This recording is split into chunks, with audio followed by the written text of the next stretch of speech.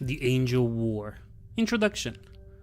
In the Sanctum Imperialis, most sacrosanct location of all the Imperium, the throne room where the Emperor had sat for 10,000 years, Magnus the Red screamed. His brothers rushed to his aid, but only Lorgar could reach the Crimson King, for his scream was psychic rather than sonic, and only the Urizen was shielded by the corona of golden power that spread from him as a barrier. Omegon, whose schemes to elevate the Emperor to true godhood had turned to dust before his eyes, was sent flying by the uncontrolled power of Magnus. Physical shock briefly replaced the emotional trauma of failure as he smashed against the opposite wall, his body held in place for a second before he fell and crashed onto the floor. Despite the suddenness of the flight, it was not nearly enough to wound the Primarch. But Omegon remained on the ground, his mind trapped in a cycle of abject shock and self-reclamation. Lorgar was not so distressed, though tears also ran on his golden face. Perhaps Aurelian had suspected his father's true intent, perhaps his own doubts regarding Omegon's plan helped him to adapt quickly, or perhaps his care for his brother overcame his grief for his father. The Golden Primarch knelt by his pained brother's side and placed his hand on Magnus's head, reaching out with his own psychic abilities to establish communion with the Lord of the Fallen Prospero. The throne room ripped with the power of two psychic demigods. The sword that was promised, its blade now marked with golden filigree where the dust of the Emperor's mortal form had coalesced upon it, was still embedded into the first throne. It glowed fiercely, casting its radiance upon the three Primarchs. Slowly, Lorgar's assistance and the sword's light lightened Magnus's torment, and the scream of the Crimson King ebbed. Yet the one-eyed Primarch sat upon the auxiliary throne linked into the mind-blasting complex machinery of the throne room was still in immense pain. The throne room shook. No, realized Omegon as he warily raised his head, not the throne room. The palace shook. Something had happened, something outside these walls. "Go on, Omegon," shouted Lorgar, his hand still resting on Magnus's head, his gaze locked with his brother's as the two strained together. "I will remain here and assist Magnus. Terra needs you." Omegon ran. He ran through the Cavea Ferum, passing through the ancient labyrinthian built by Perturabo to secure the Golden Throne. He ran past the shocked custodians of the companions who had fallen to their knees before the sealed gate. On instinct, he clasped the shoulder of one such warrior as he passed and hauled him to his feet, some corner of his mind recognizing him as the Captain General, one who would surely be needed in whatever was to come. Despite the tumult of his thoughts, his steps were sure, for he had long studied the shifting corridors of this final and greatest defenses. It would not have done at all if he had gotten lost on the last stretch of this journey to help the Emperor. The Emperor. No, he pushed the thought away. The time for grief had been cut cruelly short, but duty called. He could not afford the luxury of wallowing in his mistakes. Now was the time for action, and perhaps he would be able to find penance in that. The Lord of the Hydra did not know what peril had befallen the throne world, what manner of nightmare had come in the wake of the Emperor's choice to reject divinity. No signal could penetrate the Cavea Ferum, designed as it was to lose anyone within it, but there were sounds coming in from the outside, echoing impossibly across non-Euclidean geometries. Some of the Cavea Ferum's entrances led all over the Imperial Palace, each one secret and guarded by the Adeptus Custodes. There were screams and the sound of battle. It was music Omegon recognized all too easily. War had come to Terra. The Terran Crucible. Part 3. The Angel War. The Emperor who guided humanity from the shadows for 200,000 years and ruled the Imperium for 10 millennia is dead. In the end, despite all the machinations of the ruinous powers, the master of mankind went to his death willingly, embracing it as both relief from his age-old torment and as the only path he could see that granted his people the slightest chance of surviving the times of ending. The gods of chaos, whose existence is defined by the selfish and evil, could not comprehend such a choice, and therefore couldn't predict it. But beyond the madness of chaos lies the terrible sanity of the truly damned. One of the dark gods chosen foresaw the Emperor's choice, for he too made the same terrible decision, leading to his fall from grace. Now, as Light's End falls across the galaxy, an old enemy rises anew, casting aside his disguise of lies to claim the throne that is rightfully his. I can hear them, brother. Billions of souls screaming, burning, singing. The echoes of every psyker sacrificed the Astronomicon in order to keep the fire lit, to preserve our father's life. They're all here with me. The psychic children of humanity burned as kindling to light the endless dark. A gruesome sacrifice made in desperation, souls spent to fuel the great engine at the Imperium's heart. Yet something of them remains in the machine, in the light. Was this intended? Is this one final mercy, or an additional torture heaped upon our father by a cruel fate? We know so little of the throne, brother. Even I, who was intended to sit upon it before it all went wrong. The silent scream is ended. We will speak to you now, brother. We see 6 and 6 and many more. The designs of the Dark Prince's champion unfold wherever the light of soul touches. 2 6-fingered hands close around humanity's throat. The hour is late, brother. Midnight has come, and it is not yet written that we shall see the dawn. The sky burns, and the void is alight with madness. Reality is torn, and nightmares come spilling into the cosmos from the broken kingdoms in heaven. There is a hand at play here. The ruinous powers can scheme, but only through champions. For what is a god if not the sum of its worshippers' beliefs and actions? We see the war begin. We hear the first movement in this symphony of ruin. It is all too familiar a tune. See what we see, brother. Moments after the Emperor's demise, the power he had held at bay for 10,000 years were unleashed across Sol. All of the ruinous powers were caught unaware by the Emperor's willing acceptance of his death, but one of their servants, one among all the uncounted hosts of the lost and the damned, had foreseen this possibility. And now, as his dread scheme unfolded, the very foundations of Terra shook. Millennia-old spires toppled and burned, and entire sections of hive cities collapsed as foundations that had endured an age of overcrowding and poor maintenance failed. The mere beginning of the Angel War killed billions before the first shot was fired. As panic spread, cargo ships bringing the endless supply of foodstuffs and materials required to keep the throne world alive broke from their appointed trajectories, fleeing into the void and dooming billions more to starvation. The Astronomicon, that psychic beacon that had guided Imperial ships through the tides of the warp since the Great Crusade, flickered and faded as the Crimson King struggled to channel its awesome power. Across the galaxy, tens of thousands of ships were lost as their navigators suddenly found themselves deprived of Terra's guiding light. Many of those were destroyed almost all at once, their Gera fields overwhelmed by demonic hosts, but others managed to survive, beginning odysseys through the lightless depths that would last for years or more. The Tower of Heroes, atop which rang the bell of the lost souls, cracked and fell. Its ancient bell, which had rung more and more often in recent centuries, each peal mourning the loss of another Imperial hero, shattered into pieces as it hit the ground. On 6 locations across Sol, powerful demons of Slaanesh emerged. Not since the heresy had Terra been defiled by infernal creatures, but now no less than 4 exalted keepers of secrets manifested upon its soil, brought to incarnation by sorcery and sacrifice.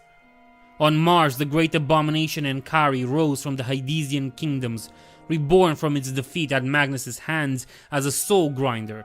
And on Pluto, the nightmarish powerful entity known as Zahariel sang its song of ruin and madness, drowning the planetoid's surroundings in horror. 6 times 6 unholy rituals, guided by 6 of the Dark Prince's favored servants. The sacred numerology of Slaanesh acted as a beacon of its own, an anchor for a ruinous great work. The unleashed energies of the Imperium poured into the arcane structure laid down by cultists of the Angel and the Blood, and reality was torn asunder. With the sound of reality ending, a great rift in the fabric of space opened, stretching from Pluto to Venus. The eldritch radiance of the warp bled from this wound into the materium, burning in the skies of every world in the solar system. Even the sides of the planets which were on the opposite side of the system's sun felt the rifts opening, and their own skies were alight with reflected madness.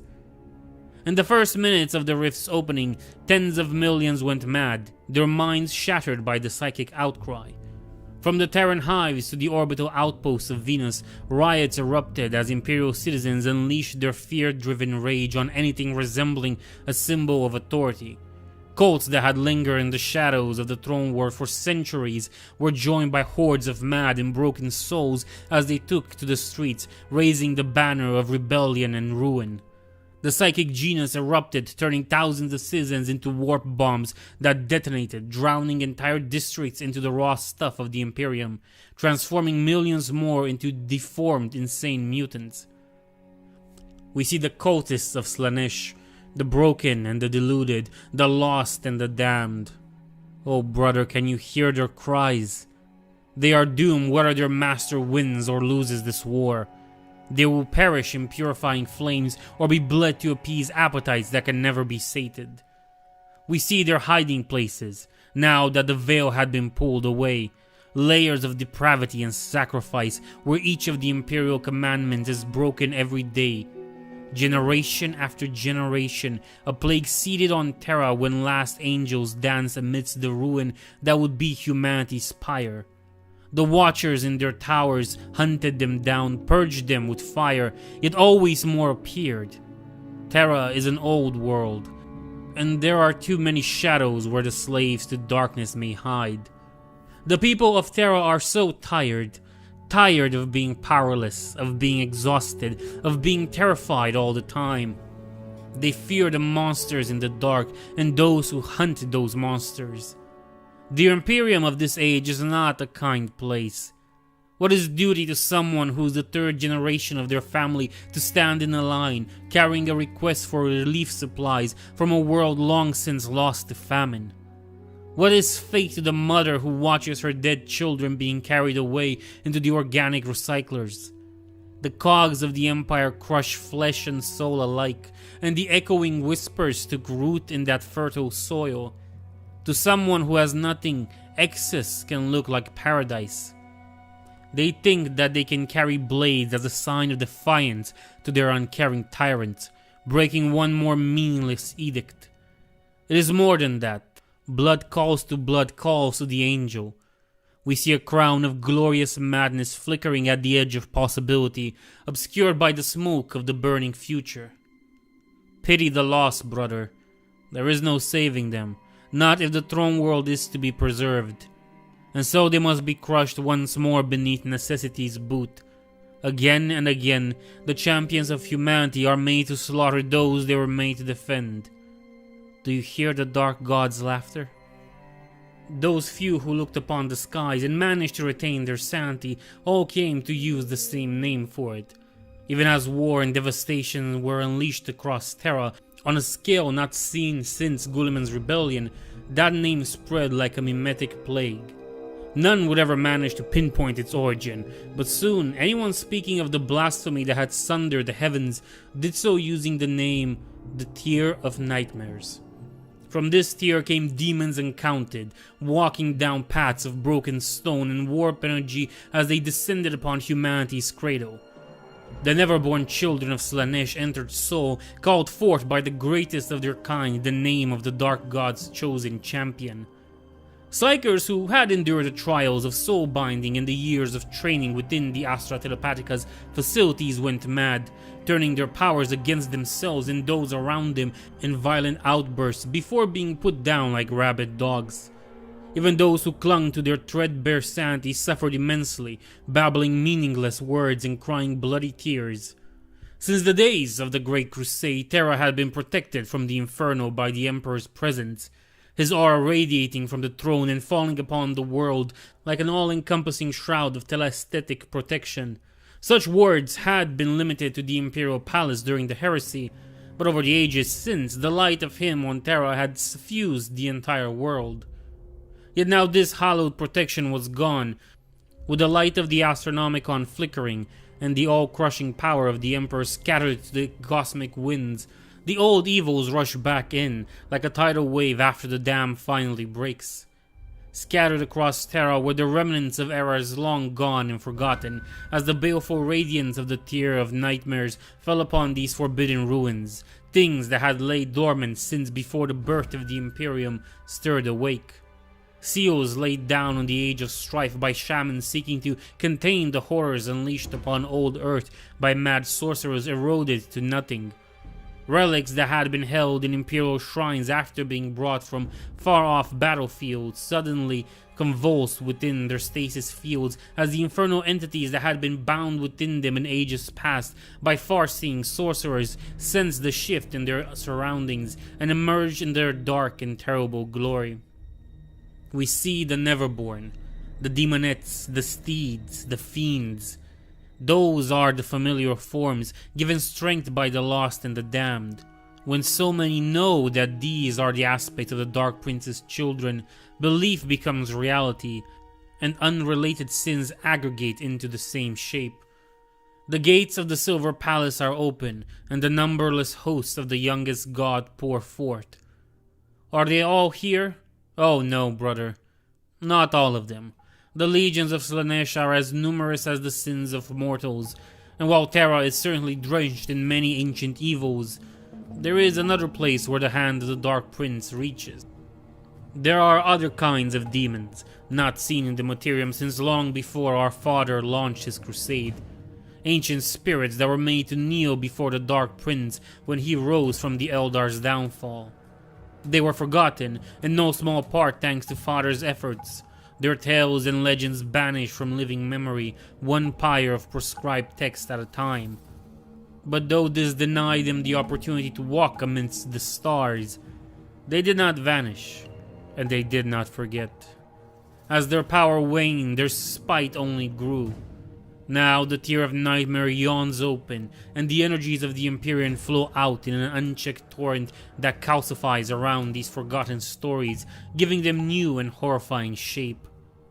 We see the satires, lingering echoes of Terra's long-dead wild places, spirits of freedom and abundance, of indulgence and joy, turned into monsters with horned heads, cloven feet, and eyes that burn with unrestrained hunger above bestial leers. Once they were little gods. Now they are scavenging demons, feeding off the scraps that fall from the Dark Prince's table. We see the Carrion Eaters rising from the wastelands where once armies led by madmen made war. They are the product of the Age of Strife, left behind by the Imperium and buried along with so much of its past. They are the madness of old night, drawn from the Imperium and wrought into flesh by the witches of that most terrible of ages. When the fools who thought themselves their masters perished, they were left behind, to feast upon the mountains of corpses they had made. Now they rise once more on stick-thin limbs, look upon a world full of life, and lick gravestone teeth. We see more, many, many more. There is so much evil on Terra, ancient and slumbering, awaken once more at the dawn of this age of nightmares. The hosts of chaos descend upon Sol and unleash their vile hungers upon its people.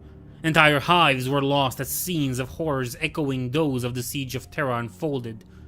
The continental megacities of America were among the most afflicted, standing on the other side of the world from the Imperial Palace. They were where the presence of the authorities was weakest. Hundreds of Slaaneshi cults rose in open rebellion, joining with the Neverborn host descending from the heavens or manifesting amidst the madness and bloodshed. The ancient proscriptions against spilling blood on Terra was cast down, and numberless horrors rose from pools filled with vitae. But Terra was not defenseless, even amidst the chaos of Light's End. The Throne World was home to billions of Astra Militarum soldiers, household troops sworn to the nobles of Terra's lineage, and the Adeptus Arbites enforcers, with even more having been brought in as part of the Alpha Legion's preparation for the Emperor's ascension. Armies had been on parade moments ago reacted quickly, moving to secure locations from which they could hold back the tides of ruin. Imperial Guard regiments fought alongside Sisters of Battle and Space Marines of all loyal legions, shouting orders and oaths over the din of war and insanity. Their fight was not without hope, for even as the tide of darkness seemed poised to swallow Terra whole, sparks of light ignited to fight it. Upon the death of the Emperor, the tremendous psychic power accumulated through the prayers of trillions of souls for thousands of years had been released, imbued with the Master of Mankind's own radiance, and scattered across time and space. Though this had not been their purpose, the schemes of the Alpha Legion had ensured that many suitable souls were on Terra at Light's End, and dozens of living saints emerged from the ranks of Terra's defenders and population. We see the living saints. They rise across the stars, each carrying within them a shard of aborted godhood. Their souls burn oh so bright with the fire of passion, of outrage, of love, and the pieces of our Father's broken power are drawn to that blazing light. Light calls to light, it has ever been so. And so they rise, hallowed in golden light, bringing wrath and salvation alike. Demons recoil before them in fright, for even the least of the Neverborn remembers the light of he whom they call Anathema. We see them on Terra, here and now, from those Omegon gathered to help shape the god he sought to create. We see sisters and guardsmen standing firm against the tide of chaos, bringing hope to desperate battles. We see priests and leaders, the spiritual guides of communities that have lived in filth for thousands of years, holding in their hands the Emperor's own light as they battle to protect their own. Deus ex machina. But they are not invincible. The cosmos we inhabit does not allow such easy happy endings. We see them fall, cut down before they can come into fullness of their inherited power. Our Father was never the sole author of this play, and the remaining 4 playwrights delight only in horror and tragedy. Across Terra, humanity fought against the monsters of the outer dark. The hordes of demons and cultists seemed without number, but again and again they broke against the walls of imperial fury and discipline. Pockets of order, of sanity, started to emerge amidst the desolation. Then broken angels began to rain down from the burning skies. We see the Tited Ones, the sons of our lost brother, stolen from the galaxy as their homeworld burned and they rushed through hell to save it. They burn as they fall, broken beyond mending, looking at the universe through lenses of torment beyond imagining. We see the twisted weapons they clutch in clawed hands, desperate for the sense of familiarity they bring. Guns and blades taken from their ships along with them and remade in the forges of the pit just as they were. We hear the tormented cries of the weapons' machine spirits, their loyalty and purpose broken with such pain that they long to inflict it upon the world around them. We see them rise from the craters of their descent and look upon the world their ancestors bled to save. They do not see what we see. They see only shadows cast by the flames of their pain, only the knives of their tormentors and the faces of their nightmares. They are trapped within the prison of their own mind, and in that state they return to the one thing they know best. They fight. We see Diomedes. He flies where his brothers fall, on wings whose every fetter is one of the torments that were visited upon him. In his hands is the weapon he stole from his captors, now bound to him as he is the very power he sought to defy. In the darkness where they were remade, death was no release the stolen sons of the Phoenician, brother. They fell from the skies in the hundreds, like the discarded children of a cruel god.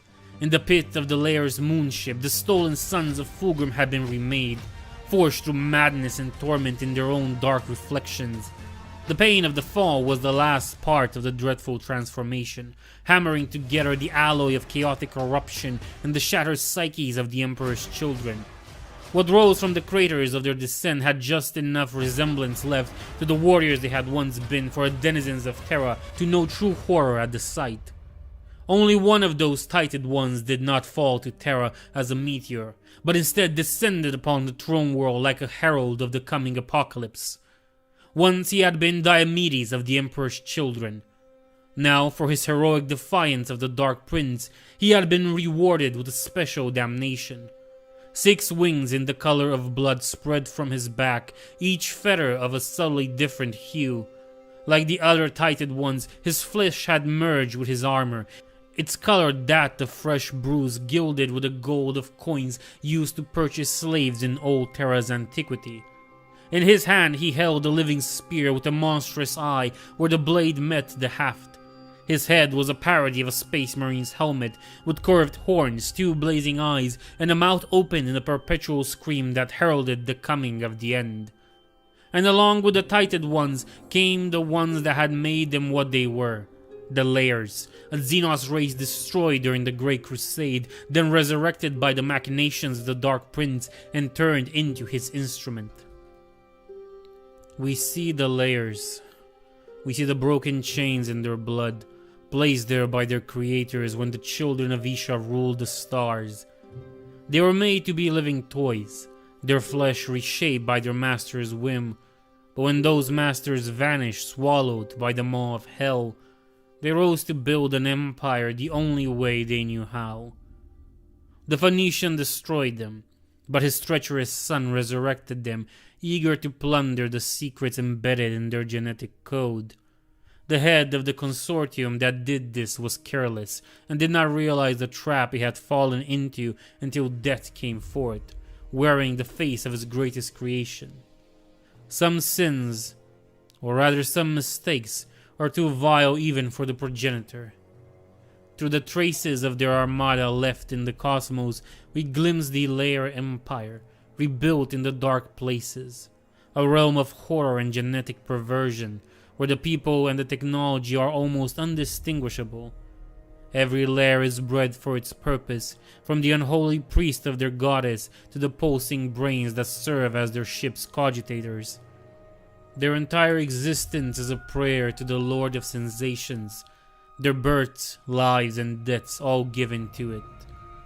It turns out that a species can be born into damnation if its creator is cruel enough. No trace remains of the Layer tongue.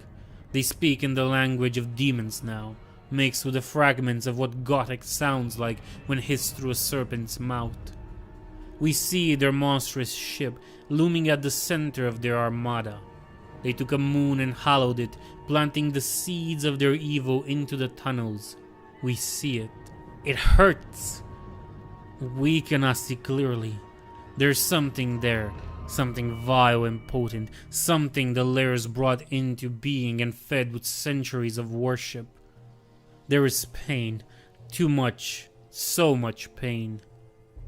This is where the Layers murdered the Third Legion, and at the bottom of it all, at the center of the moon, we see a pit is a maw, is an eye, is a hand, is a grave. We look away. We hear the crackle of energy and the noise of reality's laws being broken. Once before were these sounds heard in Soul, when the green maw opened wide and almost swallowed the galaxy. Even a beast can have a stroke of brilliance, once every few million years, brother. Scavengers picked at the carcass of the green tide and brought their plunder to the Layers as a gift. But who? We cannot see. We see the horde scattered across Soul by the same secrets that brought the Layers here.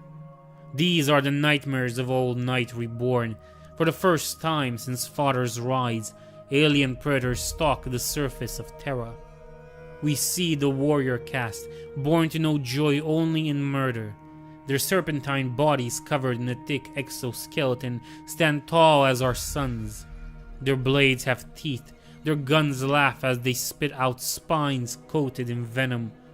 Soldiers and weapons are of the same species, bound by something that would be love if the Layer were capable of such thing. They are not. None of their makers had any interest in giving it to them. We see the priest.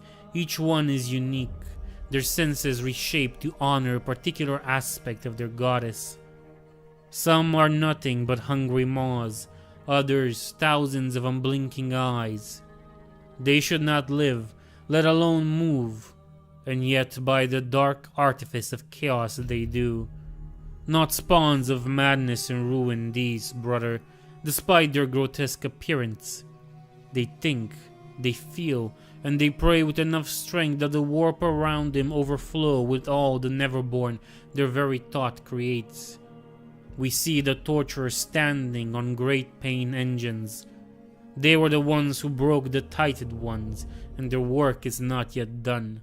Not until all of humanity is one eternal scream of agony. Their servants bring them still living captives who are swallowed whole by the monstrous machines of flesh and metal. They hurt, they die, they live again, over and over until they break and give in. What took weeks to break the sons of Fulgrim sundered Terrans in mere hours at most. Only then do the chains holding their bodies release them. What need do the torturers have of those when they have successfully shackled the soul? We see the stalkers flying high on membranous wings. They plunge from the skies, burrowing their fangs into exposed flesh and injecting poisons that melt organs and introduce soul-breaking ecstasies in their victims' final moments. In ancient times, human shamans dreamt of flying serpents doing the binding of the gods. Truth, metaphor, or warning cast back through time from this very moment? We do not know. All we hear are the stalkers' laugh, a cruel hissing sound that resonates amidst the warp-lit pollution of clouds that choke this world. We see the sorcerers. Alone of their Xenos breed, they walk on 4 legs, beasts with minds sharp as broken glass. Their 6 eyes see into what is not and force it into the minds of their prayers. We hear the screams of a factory worker seeing a blood-soaked monster smile at him with his own face, while terror burns around them both. The sorcerers are heirs to the vengeful curse of the Dark Prince, spinning the echoes of that false reminiscence. Know this, brother, the Lairs did not have psychers among them when their first empire burned. Even then, their makers knew better than to give them such potential. The mad genius who resurrected them spliced the gift into their genetic code, inspired by the whispers that had guided him to the site of their first birth. We see the nobles, whose bodies were blessed with the reborn soul of one of the Third's victims. It was they who led the attack on the children's ships, them who stole the descendants of their murderers away to be broken and remade. Their scales are white as ivory, and their eyes glow with a kaleidoscope of vile colors. Their disgustingly human hands hold great spears and swords, greatest of their flesh-crafters' art. Their lower bodies, clad in flayed legionary skin, slither on the broken stones, leaving behind them furrows of blackened, corrupt earth. Alone of the new Lairs, they remember their species' first death, and flavor the brew of their sensations with an old, old hate. As the Tited Ones fell and the demons of Slaanesh descended, the other servants of the Dark Prince made themselves known. In flashes of light, the Lairs teleported from their fleet to the outer worlds, appearing in small clusters all across Terra and the other worlds of the Sol system. All across Sol, cultists, demons, Tited Ones, and Lairs rampage, seeking to drown the throne world in madness. And at the vanguard of this horde of ruin came the strike force of Slaanesh, 6 exalted keepers of secrets, whose coming had completed the ritual that had opened the tier of nightmares, and 6 warbands of chaos seeded through the Sol system by the Sanguinor to accomplish specific tasks. And so began the Angel War. We see the warbands of chaos, harvested across the galaxy, each a weapon forged by the Dark Prince's winds into a shape suited for a specific task of this war. 6 there are, branded with an aspect of the profligate one's madness. We smell the sins of these sinister 6, seeking to sunder the Imperium's strength. The Empyrean howls of their deeds, of their might. They all walked different paths, but all led them here, with the brand of Slaanesh on their souls and a chain around their neck. We see the glint of golden armor and hear the beating of great wings. For all their strength, the warbands are but pawns, pieces in a greater game, the great game. But whose hand moves them? We see the exalted keepers of secrets, the flavored slaves of Slaanesh, the courtiers of excess, hollow beauty and empty sensation, without any true emotion behind pleasure or pain. 6 were called midwives, meant to rend the void and usher forth the angel's kingdom. They do not cry, but their coming heralded the tear of nightmares. Hear their names: Crisis, Iria, Kalit, Kanatra, Enkari, Zeraya. Exalted servant of the youngest god, elevated over the rest of the beings we call greater demons of Slaanesh. Fragments of the narcissistic deity that Isha's children spawned when they turned from the teachings of Ashurian. 4 on Earth, 1 on Mars, and 1 on Pluto. But whose will leashes them? Stay with us, brother. The angel war begins. We hear its name. We hear the clarion call. We hear the screams of those yet to die. The future burns. Light's end is here, and in the darkness none can see clearly. Yet the question must be asked: why do we call it the Angel War?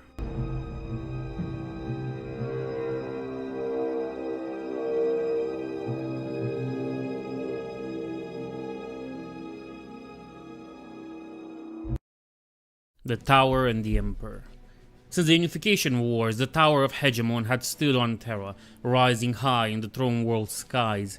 Inside its halls, the Adeptus Custodes have worked tirelessly to preserve the Emperor and all his works, using technology lost to the rest of the galaxy to maintain their number and preserve what they can of the Emperor's lost dreams for humanity. During that time, its sanctity was protected by the walls and wards of the Imperial Palace. But with the coming of Light's End, these wards were weakened, and the Sanguinor was able to bring the Chaos Lord Constantius and his host of possessed marines before it. We see the Custodes, our father's greatest creations. Greater even than us, they believe not without cause, for none of them ever succumbed to the whispers of ruin. But is there anything left within them that might succumb? We see what our father did to them. We hear the screams of infants taken from the arms of their mothers. We feel the cutting of knives. We taste the blood and the altered vitae pumped into small bodies. We were born as we are, brother, and our sons retain at least a part of who they were before our gene seed was implanted within their flesh.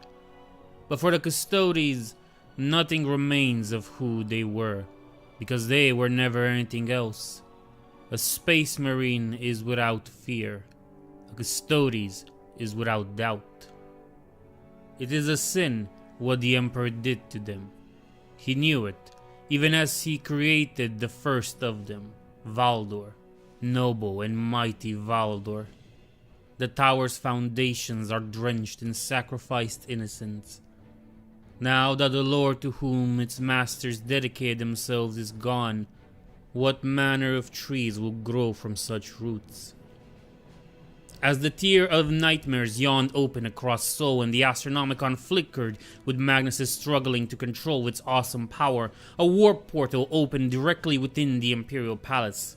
From that portal emerged thousands of possessed marines arriving from the doomed demon world of Constantinium, led by the Slaaneshi Chaos Lord Constantius.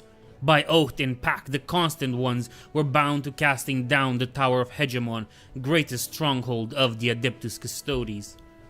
The Tower of Hegemon. The Imperial Palace spread across an entire continental landmass, and uncounted millions live within its high halls, cut off from the rest of the throne world behind defenses reinforced by Perturabo during the heresy. Though all of it is called the palace, there are many structures within it, along with entire cities ringing the Sanctum Imperialis in concentric circles of importance. Among the structures closest to the Cavea Ferrum that guards all access to the throne is the Tower of Hegemon, whose foundations were laid down even as the embers of Terra's unity had yet to cool down. The tower is the heart of the Adeptus Custodes, the center of operation from where they manage their networks of spies and data feeds. Titanic cogitators listening in on the trillions of daily Vox exchanges across the system, looking for keywords and patterns. It is often said that nothing happens in Sol that the Custodes do not know about, and while that is undoubtedly hyperbole, there is still very little that escapes the notice of the Emperor's companions. The High Lords know this, and though the Custodes by and large remain out of Terran politics, they are careful to avoid doing anything that may draw their attention. Even Gauj Vandir, at the height of his power and madness, was wary of incurring the Custodes' wrath. This eventually led to his downfall, as the Captain General of the time decided that the Mad High Lord needed to be removed before his actions led to a new civil war being fought on Terra and threatening the Emperor. This lesson is remembered to this day by the Lords of Terra. Aside from helping take down the occasional genocidal despot, the Custodes dedicate their phenomenal resources to the sole purpose of keeping the Emperor safe. Within the many spires of the tower, they stir the ancient records of philosophies and knowledge long lost to the rest of the Imperium, shaping their own minds into the best instruments possible. They look at the balance of galactic powers and consult the tarot of the Emperor, seeking where to nudge events to influence the course of wars that may in time grow to threaten the throne world.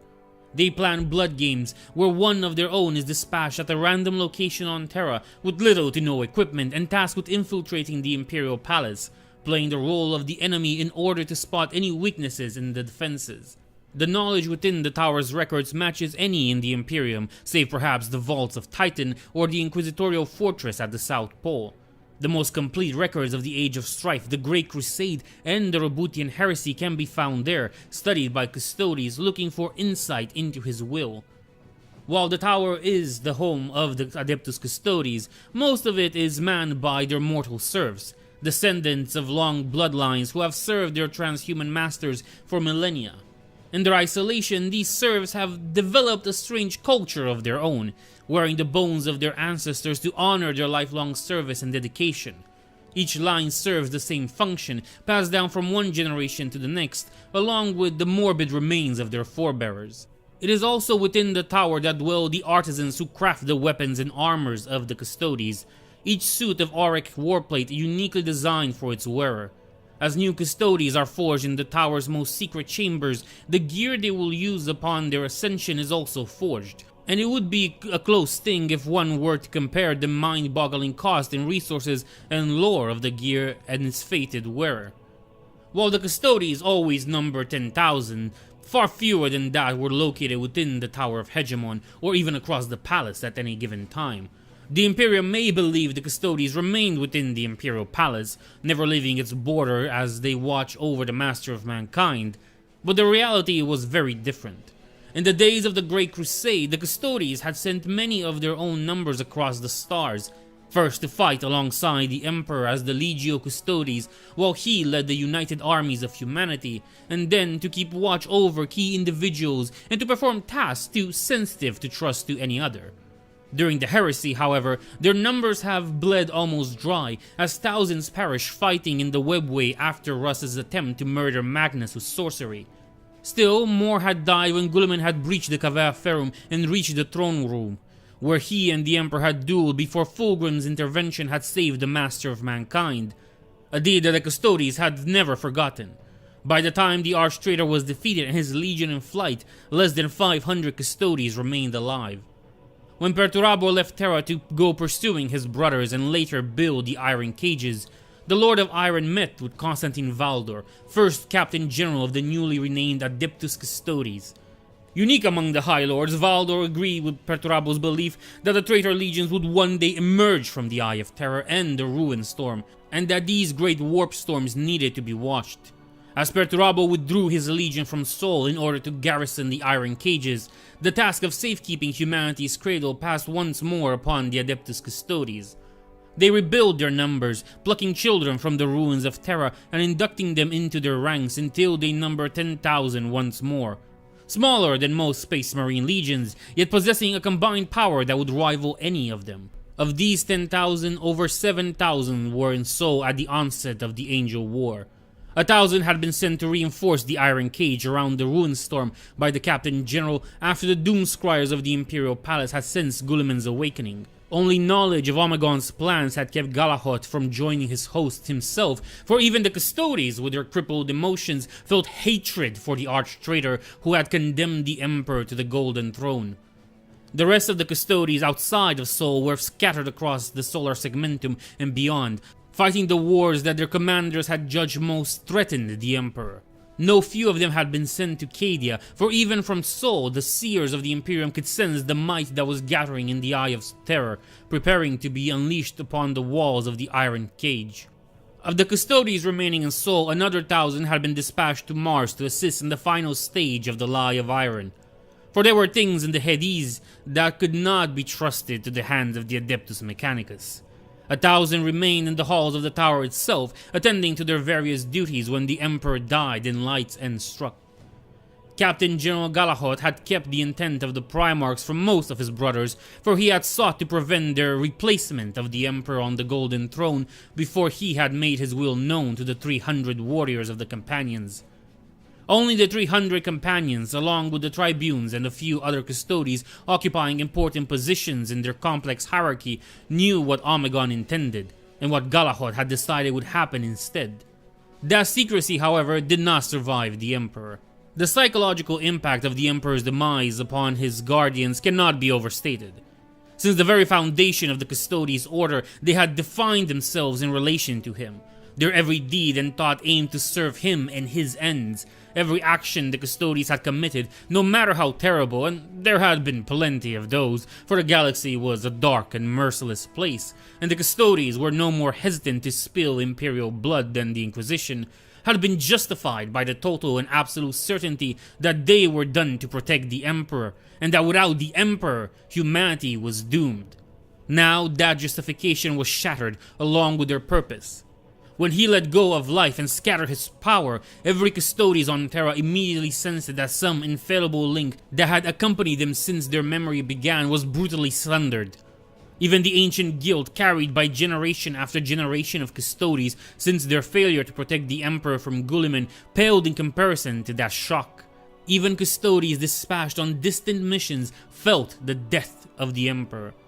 Not a few perished as they stumbled, unable to comprehend what was happening to them, and the enemies that had been struggling to survive up to this point seized that opening, whispering disbelieving prayers of thanks to their foul deities once they stood over the golden corpse of their would-be executioners.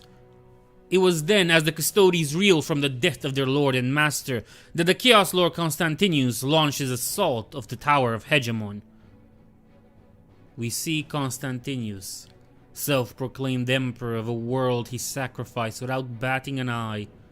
In his veins flowed the blood of the arch-traitor, yet he does not hear the voice that now rises from the ruin storm. The mark on his soul had severed all such ties, and the only words he hears now are those of the Dark Prince, who speaks to him in his own voice. We see the constant ones, the mindless Praetorian guard of a petty tyrant, hallowed by their cruel master, made into perfect vessels for the ravenous hunger of the Neverborn. An army of demon hosts, their flesh warped by unholy entities, their hands clutching to weapons they used to carve an empire they never were a part of. We hear the amused laughter of Slanesh, who delights in what his pseudo-mind perceives as irony. The sorcery of the Sanguinor had delivered the 5,000 constant ones and their lord right at the foot of the tower, among the lesser temples and keeps that crowded in its shadow. In another time, they would have been blasted to their atomic particles by the tower's guns, but the madness unfolding across Terra and the stricken state of the Custodes meant that they reached the tower's great doors unhindered. It was there that the possessed Marines faced their first opposition, for the tower had not been left undefended. 10 warriors of the Alarus Custodians, clad in the Alarus Terminator armor of their caste, stood watch over the tower's gate. And though they had too suffered from the backlash of the Emperor's demise, the approach of the Chaos Warband stirred them from their confusion, sending messages of alarm to the rest of the tower. These august warriors opened fire on the Constant Ones, tearing the first ranks of the Secondborn asunder with volleys of bolt shells. At their command, automated defenses whose machine spirits had been thrown into disarray by the opening of the Tier of Nightmares added their firepower to the onslaught. Only a fraction of the tower's mighty defensive arrays was thus brought to bear, however. Caught in the open, the Constant Ones suffered losses, but not nearly enough to stop their advance. Not with the skies above bleeding with the power of the warp and the will of their Chaos Lord leashing their very essence to his will. Trampling over the corpses of their fellows, the possessed Marines reached the Custodes, and though these noble heroes each slew several more of the heretics, they were eventually overwhelmed and torn limbs from limbs by the Constant One's warp-given strength. Constantinus, standing among the greatest of his slaves, imperiously gestured at the gate with his blade, which shone with the ruined storm's light. At his command, two vast, monstrous things that had once been human children came forth from the horde of Secondborn. Though all of the Constant Ones had been nearly impossible to distinguish when they had served as the Chaos Lord's enforcers on Constantinium, no two of them were similar after the journey through the warp. They were a host of monsters, united only in their purpose at the command of their lord. These two towering figures slammed their fists against the door, their demonic flesh burning at the touch of its wards. They ignored the pain and struck again and again until at last the gate broke and the way inside the Tower of Hegemon was open. As their task was fulfilled, the two giants, far too huge to enter the tower, fell back a few stumbling steps before crashing to the ground, their hearts bursting in their chests from the combined damage of the wards and the exertion of their impossible strength. The Constant Ones poured through the gate and spread into the tower like disease flowing from a rabid animal's bite. Alarms that had not rung since before the Great Crusade blurred across the tower's hundreds of levels as security systems were broken through, the infernal auras of the Constant Ones unmaking the confused machine spirits and allowing the possessed to spread further. In those crucial first moments, the only advantage of the tower's defenders was that their foe did not know the inside of the Tower of Hegemon. Even at the apex of the siege of Terra, the tower had never been breached, and never since then had any spy of the ruinous powers made it inside. All that Constantinus, and by extension his warband, knew of this place were legends and rumors concerning the treasures and wonders that awaited him inside, if he could but claim them. The Chaos Lord split his army, sending the Constant Ones to purge the tower of its rightful masters and seize it and its riches for himself. What thoughts passed through Constantinus' mind then, what dreams of Terran rule and ambition of ultimate power are known only to the foul power that owned his soul. Eventually, the Custodes emerged from their stupor and rallied against the invaders. Individual warriors fought through packs of Secondborn before joining up with more of their fellows to form an ad hoc squads. Fighting alongside strangers was no impediment to the Custodes, who had ever been lone warriors rather than soldiers. Patchy Vox networks were established as shield captains in various areas of the tower to command and sought to coordinate a response to this sudden invasion, even as their minds were still boggled with the blasphemous truth of the Emperor's death. Yet it was not enough, and, level by level, the Tower of Hegemon was conquered by the Constant Ones, with the Custodes forced to concede holy ground to the Secondborn's advance. It is said that the Custodes are without pride, for such a flaw could be used against them. But even so, it burned them to retreat before the Constant Ones. Since the creation of the first of their kind, back during the Age of Strife, the Custodes had been shielded from the fell powers of the warp by the Emperor's Aegis.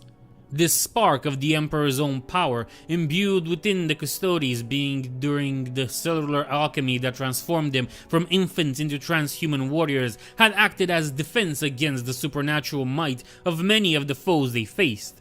Combined with the Custodes' psychic conditioning, which extended far beyond that of the Space Marines, this had made the Custodes all but immune to psychic manipulation. With the death of the Emperor, the Custodes' adamantium-clad certitude in themselves and their purpose had been badly shaken.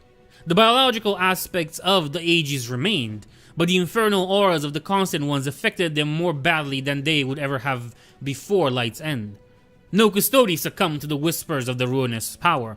What little of them could be heard within the tower, even as the rest of the throne world succumbed to madness. But for the first time, the Emperor's bodyguards could hear them.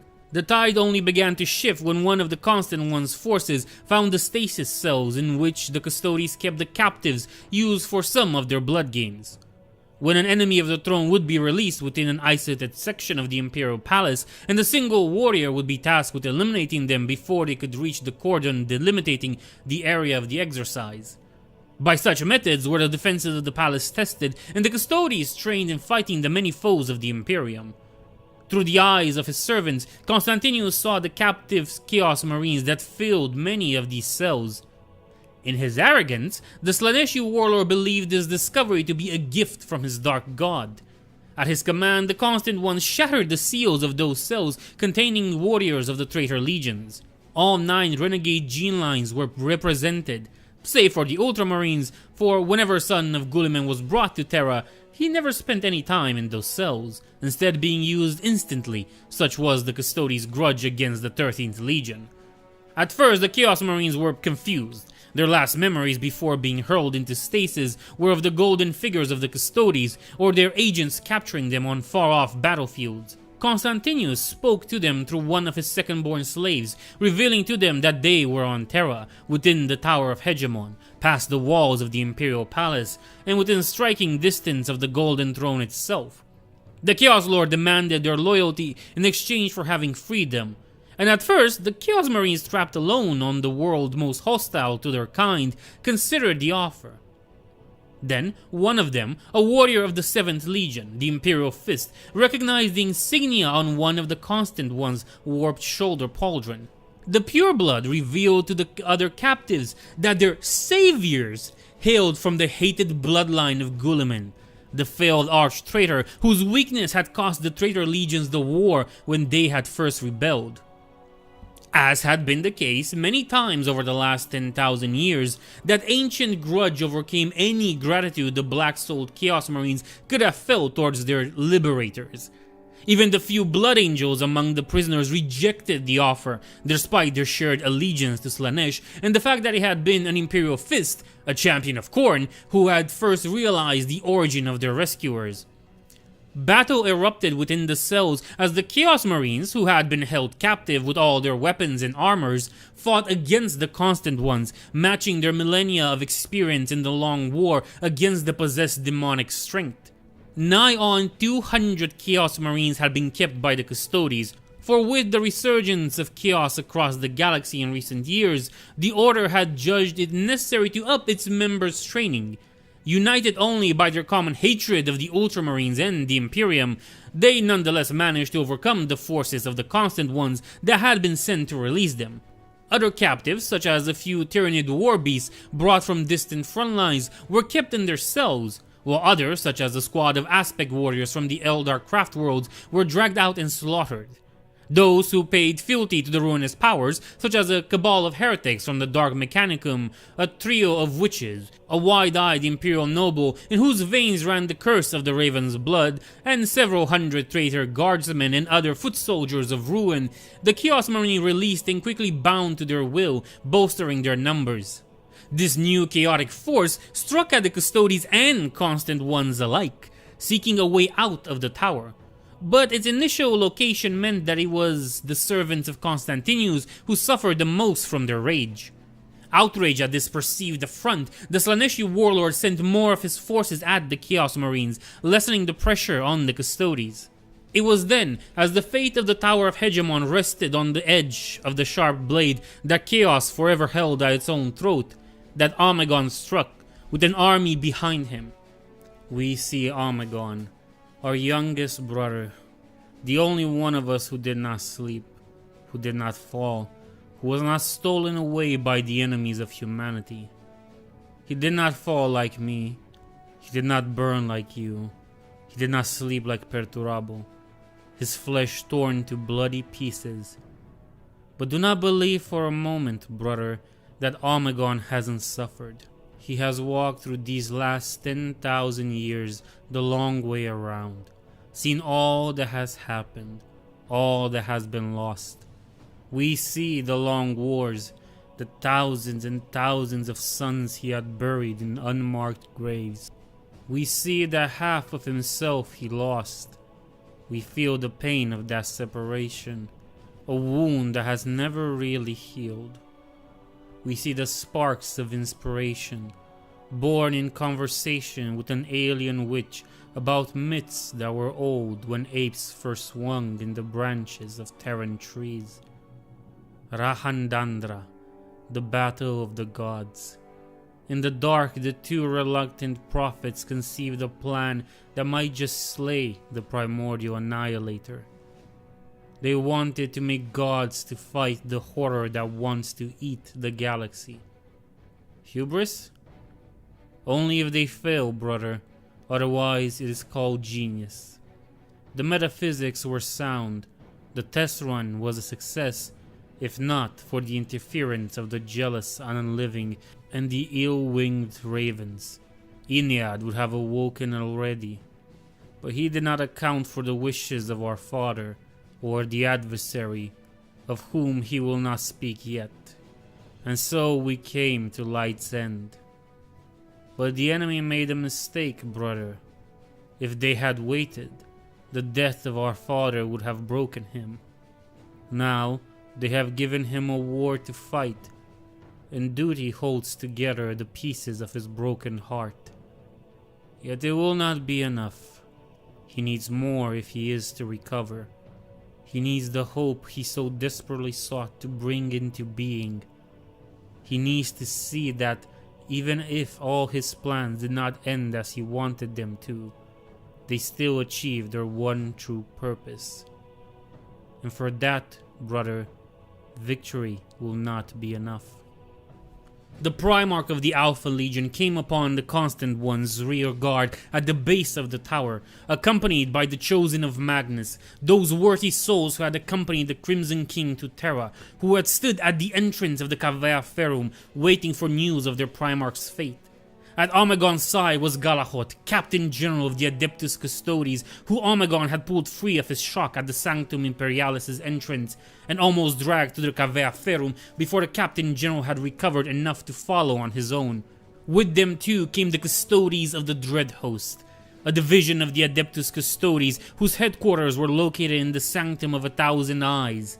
Omegon and the Chosen had emerged from the Cavea Ferum near this stronghold, and with Galahot's help, the Primarch had managed to rally the shaken warriors of the Dread Host to come to the Tower of Hegemon's rescue. The Dread Host.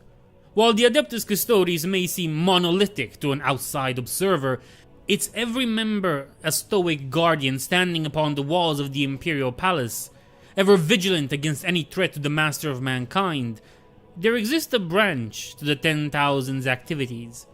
Though all Custodes live to protect the Emperor and do his will, they do so following several approaches depending on the warrior's inclination, talents, and the needs of him on Earth.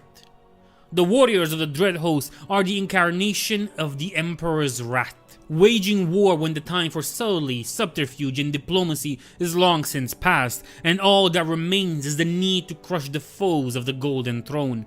From their stronghold of the Sanctum of Thousand Eyes, they watch all that occur within the Sol System and beyond. When a threat is detected, they sail the stars aboard a trio of ancient warships carrying weapons recovered from the Dark Age of technology and collectively known as the Moirads, or Moirides. This is a reference to the Fates.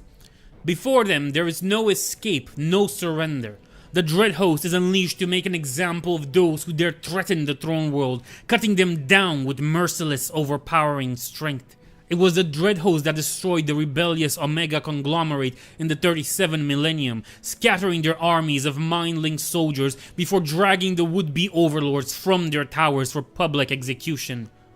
When the cults of the Screaming Flesh, sponsored by the Raven Guard, rose across 7 worlds in the solar segmentum during the 38th millennium, it was the Dread Host that purged them and the monstrous children of the Raven leading them. Such is the righteous fury of the Dread Host that the warp itself echoes with it, and inquisitorial records indicate that chaos activity diminishes in areas where they had been active for generations afterwards. With a pale spear in hand, Omegon cut a bloody path to the possessed marines. Though still hunted by the unintended consequences of his plans, the Lord of the Hydra was a terrible presence on the battlefield, a warrior who had fought the slaves of ruin in all their forms for 10,000 years. For all their might, the Constant Ones were nothing the Primarch had not faced and killed before. Next to him fought Galahad, and even reeling from the death of the Emperor, the Captain General was a terrifying foe. On the side of the two demigods, Azek Ahriman and Ephrael Stern fought together, and the rest of the Chosen of Magnus following. And the Constant Ones recoiled at the Demon Fuge's presence, their infernal essence repelled by her blazing power. This vanguard of heroes and champions crashed through the Constant Ones, and it was a slaughter.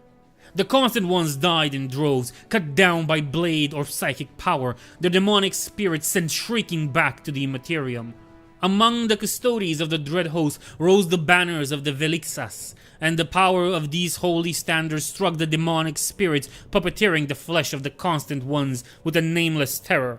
Meanwhile, the custodies of the tower were reinvigorated by their approach and the shroud of confusion and doubt. Emotions that, until that day, had been wholly alien to the transhuman warriors was lifted. In its wake was left a sense of renewed purpose, mixed with the burning need to expunge the shame of showing such weakness. The battle across the Tower of Hegemon redoubled in violence and intensity.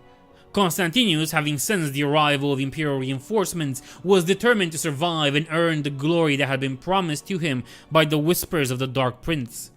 The Chaos Lord knew that his only chance of victory lay in breaking the Custodes' spirit anew, something that he thought could be achieved if he slew their Captain General. Through the mouths of his servants, he taunted the Captain General, speaking of the Emperor's death and the coming of a new age in which Galahad and his kind would have no place left to them. By then, Galahad had separated from Omegon by the vergeries of battle and was leading several squads of his brothers, both belonging to the Dread Host reinforcements and the tower's own defenders, into the halls of armaments. The Captain General's armor linked to the tower's struggling security system had located the leader of the invasion there, along with dozens of Constant Ones who were defiling the priceless relics of the Order in a deliberate provocation. Surrounded by the armor and weapons of the Custodes of ages past, the Captain General faced the Lord of the Monsters who had dared to profane his Order's ancient stronghold. Around the two warlords, Galahad's comrades and Constantinus' slaves battled, while at the center of the engagement, a duel worthy of the ones who fought during the siege unfolded. The demon sword clashed with the long-hafted axe, and the air hallowed as infernal power met energy field. Galahad was strong, incredibly so, but Constantinus was a lord of chaos, the conqueror of a world of monsters and warlords. The power of Slaanesh flowed into him greater than ever before as he did the Dark Prince's will, while Galahad's blows carried an unmistakable hesitancy to them, a slowness that would have been meaningless against the warrior less gifted. Constantinus could guess where the reason for that weakness lied quite easily. "The false emperor is dead," he taunted his foe, laughing aloud as his preternaturally sharp senses registered the twitch in the Captain General's posture. In truth, Constantinus still could scarcely believe it himself, though he knew it was true. For many years the traitor legions had been in exile, ruminating on their failures and dreaming of the time they would finally cast down the corpse emperor.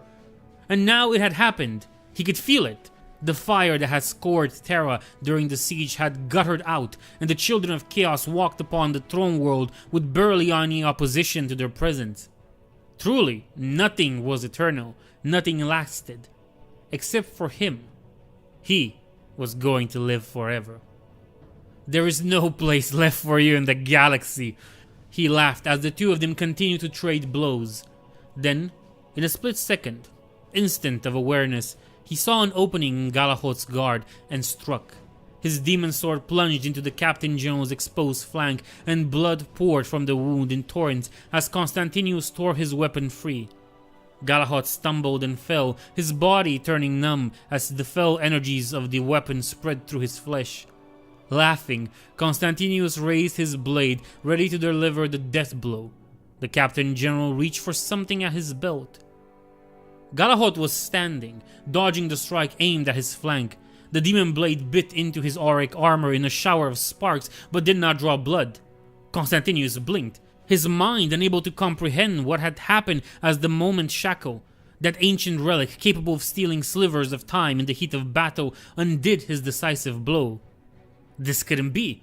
He had already won. He couldn't be cheated. He couldn't fall here. He was going to live forever. The Sanguinor had promised. With a mighty blow of the Watcher's axe, the ancient relic weapon passed down from one Captain General to the next since its forging in the wake of Valdor's disappearance after the Roboutian Heresy. Galahad slew Constantius. The 16th Captain General of the Adeptus Custodes stood over the corpse of the Chaos Lord who had dared defile the Tower of Hegemon, brandishing his head to the Constant Ones. With Constantius' death, the second-born he had brought with him to Terra lost all direction. They went from an army, if one possessed of inhuman fury, to a horde of beasts rampaging throughout the Tower of Hegemon with no thought given to tactics. If Constantius had allowed his Praetorian Guard to retain even a modicum of individuality, their leader's demise would not have been nearly so crippling. But the arrogance of the Slaneshi Lord meant that everything he had accomplished would perish with him. Perhaps as his soul plunged into the warp to find its rightful reward, this pleased him. The battle of the tower would last for several more hours as the Custodes purged their domain from invaders. Of particular note was the escape of several of the former captives who managed to reach another entrance. Only a few of these Chaos Marines made it outside, but in the confusion of the Angel War, it was easy for them to slip away. With a tier of nightmares yawning overhead, seeming wide enough to swallow the entirety of Sol, Vox communications were down across the system.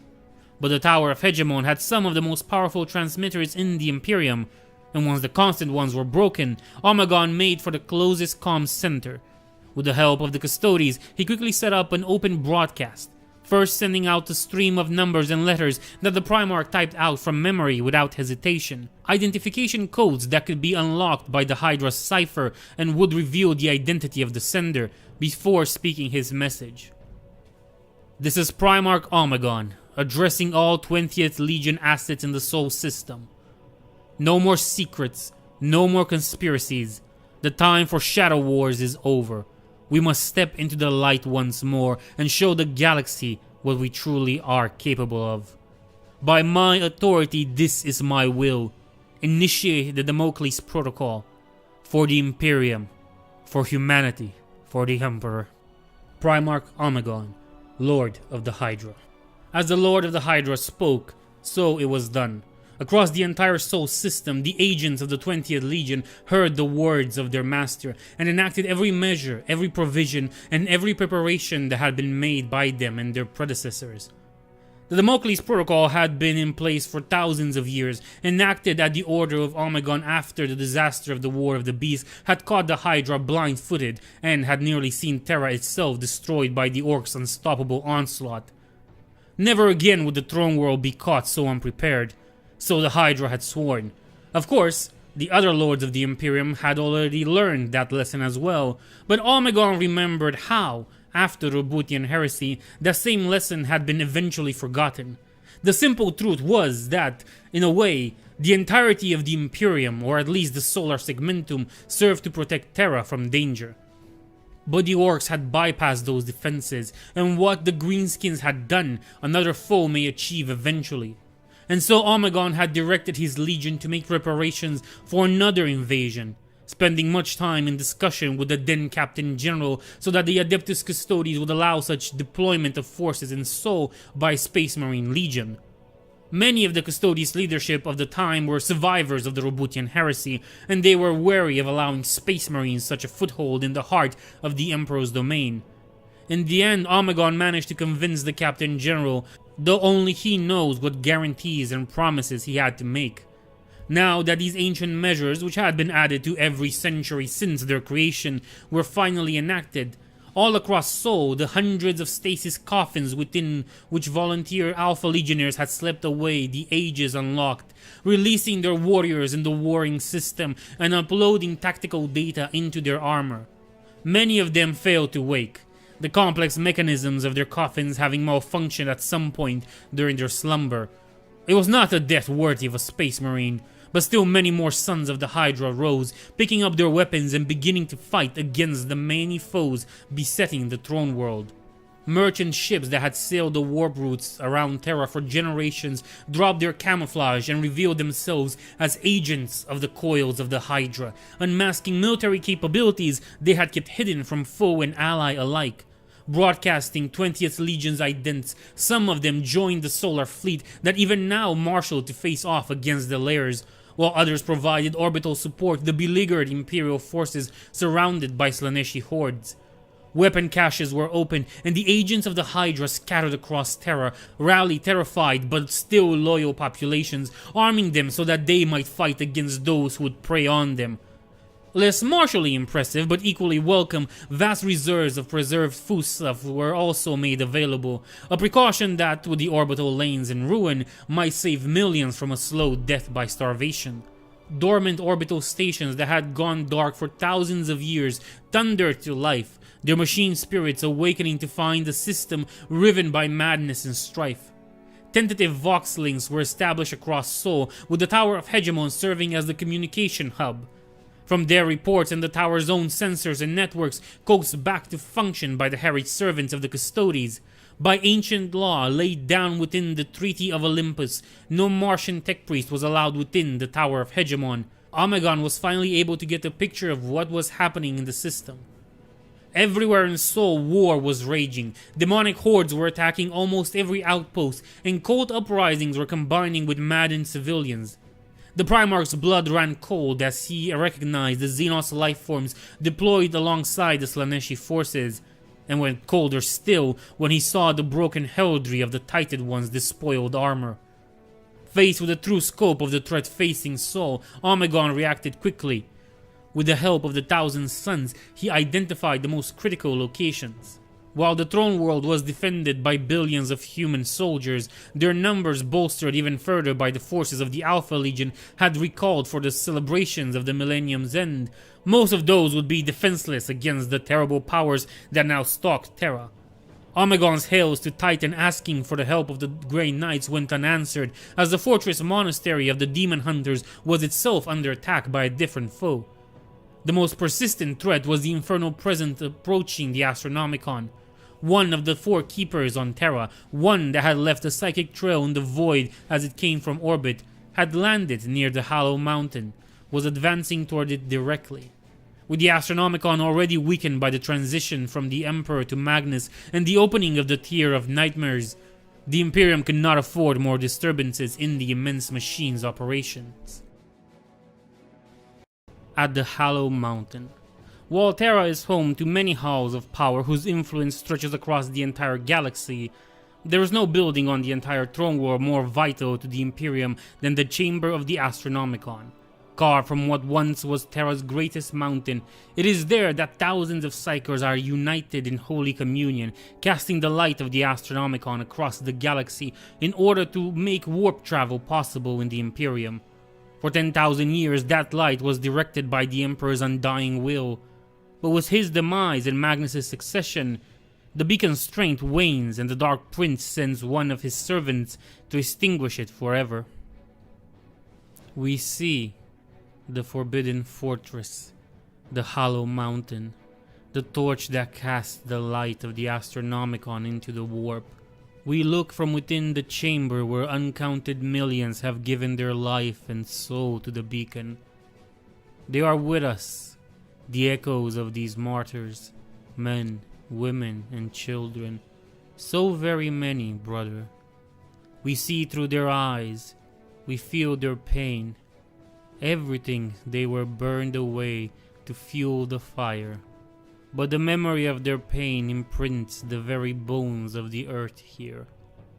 We see Leopos Frank, the master of the Astronomicon, slumped in his throne at the center of the beacon. He could not bear our father's death, the brief instant where no one's will held the reins. For that single moment, it was he who had to direct the power lest it consumes the entire world. He did his duty to the end, even as terror and annihilation claimed him. Naught remains of his soul now, and his body slowly turns to dust as the power lingering within it consumes it. Another High Lord slain, another soul lost to the endless demands of duty. But the burning cannot stop. It must not stop. We see Crisis. Crisis the perverse. Crisis the bringer of ruin. Crisis who whispered honey lies into the angel's ear. It is reborn now through the service of ancient bloodlines and the treachery of innocents. Those who preserved their lines and kept their true fate secret for millennia are now rewarded by the annihilation of their selves, reduced to bloodthirsty nightmares to unleash upon Terra's halls of power. Ever has Crisis grown stronger on the betrayal of trust, on the shattering of bonds, for it was born the moment the first Eldar betrayed someone they loved purely for the thrill of it. It has been on Terra before, when our brothers brought madness and ruin to this world. Look to the records that speak of the Ninth. You will find its monstrous footprint there. It lost then, and it will lose now, for heroes gather to stand against it now as they did then. From orbit came a ship dancing through Terra's burning skies. It was small, a droplet of metal going down, down, down, leaving behind the gift of Eden, upon which its dreadful passenger had been born.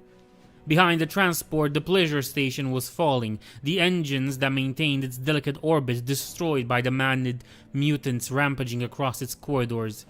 Had this happened on any other day, 1,000 guns would have blasted the station into its component particles. But this was Light's End. The tier of nightmares was open, and the spears of the Dark Prince had already struck the throne world to devastating effect.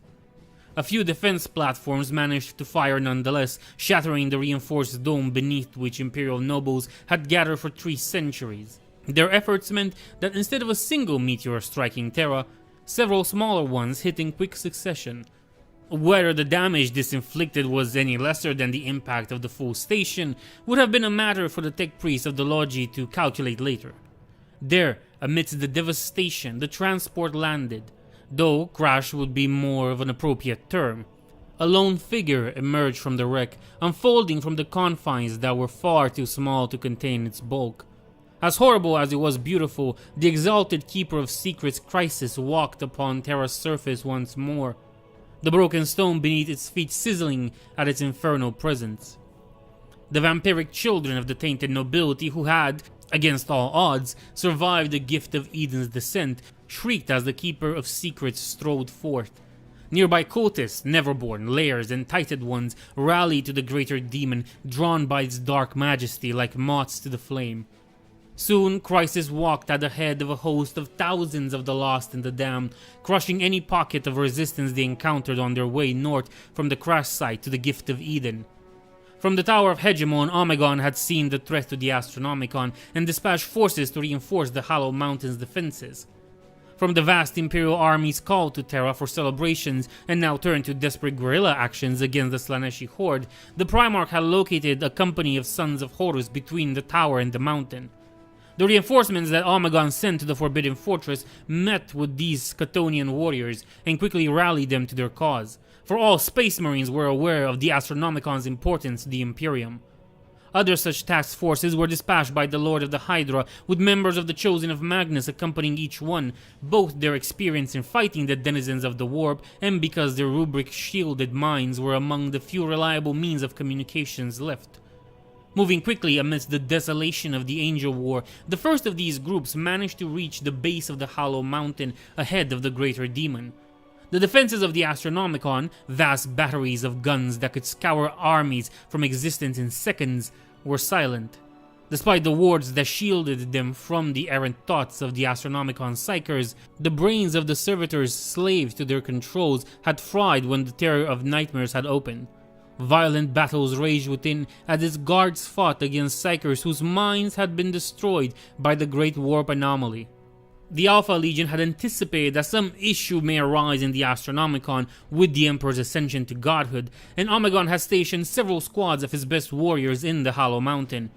without, it should be said, asking for the Master of the Astronomicon's permission. When Light's End struck and anarchy descended, these warriors had emerged from their hiding places, providing support to the beleaguered guard. The reinforcements from the Tower of Hegemon landed on one of the platforms that delivered the many supplies needed to keep the fortress functioning. Moving quickly, they linked with the remaining guards, purging the area of the fortress closest to the entrance that was the Greater Demon's target. There was no time to cleanse the entire structure, and so the custodians accompanying the strike force used secret command codes to lock down entire sections of the Hollow Mountain, condemning those trapped within along with the mad psychers to a terrible fate. High Lord Leops Frank, the master of the Astronomicon, had perished when the Emperor had died, throwing the chain of command of the Adeptus Astronomica into disarray.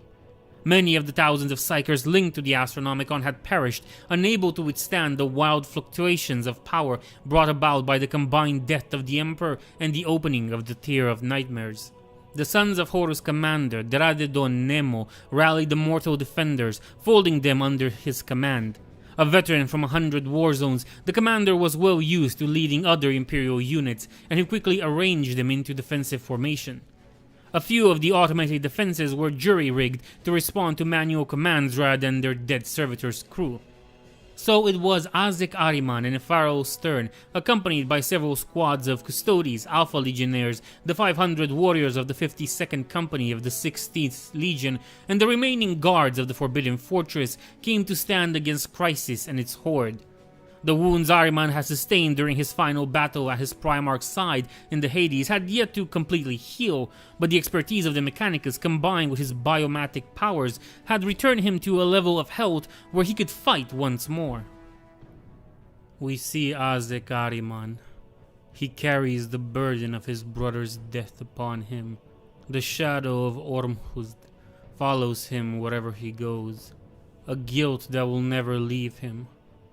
He could not save his twin. He could not save Prospero. He could not save his legion. This is the litany of his guilt, one that weighed upon his soul for 10,000 years. But he did save me. He did, brother. He saved me as he once saved Horus. He brought me back, yet his guilt remains, lessened but not gone. It will never be gone, not completely, because Azek will not let it. Is it pride or wisdom? He has lost so much. He will lose more before the end. We see Pharaoh Stern.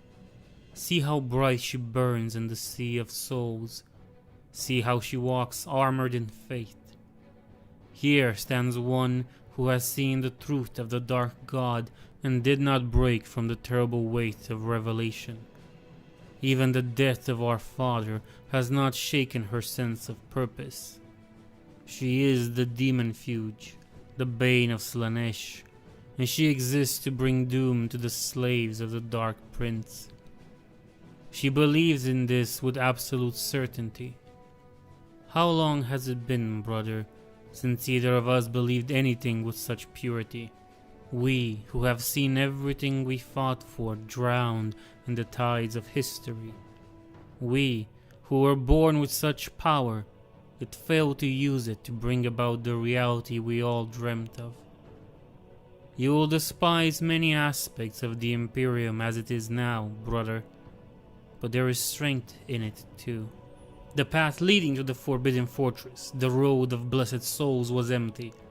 The last group of transport of Titus Psychers to have come up the kilometer-long avenue had detonated halfway to its destination as its cargo of Psychers went violently insane and destroyed their wardens and themselves in an uncontrolled burst of warp energy that had left an immense crater on the road. The crater was still hot from the psychic fire, but Crisis didn't care. To it, the pain caused by the heat was merely another sensation to enjoy, another pleasure in the great buffet that was available now that the anathema was dead. As for those of its minions who'd perished, their flesh burned by the remnants of the supernatural conflagration. Well, their final moments only fueled its hunger, as did their souls. Up the road of blessed souls came the Slaaneshi horde, dancing and shrieking and campering and laughing. Already their claws and weapons dripped with gore, the remains of the unfortunate who had been caught in their path as they advanced from the Gift of Eden's crash site. The psychic light of the Astronomicon flickered ahead as the psychers within the hollow mountain struggled to reignite the beacon properly, their efforts shared by the Crimson King on his distant throne. With a disdainous gesture, Crisis sent its minions charging. The first wave was annihilated as the Forbidden Fortress defenses opened fire, joined by a precise bolter fire from the Sons of Horus. Hundreds of cultists died without making any progress. With a snarl, the Keeper of Secrets burrowed its will into the broken minds of the Tited Ones that had gravitated to its host, and forced the ruined children of the Emperor forward. From their ramparts, the defenders watched in horror as they recognized the shape of the Third Legion's heraldry on the broken creatures that leapt forward, howling in mindless torment. Ahriman reached out with his sixth sense, trying to sense if anything remained of the noble sons of Fulgrim within these beasts. With a paying gasp, the former chief librarian of the Thousand Suns was forced to retreat, his mind overwhelmed by the raw agony of the Tited Ones. With a heavy heart, he shook his head, signifying to his allies that the Emperor's children could not be rescued from their wretched state, save in death. The defenders opened fire once more, but despite their horrible condition, the Tited Ones retained their transhuman reflexes, sharpened to a razor's edge by the alterations wrought upon their flesh. Moving like puppets dancing on jerk strings, they leapt away from the lines of concentrated fire. Remnants of tactical insights imprinted so deep into their brains by hypno-training that even the Layer's torture hadn't erased them, guided the Tited Ones to the killing grounds and towards the defense towers. Leaping over the ramparts with monstrous strength, they tore into the heavy guns with warped hands, shredding metal while howling in maddened pain. The Space Marines opened fire. By that point, it had become clear that Last Rifle and low-caliber weapons did nothing to the Tited Ones.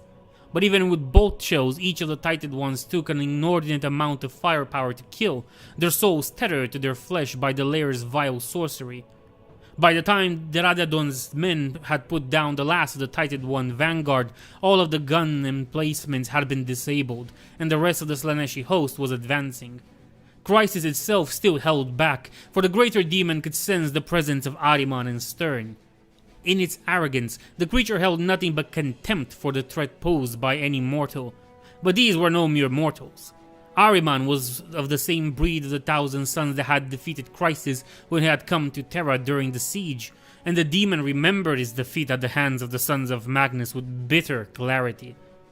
Then, as now, the Keeper of Secrets had sought to feed on the rich bounty of psychic souls to be found on the throne world. But after devouring the spirits of over 3,000 psychers, he had been banished by the Thousand Suns, who had taken advantage of his lethargy after such a feast. The pain of that defeat had been exquisite, but by being banished, Crisis had been denied the chance to take part in the Clone and Legion Wars, its privileged bond with the Ninth Legion ending after the reveal of Sanguinius' madness at Idris and the splintering of the Blood Angels.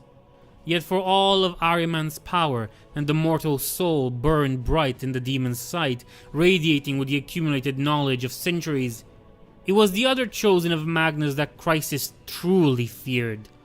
If demons can be said to fear anything at all, Epharo Stern's presence was a blight to the Neverborn, her very existence an insult to the Dark Prince it served. With the death of the Emperor, one could argue that no other being in existence represented as much of a threat to Slaanesh as Epharo Stern, at least so long as Inead, the Eldar god of the dead, hadn't fully awakened. Even the loyal Primarchs were not so specifically opposed to Slaanesh, so attuned to his defeat as the Demon Fuge. The Astronomicon had been Crisis' target in the Angel War, but Stern's very presence now took priority. The bonds that brought Crisis to Terra compelled it to do whatever was necessary to remove the Demon Fuge from the board, regardless of its own dread at the prospect of facing the Demon Fuge. The greater demon hurled its horde at the ramparts, its infernal will driving them to ignore the volleys of fire raking their ranks as they charged. The lair soldier forms among the attackers were unlike anything the Imperials had ever encountered before, but Space Marines are nothing if not adaptable, and they soon learned that they bled and died as easily as any other Xenos abomination. Among the Slaneshi forces, those mutated nobles who had fallen from the skies along the Gift of Eden were driven toward the pharaoh's stern, their bestial minds suddenly consumed by lust for blood. Even though devouring it would surely destroy them, with claws and fangs and monstrous speed they came upon her, jostling each other out of the way as their thirst overcame all other instincts. Even as bolt shells and last bolts slammed into them, they kept charging, and the demon fuge walked forth to meet them.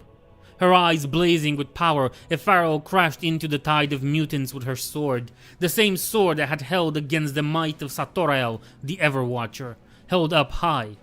A corona of white fire spread from her, and those vampires it touched shrieked in agony as their flesh shriveled and died on their bones.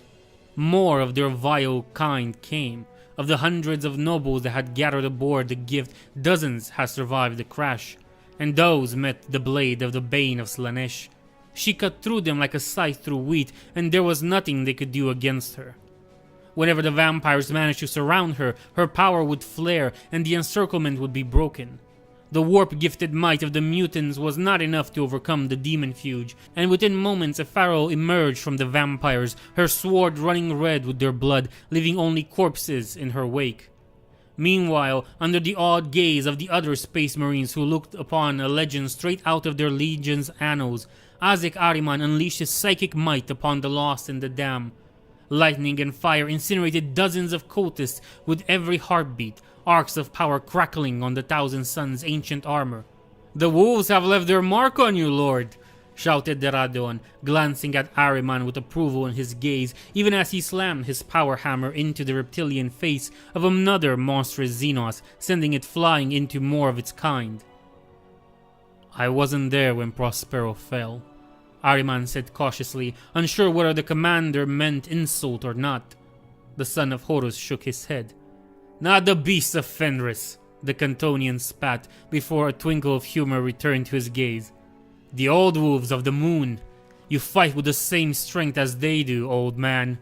Crisis saw the display of arcane might and bade its own sorceress minions to remove that threat. A trio of Slayer Psychers, four-legged beasts with 6 eyes glowing with eldritch fire, tore a path through the defenders, scattering those who stood in their way with bursts of telekine energy. Ahriman felt their coming, for what passed for the Xenos' soul was like nails being drawn on chalkboard for his sixth sense. With gritted teeth, Ahriman told his allies to step back and began to battle the 3 monsters. In a scene reminiscent of lone hunters of old Earth facing the pack of predators that once had walked the world, Ahriman fought with his staff, always staying in motion as his senses warded him of the beast's attempts to attack him from behind. The air around the dueling psychers grew cold, sparks of fell energy leaping from them as their battle went beyond the physical and into the warp itself. Nearby combatants heard sounds like laughter echoing in their skulls, and more than one mortal guard fell to the enemy while distracted by the unholy sensation of the lair beast's proximity. While Ahriman was distracted by lair sorcerers, Crisis strode forth, eyes fixed upon a pharaoh's stern. The demifuge had sensed the approach of the greater demon long before it had appeared on the horizon, and she met its coming with her sword held firm and determination in her gaze. While around them, the Imperial lines met the charge of the Slaaneshi horde, the 2 champions of opposite powers met. Pharaoh had defeated the Keeper of Secrets before. Her very essence was aligned towards the destruction of the Dark Prince, and her bloody past was littered with the remnants of her many confrontations with Slaaneshi servants. But she realized in the first exchange of the duel that Crisis was mightier than any demon she had ever encountered before. The Keeper of Secrets was exalted by its foul deity, and the tier of nightmares burning overhead imbued it with greater power still. Its long, needle-like sword and whip moved with impossible speed, and it was only Pharaoh's instincts sharpened through several lifetimes of battle that kept her from being struck. With short, controlled bursts from her jump pack, she dodged the more powerful blows, turning the others aside with her blade. Yet she could not match the strength of Crisis and was slowly forced to step back. Pharaoh did not fear death, for she had perished before, only to return to life, driven from the grave by her incomplete destiny. But the prospect of failure, of Crisis succeeding in claiming the light of the Astronomicon, that holy remnant of the God Emperor's might, that scared her like nothing had in a long, long time. She did not let that fear consume her, instead drawing strength from it, letting her reinforce her determination not to fail. The aura of demon-slaying power around her intensified steadily even as the duel progressed in Crisis' favor. But it was not enough to overcome the ruinous blessing that empowered the exalted demon. From where he was battling the lair sorcerers, Ahriman saw his comrade's plight. He was not alone in that. Several sons of Horus and Alpha Legionnaires had tried to come to the Demon Fuge's aid, only to be swat aside by Crisis with contemptuous ease. Their blood added to the flow that had already stained the ground. During the journey from the Tower of Hegemon to the Hollow Mountain, Ahriman's powers of foresight had granted him a singular truth amidst the madness and confusion that engulfed Sol. He knew without doubt that if the Imperium was to survive the Angel War, it would need a pharaoh's unique abilities. Yet he could not simply let the Lairs kill him in order to inflict a blow to Crisis.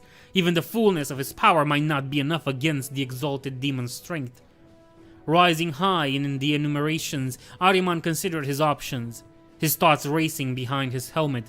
When inspiration came, it came with a glimmer of sunlight passing through the tortured heavens to shine on the broken pieces of the dead sons of Horus Islands.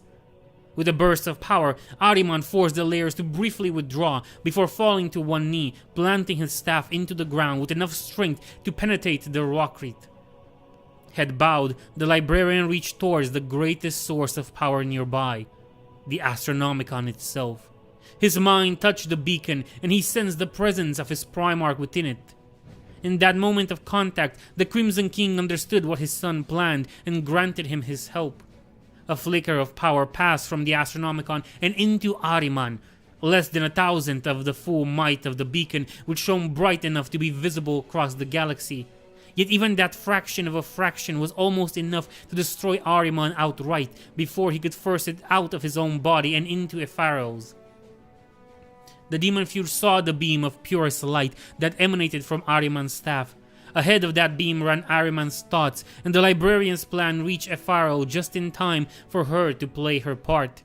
She opened herself to the Astronomicon's power, focusing it through the lens of her unique soul. She blazed like a newborn sun, and all who took part in the battle felt righteous fire wash over their souls. Only the Custodes were unaffected, their souls too twisted by the gene alchemy that had produced them for there to be anything of Slaanesh in their souls. The Space Marines stumbled, fighting against the pain they could not source, and the human defenders cried out in pain. But the effect was far worse on the Slaaneshi horde. The lair elements simply dropped dead, their tainted souls extinguished by the fire, while the demons shrieked as it burned them, not only dissolving their corporal forms, but even incinerating their immortal essence. The screams of the mortal cultists were the stuff of nightmares, as their mortal souls were mutilated. The pain of Slaaneshi taint being excised from their souls was too much to bear, and many perished, their own bodies unable to bear the agony. Even those whose flesh endured were left as empty shells, collapsing on the ground without moving, no intelligence left behind their wide, bloodshot eyes. Nothing remained of the demon's false majesty. It was a ruined wreck, its pristine skin charred and broken apart. It was bleeding its essence onto the ground it had desecrated. Its weapons laid in shards around it, as unable to bear the power she had channeled as their wielder. A pharaoh forced herself to walk forward, ignoring the pain that permeated her entire body, dragging her sword behind her with each step. She stopped near the demon's head. It must have sensed her presence, for one eye opened amidst what was left of its face to look at her. Even now, in its current state, each could feel the hatred of her that burned within, and the fear too. "You will die alone," croaked Crisis. "Your soul will know no peace, no rest, no reward, only oblivion. Doom approaches, abomination, and you will not escape it." "I know," replied the pharaoh stern before extinguishing the essence of the thing that was called Crisis forever. In a singular blow, a pharaoh and Ahriman had secured victory at the Hollow Mountain, but it had not come without a cost. Many loyal Imperial soldiers had died, and the damage Ahriman and Pharaoh had sustained while calling upon the power of the Astronomicon made it clear that this was not a card they could play again. The demonfuge felt herself drained, and her body was covered in burns, while Ahriman was still kneeling, unmoving. When the apothecaries of the Sons of Horus rushed to his side, they found him unconscious within his armor, his life signs still present, but dangerously weak.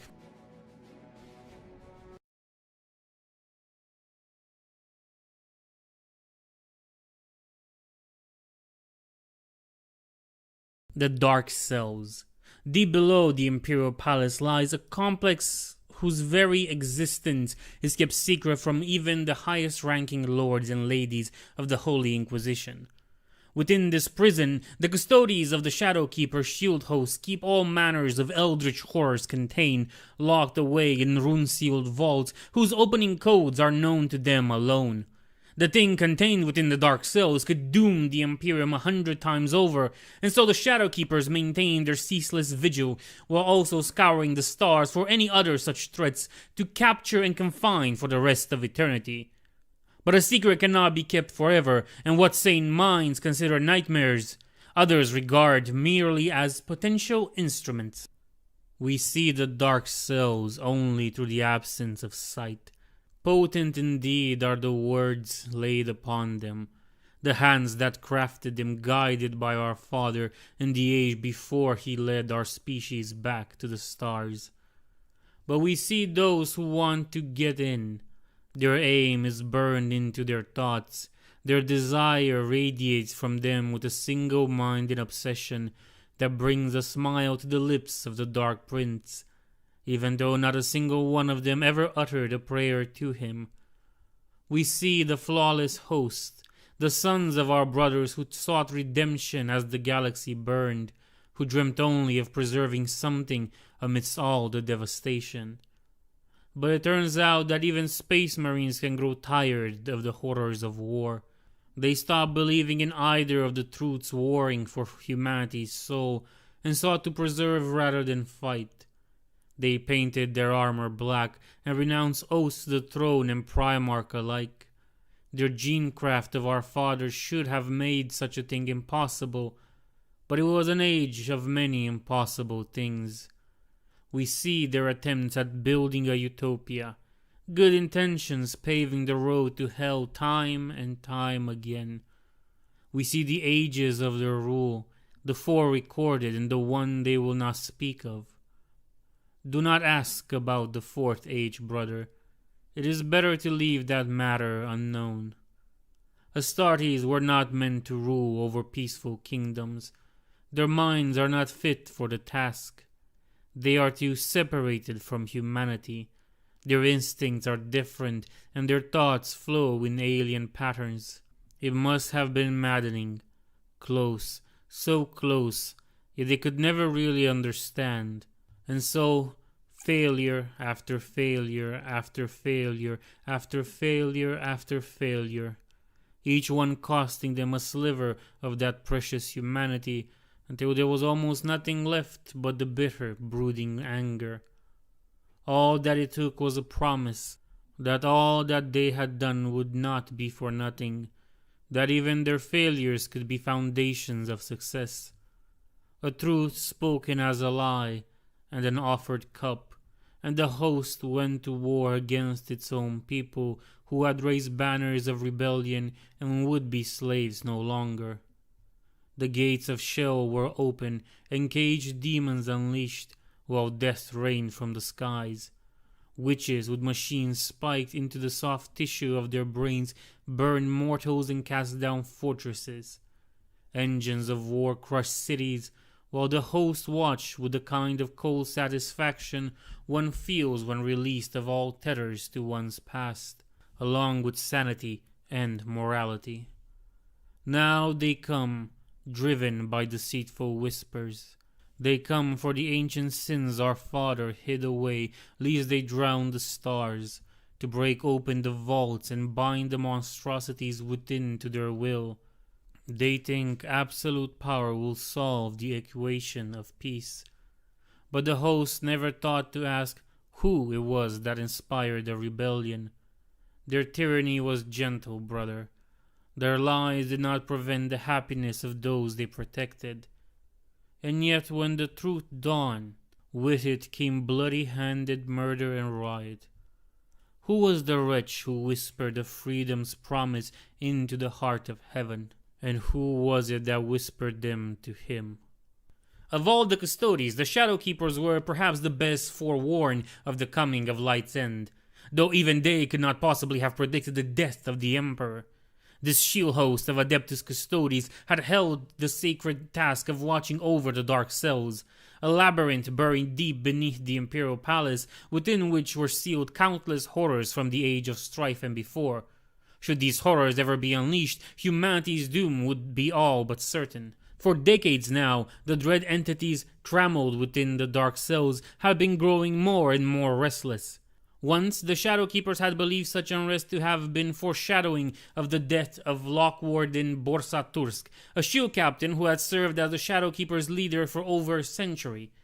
Turst had perished only a few years prior to Light's End, fighting off-world to capture a particularly gruesome example of the Children of the Raven that had reached maturity and could no longer be slain by conventional means. The capture of the entity was completed by one of the Shadowkeepers who had accompanied him, Alhoris Bastoris, who brought it back to Terra and sealed it within the dark cell prepared for it. Yet the unrest among the captives had not abated with Turk's demise and the selection of Alhoris as his successor. Instead, it had only grown worse, with no less than 5 breaches occurring in the years since then, where before such instances had been separated by centuries. Each had been minor and relatively easily contained, yet the Shadowkeepers had remained on high alert while their new Lockwardens searched for the cause behind it. This meant that when Light's End came and the Emperor died, the Shadowkeepers had taken measures against all kinds of threats, from a massive outbreak to an outside attack. They had called more brothers to their colors, going through the trials required with a speed that stretched the traditions of the Order to their limits in order to replenish their ranks following the losses taken in Turk's last operation. They had opened ancient vaults and distributed the relic weaponry contained within among their rank. They had consulted the doomscryers of the Tower of Hegemon and spent precious resources to check and reinforce the wardings of the most important cells. They had sacrificed even the modicum of free time Custodes usually spent on their own martial and academic pursuits, spending them instead reciting mantras of purification and focus. Even so, the death of the Master of Mankind struck them as hard as all Custodes. Only the Shadowkeepers were allowed within the dark cells. Thralls and tech priests were only permitted for brief periods to perform repair works, and the most important among them were subjugated to week-long purging and quarantine protocols afterwards, while the rest were executed. The 100 Custodes among the shield hosts were briefly overcome with the psychic shock of the Emperor's demise, but their special training and experience with the horrors of the dark cells allowed them to recover more quickly than their brethren. Even so, they were too late to prevent the breach of several cells, whose seals had been weakened by the psychic quake that followed the Emperor's death. Ancient horrors were released within the corridors of Black Iron, and as the Shadowkeepers fought hard to contain these nightmares of old night, they were blinded to the threat that struck from the outside. The ancient Astartes, who led the flawless host, had been drawn to Terra by the promise of power and knowledge with which they would finally be able to wash away all their sins and mistakes, and they lost no time in pursuing their prize. Their army, fresh from having destroyed their world of Haven, emerged from the warp within the Imperial Palace, to the east of the Imperialis Sanctum. There were few of the Heresy-era legionnaires left among them, after all the purges and the ages, but all who remained were veterans of 10,000 years who had survived in a galaxy determined to kill them. In total, 57 traitor marines of the flawless host came to Terra to fight in the Angel War. Only they knew just how many brothers they had buried since turning away from the civil war that had burned the galaxy 10 millennia ago. Under helmets of all but forgotten designs, their faces were grim and determined. They would not fail, not now, not when the means to forge their dreamed utopia were at hand. With the warlords of the flawless host were the war machines they had gathered during the heresy, and all the horrors they had locked away in the ages since. The Guardians of Sho, who made up a third of the flawless host, held dominion over dozens of ancient demon hosts and psychers bound to the Astartes' will through forbidden sciences. Each of the guardians was a king of hell going to war surrounded by an infernal court. Along with Shell's former captives were the war engines of the Advent, broken to the will of the host once their guiding abominable intelligence had been purged. Hundreds of killing robots of malevolent design, their limbs ending in blades and last cannons, their optics lenses gleaming with cruel intent, crawled from the warp portal, its baleful energies dancing on their carapaces of metal without finding purchase on their soulless anima. From the vaults of their fortress, the flawless host had dragged one of their most powerful weapons.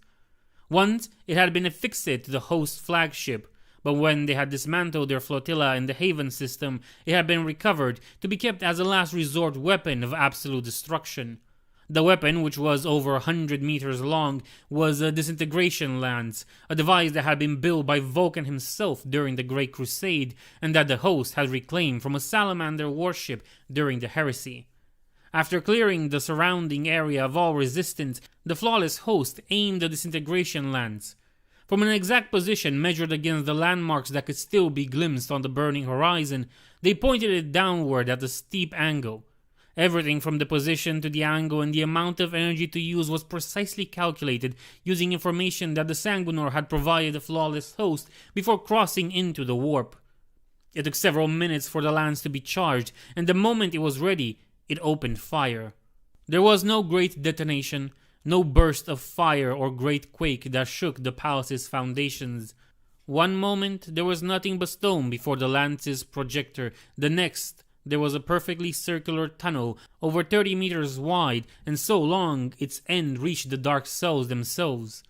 At its very end, the inmate whose capture had been arranged 3,000 years ago to secure the coordinates of the dark cells was also caught in the ray and obliterated from existence, its duty done.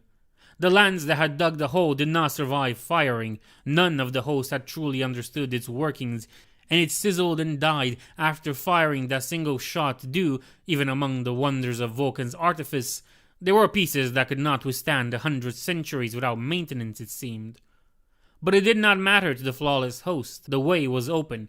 The tunnel did not remain smooth for long. The quakes of the Angel War soon broke its walls apart, even as alarms that had never rung before blared in the dark cells. The flawless host began to descend, plunging into the depths to claim the keys to paradise they had been promised. We see now the war's breach by ancient artifice. Yet even now that the wards are broken, our sight is obscured by the deep, deep time of so many of those imprisoned there. We see the halls of black iron where darkness reign. There's no electric light down there, only the flickering illumination of braziers burning purified crystals. The darkness keeps its domain jealousy, refusing all but the scarcest source of light. Some of the wardens wonder when their minds turn to matter that would turn mortals to ravaging madmen, if the dark is the cell's first prisoner or its first guardian. There dwell the Shadow Keepers, standing in perpetual vigil. We see them now, clad in sable black. Their minds are proof against the whispers, against the creeping dark. They alone can walk in these depths and not go mad. They bear the burden of knowledge, the curse of understanding. Of all of our Father's servants, they know best just how fragile that which we call reality is. We see the cages meant to keep unspeakable horrors at bay. Trapped within each is a thing undying, or whose destruction might unleash a yet greater evil. The oldest beings entrapped within are older than most stars, and would devour them all if given the chance. Somewhere in this labyrinth, we see a cell with Moravic's name on it. It will go on empty forever now. It took only a few moments for the Shadow Keepers to realize that the unthinkable had happened once more, and that the dark cells had been breached from the outside. Vox communication was impossible within the dark cells. Even mortal voices were shut down, lost in the all-perversing darkness. As the flawless host entered the complex, many of their sentient machines went mad, their perceptions suddenly overwhelmed by the unnatural energies that saturated the dark cells. They rampaged without thought for their own safety or the will of their masters, and while several were put down by the host, more fled ahead, spreading across the dark cells and lashing out at everything they encountered. Though the means by which the flawless host had entered the dark cells were unprecedented, there were contingencies in place for the presence of an enemy force within the complex. The Shadowkeepers who encountered the flawless host came together in ad hoc squads, sending some of their own to serve as messengers and carry word of the invasion to the rest of the shield host. In open combat, even the elite warriors of the Shadowkeepers would have been overwhelmed by the numbers of the flawless host, for though the Custodes outnumbered the ancient Astartes, their slaves were greater in number by a vast margin. But the Dark Cells were anything but a standard battlefield, and the Shadowkeepers were the only force in the galaxy who were even remotely familiar with it. As the lords of the flawless host struggled to retain control of their forces, the Shadowkeepers sprung a series of ambushes on the invaders, seeking to isolate and cut down their foe piecemeal. The engagements fought in the corridors of Black Iron were of rare violence, as the Shadowkeepers fought to prevent the doom of humanity, and the flawless host's minions fought with a mindless cruelty and spite. Infernal powers and machine-wrought talons tore through blessed warplates and hallowed flesh. Yet despite the grievous wounds inflicted upon them, the Shadowkeepers continued to fight. Something akin to dread spread among the denizens of Sho, as their foes simply refused to die. But the flawless hosts were not novices in the art of war, and they soon saw what the Custodes were attempting. Despite the proximity to their goals, they did not let their control slip and consolidate their forces before advancing further as a unified force. Soon the Shadowkeepers were forced to give ground, leaving more and more of their dead behind. Eventually, the inevitable happened. One Custodes who had served within the ranks of the Shadowkeepers for 7 decades, and as a Custodes for nigh 1,000 years, was captured alive by the flawless host. With the knowledge plundered from the Custodes' living brain, the flawless host began to open the dark cells they had already passed by. Each of the Shadowkeepers only knew the opening codes and rites for a fraction of the dark cells, but even that was enough for the lords of the flawless host, who had brought with them thinking engines within which was poured the accumulated lore of heaven's ages.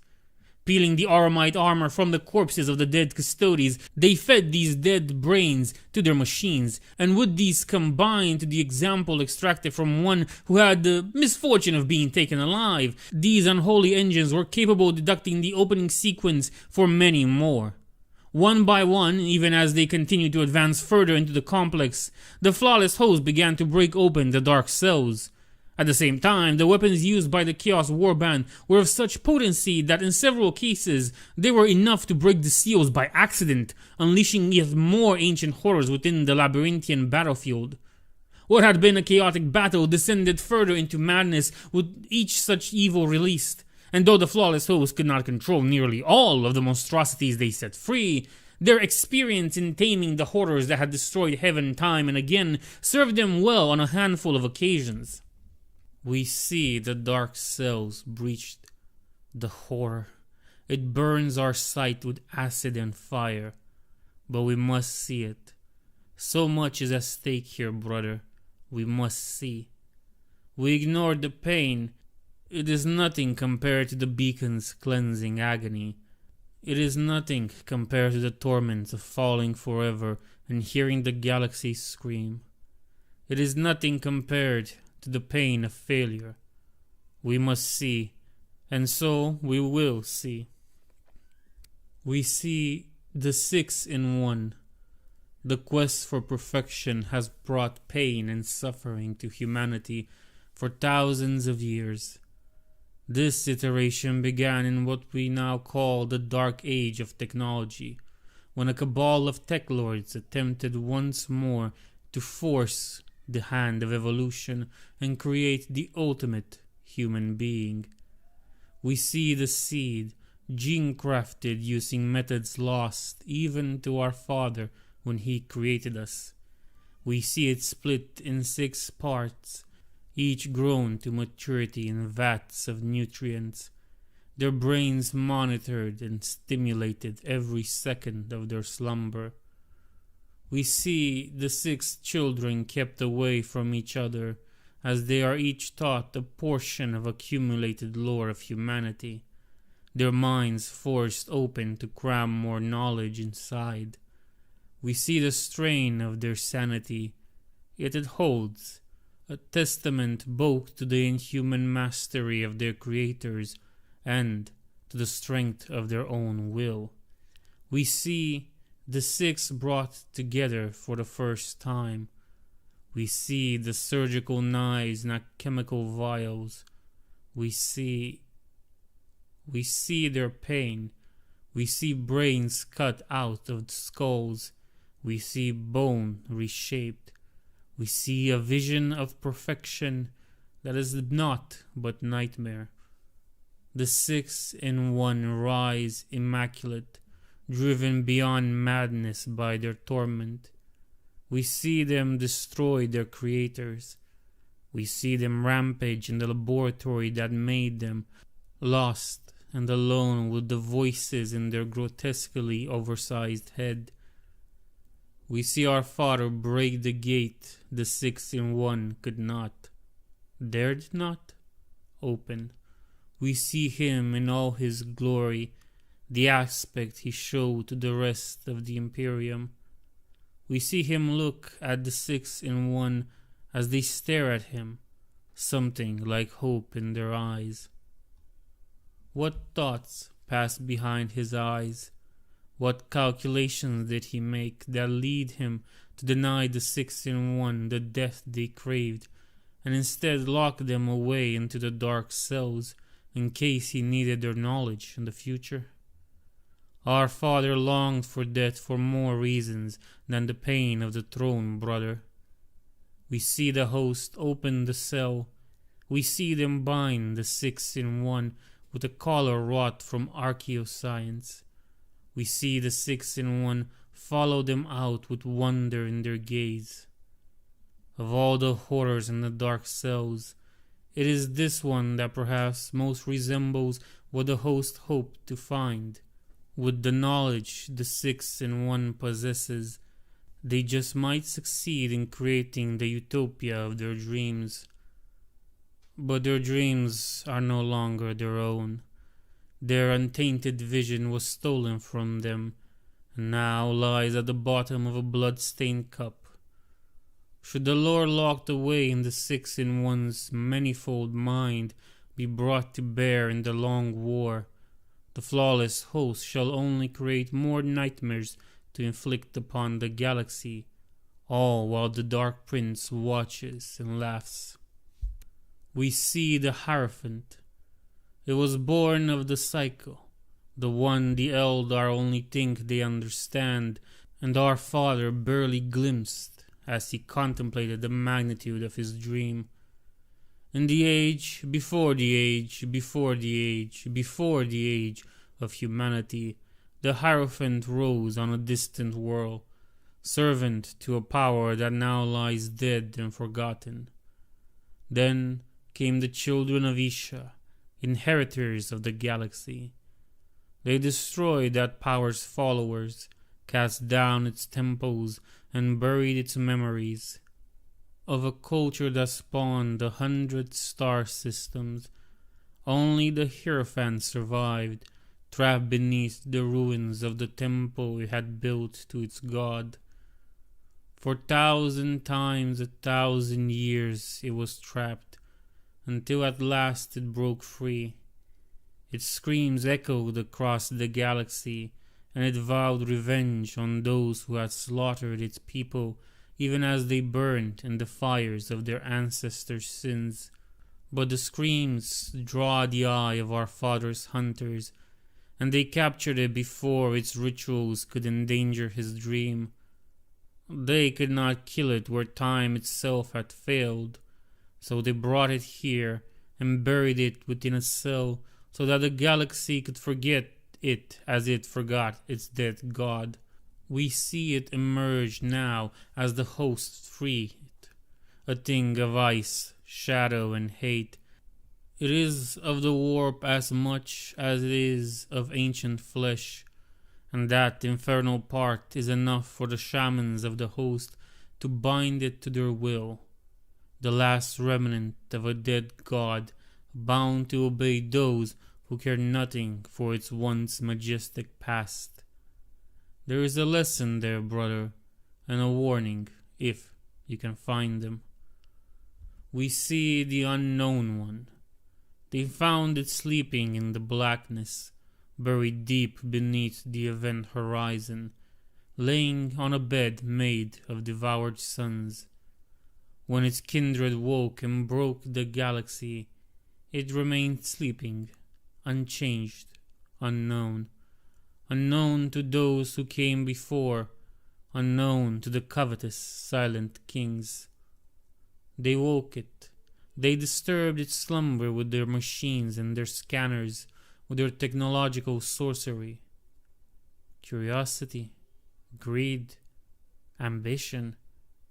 No one knows, brother, because it destroyed them when it woke.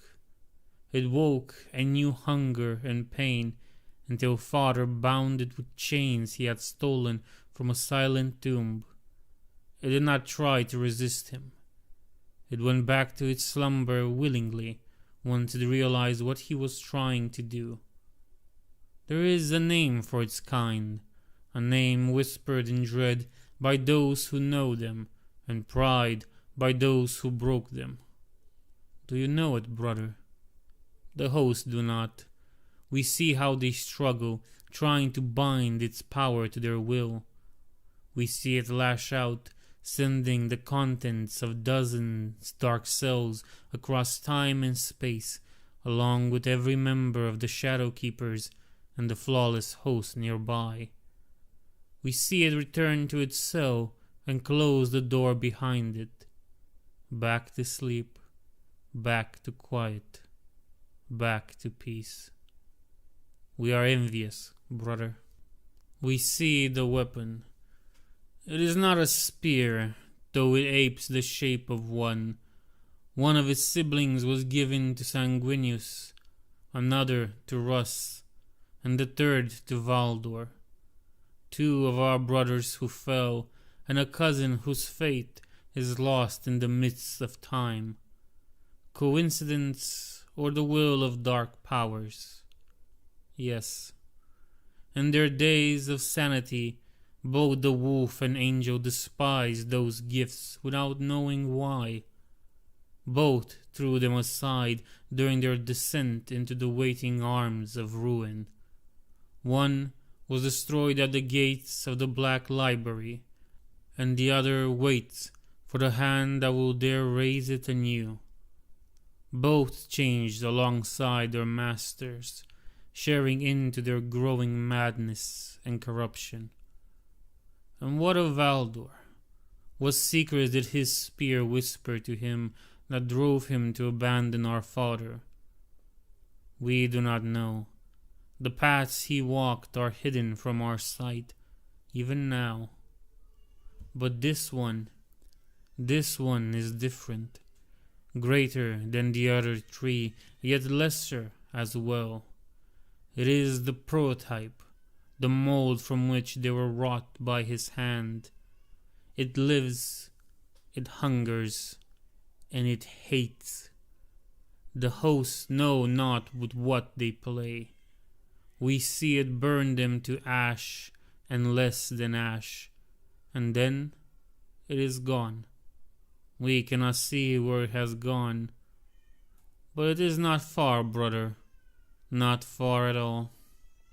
We see the lost children. Grief and guilt can make one do terrible things. Once upon a time, in an age where it seemed there was nothing the science of man could not do, there were many children born of a lord of secrets and machines. We see the children playing with their father. We see the smile on his face, a sight none of his subjects would have thought him capable of. We see the tragedy. The details are irrelevant, and there is no point in retelling them at this late hour. We see the 9 children die and their father live. We see him weep for them. We see him rage at those who took them from him. We see fire and iron and death such as soul had not seen in a long time. But vengeance is a hollow thing, brother. We see the Father standing alone in the ashes of his foes, his heart bleeding his soul into the void. And then, that most dangerous of things, an idea born into the mind of someone with nothing left to lose. We see the forbidden devices erected at the Lord's command. We see the secrets brought to bear. In ages to come, this unholy lore will come to be known as the keys of hell. We see them turn. We see 9 bodies begin to move again as anima is forced into their stasis-preserved flesh. We see them rise, and we hear their father's cries of joy. We hear the cries of terror and agony as the children turn on their father's helper. We see the madness gleam in their eyes, the bestial ferocity of animals who have been broken by pain and trauma. We see their rampage across the moons of Jupiter. 1,000 legends of the Jovian clans can be found in that terrible slaughter. For the lost children could not die, could not be fought, and as always their father rushed after them, trying to get them to stop, to remember who they had been. They never did. They never stopped, but they never attacked him either. When their victims tried to kill him as punishment for unleashing these monstrosities upon the universe, they protected him. They knew who it was who had brought them back, you see, and that was their downfall. Our father took theirs and used him as bait to draw the terrible children into this cage before locking the door behind them. Now the host opened the door, and we wait for the madness of the lost children to be unleashed once more. Yet there is nothing. The warlords of the host are confused. We see them send one of their minions inside, thinking it's a trap of the entities trapped inside. It is not. The dark cell is empty, save for the old bones of a man who sought to cheat death. They lie at the center of the prison, perfectly ordered in silent repose. There is a hint of peace in the way they are placed. Where are the lost children? We see the Beyonder. I remember this one. It slithered through the cracks of the webway when father and I did battle in the labyrinth amidst the burning wreckage of his dream. I fought it for 3 days, or was it a century, after it destroyed the Side Titan merely by passing through its metal as if it were mist. I brought it with the alien laws of its native dimension. Heated particles are made immobile in its presence, fluids flow in reverse, and the thread of casualty is broken. I do not remember how we defeated it. Did we? It is gone as soon as its cage is opened by the warriors of the host, vanishing back to... What were we talking about, brother? We see so many of them, so many chambers in that ancient prison. It seems impossible the galaxy could have produced so many horrors and yet continued to exist. It is too much. Too much. We look away. As the flawless host went deeper into the dark cells, they encountered their first non-custodes foe in the Angel War. A group of demon hosts led by a warden of show entered a corridor with an open cell, before which was a stasis coffin. Several Shadow Keepers stood guard around that coffin, but they weren't alone. A single human woman stood alongside them. Lady Inquisitor Morgana had come to the Shadow Keepers as they brought the corpse of Cypher, the Lord of the Fallen, to be interred within the dark cells. When the Primarchs had brought the corpse of the lost loyalist Dark Angel from Luna, the Shadow Keepers had come to claim it, and Lorgar had conceded to their demand. The Aurelian was convinced no trace of the Ouroboros remained within Cypher's body, but understood that no risk could be taken. Cypher would have understood. He knew. How Morgana had known of these events, or how she had penetrated the strongholds of the Shadow Keepers, was unknown. The Custodes had a long and complex history with the Lady Inquisitor, with records of her interactions with the Shield Host dating back to the founding of the Holy Ordos. Significant debts were owed, so that when Morgana asked that she be allowed to accompany Cypher to his final resting place, for old time's sake, the Shadow Keepers had grudgingly agreed. Cypher's mortal remains could not be allowed to fall into the hands of the Flawless Host. The possibility, however remote, that the Chaos Warband may successfully draw upon the Ouroboros' power was too terrible to allow. Merely finishing Cypher's entombment would not be enough. The Flawless Host had already proven capable of opening the Dark Cells. Instead of using the same patterns of runes and locks the Shield Host had used for 10,000 years, the Shadow Keepers allowed Morgana herself to set the combination to the Dark Cells gate, while they fought to hold back the foe. Once Morgana was done and the corpses of the Lord of the Fallen was forever beyond the reach of the Flawless Host, she turned to face the Servants of Ruin herself. Psychic power flared around her, the first Imperial Psyker to enter the Dark Cells freely since the days of Malkador, and she called upon the ancient Kabbalite lore. We see Morgana, daughter of Luther, the most noble of knights. Morgana, the exiled witch child, sent to learn at the foot of Caliban's ancients by her grieving father.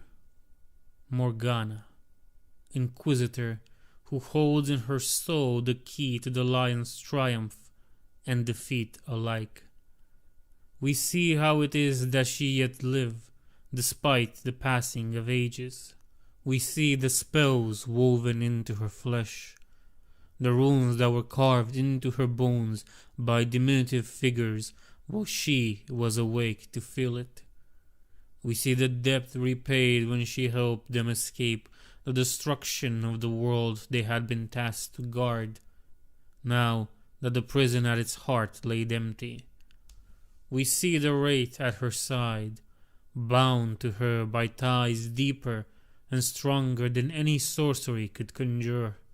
He is old, that one, older than many of the galaxy's self-stylized immortals. He was there when your sword first coalesced into dreams.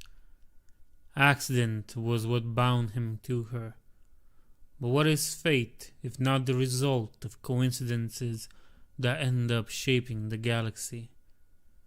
We see him give form by Morgana's power, brought back into the Materium to fight the slaves of darkness and death, as he once did in life. Witch and knight, Inquisitor and ghost, two champions of order, nemesis to ruin. Old oaths surround them like cloaks of chains that they bear proudly. The Shadow Keepers fought well against the overwhelming odds, but slowly, inevitably, it became clear that the Flawless Hosts were going to win the battle of the Dark Cells. Then, in their Slaneshi-induced madness, they would break open each and every seal, unless one of the horrors they so foolishly unleashed destroyed them all before they could. This could not be permitted, for even in the wake of the Emperor's death, the Shadow Keeper's oath still bound them. In the days since his elevation to the rank of Locke, Aloris Bastoris had been inducted into the greater mysteries of his order. He had read the ancient scrolls made of the skin of the powerful pariahs that contained the names and natures of all the Dark Cells inhabitants. He knew more than any other soul in the galaxy the calamity that would befall the Imperium should the Flawless Host succeed in their mad plan. Not to tame the power of the prisoners, for such thing was surely impossible, but to break them free in the first place. He also knew the backup plans, the contingencies first drawn up during the Age of Unity. The possibility of a mass breakout had haunted the thoughts of every Lock Warden since the Dark Cells had been constructed, and though each had redoubled their efforts to ensure such a dread eventuality never came to pass, they had also prepared should the unthinkable happen nonetheless. Alhorius did not feel doubt, fear, or remorse as he ordered his brothers to keep the flawless host at bay just one moment longer, to keep them from opening any more of the cells for just a few more minutes, even if it cost them their lives. The Lock Warden was as beyond such emotions as any of the Custodes, more so, for his mind had been tested further by the horrors he was jailer to. Without question, the Shadow Keepers obeyed, throwing themselves at the foe with renewed vigor even as it exposed them. Sebastian Hager had been an Imperial Fist once. That had been so long ago, it might as well have been another person. But he remembered it, with the perfect clarity of one cursed with an Edaic memory. He remembered the Blood Crusade. He remembered looking at what his legion had become, and becoming disgusted with it. He remembered staining his hands further with the blood of his own company, in order to escape it. He remembered joining with the other exiles like him. He remembered the host, and the one warrior who had united them all in his vision. He also remembered how they had betrayed him, when the flames of rebellion had guttered out and he had spoken of rejoining the Imperium. It was a memory that haunted him often. But soon, it wouldn't matter. Soon, they would have all the power they needed. Soon, they would make things right. Sebastian tightened his grip on the chains that ended around the neck of the demon host working on the gate of the dark cell. His will slithered up the chain, checking that the monster wasn't doing anything other than what it had been told to do. The last of the rune locks clicked open and the door cracked. There were no hinges. These gates had never been meant to open. Then it burst apart, and something that Sebastian's mind could only interpret as the giant, translucent skeleton of some kind of grotesque fish floated through the opening. Sebastian barked a word, and chains descended upon the entity. Some were based on technology from the Third Age, while others were the same used in Shoal. All of them passed through the entity without slowing down, and Sebastian frowned. Another failure, then. A shame, but better to destroy a dozen captives than risk one of them ruin everything. He was about to give voice to the order that would unleash the full might of the demon hosts and weapon platforms gathered under his command, when a flash of light burst from the entity, overcoming even the protection of his helmet.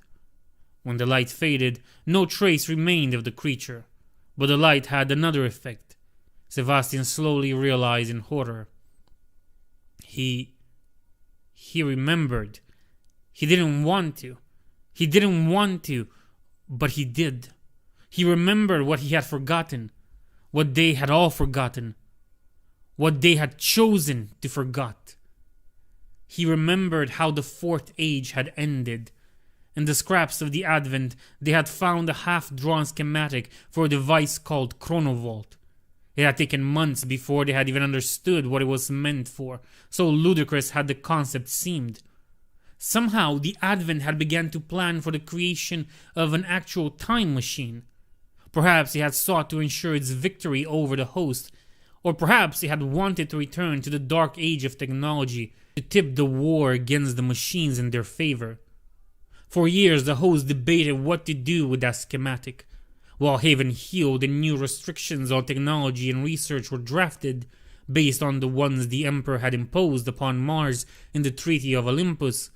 From the logistics to the mortality of it, the host pondered what to do. In the end, the temptation had been too much to resist. The things they could have achieved with a functioning Chronovault, helping Dorn fight off the orcs and save Inuit, rescue Korax from the tech lords of Kjavar, save Gulliman's mortal parents from the treachery of his political rivals. They could prevent the heresy. They could save the Imperium. They could undo everything that had gone wrong on Haven. And so they had built the Chronovault.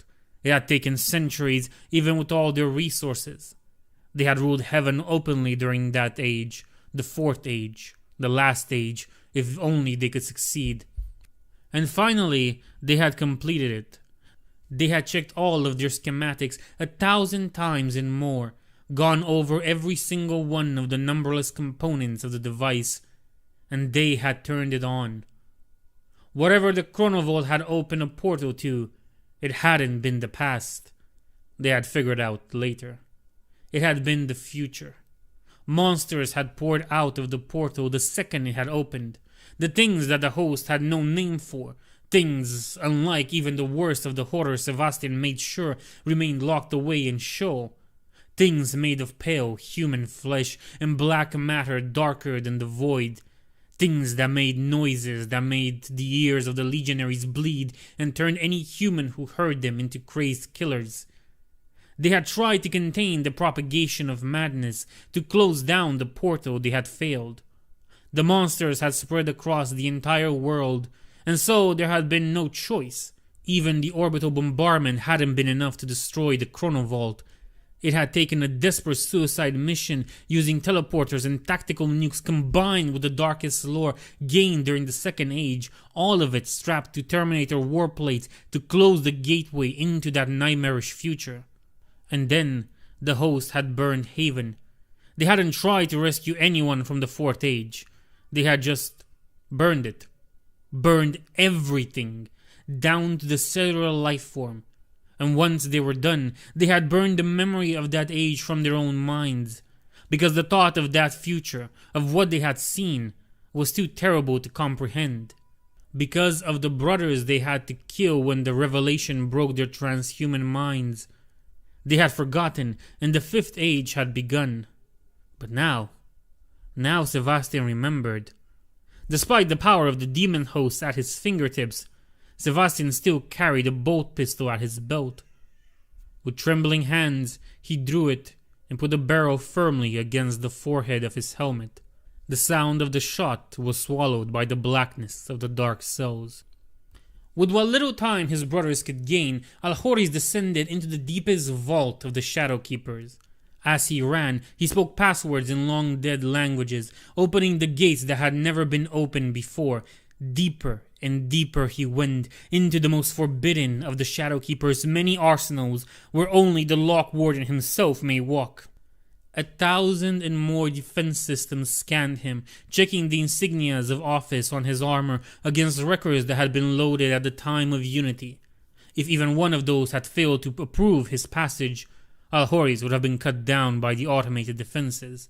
Similar defenses had been laid around what had been the only entrance into the Dark Cell complex, but the flawless host's method of entry had bypassed them completely.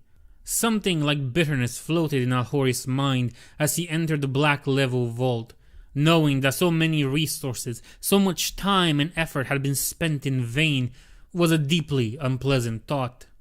At the center of the vault was a single device. It was small, yet nothing could disguise the aura of power that surrounded it. It was old, a relic from the terrible war that had ended the dark age of technology when the lords of science had fought a desperate conflict against their rebellious creations. The Emperor himself had recovered it during the Great Crusade and commanded it be brought to the Dark Cells as an ultimate safeguard, to be used only if the Dark Cells were judged to be about to be lost beyond recovery. Such a time had come, and the Lock Warden began to activate the device. It took time, more than he wanted. For every passing heartbeat was another brother lost, another abomination potentially unleashed upon humanity. But finally, every code was entered, every safeguard removed, and the weapon was primed to use.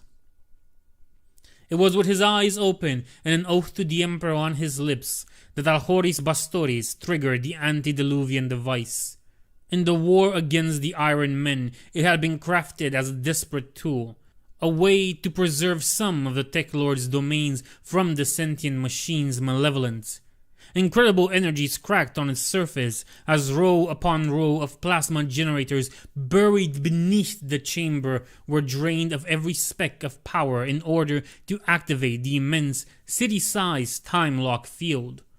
Modern stasis fields employed by the Imperium were to that field as the Custodes were to mere combat servitors. It could not be breached, and those caught within it would never escape. Not even the entities of the dark cells would be able to escape it, though some of them might still experience the passage of time even as they were unable to move. For as the field unfolded, it swallowed the entire dark cells, reaching kilometers in every direction. A perfect sphere of stillness anchored around Terra's core so as to not crash out of the planet's surface and float into the void. The Shadow Keepers, the Flawless Host, and every captive of the dark cells that had not yet fled, all of them were caught in it, frozen in a single slice of time, removed from the rest of the materium. To the best of Horus' knowledge, there was no way to deactivate the field. In the Great Crusade, entire cities had been found preserved within such time locks, and not even the Mechanicum, at the height of its power, had been able to free them. The Lock Warden and his brothers would be trapped for all eternity. He knew. He accepted it. This was his final thought, and the one Horus Bastores took with him into eternity. Lady Inquisitor Morgana leant on her staff, breathing deeply. It had been a long time since she had needed to fight like this. Too long, perhaps, she reflected. She had grown too used to sending acolytes and agents to do her binding across the Imperium rather than participate in their investigations in person. She had only barely managed to escape the dark cells before Horus had sealed them forever. Being trapped in the stasis field that now covered the entire underground structure wasn't too bad a fate. Not for her, who had witnessed far worse in the millennia of her life. But she had no idea how her father's spell would have reacted, if the cursed Luther had laid upon Lionel Johnson would consider her dead if she had frozen out of time. The possibility of unleashing the demon Primarch of Zinj into the fullness of his power at such a critical time for the galaxy was inconceivable, and so she had ran the moment she had heard the Lock Warden's orders and realized what they meant. At least poor Cypher's corpse was beyond the reach of chaos forever now. That was a good thing, in what promised to be an unending stream of bad ones.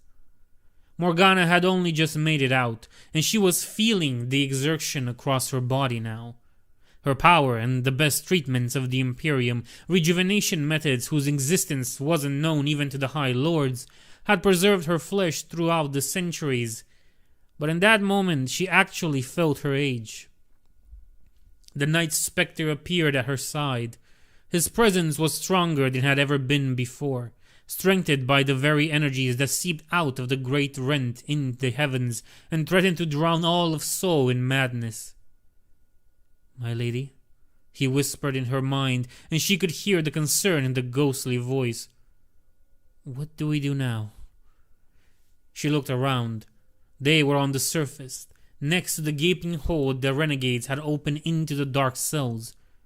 There had been no time to go through the series of checkpoints guarding the dark cell's proper entrance, and so she had made it through the corridors that the Flawless Host had thought they controlled, before flying up the tunnel on a burst of power, barely making it out ahead of the stasis field.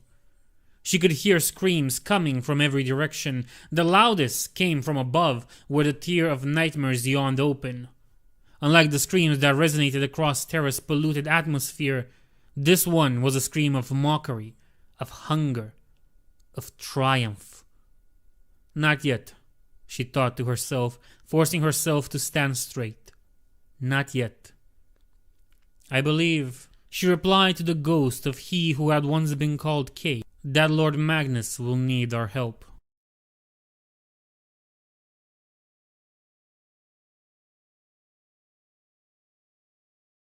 Heroes of the Underworld. Even as the lords of the Imperium look to the defense of their most important strongholds, the rest of Terra suffer also under the depredations of the Slaaneshi demons.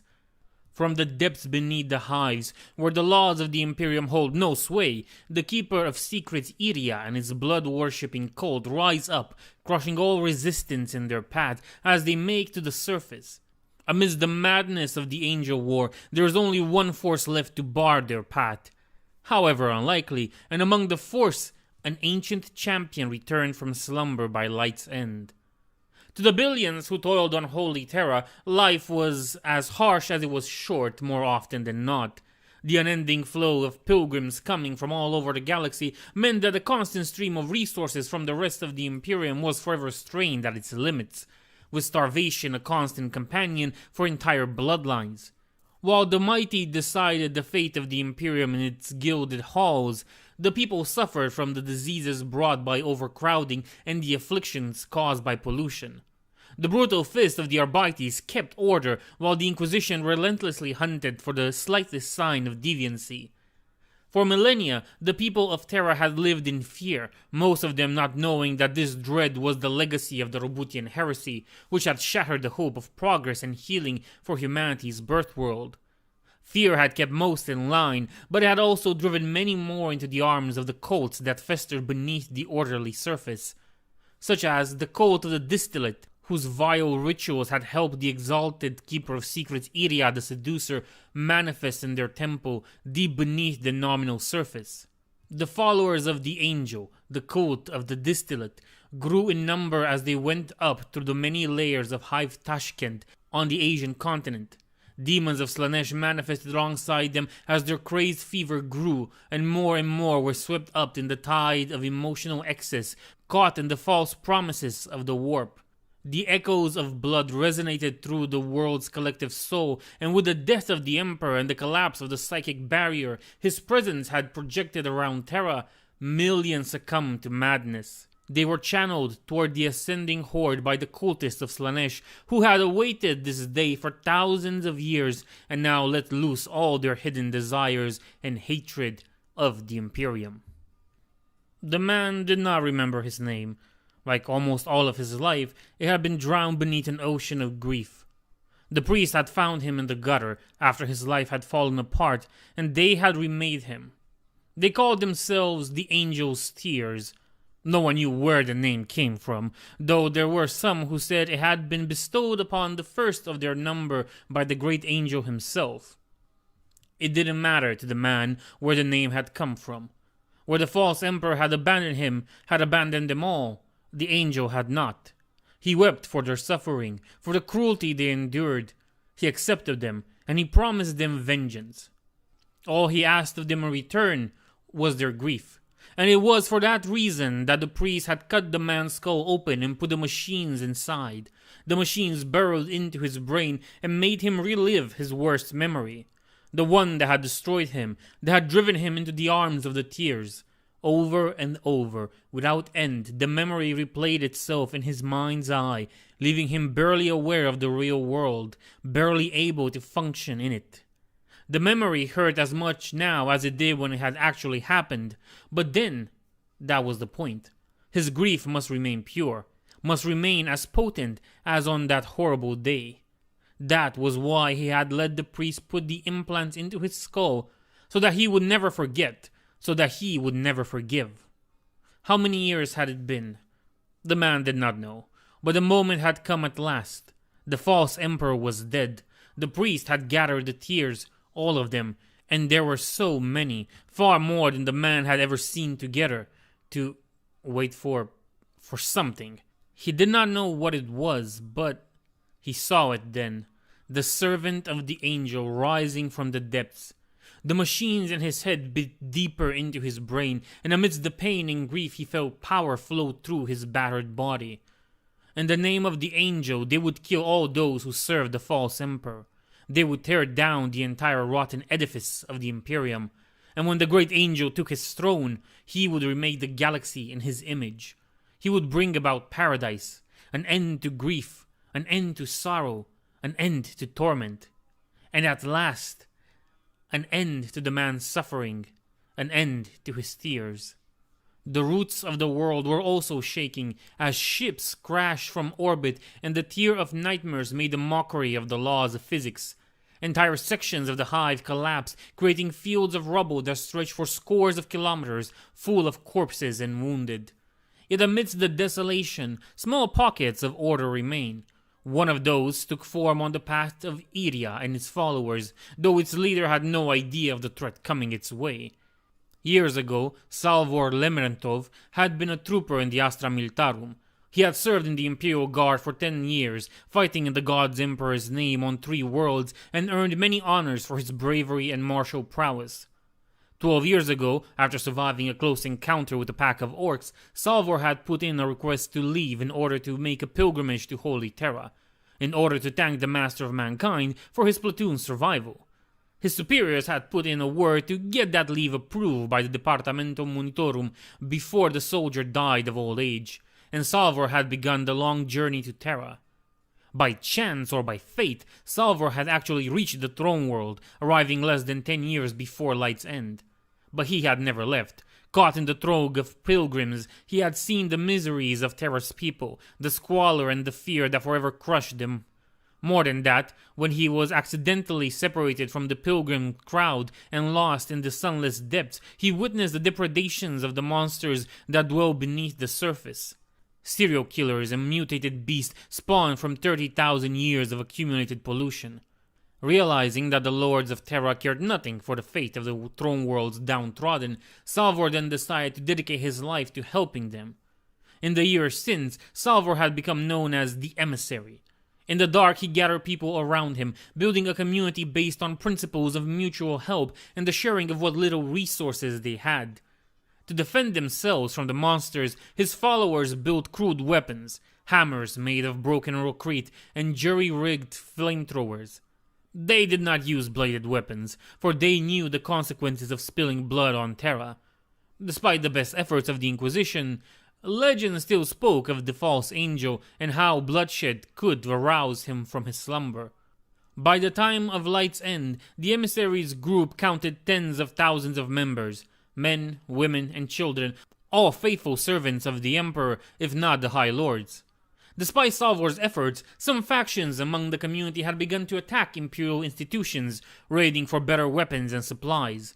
The Ordo Hereticus, forever watchful on Terra, was starting to tighten its net around them. But the death of the Emperor and the dawning of the Angel War put all those concerns to rest, though it replaced them with others that were much more worse. As the Angel War shook Terra, Salvor did his best to protect his people. He rallied his followers, exerting every inch of his charisma to keep them from succumbing to the rampant madness. In the anarchy, the emissary gave them a purpose: to look out for one another and for the other abandoned children of Holy Terra. Atop a mountain of rubble, Salvor Lemertov built an army that fought against the cultists and demons alike, driven to face the nameless horror of the warp by a belief that had outlived the Emperor. Along with his militia, fought soldiers and enforcers of the imperial law who had been cut off from their commanders and sought somewhere to fight and die if needed. There were no mentions of how Salvor's actions and those of his followers were technically crimes against the Lex, warranting summary execution. In that desperate hour, the tyranny of the Imperium was finally lessened, and the sons and daughters of humanity stood as one. In the depths of Tashket, the keeper of secrets Iria could sense Salvor's gathering, a shining pocket of order and faith amidst the beautiful madness, and it offended it. Initially, the exalted demon of Slanesh had sought to direct its ever-growing forces out of the hive and towards the imperial palace, in order to turn the uncounted billions of desperate souls eking out an existence in the eternal city beyond the walls to its cause. But the emissary's defiance was an affront to its master's glory, and so Iria drove its minions to confront and crush those who dare cling to the decency and basic humanity in the hour of Slanesh's triumph. As the army of the district cult approached the emissary's makeshift camp, demonic entities circled on the loyalists ahead of the main host, testing their defenses. Despite their courage, the mortals were hard-pressed by the infernal predators, whose malice was invigorated by the distant will of Iria.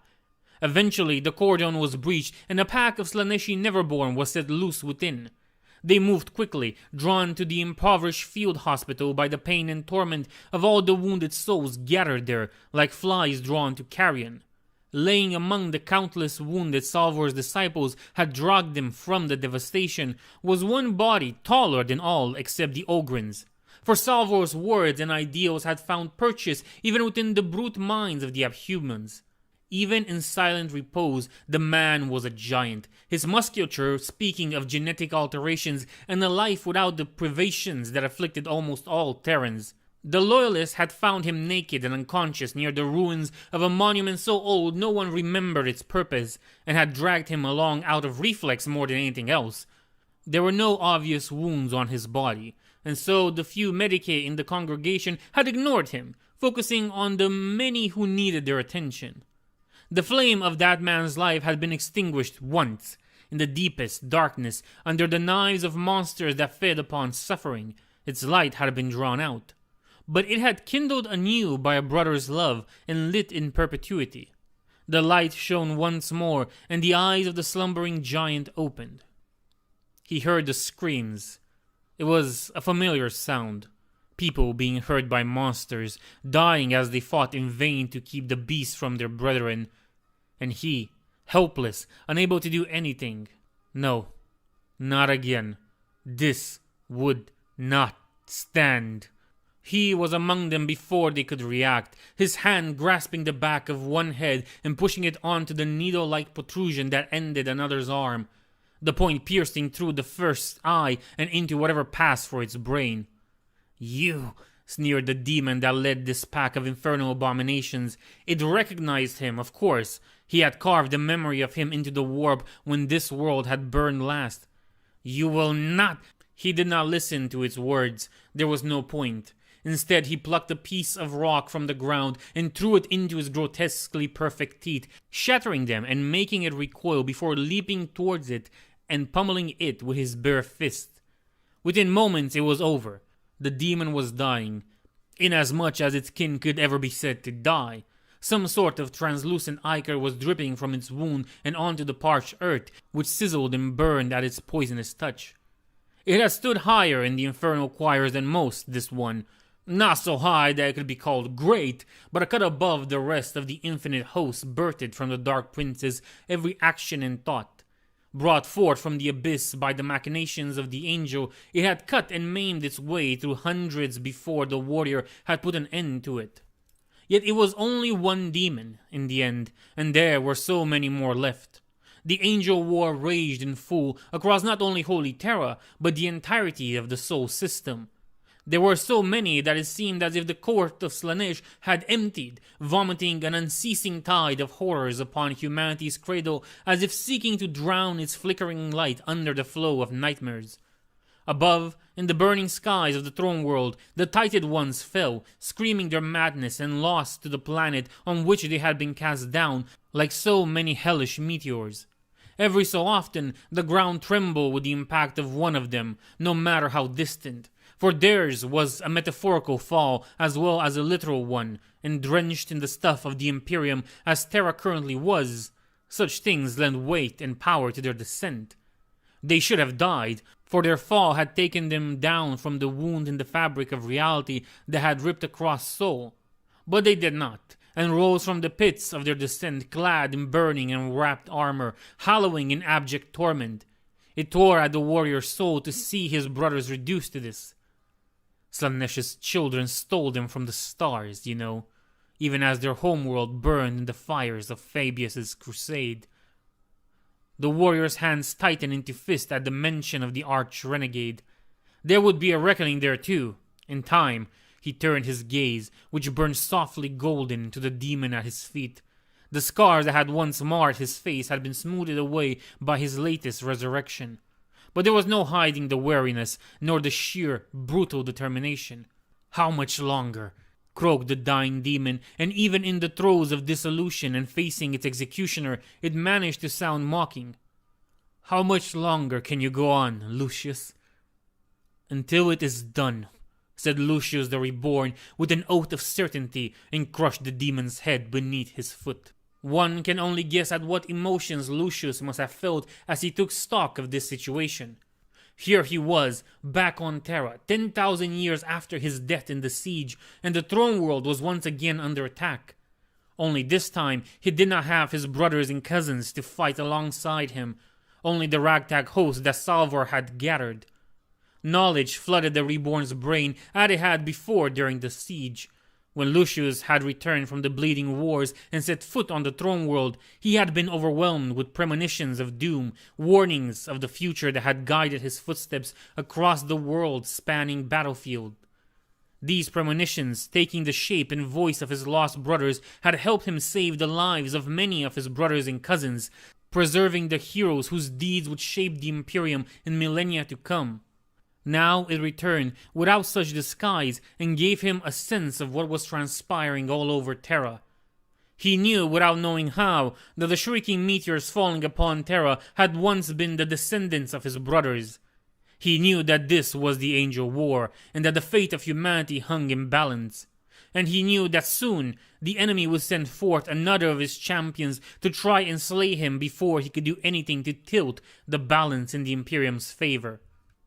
We see Lucius, the greatest swordsman of his age, and of every age since. Lucius, the devoted. Lucius, the faithful. Lucius, who died under the monster's knives and was dragged back to life by a brother's hands. He has slept long and deeply, freed from nightmares and reminiscence. But now he rises once more, as the world he dies so many times to defend suffers once more the presence of the arch-enemy. We see the mantle over his soul.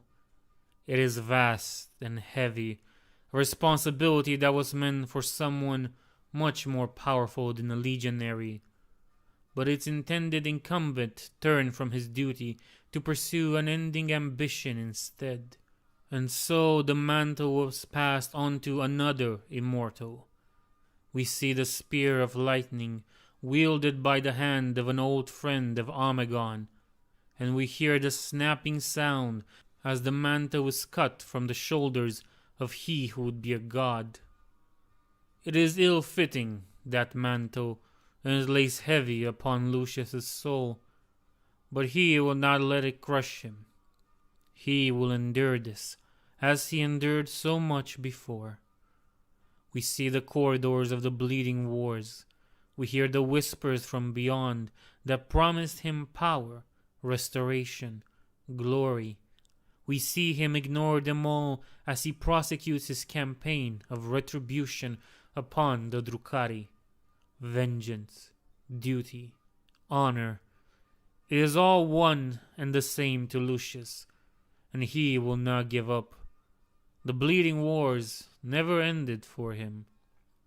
This is the reborn brother, the one who makes demons afraid and the Dark Prince frustrated, the epitome of the Third Legion as it was always meant to be.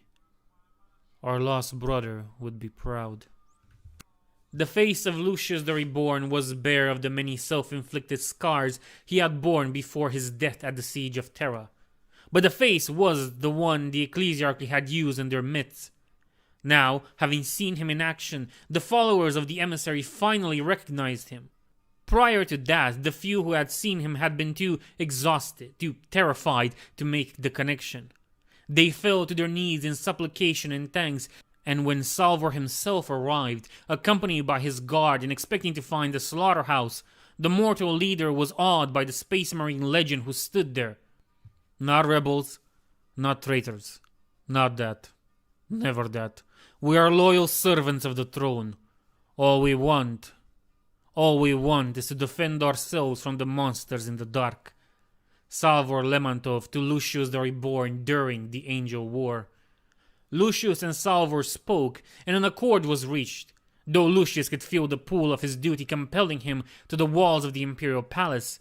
He could not abandon these people to the infernal horde that was closing in on them from the depths. The Reborn would stand along them, and as word of the saint's resurrection spread among the emissary's followers, a spark of hope was kindled alongside the flames of defiance that had sustained them so far. Pieces of improvised armor intended for the use of Oghren were hammered in place over Lucius's body. He picked up a piece of jagged metal, testing its weight before nodding and marching to the edge of the camp. There, like an old barbarian king, he stood before the gathered hosts of hell. He looked just as deadly. Soon, all too soon, Iria itself emerged from the depths. The exalted keeper of secrets towered above the battlefield, a figure of infernal glory that burned the eyes of the Imperials. Along with it came a host of demons and mortal slaves of chaos. Preachers shouted hymns of hatred and purity, pitching the strength of their flock's faith against the greater demon's corruption. Yet the sheer immensity of the Chaos host, which outnumbered the beleaguered loyalists many times over, weighed heavily on the courage of the emissary's followers, who had already endured much and found themselves wondering if there was any point to their resistance. As the horde of monsters advanced, morale began to waver. And then, everything changed. "This is our home!" No one knew who said those words first. They were barely more than a whisper, a desperate prayer for strength in the face of horror, but they struck a chord within the hearts of the thousands who had gathered in this final, desperate stand against the unholy and monstrous. "This is our home!" 100 voices repeated. "This is our home!" said 1,000 throats. "This is our home!" roared 10,000 souls.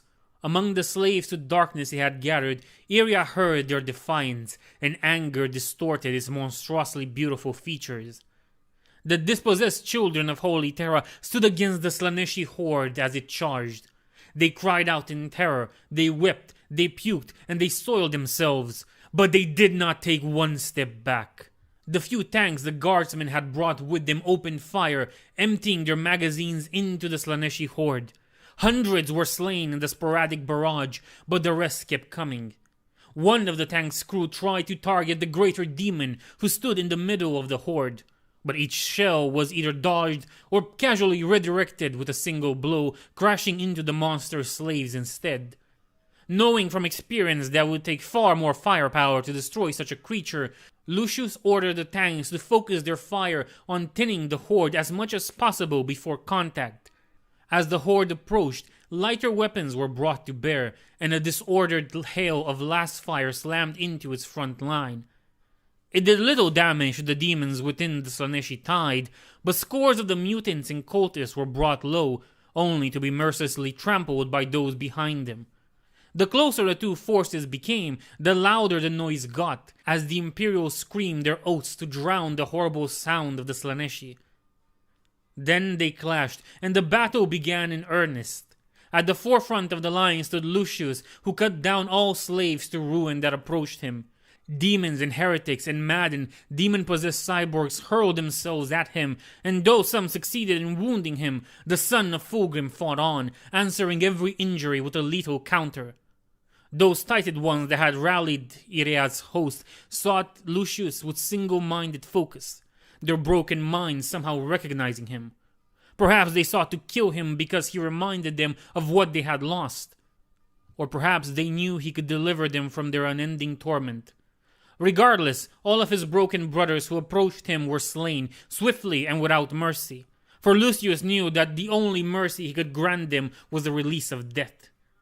Drenched in blood, the Reborn fought on, until a hushed silence suddenly descended upon the battlefield. Lucius looked up from the remains of the last enemy he had dispatched, knowing what he would see. There, towering above him, was the leader of the Slaaneshi horde, Iria itself. The name and sins of the exalted demon flowed into Lucius's mind, and the knowledge granted him an understanding of the true nature of this foe. With that knowledge came a burning determination to destroy the seducer, and Lucius felt neither fear nor doubt as he confronted the greater demon of Slaanesh. Two of the demon's hands held weapons, a whip and a sword. Lucius ignored the abominable nature of the weapons, focusing instead solely on their reach. It didn't matter to him that the sword was made of a single shard of crystal that shone with impossible colors, or that the whip was a living thing, ending with a needle-teethed mouth. Iria was faster than him. It was also taller and stronger, and a lot more resilient. It had experienced the death of uncounted worlds, feeding off the terrible emotions that course through the mind of those who watch everything they ever knew fall apart around them. It had whispered unholy truths and beautiful lies that had brought the doom of empires. It had fought titans in the webway and came close to breaching the palace long before the dogs of the arch-traitor had ever reached Sol. This was not a fight he could win, but that didn't matter. Lucius's past was a litany of such fights. He dodged every blow by a hair's breadth, or turned them aside by the tiniest angle. Even then, his improvised armor was dented, and his skin covered in scratches that gleamed with deposited poisons that would have killed a mortal man a dozen times over since the duel had begun. The child of the Emperor had yet to strike a single blow in return. And yet, it was Iria's features that were distorted in frustrated anger. It wanted to taste his fear, his despair at facing an opponent he could not possibly defeat, and it found no such thing. The Emperor is dead, Lucius. You fight for nothing. This world is ours already. He may be, acknowledged Lucius, but I fight for the Imperium and its people, and this world will never be yours. Your legion is dead too, it taunted further. Chemos burned. We took your surviving brothers and made them into our pets. Ah, now that was making him angry. But his anger was a cold one, not one that would shake his focus. Then I shall be a legion of one, spat Lucius. I shall destroy you, and then the next monster, and the next, and the one after that. I will never stop. I will never relent. I will never surrender. He lashed back, seizing the slightest opening and scoring a wound on one of Iria's wrists. It was a small thing, the kind of injury even a human might survive, especially when compared to the size of the greater demon. But it was a blemish on the incarnate form of a creature born of nightmares of perfection, and it made Iria shriek, You dare! I will break you myself, Lucius. I will sunder your mind over 1,000 years of torment until you are broken. Then, and only then, what will be left of you will serve us, like the rest of your misbegotten bloodlines, dregs. Enraged, Iria redoubled its assault, and Lucius found himself forced to step back. Around them, the demon slaves watched with wide eyes and slack jaws, their broken minds unable to comprehend the unholy beauty of their master's battle. Some were weeping, heartbroken that their lord had been injured, however small the damage. As the pressure on his defense increased, Lucius wondered if he was going to die again. The thought did not cause him fear, only regret that he might fail to protect the humans whom he fought alongside. Then, there was a shift in the air, the psychic equivalent of a gust of icy, clean air over a charnel pit. Pale, translucent hands reached up from the piles of the dead that surrounded them. At first, there was only a few, then more and more, then spectral shapes emerged from the carnage, eyes blazing with vengeance as they flew at Iria in a ghostly storm. What? No, this is wrong! This cannot be! Lucius watched, eyes wide. This was new. This was not something he had ever encountered before, and the mysterious font of knowledge that had kept him informed of the Angel War was silent on its origin. It seemed that this new age had brought with it new wonders and mysteries. You are nothing, shrieked the greater demon, lashing out at the specters around it. You are prey, you are toys, you are food for us, and nothing more. Lucius's gaze briefly flicked away from Iria, drawn by movement at the back of the Slaneshi horde. There he saw an army of Martian soldiers, and among them, 2 legionaries clad in the colors of the 15th Legion. From the Imperial Palace came the Chosen of Magnus, dispatched by Omegon to stop the psychic menace the Tower of Hegemon's sensors had detected in Hive Tashket.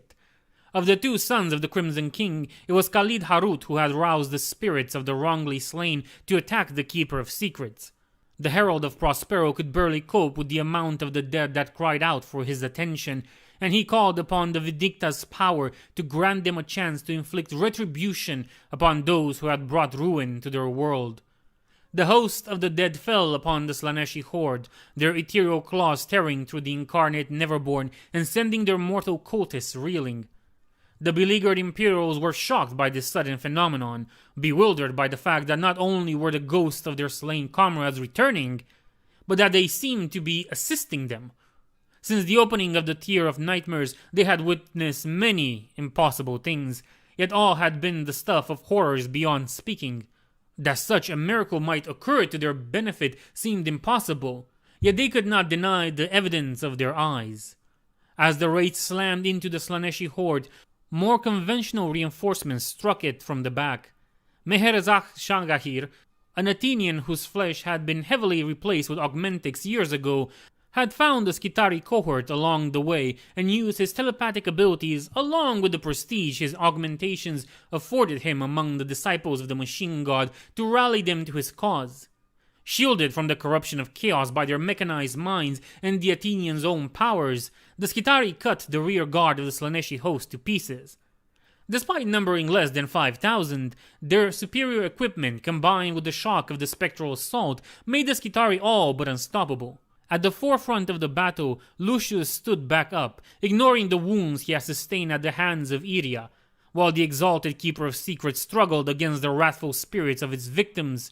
The Reborn seized the opening the dead had provided him. From the other side of the battlefield, Khalid sensed the champion of the Emperor's children's presence and, acting on an impulse inspired by Vindicta, threw his power sword over the mass of cultists and demons. Amplified by telekinine power, the weapon cut through the air before being snatched by Lucius. The moment Lucius' hand closed around the standard issue weapon, it ignited with power as the lingering energies of Vindicta were set ablaze by the strength of Lucius' own incandescent soul.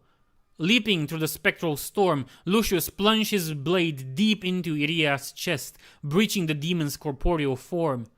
Yet, even as its power bled from the wound and the ghost tore it ever wider, Iria struck back at the one who defeated it. Lucius' attack had given no thought to his defenses, leaving him completely open. With a single mighty blow, the Keeper of Secrets sent Lucius flying, his broken and bloody form crashing onto the earth, where it remained unmoving. A great cry rose from the Imperial ranks at the sight of their champion laid low, and Salvor rallied his men into a final push into the Slaneshi horde, finally breaking it and sending the survivors scattering across the ruins of Hive Tashket, even as the last of Iria's strength bled out and the demon was sent back to the infernal realm that had spawned it. His heart beat. He breathed. His eyes opened. He was alive again. He had not known this would happen. But then again, that had been the case every time he had died before. He had always gone to his death knowing this might be the last one, even if during the siege he had been forced to realize it would take something truly monumental to really end him. And now here he was again, millennia after the galaxy had burned in the fires of Guliman's heresy, returned by the will of the Emperor, who was dead. He knew this to be true, knew it in his heart and soul. So be it. His duty did not change, even if his lord was dead, even if his legion was gone. He was Lucius of the Emperor's children, and he had sworn an oath. Until it is done, he murmured to himself as he stood. The humans surrounding him looked at him with awe that was uncomfortably close to worship. So many of them had died, yet many remained. More than would have had he not been here. That made it worth it, he knew. It was the lives his actions saved that made the pain of death and rebirth worth the endurance. "Lord Lucius," said the one who led them. He too looked at him in awe, but did not let it overcome him. The burden of command laid heavy upon him. This was something Lucius could recognize, even if he had never experienced it for himself. You live. This wasn't the first time I died," Lucius replied, knowing he wasn't telling the man anything he didn't already know. It was obvious in their stares. These men and women of the Imperium knew him, even after so long. Nor will it be the last. At least once more, called out one of the 2,000 sons who steered nearby.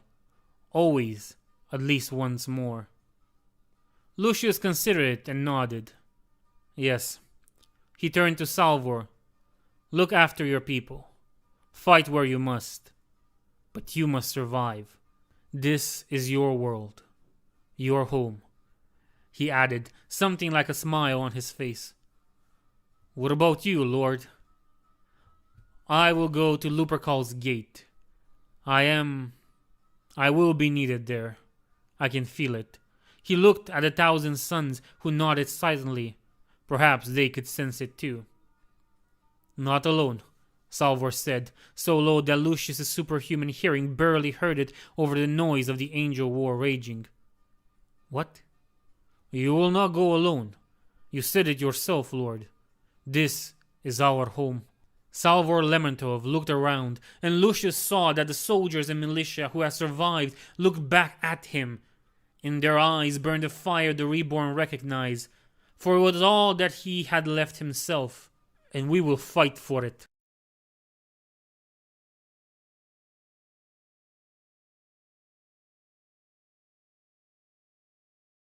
Innocence and punishment. While the Adeptus Arbites are judges and enforcers of the Emperor's law, it is the assassins who bring death to those heretics and traitors who have earned the High Lord's attention.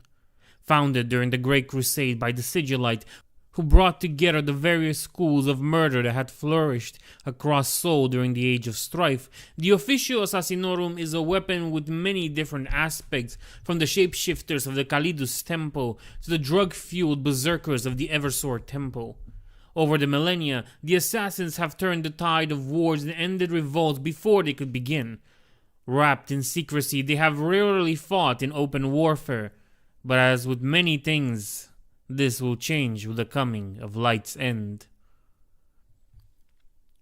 We see the Assassinorum Temple. It does not look like much when seen with mundane eyes.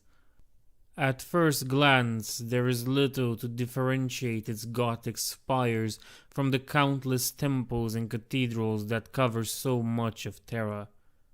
This is by design, of course, for the lords of the temple know the value of secrecy. But we see deeper, brother. We see the eyes and the traps, the wards and the guards. We see the weight of death crushing every stone.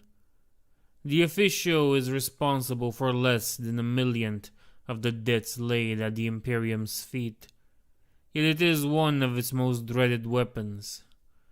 We see the harvest of flesh across the galaxy.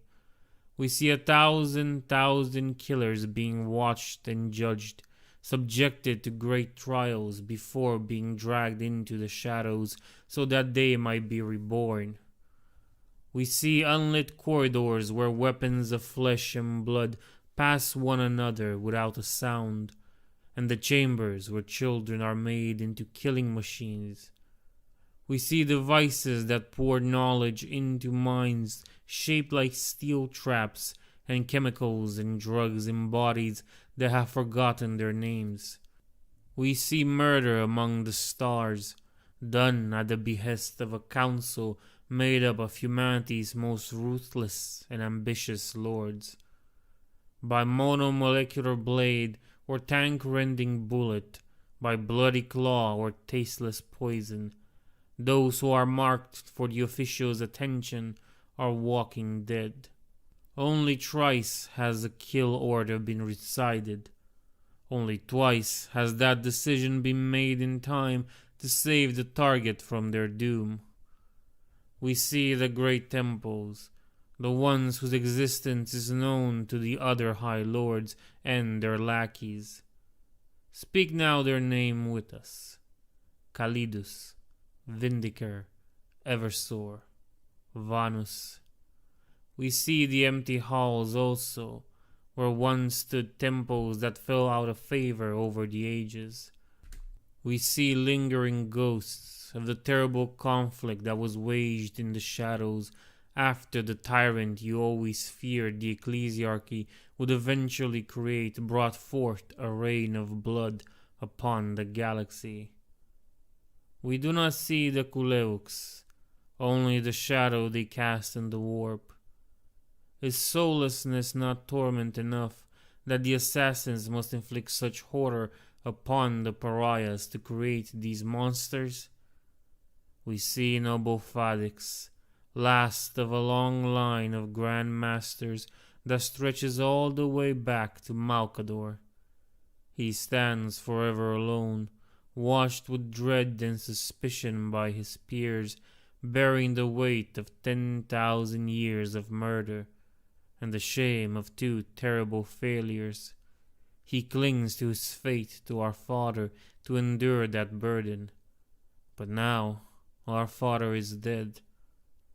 What will become of him once he realizes that, we wonder. Since the reformation of the Officio Assassinorum in the Roboutian Heresy's troubled aftermath, the halls of the Assassinorum Temple had only ever been breached twice. The first time had occurred after the War of the Beast, when the mad Grand Master of the time had slain all of the other High Lords and imposed a tyrannical rule upon Terra. For the crime of the beheading, Grand Master Drakan Vangorich, who was based until they ruined him in the books, was brought to justice by none other than the Primarch Angron himself. Returned from his Xenos purging crusade across the stars, the Lord of the Red Sands had smashed through every defense of the ancient structure and slain every agent the treacherous High Lord has sent against him before killing Vangorich and putting an end to his insanity. To this day, secret records existed available only to the current Grand Master that describe the onslaught of the Primarch's wrath in near religious terms. Written by the few survivors of Angron's retribution, these texts served as a reminder of the price of overreaching beyond the set limits of the Grand Master's duties. While the fact of Angron's return were known to the High Lords and their closest circles, only the Grand Master of Assassins knew the details of the final confrontation between Vangorich and the 12th Primarch. Only he knew the last words of the beheading's architect. Whatever those details may be, whatever these secret accounts may relate, no Grand Master has ever contemplated such treason again. Millennia later, after Gorge Vandir's reign of blood was put to an end by the execution of the Mad Tyrant, another battle had been fought in the Temple of Assassins. The shape-shifting would-be usurper Zigjarek had sought to bring the Officio under the control of Vandir, triggering a civil war within the ranks of the Assassins. While this conflict, the War of Vindication, would last several years past Vandir's demise and spread across the entire Imperium, its first battle was fought on Holy Terra itself, within the very walls of the temple. There, the Grand Master and his legionary allies had confronted Jarek, putting the traitor to death and shattering his conspiracy to pieces. While the details of both these occurrences had been kept secret from most of the rest of the Imperium, the assassins themselves remembered them well. None questioned the necessity of these past assaults, but paranoia was one of the Officio's cardinal virtues. The Master of the Officio knew that, should another High Lord attempt to follow in Vandir's footsteps, their first step would be to neutralize the threat that the assassins posed to their ambitions. The watch of the Ordo Sicarius and the Officio's ties to the 8th and 20th Legion made it all but impossible to turn the assassins to such a cause again. Wary of falling in their sacred task of enforcing the Emperor's judgment, the Grand Masters had made every effort to secure their headquarters against intrusion. The temple was moved several times across Terra, hidden among the thousands of cathedrals that covered the throne world. Apart from the Officio's members, only the Inquisitors of the Ordo Sicarius knew its actual location. But secrecy was far from the only defense of the Officio Assassinorum, who knew all too well how easily such a veil could be torn asunder. Secret exchanges were made with select members of the Adeptus Mechanicus, with the assassins trading forbidden relics recovered during their duties in exchange for technological improvements to their defenses. Ancient laws prevented the Officio Assassinorum from mustering conventional troops beyond the basic recruitment of their holdings, but automated defenses and creative interpretations of the letter of these laws allowed the Grand Master to marshal considerable power within his domain. As was the case all across Sol, many of these defenses were affected badly by Light's End and the opening of the Tier of Nightmares. But perhaps due to the metaphorical darkness in which they operated, things like that mattered when the warp was concerned. The effects were less severe than elsewhere. And so, when the warband of the Innocent marched onto the Temple of Assassins, they found their intended victims ready. We see the Innocent. They wear beautiful masks that cannot hide the monstrosity beneath from us.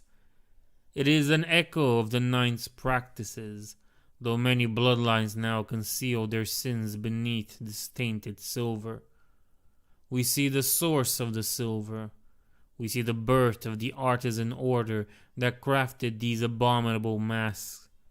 We see a ship marked with the crimson teardrop crashing onto a lost world of humanity. We see local explorers walking its corridors, finding only the dead and the tools of their tainted craft. We see the Innocent wonder in their eyes as they behold the craftsmanship's beauty, and we hear the laughter of the dead angels as the seed took root. We see a culture fall to ruin. We hear the defiant battle cries of the last holdouts against the corruption. We see their last stand. At the gate of a temple, the converts of chaos, his youngest god, will burn and rebuild 100 times bigger.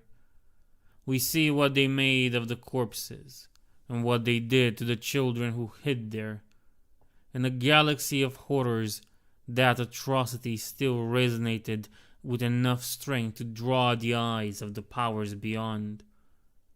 Millennia later, we see our traitor nephews come to the world, driven by the verges of the Sea of Souls. This is no coincidence, brother. We see the masks forced upon their faces. We hear the screams of what remains of their conscience.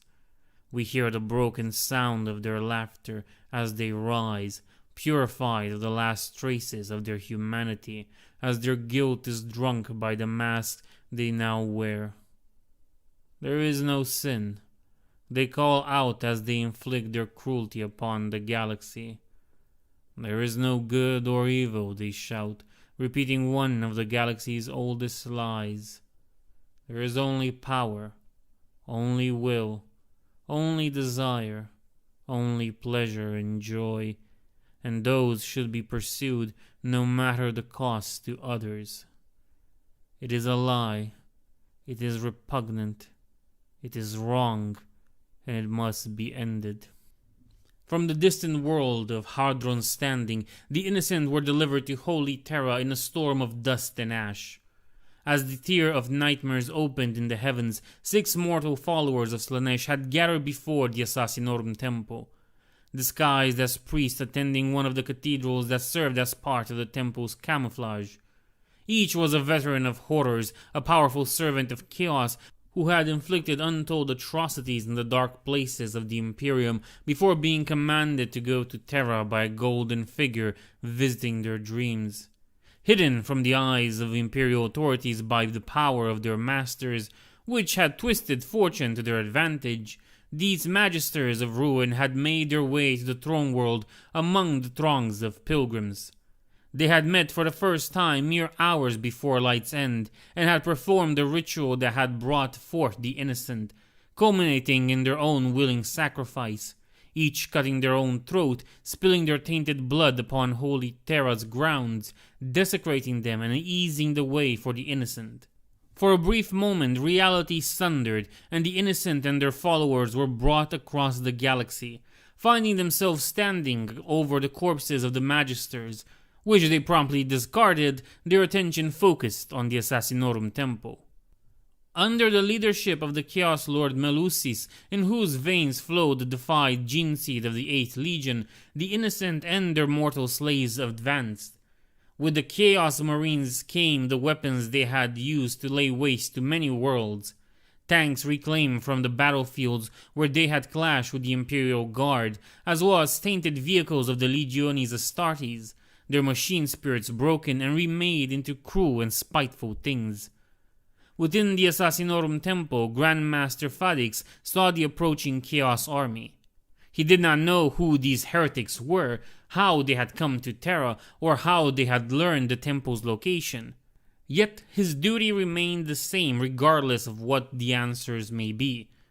The temple had to be defended, and those who dared to despoil Holy Terra and their foul presence must be purged. There was no need to wait for the verdict of the High Lords.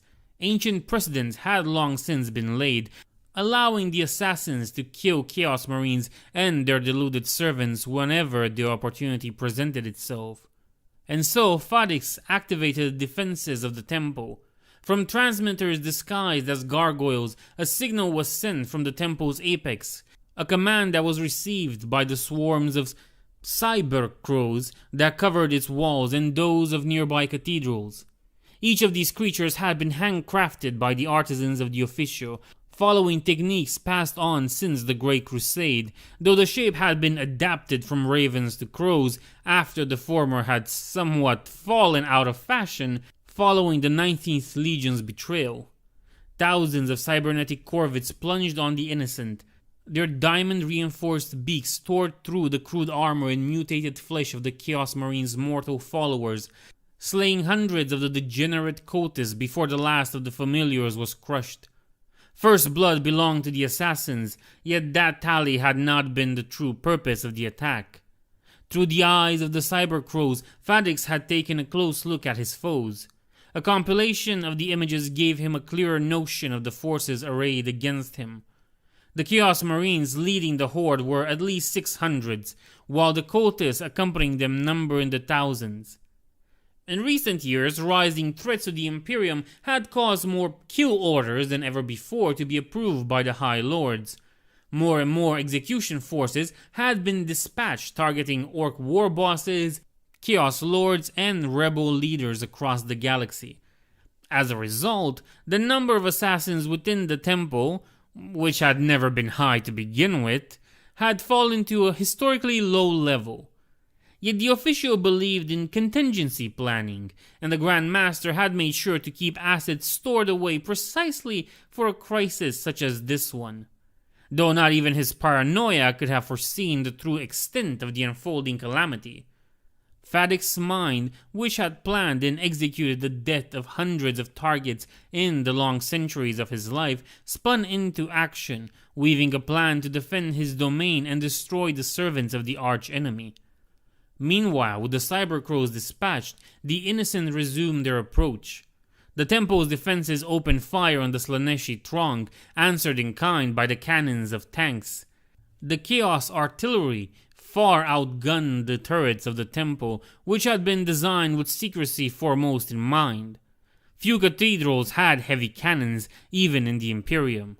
Though they took a toll on the innocent, one by one the temple's turrets were silenced, and the warband arrived before the gates. Hidden in alcoves and behind murder holes, Vindicare killers opened fire on the Chaos warband. Their high-powered sniper rifles were aimed at the Chaos Marines, and the shells they fired had been designed to kill even the most thick-skulled Orc warboss. But the innocent were protected by the unholy power they served. Auras of power ripped from their masks, and the Vindicare shells exploded in mid-air, or were thrown off course and slammed into the screaming cultists instead. By luck, or by the whim of the Dark Prince, a few did find their mark, punching through ceramite and detonating within transhuman flesh. But even then, the wounded innocent did not die, sustained as they were by the eldritch artifacts embedded on their faces. Warp energies roiled between them, each reinforcing the other. This too was watched by Fadix. The Grand Master saw the silver mask glow with the same light that burned in the skies of Holy Terra, and recognized what it meant. Concentrated fire from the innocent's artillery soon took down the gates, and Melusis led his warband onward. Inside, the Assassinorum Temple was a labyrinth, filled with deathly traps. Those who lived there were all used to avoiding its perils, and the regular deaths were regarded as a culling of the weak. The innocent herded their mortal slaves ahead of themselves, laughing as their followers died by the score to lethal defenses before destroying them and sending a new batch in. After an hour of advancing like this without seeing a single defender, the Vindicar had retreated immediately after their first volley had failed to hurt their targets. The innocent finally met resistance that could actually be fought. At the order of Fadix, 100 stasis coffins had been opened. Their occupants had been loaded with mission parameters of exceeding simplicity. Kill everything within the temple that wasn't a member of the Officio Assassinorum. 100 Eversor assassins were a force to be reckoned with. Not since the War of the Beast and Angron's wrathful judgment of Drakan Vangarich had so many of the drug-fueled killers been unleashed at once. The first cultists to encounter them did not even have time to be terrified before they were torn apart. The ones after that barely had time to scream. By the time the Chaos Marines reacted, the Eversor had slaughtered thousands of cultists. The Lords of the Innocent, however, were stronger foes. Empowered by their silver masks, they faced the assassins, reveling in the chance of slaying these living incarnations of the Emperor's justice. Eventually, the last of the Eversor was put down. The bombs that were normally implanted within them to ensure they took down their killer with them had been deactivated. Instead of a series of nuclear explosions that would have leveled the entire temple, each of the dead Eversor detonated with the strength of fusion grenade as chemicals running through their bodies were thrown off balance. Between the fighting and the explosions, the innocent had taken their first Astartes casualties. Nearly a third of their number had perished, but the rest pressed on, caring for the demise of their brethren only insofar as it had also weakened their own power. The strange hive mind of sorts that the innocent possessed may have prevented them from suffering from the same internecine conflicts that had ravaged countless chaos warbands, but it had also destroyed any possibility of them forming genuine bonds of brotherhood. They made their way through the ruins created by the Eversor's death and deeper into the temple. The temple was far larger than it appeared. Networks of tunnels and catacombs spread below its cathedral-like disguise, full of the archives of 10 millennia of murder. The innocent wanted to destroy it all, to erase every trace of the official's existence. As they went deeper, they left groups of cultists behind to burn the records and defile the monuments of past assassins. However, few of these slaves to ruin completed their vile tasks. As their masters left them behind, silhouettes emerged from the shadows, picking up lone cultists and dragging them away before returning to the rest, having assumed the shape of their victims.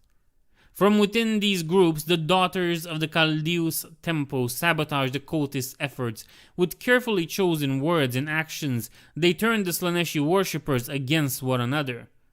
At the head of the innocent advance, Melusis was growing frustrated. Although he and his brothers had slaughtered many servants of the Officio Assassinorum, they had yet to find their true prey. The High Lord of Terra that the Sanguinor had told them was there, the Grand Master of Assassins, who dared to think his actions were in any way just. For hours they wandered deeper and deeper, finding only automated defenses and small pockets of resistance, until at last they found Fadix. The Grand Master confronted the Lord of the Innocent in a vast underground library, which vast shelves were filled with books on the countless methods of murder humanity had designed over its bloody existence. Standing on a towering balcony, the High Lord spoke to the invaders. "Ah, here you are, Grand Master," Melcius sneered. "We have been looking for you." "Yes, I thought as much," Fadix's voice echoed in the library, empty save for the innocent and their prey. "You have made quite a mess of this place." "And you would judge us for this?" laughed Melcius, the sound warm and cruel. You are a killer just like us. You hide the truth behind pretty lies, but you and I both know the truth." "You know nothing, traitor," replied Fadix, his voice haughty and confident, full of cold and righteous anger. The mere sound of it was enough to make Melcius grind his teeth in disgust. "I serve at the will of the other High Lords. Through them the will of the God Emperor is made manifest, and I carry his judgment to those I command. But there are exceptions, circumstances where I am allowed to act without official sanction. By intruding here, by breaking the sanctity of Holy Terra, by defiling the throne world with your corruption, you have placed yourselves within one such provision. By the power vested in me by the Master of Mankind, I judge you all guilty and sentence you to death." But Fadix did not stay and face the Chaos Lord head-on. Instead, he turned tail and fled, mocking Melcius, telling him that he and his kind would be lost forever in the labyrinth beneath the Officio, until such time as the Imperium deigned to deal with them. Enraged beyond measure by the High Lord's provocations, Melcius called all of his brothers to his side and drew upon the power of their mask to hunt down Fadix through the tunnels. Deeper and deeper they went, chasing the Grandmaster's trail. In rage, Melcius did not wonder why they had stopped encountering traps since the confrontation in the library. It was a mistake Fadix was counting on. He led his pursuers into an immense chamber whose vaulted ceiling was held up by hundreds of meters-thick pillars of black stone. The temperature in that room was far below the point of freezing water, but neither Fadix nor the innocent were bothered by the cold. Blue torches atop the walls, which reached over 300 meters in height, cast a dim illumination upon the room. There, the innocent found Fadix waiting for them, standing in the shadows of the pillars. Driven by his anger, Melcius charged, and with a single blow of his demonic axe, cut his prey in two. But even as the halves of the Grand Master fell to the cold metal of the floor, their flesh flowed like wax, revealing another Chaldeus assassin. While the entrance the innocent had come in closed, the massive gate rolling back into place. Melcius laughed. Was this it? A pitiful attempt to trap them? Did that High Lord believe the innocent would succumb to something as pathetic? And yet, there was something about this room, something he couldn't quite understand, even as all his senses, both mortal and warp-brought, told him that there was no threat in his surroundings. For the first time in decades, the Chaos Lord felt a twinge of unease. Suddenly, where before there had been only bare stone, figures in black clung to the pillars, looking down at the innocent with skull-faced helmet. Melcius saw over 30 of them leering at his warband. Lore that had been implanted in his mind during his ascension to the ranks of the Space Marines floated to the surface of his mind. Kuleus assassins, the soulless killers of the Imperium, most dreaded weapons of the Officio Assassinorum. Then, the collective pariah aura of the Kuleus slammed into Melcius, and he could think of nothing but the horror of it. All around him the other innocents stumbled, overwhelmed with a sense of dread that was entirely alien to them, yet even that feeling paled in comparison to what came next. Under the collective psychic nullification effect of the Kuleus, Melcius felt himself sundered from the rest of his warband, cut off from the other silver masks.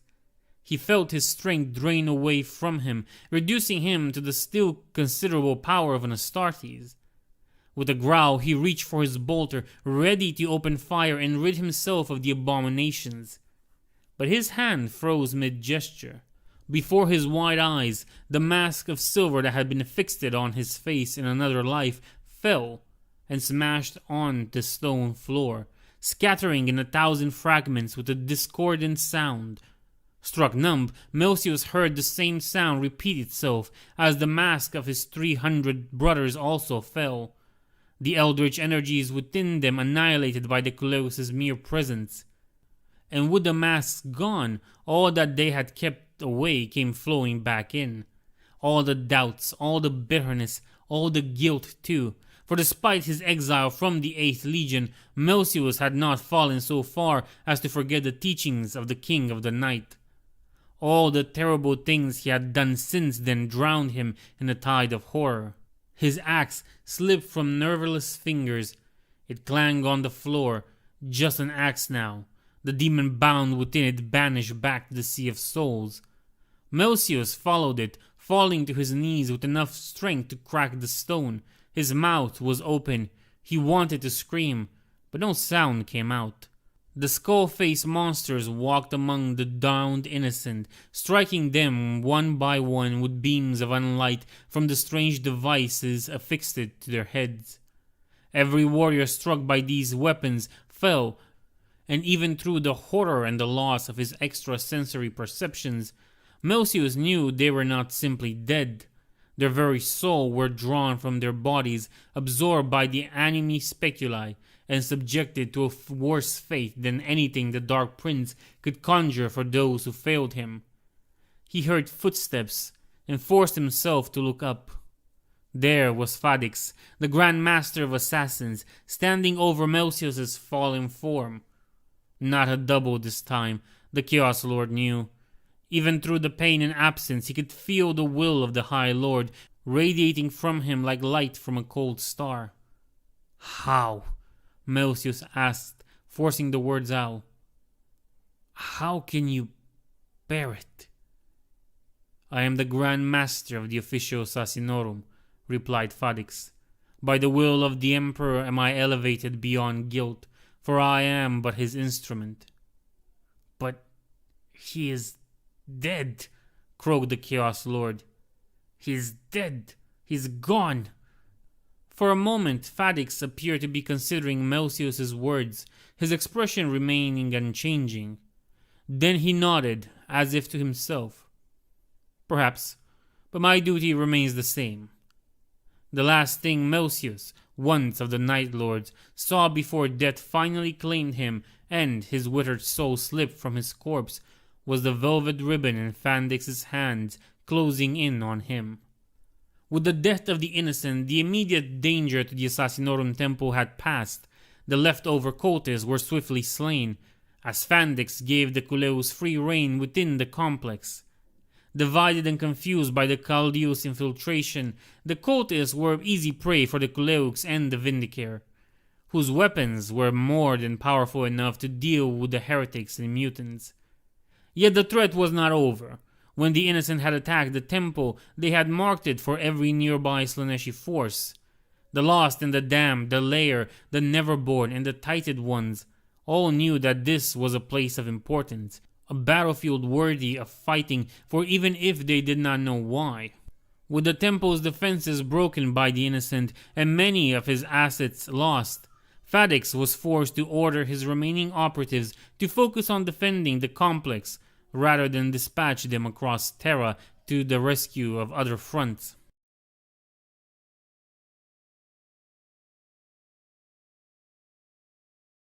Fate and woe. Across the continental landmass that, in ages past, was known as Australia, the ecclesiarchy holds unchallenged dominion. But fate mixed with obsession turns to fanaticism, providing fertile grounds for the seeds of heresy to grow, watered by a flow of self-righteousness, surrounded by wealth, power, and adoration. The highest ranks of the ecclesiarchy have been watched by the Inquisition since the dawn of the Imperium, and the Reign of Blood only deepened their distrust. But even the most watchful guardian can make mistakes, and now the very heart of the Adeptus Ministorum is threatened with corruption and ruin.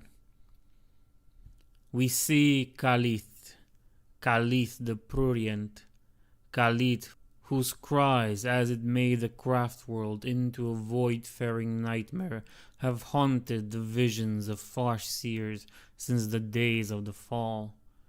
The shaper of horrors, the twister of flesh and destinies. We hear the heralds of the Dark Prince speaking the foul creed of the Lasparian Heresy. They believed our father dead, that he has been dead for thousands of years. They believe the angel should sit on the golden throne as the emperor's rightful heir. They believe Horus betrayed the emperor. They believe Sanguinius killed him to save the Imperium. They believe we and our brothers rewrote history to hide the truth of our ambition. They believe we vilified the angel so that we could rule in his place. They believe a lot of things. Many of them are self-contradictory. Theirs is fate in its most hideous form, where blind belief takes the form of violently rejecting anything that does not conform to your vision of the world around you. They need no glamour to be deceived, for they reject reality itself. They look at the horde of monsters that descends to feast upon Terra's bones, and see a glorious host of shining angels bringing deliverance to the worthy and damnation to the unfaithful. Sounds familiar, brother? If you look closely enough, you might see the traces of the Covenant's influence. We see the Sisters of Battle, the light of their piety cast in stark relief against the heretics and neverborn around them. In them burns the fire of belief and conviction, shackled by discipline and duty. Even your sons could find no fault with their purity after they deposed the madman who deceived their founders into heresy. In this, brother, they are greater than our own nephews, for who among them succeeded in overthrowing their treacherous leader? We see the trillions of souls who embrace the Imperial Creed across the galaxy, in all its myriad variations. Even the least psychically gifted soul shared that tenuous connection to our Father, or at least to who, or is it what, they believed our Father was. Belief can shape the universe, brother. That shaping can take many forms. The actions belief drives some to are but one. Our littlest brother sought to harness another, more direct yet esoteric way, but even he had doubts. After Vandir, the circle of serpents thought about aborting their experiment. It was Thor who convinced them otherwise. If a mortal soul could shine so bright, if the Imperium could yet produce such radiance without it being born from him, then they believed there was still hope for their plan. What will happen now that he is dead? Not even he knew that. We will not lie to you and call our Father's final thoughts a plan. In truth, brother, we are the inheritors of his final gamble. Of all the theaters of the Angel War, it was perhaps within the continent-spanning ecclesiarchal palace that the true scope of the preparations that had led to it was the clearest. The corpse of the false saint Rodrigo Alexander had been but the latest of the seeds of ruin that had been laid across the continent over the millennia. As the exalted keeper of secrets Khalid rose within the cathedral of the immortal emperor, the servants of Slanesh and his angel rose. As demons, lair, titled ones, descended from the tier of nightmares, the cultists who had embraced the blasphemous creed of the Lasparian Heresy discarded their disguise and raised their unholy banners. Born of the crystallized madness inspired by the echoes of blood, the Lasparian Heresy had plagued the Imperium since the end of the Scouring. As the Imperium was purged of the traces of Guliman's rebellion, and the history of the heresy was rewritten to prevent the collapse of the Empire, the first signs of that vile cult were found on Holy Terra. Its members, driven to lunacy by the echoes, believed in a different account of the heresy, one that saw the traitor Primarch Sanguinius as a martyred figure, and the rightful heir to the Emperor of Mankind. The exact details of how this false version of events had occurred varied from one cell of the cult to the next, with the angel's divinity and righteousness being the only constant, along with the fierce hatred of all legionaries from other gene lines. who were said to have betrayed the angel and imprisoned him into some infernal pit out of jealousy. Over the millennia, hundreds of inquisitors and untold thousands of acolytes had fought to keep the Roboutian Heresy, a name coined by one of the Ordo's first interrogators, and which spread through the entire Inquisition, suppressed.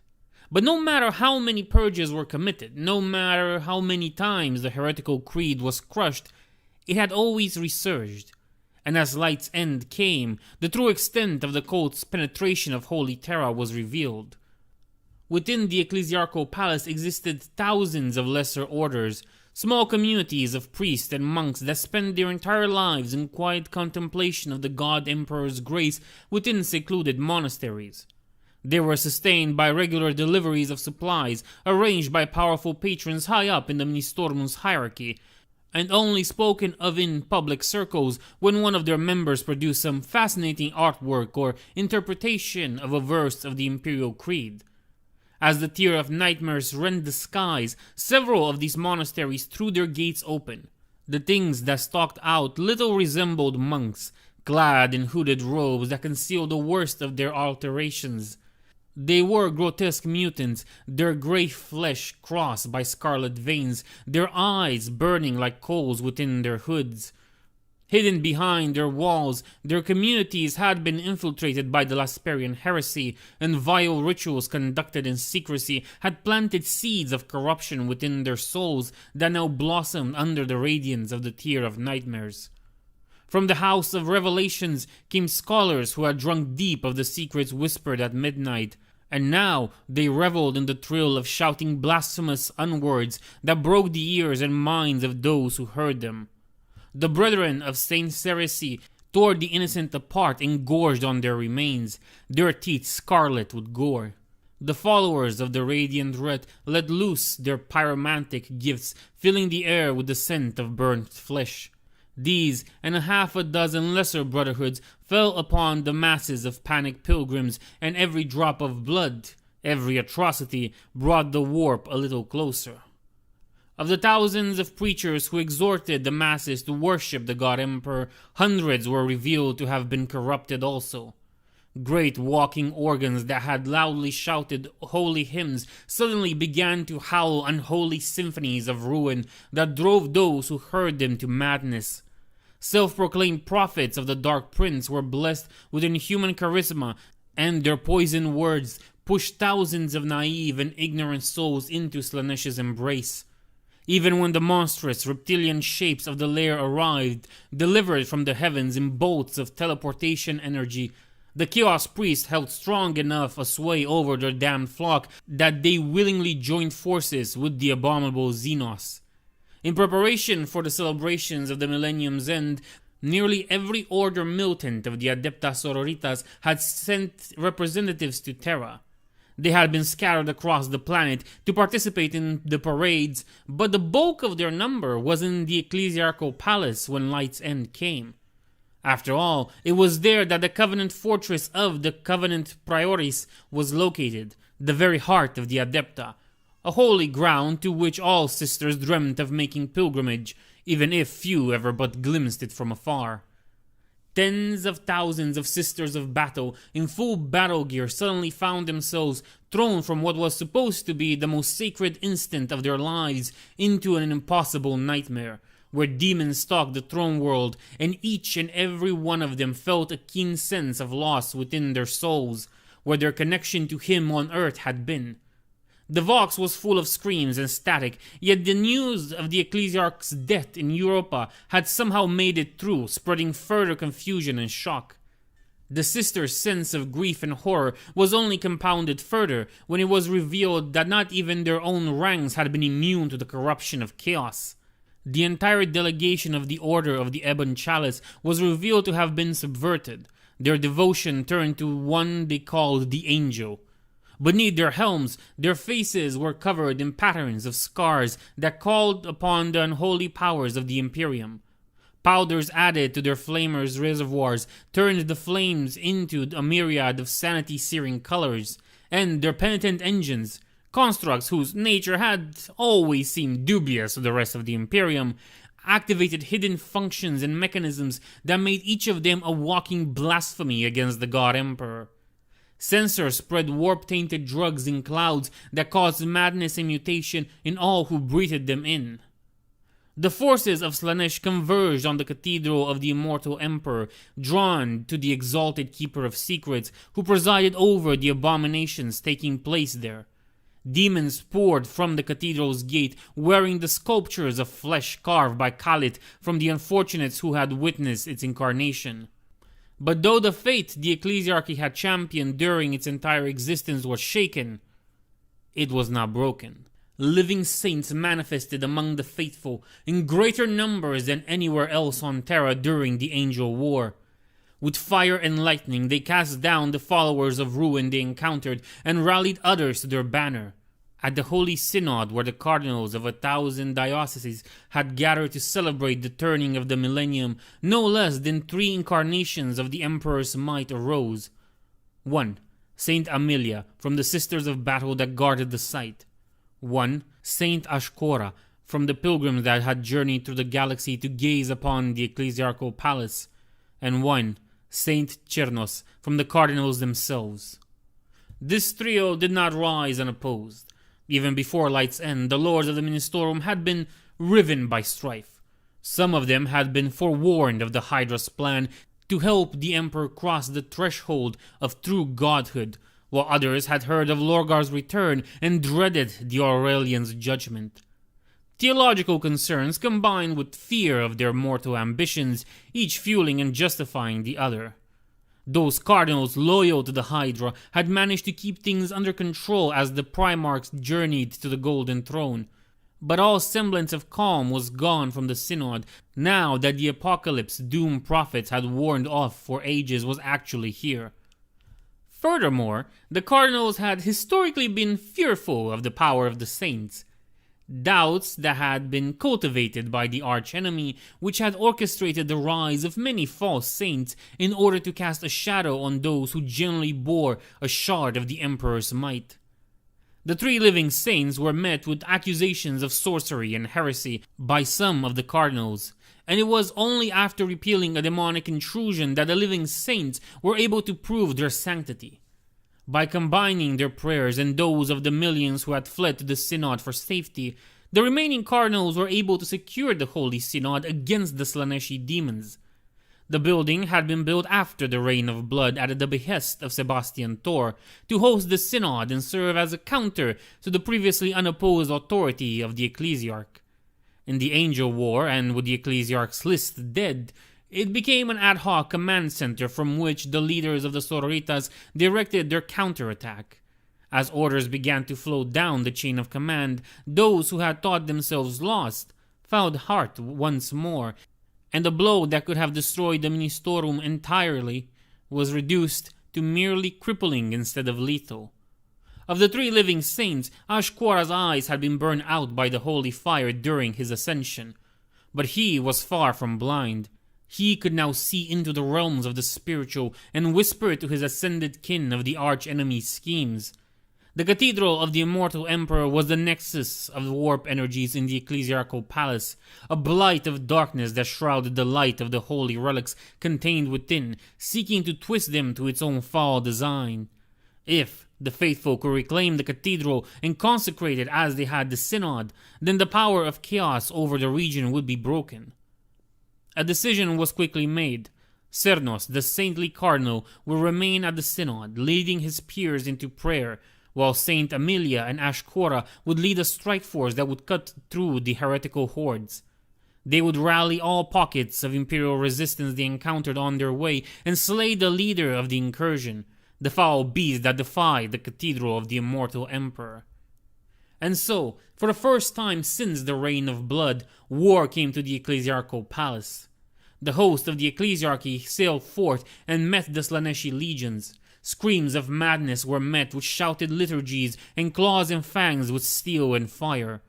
Drawn to the living saints leading the host like moths to the flame, the cultists and demons threw themselves in the loyalist path in the thousands. Every kilometer of their advance was paid for in lives.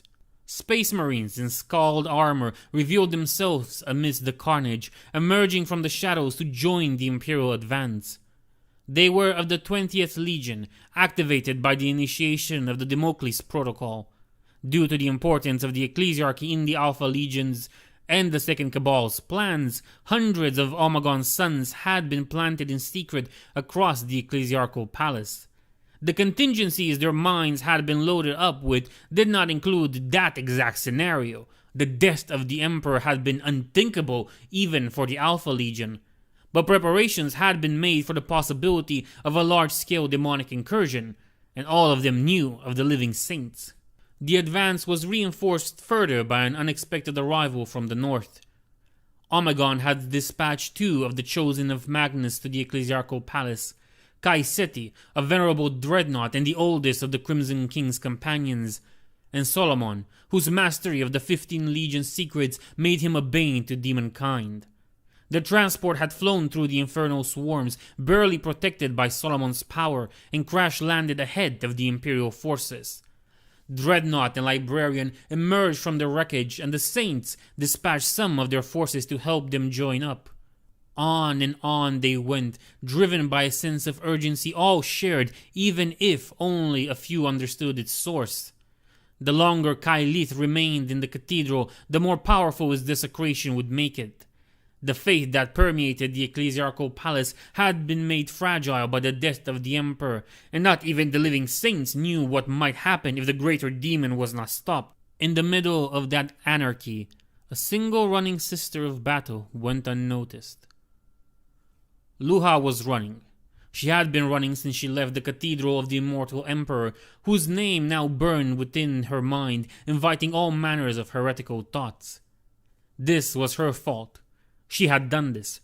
She had brought the monster who had caused all this horror and blasphemy to Holy Terra.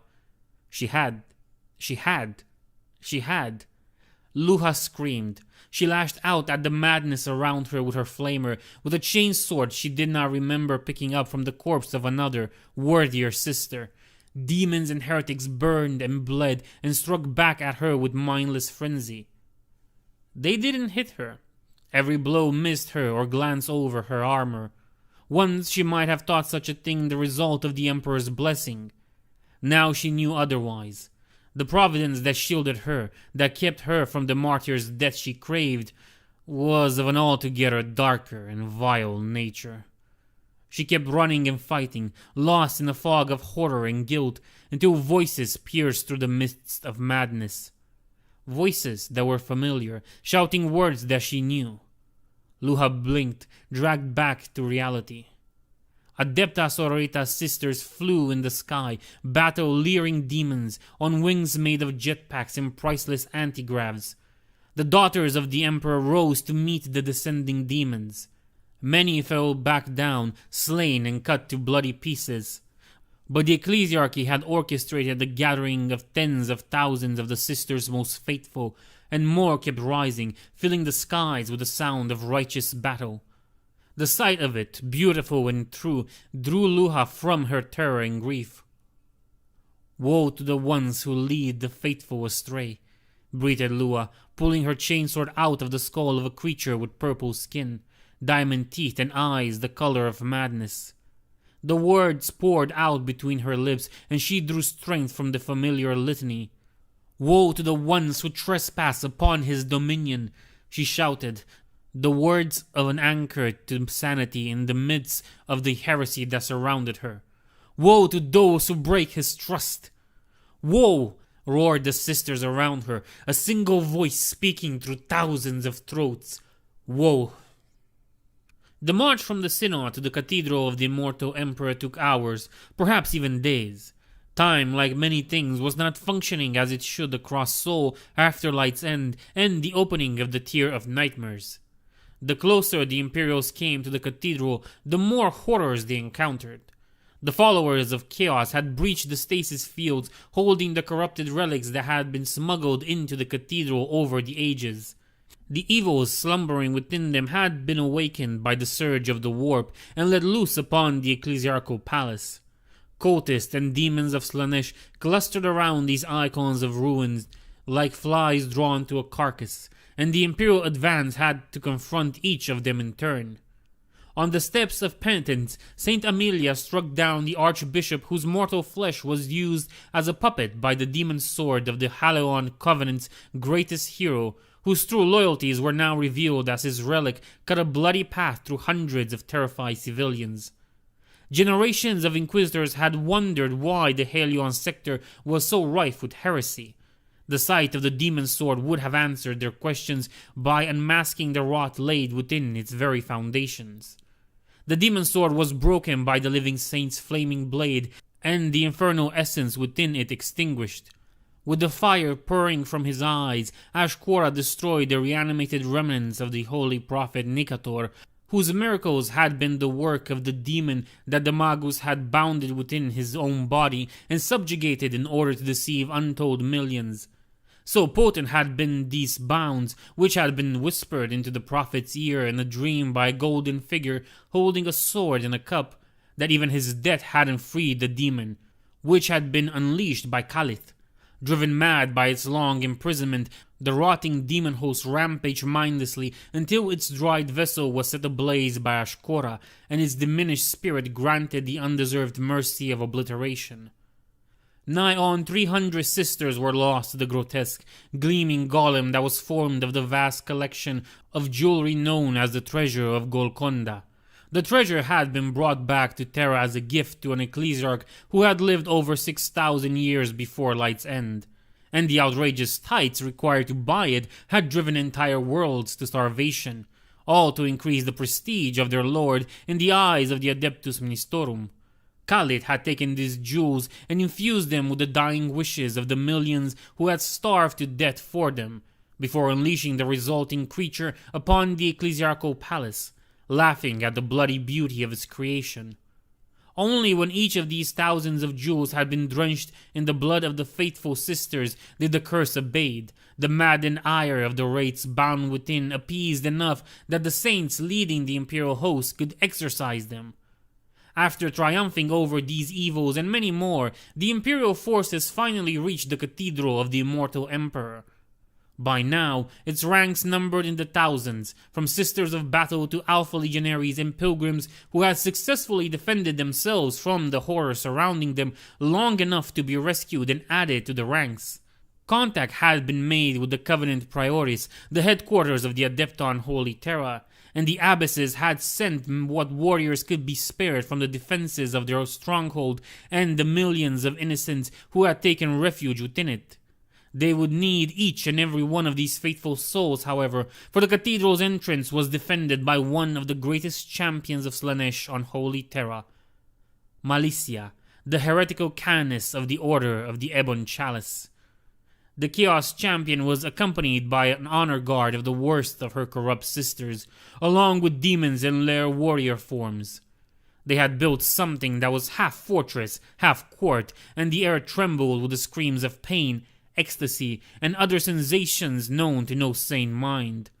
Shards of razor-sharp glass flew in the air of the plaza where pilgrims had gathered for untold generations, waiting for their chance to enter the cathedral's thrice-blessed ground. Moving through the air with vicious intent, there were pieces of the great stained glass panel that had towered above the cathedral's gate, and which had been shattered at Light's End. Its representation of the immortal emperor ended, and each shard imbued with malevolent warp light. The heretical canoness of the Ebon Chalice did not carry weapons, for she needed none. Malicia's high rank had granted her passage to Terra without subjugating herself to the usual gene screens and examinations. Her face and most of her skin had been hidden beneath heavy veils, with only her bare hands exposed, holding the heavy chalice of ruby-encrusted obsidian that was the symbol of her order. The cup now laid at her feet upon a makeshift altar, overflowing with gore, while Malicia stood resplendent in all her glory, stripped of her veils, her body fully exposed to the baleful light of the Tier of Nightmares.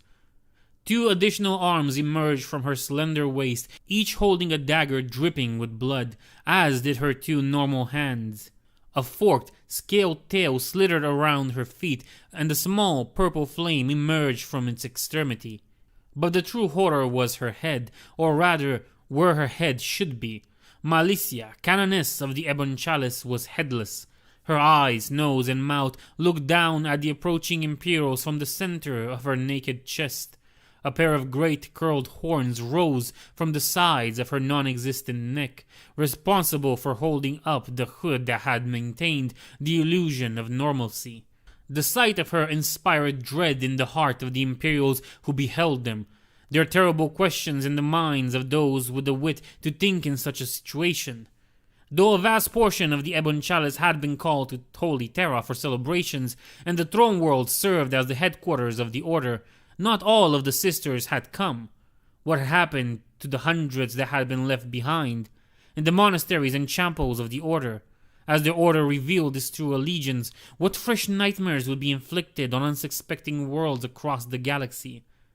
Malicia screamed at the sight of the Imperials, and the unholy sound alone set dozens of the faithful to the ground, clawing at their bleeding ears. But the rest went forth, straight into the gathering of monsters that heretical canoness had mustered to her side. The air rippled as the psychic weight of the Imperial's prayers met that of the heretic's twisted fate. 100 acts of heroism and more were performed during that battle, yet all went unrecorded in the confusion and mayhem. On wings of fire, Amelia, the living saint, flew above the lines of battle, drawn to Malicia like a vengeful agent of the Emperor's wrath. With burning blades she dueled the slave of chaos, and Malicia's poisoned words fell on deaf ears as her mutant mouth spouted Lasperian heresy drivel. By the words of Solomon, the Neverborn were driven off. By the might of Kay, the Tited Ones were granted peace. By the fire of Ashkora, the sorceries of the lair were broken. And by the hands of 10,000 faithful souls, the lost and the damned were vanquished. The battle ended when Amelia broke through Malicia's guard, all but cleaving her in two and hurling her off her altar into the mass of fleeing cultists. With Malicia defeated and the enemy broken, the loyalists charged towards the cathedral. All of them could sense the malevolent power growing inside and were determined to confront it as soon as possible. Not all of them could enter, for the cathedral had become a dread place indeed. Yet those who could hasten their steps, knowing even a single second may make all the difference. So rushed was their advance, none of them noticed that the corpse of Malicia was nowhere to be found. Inside the cathedral, the chosen of Magnus, the living saints, and those of their followers whose will and fate were strong enough to brave the aura of psychic horror that filled the entrance, found the spectacle straight out of the Silver Palace, where the Demon Prince holds court over its minions in the realms of chaos. Khalit's defilement was almost complete, and when it was, the entire continental mass would need to be subjugated to prolong orbital bombardment to contain its heretical taint. The pilgrims and priests who had been inside the cathedral when Khalit had manifested still lived. Their flesh had been melted into grotesque sculptures in which grew tumors that served as repugnant wombs for the greater demon's less exalted kin. These malignant growths burst apart in a shower of ichor as the vessel inside reached maturation, unleashing a new abomination upon Holy Terra. Its arrival celebrated by the unceasing choir of screams that emanated from the 1,000 mouths of the living sculptures. In the eyes of the saints and the 1,000 suns, this nightmarish spectacle was more twisted still, for they could see the souls of Khalit's victims still bound within their violated flesh. They could see, too, the empiric presence of the cathedral, the concentrated fate of untold billions who had sacrificed everything but for a glimpse of the holy treasures within. A deep well of psychic energy had accumulated, kept from manifesting in the materium by the Imperium's collective fear of the Psyker and the iron will of the Master of Mankind. Now Khalit sought to pervert that power, to bend it to its will by covering it in psychic detritus. Amidst the horror, the champions of the Imperium came face to face with the exalted greater demon of Slaanesh that was its architect. They raised their weapons and prepared to fight. And it was then that they started to die. Sergeant Nero of the Alpha Legion was the first to perish. Khalid cut the veteran space marine apart in a single blow of the long whip it had fashioned from the fused spinal columns of its still living victims. An entire squad of battle sisters of the Order of the Valorous Heart was next, their lives snuffed out in a wave of fire within which screamed the faces of the damned. Blackened bones and charred pieces of armor tumbled to the scorched floor, leaving behind the ghostly images of the sisters' spirits trapped in the cathedral by the evil that had killed them. Khalid stalked languidly towards the Imperials, black tongue running on its lips as it sneered down at them. At the front of the charge was Kaiseti, the dreadnought's massive bulk only bringing him to half the size of the exalted greater demon. A corpse should not interfere in the affairs of the living, old one, the never-born lord said in a mocking tone. Clinging to existence as you do is unsightly. Both shells and last bolts slammed into Kailit, but it didn't even seem to notice as it bore down on Kaiseti. The dreadnought leveled his own weapons at the demon, opening fire at point-blank range. Yet there was still no effect. A corona of power covered the greater demon, warding it against all attacks. I shall have to correct this, laughed the Keeper of Secrets. One of its clawed limbs tore through the dreadnought's adamantium shell into the life-sustaining sarcophagus and pulled the husk of a legionary out. For a few seconds, Khalid held the mortal remnant of Kaiseti above its horned head. Then, as the shocked son of Magnus finally grasped his situation, the claw closed, and 2 pieces of dead meat hit the floor. Just like that, a warrior who had fought for the Imperium for nigh on 3,000 years was dead. And still, Kailit laughed. The Emperor is dead, it crowed, and the awful truth of its words was like rusted nails dragged across the souls of those who had come to challenge it. There is no one left to protect you now. All your souls, all your little empire is ours for the taking. There was a great cry, full of defiance and fury, and Saint Amelia descended upon Kailit.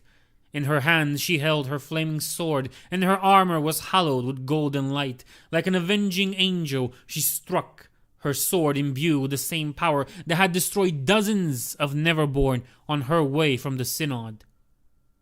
But it wasn't enough.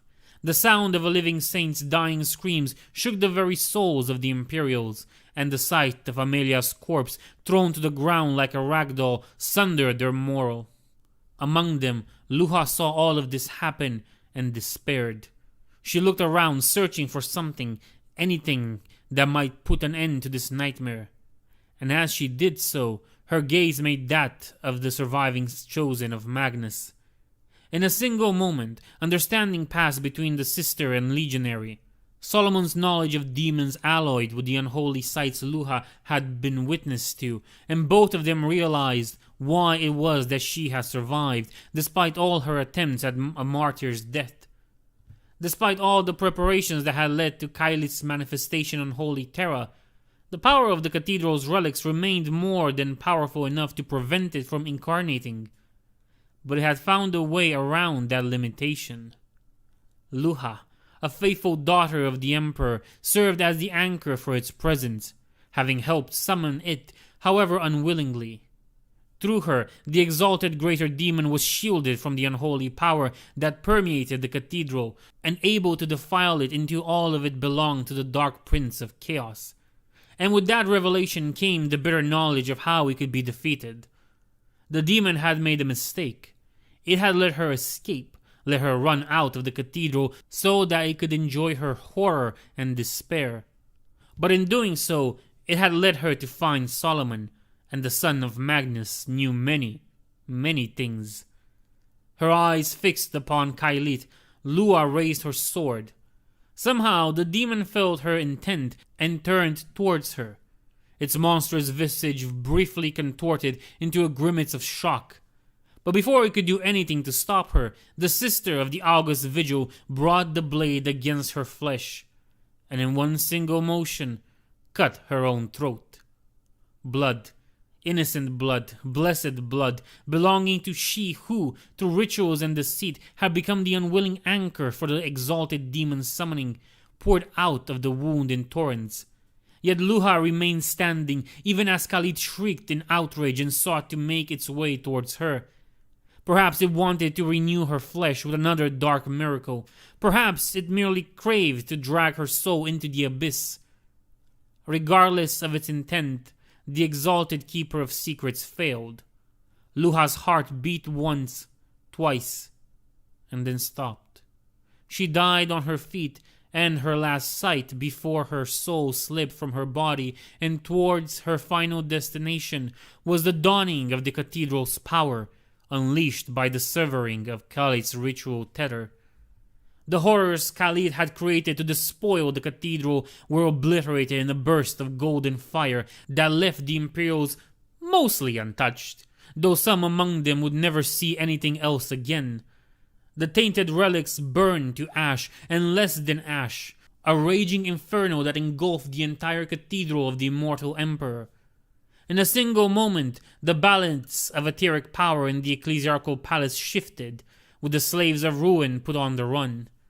As the radiance of the holy fire faded, the surviving Imperials with unburned eyes witnessed Khalid's rapidly dissolving form. The demons charred false flesh laid before the corpse of Luha, whose expression in death was utterly peaceful.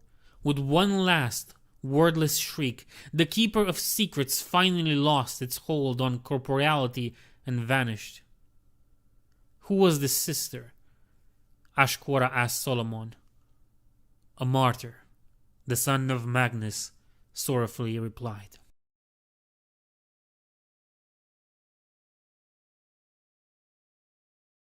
Of Knights and Champions. On the Saturnine moon stands the stronghold of the Grey Knights, greatest of the Imperium's warriors, hammer of the Ordo Malus and bane of all warp spawns. Founded near the end of the Roboutian Heresy, their secretive order has safeguarded the galaxy from destruction untold times, striking at the schemes of the archenemy wherever the greatest champions of chaos seek to unravel reality itself. During all that time, never has Titan itself been threatened. But with the hordes of the Dark Prince manifesting within Sol, an entire host now descends upon the fortress of Titan. The warp-twisted Regals, fallen heroes upon whom the Dark Prince bestowed infernal powers at the cost of all but a scrap of their humanity. We see Titan, the fortress of the Grey Knights. Within its vaults are stored 1,000 wonders and far more horrors, secrets preserved for the days of reckoning and deathless foes, bound with lore that would see any imperial citizen sentenced to the pyre. Within its catacombs are buried generations of unsung heroes, whose deeds saved humanity from a fate worse than death time and time again. Within its prisons are those never born who were trapped within dimensional cages, pitiful immortals separated from the infinite tides that spawned them.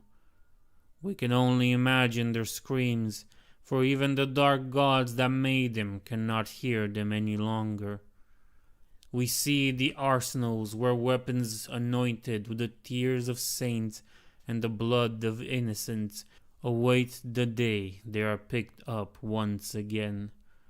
We see the chambers of becoming, where ancient alchemy alters the aspirants. We see 1,000 souls enter, 10,000, 100,000, and only one leaves transformed. Such is the price of purity. We see that which lies below.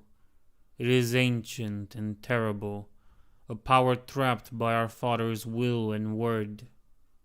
We look away before it sees us through the cover of its chains. And in a chamber where only the Supreme Grand Master may enter, we see a box. What's in the box? We know, brother. We know. Knowledge is power, a secret, a weapon, a backup plan. But not yet. Not yet. Do you hear us? Not yet. The decree must remain unspoken. Terminus est non. But why do we see Titan? It is meant to be hidden, shrouded by veils first woven by the cunning sigillite, with assistance from my own sons. Its shields were torn down once, only to be restored, greater than before, though never again will Titan move into the depths of the Imperium as it once did. We see the warp nexus, silent for 10,000 years, despite the efforts of thousands of the Imperium's greatest scholars to awaken its awesome power once more. For 100 centuries Titan has been hidden, even from those who despise it and dream of its destruction, with the kind of hatred that rends sectors apart. Yet now it is exposed, visible to all with eyes to see. How did it come to this? We watch, we learn, we know. The knights made a mistake, brother. They sensed the approach of ruin, but could not find its source. They were ignorant of Omegon's plans, you see. The conspiracy of apotheosis did not fit to add them to its ranks. They put too much effort into trying to see what awaited beyond Light's End.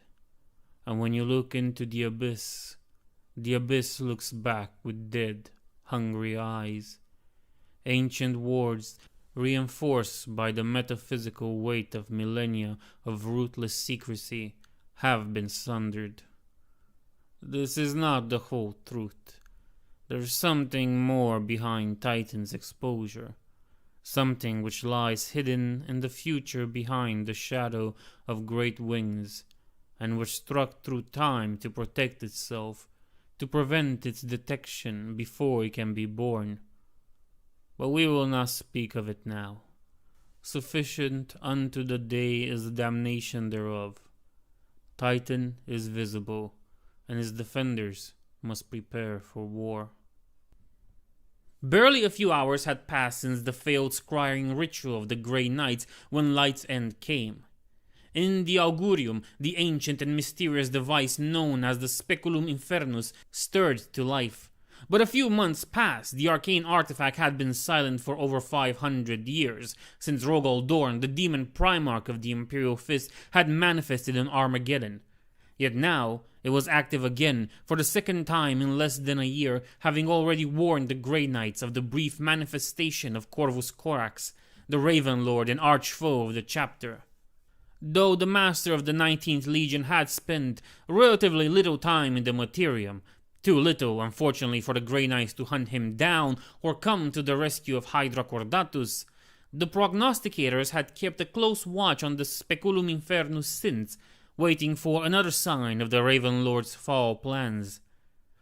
As the Speculum Infernus activated, the prognosticators quickly saw that the signs were different this time. Since the Roboutian Heresy, the device had been used by the Grey Knights to detect the incursion of the thrice-cursed demon primarchs into the Materium, allowing the Knights of Titan to react quickly. Its workings were a mystery, though the prognosticators had noted that it had remained silent when Roboutian Guilliman himself had risen from Macrog, an event of such cosmic implications that no Grey Knight had been left unaware of it happening. It seemed that the Speculum Infernus was attuned to those fallen sons of the Emperor who had abandoned all pretense of humanity and had been reborn in the fires of chaos as one of its godlike avatars. The prognosticators were no fools. They had all heard the words of their brother Hyperion, who had spoken of a winged traitor. And as doom-laden reports flowed into Titan's voxnet from across Sol, they had also learned that the Dark Prince was making his move to claim the throne world. From these signs, identifying which of the Emperor's traitorous sons was responsible for the Speculum Infernus activation was no difficult task. And yet the prognosticators could not help but doubt their own conclusions. For all the lore that had been accumulated by their order over the last 10,000 years was clear that this particular demon primarch was a lesser threat to the Imperium. A crazed prince of blasphemy forever lost in his own madness and abandoned by his own legion. Still, there were records of another being associated with the Demon Primarch's Legion, a winged figure clad in gold that had involved itself in the affairs of the galaxy even as the Ninth Primarch himself remained trapped within his delusions. Was this creature the Sanguinor, long rumored to be the incarnation of the Night Legion's damnation rendered into warp-wrought flesh by the whim of Slanesh, the one behind this attack on Holy Terra? Before the prognosticators could think long on this mystery, Lorgar struck down the Emperor's mortal form in the throne room, and Light's End descended upon Sol. Like the Custodes, the Grey Knights were bound to the Master of Mankind through an esoteric link that had been passed down from generation to generation, along with the power of the first Grey Knights had received directly from him. The psychic shock of the Emperor's demise affected the Grey Knights less than it had the Custodes, but there was no escaping the truth of what had caused it. Many Grey Knights knew, if not doubt or fear, then a numb sense of horror for the first time, since their psyches had been reshaped by the rituals of detestation. As had been the case with the Custodes, perhaps it was a good thing that the enemies of humanity launched their attack on Titan then. Faced with the imminent threat of destruction, the Grey Knights were able to turn their minds from the horror that followed in the wake of the Emperor's death, and focus on the grim business of war. Though Titan had been spared the horrors of war since the days of the siege and the incursion of the Demon Prince Be'lakor and the Demon Primarch Korax, the Grey Knights had maintained the moon's defenses. Indeed, they had built upon them with every century, for despite the passing of millennia, the Grey Knights remembered the horrors of the Roboutian Heresy well, and knew that what had been done once might occur again, however unthinkable it might seem to the minds of the Imperium's mortal leaders. In the dance of cosmic spheres, Saturn was located on the other side of the sun from the tier of nightmares. Even as they rushed to their positions, those of the Grey Knights who specialized in such matters suspected that this was not a coincidence, that events had been orchestrated so that they would be as far as possible from this new and terrible threat to the Imperium's very heart. The demon ship that had once been a battle barge of the Sons of Horus Legion, but was now only the splendid procession, emerged from the warp deep inside the Sol system. Had the Auspex of the Imperium been able to identify its entry point with the required accuracy, their tech priests might have calculated the rift through which the splendid procession had arrived to Sol, which was a small thing only when compared to the yawning majesty of the tier of nightmares, had occurred precisely 6 light hours, 66 light minutes, and 66.6 light seconds beyond the Mandeville point. Crucially, the splendid procession's point of arrival placed it on the opposite side of Titan from Broadsword Station, where the fleet of the Grey Knights was gathered in numbers rarely seen in the chapter's existence. The splendid procession was the only warship to emerge from this hole in reality, but it was not the only threat to do so. Great warp beasts the size of battleships followed in its wake, each the manifestation of an entire alien species worth of passions and terrors, gathered in the realms of chaos after the Xenauts that had birthed them had perished in the throes of excess. Before Light's End, the array of orbital defenses surrounding Titan was matched only by the ones around Holy Terra and distant Cadia, and the defense stations of Titan had withstood the opening of the tier of nightmares better than those of anywhere else in the Sol system. They had been designed from their very core to resist demonic tempering by ancient Inquisitors and Grey Knights who had lived through the chapter's first battle against the ruinous powers. Even so, the current circumstances went well beyond even the darkest nightmares of their architects. Entire stations were lost as self-destruct protocols were initiated after possessed servitors rampaged through their corridors. Or worse, infected the machine spirits of the weapon emplacements and began to train them on the other star fortifications.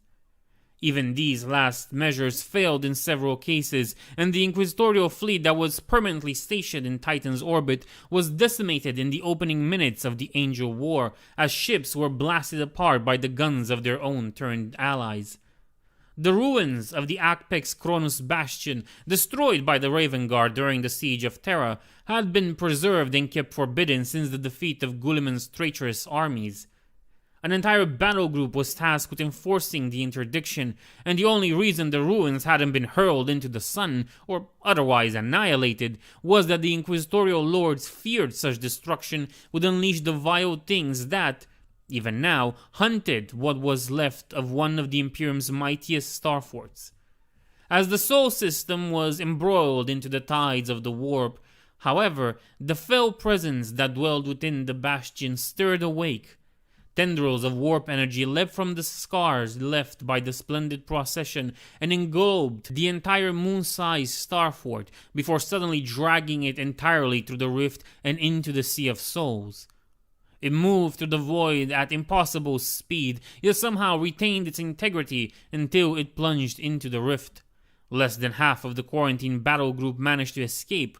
The rest either smashed to pieces by the moving ruin or dragged into the warp along with it, never to be seen again. Of the moons of Saturn, Tethys alone was spared from the encroaching infernal tide. The Librarium Demonicum, a hidden archive of infernal lore constructed upon its surface by the Inquisition, was covered in wards even greater than those of Titan itself.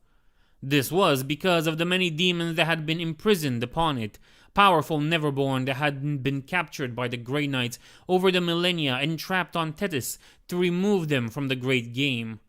Apart from the squads of Grey Knights bringing new captives, only the Lord Inquisitors and aspiring paladins of the chapter ever came to Tethys.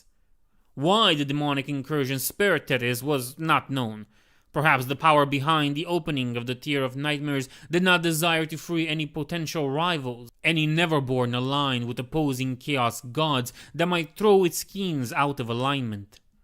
Furthest from Saturn was the moon of Yapteus, which had been turned by the Inquisition into a naval fortress of considerable size, from where the ships of the Ordo Malus sailed in support of the Grey Knights and the Demon Hunters. Millions of the Imperium's most faithful and zealous souls dwelled within the station, and the ships anchored there, but no reinforcements would come to Titan from that quarter, for the wars that guarded it were far from being as strong as Titans. The power of the Tier of Nightmares, which, by the way, side point, I like how this can be also tier but tear, which are both fitting, but I'm going with tier. The power of the Tier of Nightmares rebounded from the rift torn by the arrival of the splendid procession, and Yateus fell to madness as its wards broke and thousands of Slaneshi demons manifested upon its surface. The ancient stronghold of the Ringers, who had held Saturn in the dark days before the rise of the Emperor, became a bloody and desperate battlefield, the naval fortress unable to bring its mighty weapons to bear against the enemy within. Closest to Titan was the moon Mimas, which was ravaged by bloody riots. The vast prison complex built within the immense impact scar covering a quarter of the moon's surface had housed the worst criminals hunted down by the Inquisition for centuries, secured by an entire regiment of inquisitorial stormtroopers, psychic wards, and battle servitors. But the opening of the Tier of Nightmares had sundered these wards and let loose the human monsters imprisoned there.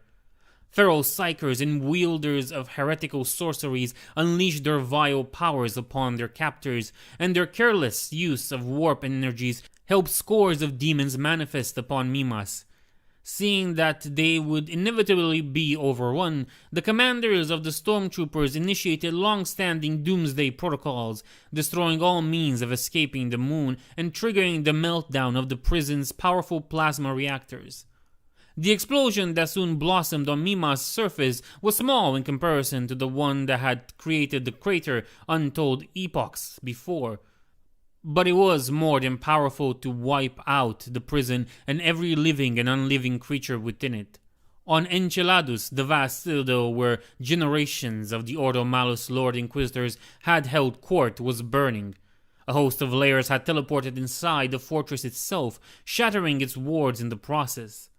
Entire retinues of acolytes fought desperate battles against the foul Xenos and their demonic allies, supported by the Order of the Shattered Glass, an order of Sisters of Battle who had used the moon as their base since its founding. The Admiralty Spire, where the ancient lords of Saturn had signed their treaties with the Master of Mankind at the dawn of the Great Crusade, had come tumbling down in the first moments following Light's End, ripped apart by the monstrous bolts of warp energy.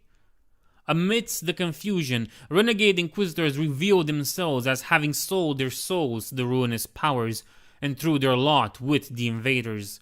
The great library of the Enceladus fortress, where the accumulated lore of the Ordo Malus was stored, burned to the ground in the ensuing firefight between Inquisitor Golik Rensar Valinov and the newly unveiled heretic Torquemada Koteas. Of course, it's Torquemada, whatever.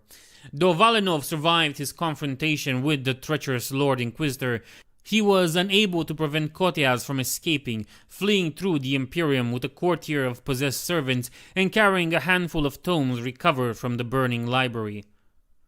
On Deimos, the former Martian moon displaced during the heresy and converted into the personal forge world of the Ordo Malus, the tech priests sworn to the Inquisition's service found their domain under attack. 3 of the warp beasts that had followed the splendid procession into Sol tore themselves open on the moon's defenses, and tens of thousands of lesser demons emerged from their guts like parasites inside the seafaring whale. Infernal Ichor and Neverborn reigned upon Deimos, and the forges where the holy weapons of the Grey Knights had been crafted for millennia were defiled, even as the tech priests rallied their thralls to their defenses. One of the vast monstrosities, overcome by hunger, hurled itself at Titan. From the surface of the moon, the serfs of the Grey Knights saw its immense maw fill the sky. But the moment it got too near, Titan's age-old defenses activated. Wards that had kept the moon's Sassacrat for thousands of years flared to full power for the first time in recorded and unrecorded memory, and the abomination that had been born of the death of a species whose name was known only to the Dark Prince was obliterated in a storm of sorcerous fire. The host of demons that dwelled within its guts were likewise destroyed, their essence sent shrieking back to the Silver Palace in shameful failure. Within their fortress monastery, the Grey Knights all felt the impact of the creature's demise. And though the wards of the moon yet held, Geronitan, Supreme Grand Master of the chapter, commanded his battle brothers to prepare for battle, for even should Titan remain inviolate, the rest of Sol needed the aid of the Grey Knights most urgently. We see the Grey Knights, paladins clad in secret science, fate, and sorcery, though they would not call it that. Within each of them lies the Emperor's gift, a shard of our Father's power, passed down from the first Grandmaster of their chapter. It could be called seraphic power, if not for the Imperium's rightful distrust of all things angelic. They walk into shadow and fire, where the primordial annihilator rears its ugly heads to tear the cosmos apart. They listen to the sounds of screams echoing from nightmare futures and intervene before the Imperium can swallow sectors whole. But it is not in their remit to save. They have left a litany of destroyed worlds in their wake, because when they come, it is already too late for anything but the harshest of measures. Survival is the Imperium's keyword, not salvation. We see Hyperion, whose true name we will not speak, lest we draw the attention of that which is hidden. Here and now, the consequences of such things would be... No, we will not be distracted down that hateful path. Hyperion. We see the child coming home to his junkie mother, only to find her dead from overdose. We see him look into a tainted mirror to escape the horror of his life. Every shard took something from him, left him both less and more, until... But no, we will not speak of his past. It lies dead and buried, the unseen and forgotten foundation of what Hyperion has become. The lens of the Grey Knight's telescope lies cracked, but his life is not yet spent. The sons of Titan have many secrets and know how to preserve their own.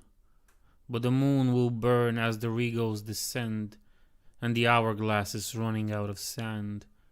Can the healers finish their task in such conditions? We see Geronitan, the chapter master of this most secretive of orders. He is old, the thread of his destiny marked by loss and tragedy, yet unbroken by their weight.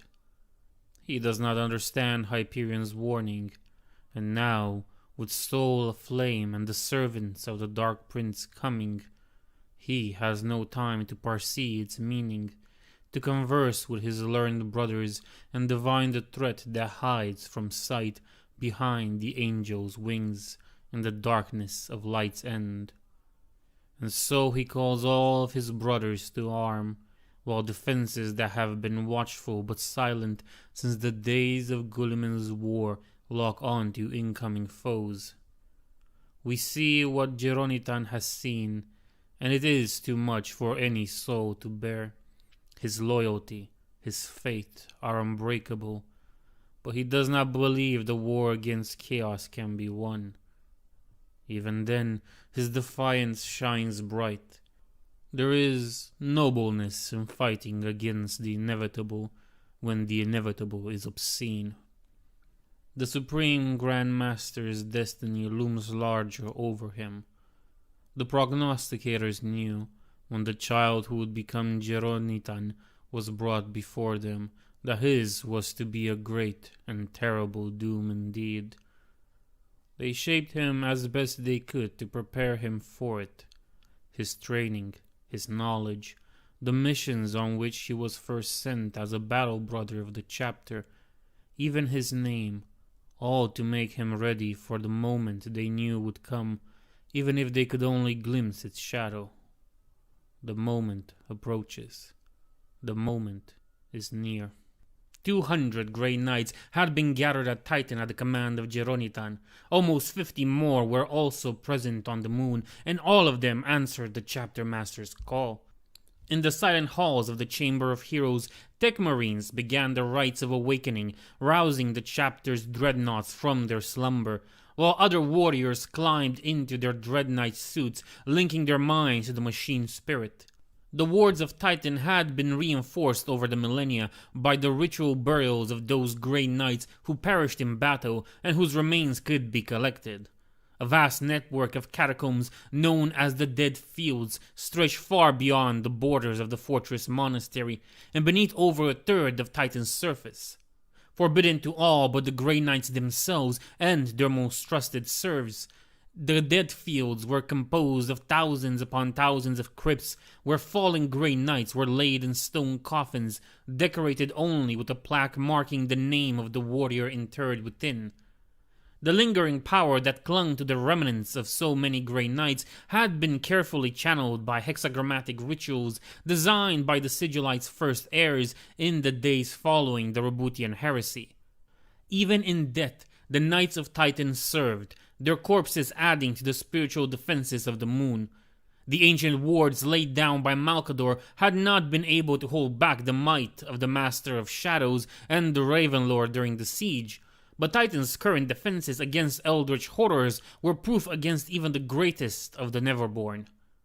Unfortunately, the Dark Prince knew this, and the host that descended upon Titan during the Angel War was not made of demons. The Chaos Warband, known to the fell powers that had remade them as the Regals, were mortal warriors, space marines whose minds had been broken and reforged within the realms of chaos. Their bodies were swollen with infernal power, yet they had been kept just one step away shy from ascension to true demonhood, or horrible degeneration into spawnhood. We see the Regals, warmed by their mantles of war. They were given such glory, and it cost them everything. Their identity was eroded bit by bit and replaced by demonic power. Their loyalty to humanity was burned away, replaced by infernal obligations. Their memories of their past were cut out, replaced by hellish knowledge. They are the changeling children of the courts of chaos, wearing usurped flesh. Not princes they, but dukes and counts and marquises, not possessed either. Oh no, there is only one broken mind within their tortured bodies, a blasphemous trick to bypass the ancient laws of the Neverborn. This is the union coveted by the slaves to darkness, bestowed upon those who fought chaos until their sanity gave in. Titan's wards will not hold them at bay, for they are mortals still, and if the wards come down... Oh brother, do you remember the old meaning of apocalypse? We see the Titless, an unnamed and unnameable horde that pours forth in the dreadful procession to answer their Lord's call. They are flesh, flesh that screams, flesh that hungers, flesh that suffers, flesh that hates. We see their twisted bodies, their genetic code broken past the agency of life. No evolutionary path ever led to these forms, but the power of the warp granted them dreadful actuality. We see teeth and claws, hooves and horns, scales and tentacles, and other things that have only names in languages purged by the Inquisition. Just enough humanity remains in the Titless that those who can weep without knowing why. We see he who was the Lord Costos, trapped in chains of sorcery and withered brotherhood. He used to struggle against them, to try and break free, but even the noblest spirit can be grounded down in time. Now, the only thing he desires is an ending. But what strength does that desire possess? It burns so bright, and that light drew to it a firefly clad in golden armor. Alone of the six, he was not deceived into the bargain he made. An ending has come. An ending is coming. An ending is here. But for whom? That, brother, remains to be decided. The tormented Pathfinder, a Rigo who had spent his time in the realm of chaos, tasked with the impossible task of finding a way leading from one end of the Silver Palace to the other in a single step, stood outside the splendid procession's hall. With a single swing of his great axe, he cut apart the fragile skin of reality, and the demon ship plunged back into the Imperium, before emerging mere hundreds of thousands of kilometers away. This micro-jump through the warp had brought the splendid procession behind the surviving orbital defenses, and by the time their confused auspices could lock onto the ship again, it was too late. Like a grotesque meteor, the splendid procession descended upon Titan, beaching itself upon the moon in a cacophony of breaking metal and pulverized flesh. The tormented Pathfinder leapt from its hull as it stopped with the last tortured gasp, and though the soil of Titan was charred black where his boots touched it, the wards that had killed the splendid procession's infernal intellect the moment it had crossed their threshold did not affect him. Something like a laugh emanated from the lightless pit that had become the tormented Pathfinder's face. He raised his arms as if in benediction, and the doors of the splendid procession's bay creaked and fell open, revealing the monsters inside that had survived the fall. The Regos led their horde of mutants out of the wreck of the splendid procession and onto the surface of Titan, herding the shrieking, mellowing mass of twisted beings like cattle. The ice sheets on which the demon ship had crashed cracked and moaned at their weight, and dozens of the mutants were lost to the icy depths as they collapsed underfoot before their masters led them to more secure locations. In the days before the Emperor had risen from obscurity on old Earth, the tech lords of humanity's first interstellar empire had worked their wonders upon the moon, artificially increasing its gravity to Terran standard and creating a breathable if thin atmosphere. Even the Regos did not know whether their mutated thralls needed oxygen after their hideous transformation. But whatever the case may be, none of the titleists perished of something as simple as asphyxiation. Nor did the cold, which was potent enough in some regions to cause vast seas of liquid methane to exist on Titan, affect them. Their unnatural vitality kept the titleists from freezing in place as surely as the Regals warped power armor and inferno boons. The Damned Lord was the last of the Regals to leave the ruined demon ship. The rest of the warband, bound as it was to his authority, awaited his orders. With a single gesture and a pulse of command sent through the esoteric link that existed between the Demon Lord and the other Regals, the warband set forth to the west of the splendid procession's crash site. The Regals had crashed near the Grey Knight's vast fortress at the foot of the immense Mount Anarak. All defenses in their way were crushed, manned as they were by servitors and reprogrammed mortals clad in suits that protected them from Titan's freezing atmosphere. Thousands of Grey Knight's serfs were slaughtered while their lords prepared themselves for battle, their sacrifice barely slowing down the advance of the Chaos Warband. The mighty defenses of Titan opened fire with cannons that could have torn even the best defended transport to pieces, but the sorcery of the Regals protected them, turning aside the onslaught of mere technological weaponry with ease. Less than 2 hours after the moon had shook from the splendid procession's final descent, the Regals reached their objective. To the south of the Grey Knight's innermost citadel was a monument whose first component had been raised in the years following the Roboutian Heresy. It was an incomplete circle of great adamantium steels, each towering nearly 50 meters in height and covered in imperial names. Each of these steels was a memorial to the heroes who had fallen in those imperial wars that were not recorded in the archives of humanity. From the first battle of Titan to the Pale Wasting, the Calixian Crusade, and a dozen other forgotten conflicts, the only trace of the millions that had perished were their names, engraved upon the unadored steles of the Grey Knight's memoriam. His location hadn't been chosen at random either, for the first stele had been erected on the location where the first Grey Knights had fought Be'lakor, the Master of Shadows.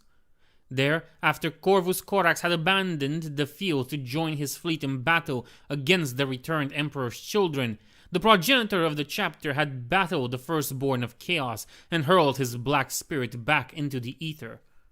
With the banishment of Be'lakor and the Raven Lord's departure, the infernal horde they had hurled against Titan after dragging the moon back into reality had dissolved into anarchy. The demons had fled from the unbearable purity of the remaining Grey Knights and their Inquisitor allies. This had been the first victory of the chapter against the arch-enemy, and like all the ones that had followed, it had come at a terrible cost.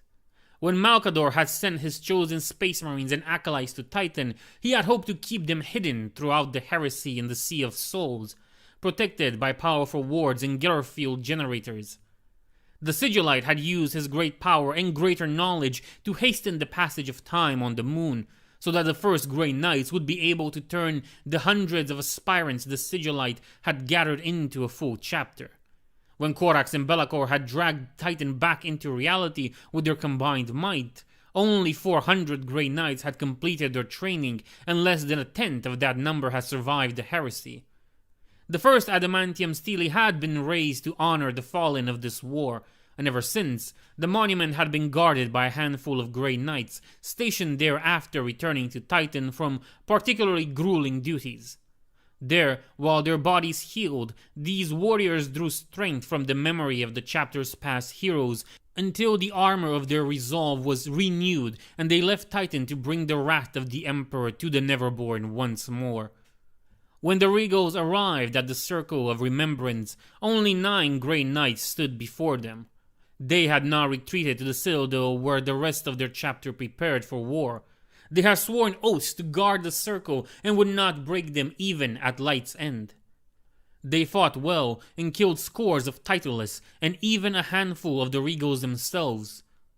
But eventually, sheer weight of numbers prevailed and the knights were dragged down and cut to pieces. With the defenders of the monument slain and their bodies thrown aside, for even the titleless beasts could not feast on their hollowed flesh, so potent was the holy power within it, the Damned Lord summoned another of the Regals to his side. The triumphant bannerman, who had been the bearer of the company's standard before his fall, now carried a banner woven by the artisans of the Silver Palace of Slaanesh. Every thread of that mockingly beautiful banner was made of the soul of a dead chosen of Slaanesh, who had borne the Dark Prince's mark in life. At the damned lord's command, the triumphant bannermen slapped their infernal standard at the center of the circle. The horror the damned lord had felt before he had taken his new name was a distant thing now. It wasn't gone, not entirely, but like every emotion he had ever possessed, it was a small and quiet thing. He had changed since he had accepted the bargain of the Golden Herald, gaining much and losing more. He could feel every regal around him, feel the stirrings of their mantles of power. He knew each and every one of them, both as they had been and as they had become. Their stories and natures were his to know, for such was his own role in the great play they were putting on for the only audience that really mattered. He could feel, too, the hateful wars that covered this moon. They felt like a constant burn on his flesh, on his mind, and on his soul. He could bear them, but he could not ignore them. Yet that pain, too, served a purpose. Through it, he could sense the way in which the wards were arranged. Through it, he had led his regals to this place where the names of the dead were used as a ritual cornerstone in the great work that shielded Titan. The flag that flew beneath the steels was disturbing the flux of energy, introducing discordant notes in the carefully balanced symphony that kept the children of chaos at bay. But it wasn't enough. The bannerman's standard had power, but not nearly enough. To break the wards, to turn this nexus of energies against itself, something more was needed. A symbolic gesture, committed by a one invested of great power. The damned lord reached out and slowly, carefully, ran his fingers across the newest stele. Where his fingertips passed, the blessed adamantium bubbled and melted, erasing the only record of thousands of imperial martyrs. As the first line was erased, he felt his desecration echo across the web of power that spawned the entire moon. The power of the wards diminished ever so slightly, and the never-born legions waiting on the other side of the veil hallowed in his mind in anticipation.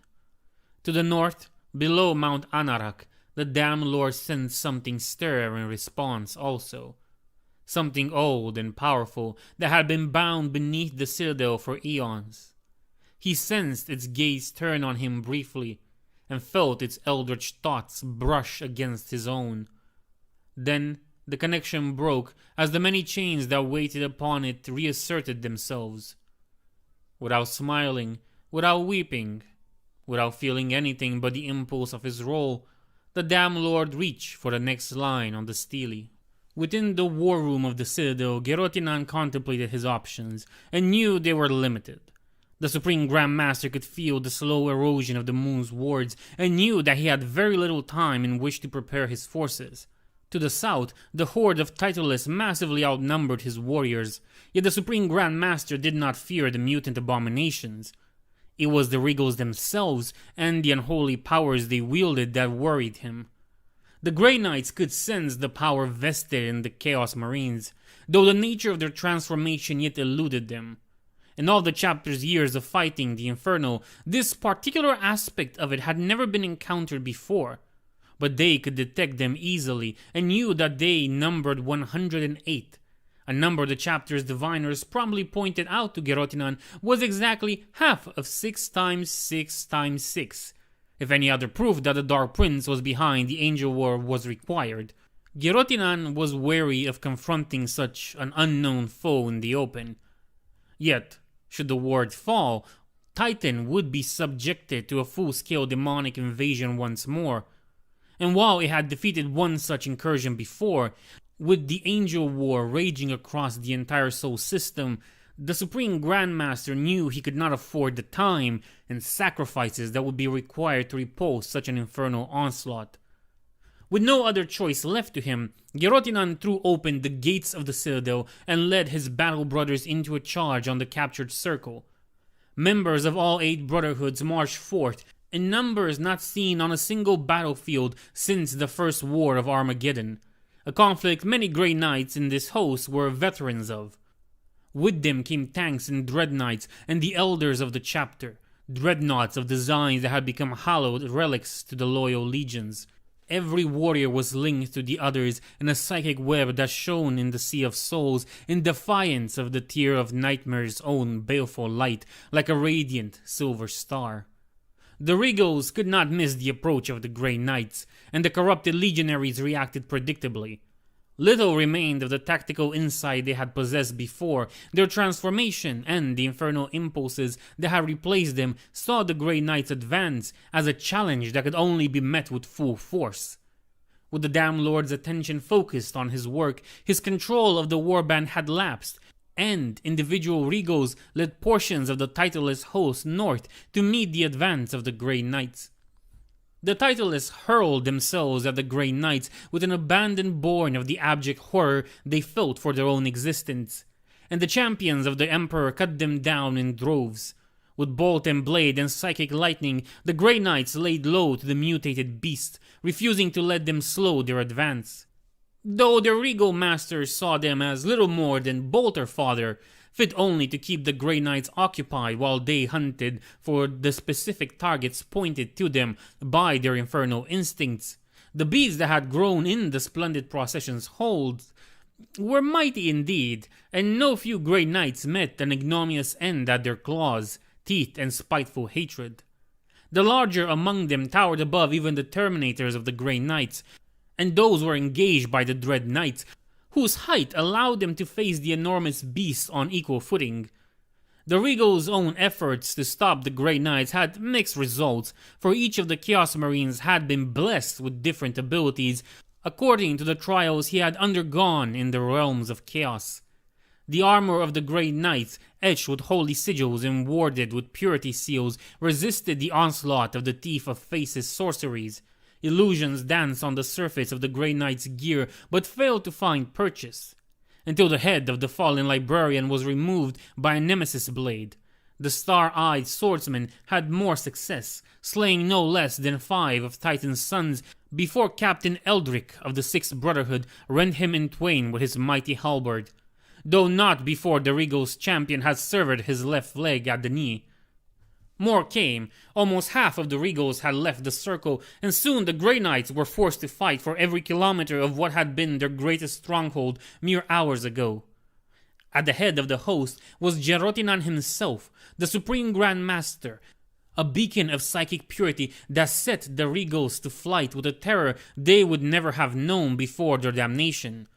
In his hand he held the Titan sword, a blade that shone with the fire bestowed upon it by the Emperor himself, a fire that was undimmed even in the darkest of hours.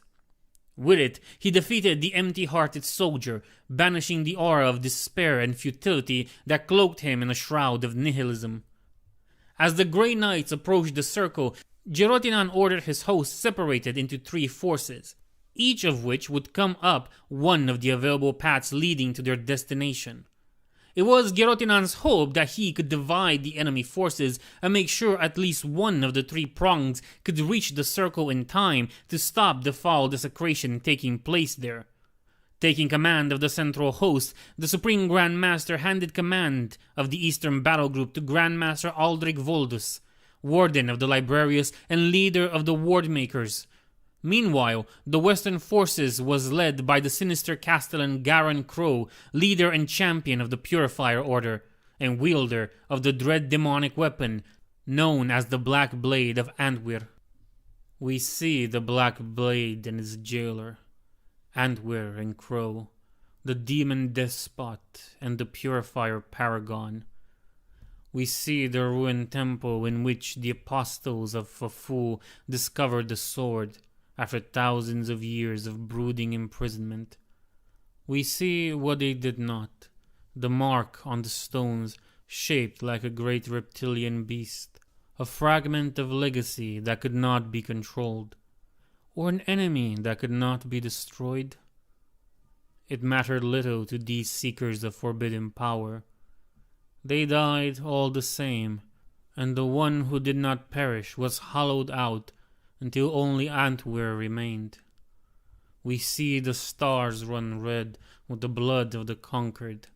An entire sector burned before an unlikely alliance of knights, serpents, and strangers brought the sword god's empire low. But Antwer escaped, fleeing through the Sea of Souls. There it fled for millennia. What did it run from? Not the Knights of Silver, brother. It fled from that which imprisoned it, that which bound it within the blade. When it returned to the Materium, the knights were waiting for it. With clever schemes and quick wit and concentrated firepower, they slew its puppet and captured it. We hear its roar of outrage echoing through the ages. We see the dread quandary of the purifiers, who could not destroy the blade, and knew that its evil must find the wielder eventually. Neither the blackness of the void nor the deepest pit could contain it. Such it is its power. Destiny itself wraps around its will. Or at least, that is what Antwer would claim. We know better. We see beyond the shadows projected by the great game into our reality as the hands of the gods move. There are pieces that the players will not let simply disappear and fade into obscurity. Toys that the mad children who amuse themselves with our torment refuse to throw away. We see the decision made. One of the knights will keep the black blade close, always, to guard the galaxy from its evil, and to guard the sword from those who would covet its power.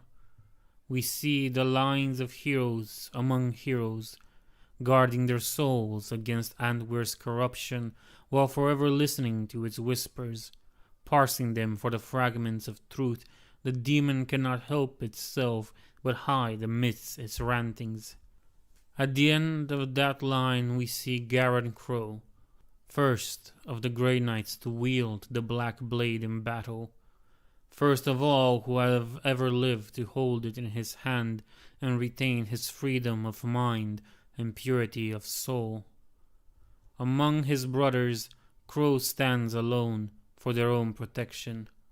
The demon's voice is his constant companion, and for decades he has listened without ever succumbing.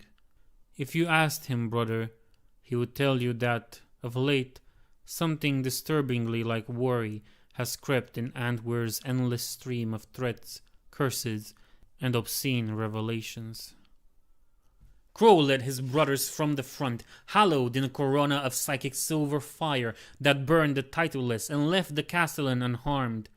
He held the black blade firmly in both hands, ignoring the constant whispers of the demonic entity bound within.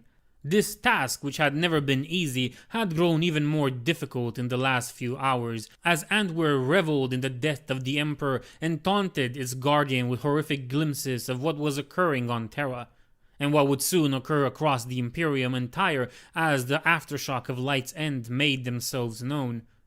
In his mind's eye, Crow saw entire sectors fall to anarchy and madness without the light of the Emperor to guide them. And still, Antwer offered salvation. If Crow would but draw upon the power of the Black Blade, it promised, then he could restore the Order to Sol and then to the galaxy. But Crow knew that those promises were lies. Even if he could not deny the utter horrors his prisoner had shown him outright. Armoring his soul with duty, he forced himself to ignore the whispers of the demon and focused on the task he had been given by his liege. The Grey Knights under Crow's command advanced quickly, taking relatively light losses as they marched, though even the loss of a single Grey Knight was one the Imperium could ill afford. Then, in the shadows of a tower where generations of aspirants had been delivered to Titan and subjugated to the first of the many, many trials to become Grey Knights, the Castellan faced the repentant bladesmith. All of the Regals had been subjected to torments designed to break them and reshape them into aspects suited to the purpose attached to their new name, and the repentant bladesmith was no different. He had once been a tech marine of the 16th Legion, trained in his craft on Mars itself before serving his legion for centuries. By his hand, the weapons of his battle brothers had been made whole as they delivered the Emperor's wrath upon the traitors, the alien, and the heretic. In the realms of chaos, he had been forced to forge weapons for the chosen demons of Slaanesh, chained to his forge and commanded to craft tools of death and torment, knowing that they would be used against the same humanity he had sworn to defend. Each weapon had then been engraved with fell runes imbued with his own blood, forcing him to experience every life that he was used to end as its wielder manifested across the galaxy. With every infernal weapon he had forged, with every imperial death he experienced, a part of his sanity and soul had left, until all that remained were the guilt and self-hatred, which the Dark Prince's minions had shaped into a weapon more powerful than any of the repentant bladesmith had ever crafted. You think yourself incorruptible, Garen, but you thought the Emperor was immortal too. Can't you feel it? That which was impossible no longer is. The rules of the great game are changing. How long before the first of your brothers finally sees the truth? How long before they realize their crusade is futile? How long before the first Grey Knight falls? The Purifier champion ignored the voice of the demon. It was hard, harder than it had ever been. Like all his brothers, Crow's fate, his conviction, had been shaken badly by the psychic echoes of the Emperor's death. He had to confront that truth, lest it break him. The heretic in front of Crow carried no weapon, yet the Purifier did not let his guard down. So far, every Chaos Marine he had faced this day had proven more difficult to kill than any of the heretic ilk he had encountered before, bloated as they were with the warp's unholy power. "What manner of creature is this?" whispered the voice of Antwer. Rare indeed were the times the demon was caught by surprise, but it seemed to Crow its curiosity was not feigned. Whether that was a good or a bad sign was, unfortunately, very clear given the circumstances. The power of the Prince of the Warp bestowed upon a puppet of flesh? Truly, the Dark Gods have a strange sense of humor. Around Crow, the mutated monsters suddenly redoubled their onslaught with a greater ferocity, as if answering some unseen signal. The Grey Knight's advance briefly paused, and Crow found himself facing the Chaos Marine, or whatever the heretic really was, alone. He was used to fighting alone. As Castellan of the Blade, it was his duty to fight separate from his brothers, lest they be needlessly exposed to his corrupting influence. He raised the blade, holding it firmly in both hands, his grip as much psychic as a physical one, and prepared to fight. "It will kill you, Garen," taunted Antwer. "You are too weak, and your master is dead. Use me. Only with my might can you hope to triumph and save your brothers from the doom that awaits for all humanity now that the anathema is gone." "Abomination," hissed the Chaos Marine, but he wasn't addressing Crow. No, his gaze was fixed upon the blade he held in his hand. Defiler. Tormentor. There was a brief pause in the blade's whispers. It wasn't unusual for slaves of chaos to address the blade directly. Even the most wretched of the lost and the damned could recognize its power. But such address were usually supplications and entreaties, not insults. "Your time is over," continued the heretic. "This is the hour of the Prince of Pleasure. His time is come. He shall rule, and you shall fall. You will not be allowed to interfere in his design, Old One." "Kill him!" roared Antwer in Crow's skull. "Kill him! Kill him! Kill him!" Crow moved back to attack, not because of the blade's shriek command, but because the heretic stood between him and his goal. He struck with the blade, aiming at the heretic's neck. But before the blow could reach, the Chaos Marine reacted. His left hand moved impossibly swift, and just as impossibly caught the black blade mere inches from his throat. Crow felt as if he had slammed the more mundane sword into a rock-reed wall. And then the heretic began to squeeze, and the black blade began to crack. What? No, no, no, no, no, no, no, no, no, no. Kill him, Garen! Kill him! Kill him! Kill him! This could not be, thought Crow with something like awe. The blade was immortal. All the lore of the chapter said so. All the attempts to destroy it had confirmed it. And yet this was happening all the same. The demon screamed and screamed as the cracks spread from the heretic's grip across the length of the black blade, eldritch light pouring from them. Go back to the realms of chaos, declared the Chaos Marine. Go back to your doom. The black blade, Antwer's prison for untold millennia, shattered into 1,000 pieces. There was a flash of hellish light as the veil between the materium and the immaterium was briefly sundered, for such was the power of Antwer's unleashed essence that even the words of Titan could not fully contain its full power. All of the Grey Knights could hear the voice of Antwer, yet the demon was not rejoicing at its freedom. Instead, it was screaming in shock, rage, and yes, Crow realized, this could only be fear. In the moment before his vision failed him, Crow caught sight of an immense maw opening and swallow the shadow that had emerged from the broken blade, of black scales and burning red eyes. The blast of warp energies caused by the destruction of the black blade obliterated the repentant bladesmith and a number of the titleists that had accompanied him, but miraculously left Crow and his brothers unharmed, though shaken by the loss of the black blade, both because of the sudden silence where its voice had tormented him for decades, and because of the implications of its destruction. Crow recovered quickly and rallied his host to crush the surviving mutants and continue their advance, drawing the nemesis blade that had hung unused at his hip since he had first drawn the black blade in order to best contain its evil. Having each faced their own obstacles, the three Grey Knights' hosts reached the Circle of Remembrance, where the remainder of the Regals were ready to face them. Through telepathic communion, they synchronized their assault, and 3 spears of silver-clad warriors plunged into the mass of the Titleists and Regals. Casualties were high, as even ancient dreadnoughts and tanks were torn to shreds, and holy warriors were cut to bloody pieces. But the Grey Knights did not relent.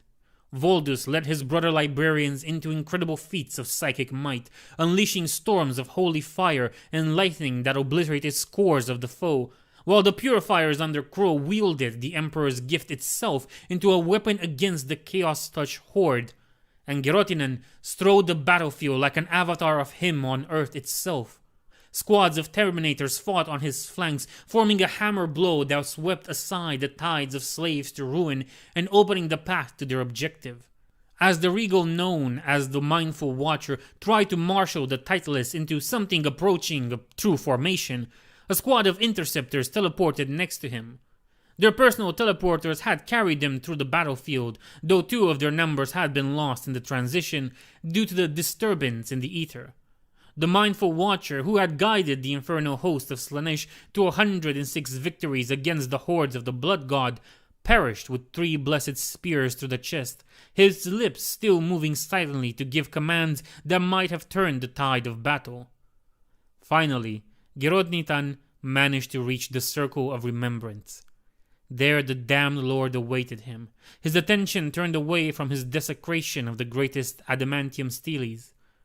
In the time it had taken the Grey Knights to reach this point, 2 of the ancient monuments had completely been defiled, and half the names of a third already been erased by the Chaos Lord's claws. Vowing that not a single one more hero would be wiped from history, the Supreme Grand Master of the Grey Knights engaged the damned lord. The leader of the Chaos Warband that had befouled Titan with his presence was a terrible sight, wrapped in power that shone in Geronitan's second sight. His armor still bore some likeness to the panoply of a legion commander, though warped and twisted by the Dark Prince's boons. He wore a scarlet cloak over armor the color of jade. His face was a mask of colorless fire, in which could be glimpsed images of grasping hands and screaming mouths. In his hands, the Chaos Lord held a sword whose guard was adorned with the image of a weeping two-headed eagle whose twin necks had been broken. The tears that fell from the mutilated bird's eye sockets turned into 2 rivulets of black smoke that swirled around the weapon's pommel. A name rose unbidden to the forefront of Geronitan's thoughts as he looked upon his foe, and he knew that it was the true identity of the creature, or rather, the only identity he had left: the Damned Lord. The 2 of them stood alone in the circle of remembrance while the battle raged around them. Geronitan's brothers knew that they could not interfere. The Grey Knights understood well that such matters were steeped in ritual, and that to interfere in this fated confrontation might be exactly what the arch-enemy wanted them to do. "They told me your name," said the Damned Lord, his voice a chorus of screams. "Geronitan, Supreme Grand Master of the Grey Knights. They told me many things as we plunged towards this moon. Demons always lie, except when the truth will hurt you more. But whatever you are told, know that you will die here this day." "Will I?" whispered the Damned Lord almost softly. He shook his head and gestured with his sword, pointing it upright at the warp-torn skies. Though his focus did not slip, Geronitan let his vision follow, and looked into the heavens. The sight would have poisoned the mind of a mortal man, but the Grey Knight was inured to such horrors. It was only the fact that he was seeing it here, on Titan itself, that made it unnerving at all. "Do you know what it is that stands on the other side of your precious wards, waiting for them to fall?" asked the Damned Lord, his voice full of bitter rage. "It isn't just demons of the Silver Palace, though there are plenty of those. It is the dead, cousin. All the souls your order murdered over the centuries. All the innocent you condemned to death.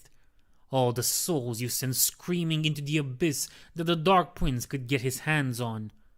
They died screaming, and not knowing why, and in the realm of chaos, they were shown just who it is who murdered them. They are waiting, and they hate you. And their hate gives me strength." With a roar, the Damned Lord hurled himself at Geronitan. He moved not like a warrior, but like an elemental force, and the Supreme Grand Master could barely raise the Titan sword in time to block a blow that would have severed his head. On instinct, he reached out with his mind, ready to lash at the foe with telekinetic strength. But the moment his psychic grip brushed against the armor of the Damned Lord, he felt the power of the hate that cloaked him, and blood poured from his mouth under his helm as the backlash caused his brain to feel as if it was on fire. The Damned Lord hadn't lied or exaggerated in the slightest. He was quite literally armored in hate, and Geronitan was its target. He stumbled backward as the Damned Lord struck again, parrying the blow, then the one after, then the one after that, each time with more difficulty. He could not sense his brothers, could not link with them. The circle's own power was acting as an isolating barrier. The self-same ritual significance on which the Supreme Grand Master had relied turned against him. "You could not save them," roared the Damned Lord with genuine pain and grief in his voice. With his left claw he held Geronitan afloat and slammed him into one of the steles with enough strength to crack the adamantium. "You cannot even save your Emperor." As one hand of the Damned Lord tightened around his throat, the other raised the infernal blade. Geronitan realized that he could not defeat his foe alone. He had underestimated the extent to which the powers behind this invasion had investigated the Grey Knights, the depths to which they had sunk in order to create a being that was tailored to destroy them. The Damned Lord was the antithesis of the Grey Knights, the apotheosis of the entire regal warband. The very nature of his existence made him anathema to the sons of Titan. As they had been made by the Emperor to destroy the Neverborn, so too had the Damned Lord been made to destroy them in some grotesque cosmic arms race. But there were other weapons the Emperor had made, tools of war so potent that even he had refused to use them after witnessing their full potential. and one such weapon was on Titan, buried beneath the citadel. The secrets of its nature had been passed on from Supreme Grand Master to Supreme Grand Master, one dread revelation among the many that awaited those who were chosen by their peers to ascend to that position. Long before the idea of the Grey Knights had been convinced by Malcador, the Master of Mankind had trapped his wayward creation on Titan, ordering it to sleep and wait until he commanded a release he had no intention of ever allowing. For though it was one of his greatest weapons against chaos, its thirst for vengeance against the primordial annihilator made it impossible to control, and the Emperor sought more than to reign over a galaxy of silent ashes. The rest of the Imperium had forgotten it had ever existed, to the point where not even the Inquisition or the wise scholars of the 15th knew of it. But the secret had been passed on among the Grey Knights, along with the key to undoing the locks of the being's cage. And now, faced with the death of his order at regal hands, Geronitan knew he didn't have a choice. He spoke the words, forcing them out even as they burned his mind. By his authority as Lord of Titan, the wards that had kept that which the Emperor's closest confidants had once called Angel was freed. Freed and summoned. It manifested immediately from its prison deep beneath the citadel of Titan. It came at once, its binding irrevocably sundered by Geronitan's incantation. It was the impression of a man, like chalk drawing or nuclear shadow. Wings of lightning rose behind it, and it carried a flaming sword. Where its head should be, there was only a shining halo of blazing, burning light. Blue fire cloaked it, and its proximity was enough to blind Geronitan's psychic sight. Its arrival caused a great cry to rise from the battlefield, as Regals, Titleless, and Grey Knights were caught in its psychic presence. It looked upon them all with its eyeless face, seeing them and judging them without mercy nor pity, and then it acted. There was fire and pain and death, and then it was gone. Around the circle of remembrance, all was silent as the Grey Knights slowly stood, taking in the devastation. Blackened bones and charred pieces of armor were all that remained of the regal warband. All chaos-touched flesh obliterated by its awesome power in the blink of an eye. Of it there was no trace, only a spot of melted stone in the circle where it had stood. Geronitan thought back on Hyperion's last whispered words and felt that he knew where it had gone. Only one of the Regals was left. Despite having been closest to it, the leader of the warband still clung to life. His mantle of power had been stripped from him, burnt away by its fire, and yet he still lived. Geronitan walked towards him, looking down at the ruined form of the warlord who had come so close to ending his life. In his face, his human face once more, the Supreme Grand Master saw only pain and relief. "Kill him," gasped the wretch that had once been Captain Kaustos of the 36th Company of the Sons of Horus in a singular voice. "Kill that golden bastard." "I will," promised Geronitan, before the last of the damned lord's life faded away and he fell back, dead. At great cost, the full extent of which would take years to properly evaluate, the Regals had been defeated, and Titan's wards saved from destruction. The infernal hordes and the host of the damned souls howled in fury as their chance to invade Titan and finish what even Be'lakor and Korax had failed to accomplish was denied to them. Yet the Angel War was far from over. Amidst the horror and the madness that threatened to drown the soul system, the Grey Knights could sense that the greatest evil had yet to reveal itself, and would do so on Holy Terra itself. Of all the Grey Knights who had gone to battle this day, less than 40 remained in a state to fight. In the Citadel's vaults, a few more dreadnoughts had been roused from their slumber, and Geronitan commanded them to prepare for immediate departure. Among these ancient warriors was the newly entombed Hyperion, who had managed to survive the backlash of his chapter's failed scrying ritual. Leaving only a handful of the less wounded behind to defend Titan, Geronitan called to the ships that remained in orbit. Their mortal captains broke off their engagement against the warp leviathans long enough to recover the Grey Knights on Titan, and departed for Terra, their engines burning at full power to propel them through the Imperium-tainted void.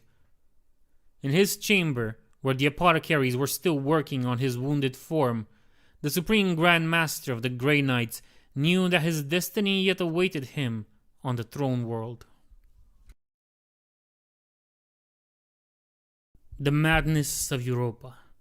To the west of the Imperial Palace and the sprawling continent hives of Europa, the corruption of chaos waxes in full.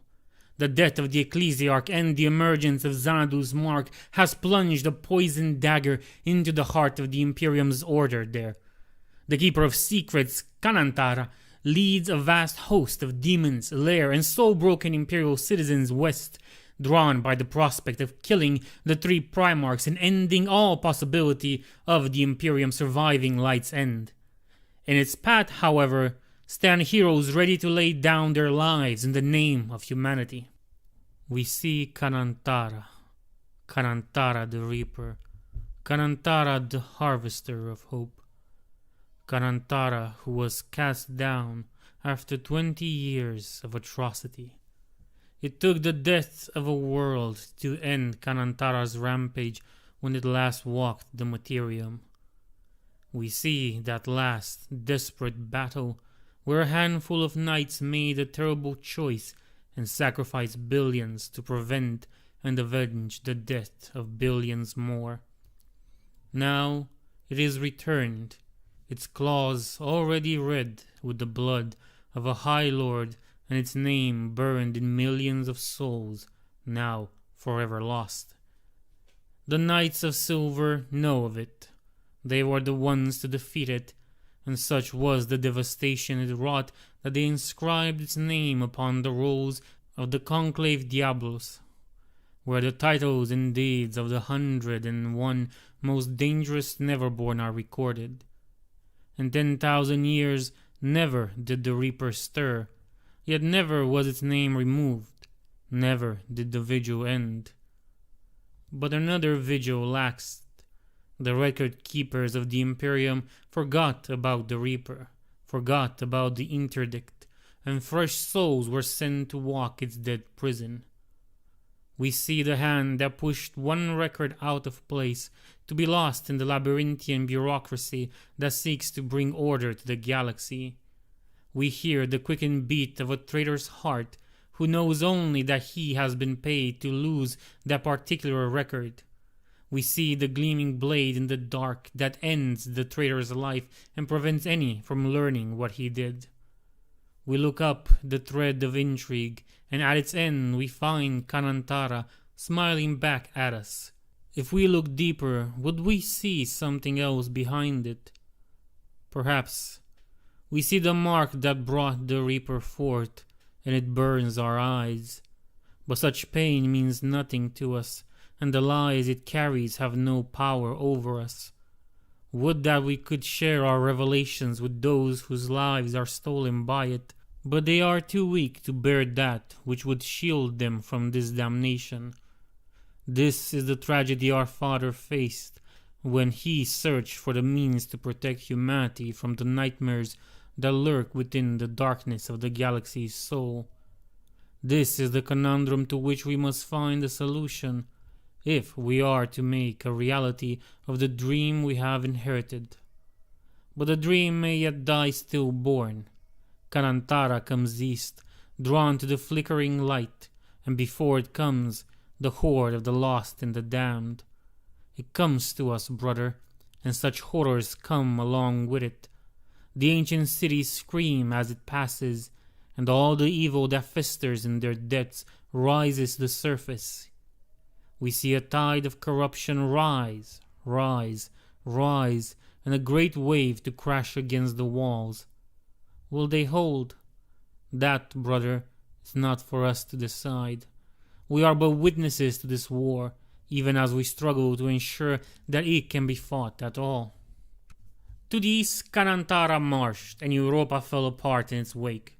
Among the infernal hierarchy of Slaanesh, Kanantara had stood higher than most greater demons even before he had been exalted and unleashed upon Terra by the machinations that had brought about the Angel War. Now it strode the burning throne world like an incarnate god, blazing with unholy power that sundered the souls of all who caught but a glimpse of its dark majesty. In each of its hands it held a blade emblazoned with chaos runes, and on a spike of bone that rose from its shoulder was impaled the head of Baldos List. Malevolent energies coursed to the macabre trophy, binding the soul of the High Lord to his remnants and forcing it to witness the desolation wrought upon the throne world. Punishment for having dared defy Kanantara to death in spite of the exquisite torment the greater demon had visited upon the Ecclesiarch. The continental landmass was home to some of the oldest hives of Terra, built on the rubble of cities that dated back to the age of antiquity. When the Emperor had risen in the age of strife, Europa had been one of the first places his armies had conquered in his name, crushing 1,000 feuding tribes and clans under the fist of unity. So vast were the hive cities of Europa that any distinction between one and the other was purely administrative, a matter of lines on a map for the lords of the Imperium to argue over, but one with no importance to the billions who lived there. As the end of the 31st millennium approached, millions of soldiers had been brought from all across the Imperium to participate in the celebrations there, to parade before the people of Europa and the Ecclesiarch himself, who had taken over the organization of the celebrations in this region of the throne world. Now, amidst the madness of Light's End, the regiments of the Imperial Guard, who had expected a few months of easy duty and celebration on the most hallowed world of the Imperium, were forced to fight for their very lives. The chain of command had dissolved under the radiance of the Tier of Nightmares. Every company was left to fend for itself until it could link with the other units that still clung to their sanity. Kanantara could have destroyed these armies itself or turned them to its cause, with comparatively little effort. But for all its power and all the dark blessings it had received, Kanantara remained the same monster that had brought ruin to entire sectors during the Heresy and the Scouring, long after it was clear that Guilliman's rebellion had failed, for no other reason than to sate its depraved appetites. Death and despair were far sweeter to it than the mad worship of soul-broken puppets. And so it herded its followers ahead of it, watching and laughing as they slaughtered all they encountered who had not surrendered their soul to Slaanesh, and were slaughtered in turn, felled by the score wherever they encountered any armed resistance. Yet despite the carelessness with which the exalted demon spent the lives of his slaves, still Zandu's mark brought more to replace them.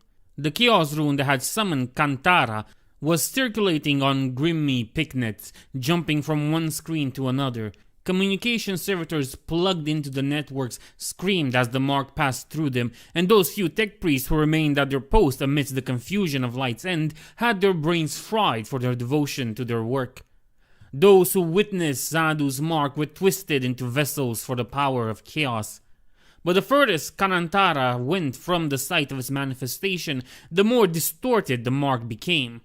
Yet, while its power was diminished, the horror it inflicted upon its victims only grew. Bodies mutated and twisted to reflect the damage done to the soul within, leaving hosts of deranged mutants who attacked all in their vicinity, be they cultists, soldiers, or terrified Imperial citizens.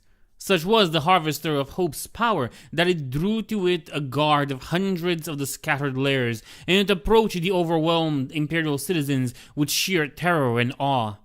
With their minds already fragilized by the advent of Light's End, the people of Holy Terra were more vulnerable than ever to the temptations of chaos. As the Reaper advanced, tens of thousands of formerly compliant citizens embraced heresy, turning their back to the Imperial Creed in the hope of being spared by the hellish hordes. They looked up in surrender, gazing into the Tier of Nightmares, and in exchange for their souls and sanity were granted unholy knowledge. Neverborn, spawned from the obsessive search of forbidden lore, whispered into their ears the guttural syllables of the demonic tongue. The mad tortured the sane in prolonged and bloody rituals, chanting the demonic names of Kantara and its minions, and helping more of the Neverborn to step across the ever-thinning veil between reality and the realms of chaos. They called out to the Slaneshi demons descending from the tier of nightmares, their corrupt devotion serving as beacons to the hordes of Neverborn that were unused even to the weakened reality of the Soul system. Churches of the Imperial Faith were destroyed by gangs of newly fanged cultists, their souls blackened by hatred at the revelation of his death. Those priests of the Imperial Creed who were taken alive suffered the most abject fate, as the lost and the damned sought to emulate the Reaper's slaying of the Ecclesiarch. A few temples became battlefields as the faithful gathered to defend them from the heretic throngs. But they were isolated and lost in a tide of madness and fell one by one despite all the bravery of their defenders. Kantara advanced to the east, bringing destruction, madness, and genocide along with it. But the Harvester of Hope would not find its path to the walls of the Imperial Palace unhindered. As its hosts crossed the nigh imperceptible boundary between one Terran High City and the next, the sounds of organized resistance began to be heard over the cacophony of the Angel War. Many pockets of order appeared amidst the anarchy of Light's End, but the one that had formed in the Reaper's path was larger than most. Somehow, even as the skies burned with warp fire and the planet's collective soul reeled from the shock of the Emperor's death, thousands of Imperial Guardsmen had retained their sanity and cohesion. In the days before Light's End, these soldiers had dreamt of a shining sword and risen from slumber with their purpose and faith in humanity renewed. Even as the horrors of the Angel War unfolded around them, they clung to that memory of light for strength, refusing to give in to the darkness. Learning of the dangers of chaotic mimetic infection from the ramblings of the few certified psychers who had survived the opening of the Tier of Nightmares, they had broken the screens of their Ocpexes and tore out their own augmetic eyes. Through their deeds, the spread of Xandu's marks stopped cold, unable to find purchase. And so when Kantara's soul-broken slaves approached them, the Yopalian Liberators stood in their way. The Yopalian Liberators. Life in the Imperium is harsh, more often than not. That is a fact that even the most idealist of its leaders and champions, be they preachers of the Emperor's love or warriors of the 8th and 12th Legion, must accept, lest they be drowned by despair. The galaxy is a dark and cruel place, and the manifold dangers that haunt it require that the lords of the Imperium rule with an iron fist. For dissent is an open gate to heresy, and heresy to ruin in all its forms. And so most Imperial worlds are ruled by tyrants, some benevolent and as fair as they can afford to be, others petty and cruel, though rarely for long before one of their own court turns on them in the name of their own advancement. For thousands of years such was the case of the agri-world Yopal in the Segmentum Solar. Proximity to the throne world and its endless need for imported foodstuffs meant that the ruling class of Yopal enjoyed absolute control over its laboring population, so long as the shipments of processed grain continued on schedule. Over the centuries, this unchecked authority had grown more and more draconian, with the demands made by the rulers over those they ruled growing ever more impossible. Quotas were increased with every passing generation to the point where even giving the entirety of their production to the tithe takers and starving to death would not be enough. To survive, the people of Yopal were forced to take out loans from their overlords, which took the form of alleviated taxes in exchange for a lifetime of complete servitude, and more. Such debts were passed on from parent to child, and soon the entire citizenry was born in debt to the imperial aristocracy, with no way of escaping their bondage. Despite Yobal's relative prosperity and technological advancement, its people lived in squalor, while their rulers enjoyed lives of luxury matched only by those of Holy Terra's own nobles. The only way out of debt, which was dangled over the citizens of Yopal like a tantalizing fruit, was to join the Agri-World's Imperial Guard regiments, the indentured squadrons of Yopal. Through service in the squadrons under the command of officers from the disgraced sons and daughters of the nobility, a Yopalian could hope to alleviate his kinsman's burden. Since the founding of the Imperial Guard in its current form in the wake of the Roboutian Heresy, Yopal had dispatched thousands of regiments and billions of its own children to die in the Imperium's war. Meanwhile, its aristocracy continued to enjoy its unopposed privileges, protected from most inspection by the sheer necessity of the food Yopal produced. In the year 989 of the 41st millennium, however, this changed. For the last 4 years, the aristocracy had been raising a new batch of regiments for the Astra Militarum, in order to replace the squadrons that had been completely destroyed in service to the Master of Mankind. Tens of thousands of recruits were being trained in vast maneuvering fields as well as drilling orbital facilities. Unknown to both the soldiers in training and the distant Imperial Segmentum officials, however, corruption had taken root on Yopal of a kind that not even the Imperium's apathetic bureaucracy would not have tolerated. A cult of the disciples of the dragon, those high-born traitors who deceive themselves into believing they are Vulcan's chosen, had grown to take control of almost the entire Yopalian aristocracy. Over the course of centuries, this heresy had encouraged the greed of the nobles, their poor treatment of their lessers, and the outright abuse of their emperor-given authority. The cult was not ready yet to cast aside any pretense of loyalty to the throne and seize control of Yopal openly in the name of the Black Dragon. But unforeseen circumstances forced their hand when a group of Sons of Horus came to Yopal unannounced, accompanying an Inquisitor of the Ordo Hereticus. The Inquisitor had no idea of the noble's treachery. Her presence on Yopal was a pure coincidence, brought by her return to Terra after dealing with the Nergalite conspiracy in the Segmentum frontier sectors.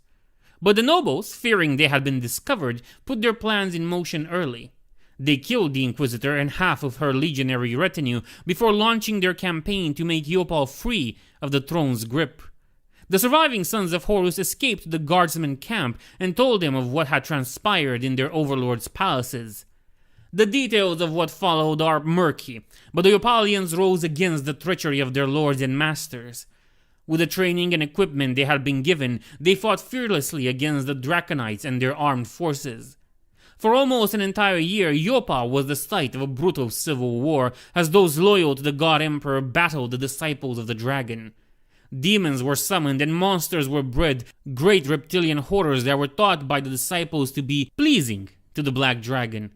But eventually the loyalists prevailed, and just as the ships of the Imperium darkened the skies, the banner of the regiments was raised upon the smoking heap that had once been the governor's palace. The remaining Sons of Horus interceded in favor of the Yopalian, telling the Inquisition of their valiant defense of the world against the heretics who had infiltrated it.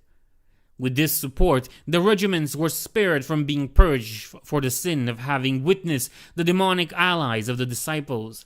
Though they were closely examined and a few dozen soldiers disappeared in the night, never to be seen again.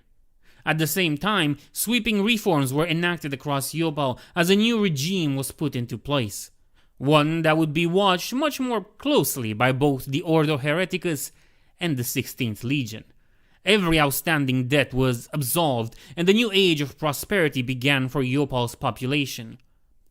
Due to their time spent fighting the Draconites, the Yopalian guardsmen had gained an understanding of the Slaves of Darkness methods and horrors matched by very few other regiments. They fought with cunning as well as bravery, not hesitating one moment to use tactics that others might judge dishonorable.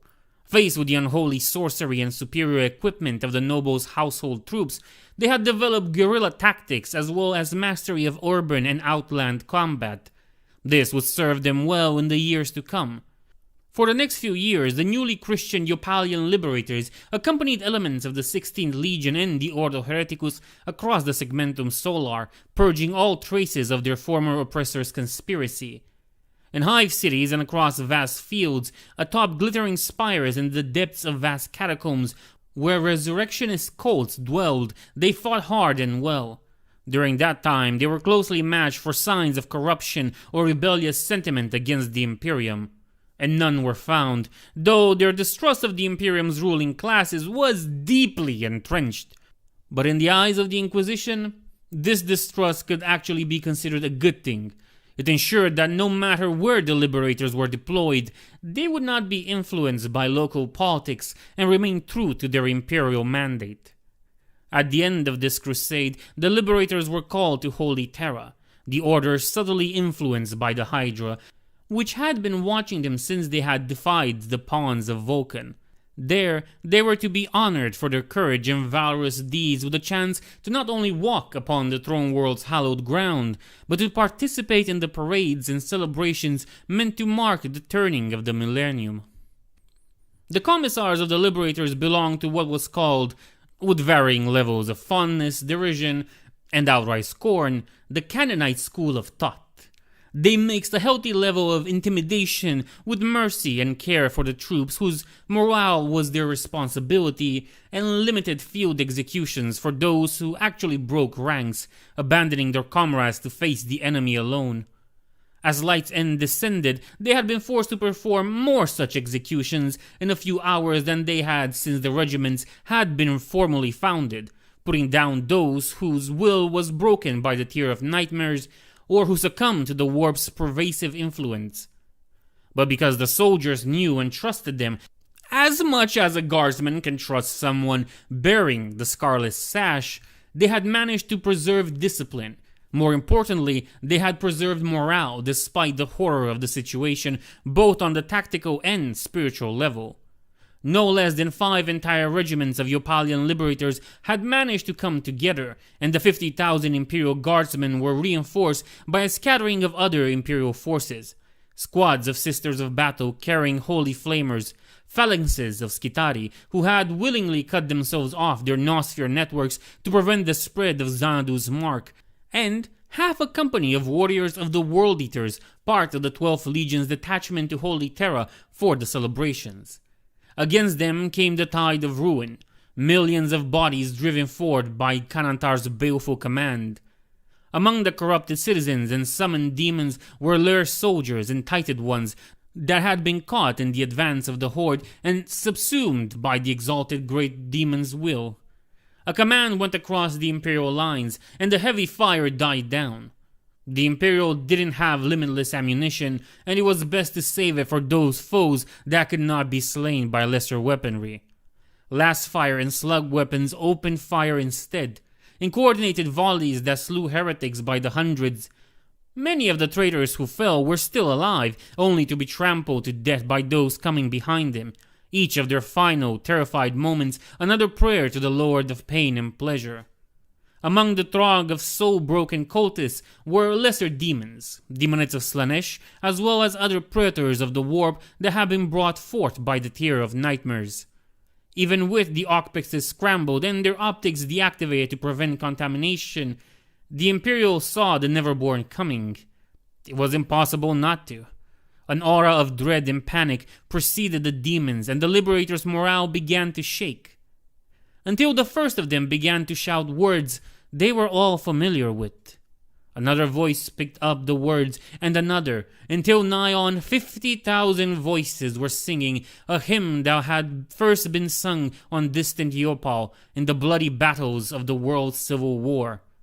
Officially, the song was prohibited due to referring to matters no Imperial citizen should have knowledge of. But the commissars smiled and sung along, and the demons and the Horde sneered in displeasure at the mortals' defiance.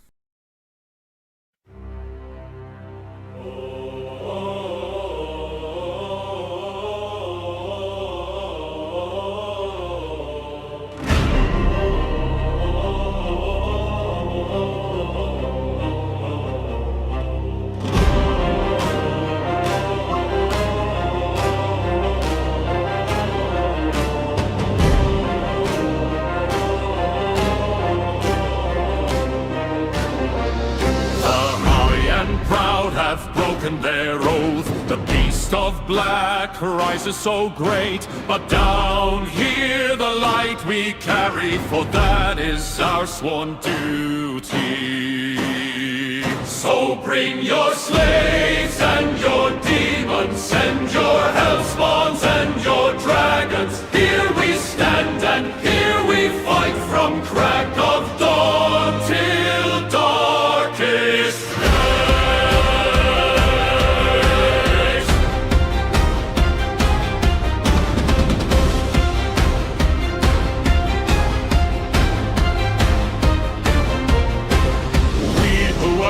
heaven this one chance, raise higher banners of defiance. You will learn with your last breath, heresy brings only death. So bring your slaves and your daemons and your hellspawns and your dragons. Here we stand and here we fight from crack of dawn till darkest night. For you who have embraced greed, know that this has been decreed. For you who have thrown your soul away, by our guns comes Judgment Day.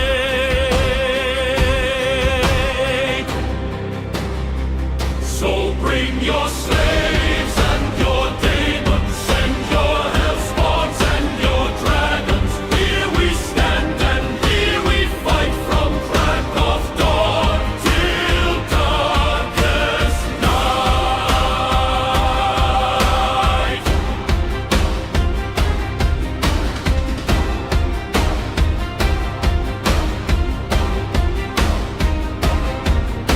In cities and in fields, in the deeps and the void, in His service our lives and blood are employed.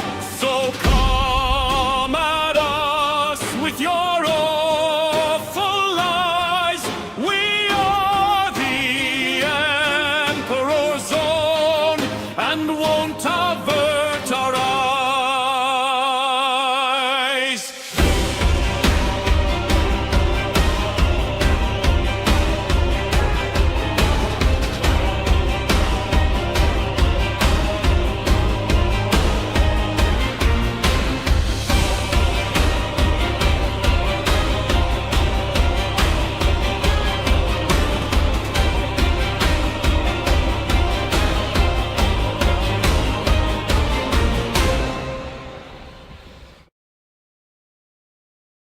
So send your dragons, an official hymn of the Opalian liberators. The battle lasted 4 hours, heretic bodies piled up in front of Imperial barricades. The Opalian liberator casualties mounted, but the advance of Kanantara's host had been stopped dead. At the back of its horde, the greater demon could feel this obstacle, and something like curiosity sparked in its infernal mind. It had expected resistance, of course, even now with the anathema dead, and it still had difficulties accepting that was truly the case. The defenses of this most hateful of worlds were still formidable, but it was still far from the walls of the palace, where the wars that had thwarted its kind during the siege still flickered with remnants of seraphic power. That these mere mortals dared to resist its slaves was something it had not foreseen. It was not angry, not yet, but it was curious. It wanted to see what it was about these mortals that had let them stand firm while the rest of Terra burned. And then, it wanted to break them, tear out whatever elusive element had allowed them to do so, hollow their souls and minds, and bind them to its will. With a cohort of layers and tighted ones carpering around it, Kanantara advanced. On its shoulder, the head of Baldos List opened its mouth in a silent scream. The demon made no effort to conceal its approach. Among the embattled Imperials, the Space Marines realized that, should it reach the front line, all hope of holding back the Slaneshi horde would be lost. And so, with the final volley from their artillery, the Imperials tore a path through the chaotic throng, allowing the surviving sons of Angron to charge at the Harvester of Hope. No warrior ever looked so noble as these legionaries did as they fought and bled to reach their foe. No scion of Nuceria ever earned a more righteous death than those who fell on the way to the great abomination. Even as Holy Terra descended into madness, the World Eaters had held fast to their bonds of honor, of duty, of brotherhood. But it was not enough. Of the 43 World Eaters that charged into the fray, 29 reached Kanantara. The first died a few heartbeats later, his head torn from his shoulder by a swipe of the exalted demon's razor-sharp whip. The next perished almost at the same time, burned to ashes by Kanantara's baleful glare, smoldering pieces of his armor clanging onto the gore-soaked ground. The last of the sons of Angron died 3 minutes and 80 seconds after the first of his brothers was slain. He died on his feet, transfixed by Karantara's infernal blade as it cut right through his warplate, erupted from his back and bit into the earth. Even the ground itself blackened and twisted, seeming to recoil from the weapon's monstrous touch. With the World Eaters dealt with, Karantara resumed its leisurely approach, licking its lips in anticipation of the feast of emotions to come. And this time, as the exalted Keeper of Secrets loomed over the battlefield, and an awed silence descended upon the heretics and Imperials alike, the Yopalian liberators did not sing. They did something much worse. They laughed. They had seen World Eaters, greater warriors than any of them, slaughtered like cattle by the greater demon. They knew that this creature was responsible for much of the horror that was consuming the throne world, and they knew that their own odds of defeating it, much less surviving such a confrontation, were so remote it would take the full processing power of a conclave of Martian priests to properly calculate. But faced with such a desperate situation, they refused to give in. And so they laughed. It was something that they had picked up while fighting the disciples of the dragon. Vulcan's followers were driven by pride as much as greed, and perceived mockery enraged them, which made them commit tactical errors in their haste to crush those who dared laugh at them. It was the sound of defiance, and it had helped the liberators stand their ground against the draconite horrors their foes had unleashed against them. Against Kantara, the effect was somewhat more pronounced. To the demons of Slaanesh, most laughter is merely another source of emotion to feed upon. Those who laugh at a good jest, those who cruelly mock their victims, those whose minds are so sundered by revelation they can only laugh. All of these are but another meal to the never-born children of the Silver Palace. But it is not that kind of laughter that rises now from the ranks of mortals arrayed before Karantara's servants. Karantara remembers, in the first moment of the New Age, when the Dark Prince rose from the grave of the Eldar Empire, the Harvester of Hope was there, and it remembers. The mocking one, the laughing god, the one who did not break, did not flee, did not perish, the one who looked into the eyes of Slaanesh and mocked perfection incarnate. In that moment, Slaanesh was denied his victory. Shegorak's defiance of the youngest god prevented him from devouring the entire Eldar race. The Lord of Pleasure and Pain was enraged by the full god's mockery, and in that rage his invincibility ended, for no one truly invincible can be mocked. Perception becomes reality, becomes law. Such is the way of the warp. Such are the rules by which the gods dreamt of by mortal souls must abide. And now, as Kantara hears the laughter of mortals who have never seen a child of Isha, it remembers that awful moment when the last of the free Eldar gods changed the course of galactic history. And because Kantara is a fragment of the dark god that spawned it, the Keeper of Secrets suffers just as Slaanesh suffered. For that too is the way of the warp. It screams in pain, feeling the flow of power from Slaanesh slip from its grasp. It claws at it with all its infernal will, but the laughter continues, shaking the very essence of the greater demon. Kantara is pride and cruelty incarnate, its nature shaped by the atrocities committed by the Eldars at the height of their power and decadence. Of all the Keeper of Secrets, it is most aligned with the echoes of Slaanesh's ascension, and the laughter of the liberators tears into it until the stream of power snaps out of its reach, and it is exalted no more. The liberators saw Kantara recoil as if struck down by some invisible blow. Suddenly, the monstrous fiend did not appear so mighty, so unsurmountable. Even to the eyes of those without second sight, the greater demon seemed diminished somehow, and a new resolve filled the Imperial ranks.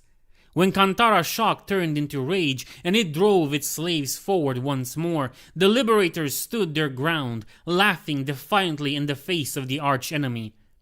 They were outnumbered 100 to 1 and more, and even with the Keeper of Secrets' unexpected weakness, their deaths were all but certain. Yet they still fought, and still they laughed, and still Kantara seethed with impotent rage, and something very much like fear. But even the greatest valor only counts for so much, and eventually the Yopalian lines began to buckle under the sheer weight of number. The Tited Ones rampaged amidst the guardsmen, tearing holes in the Imperial formations before they were put down by concentrated fire. Monstrous lair war machines rode to the front lines and disgorged cargoes of soul-broken Imperial citizens whose ruined minds desired only to die rather than return to their torments. Step by step, the liberators were forced back, but they refused to break, for each and every one of them knew in their heart of hearts that in the Angel War there was nowhere to run. For an entire hour they fought in the grinding conflict, giving no mercy and receiving none. The blood of heretics and heroes alike flowed, but just like Zandu's mark, the advance of the Reaper was stopped. As all hope seemed lost, Kantara finally resumed its march to the front line, hungry to punish the souls who dared defy it and silence their defiant laughter. But as the Keeper of Secrets advanced, the sound of engines was heard over the cacophony of destruction that served as the Angel War's constant background music. From the east came a fleet of transports, loaded with the household troops of over a score of Imperial noble bloodlines. Leading this host was Sarim Farkhozad, a chosen of Magnus who had once walked within the halls of the Imperium's elite before his psychic prowess had been discovered and only the 15 Legion's intervention has saved him from the Black Ship. Dispatched by Omegon from the Tower of Hegemon, Sarim had made good use of his journey, plying every trick of diplomacy, persuasion, and outright blackmail he had learned in his years serving as an intermediary of sorts between the Thousand Sons and the Imperial nobility. He had convinced those Terran nobles who held out against the madness in their spires and fortresses to join him. As the transport approached, a host of lair stalkers descended upon them, but they were met with psychic fire, for along with Sarim, Omegon had dispatched Darius Turani, a master of pyro arts. To Darius, the horrors of the lair were nothing, for he had witnessed the predations of the 19th Legion 100 years prior, and the Slaneshi Xenos' evil paled in comparison to that of Korax's pure bloods. Sitting in the lead transport with his eyes closed, the librarian smote entire swarms of stalkers at a time, drawing the very fires that consumed Terra in order to incinerate the flying reptiles. Firing their guns over the heads of the Yopalians and into the infernal horde, the transports unloaded thousands of Holy Terra's best trained and equipped troops. To the surprise of even Sarim himself, they were led by a handful of the Throne World's aristocratic elite. Each of these lords and ladies had ruled over billions of Terra's denizens before Light's End, and had been trained from birth to be able to serve their duties as stewards of the Emperor's domain and leaders of his people.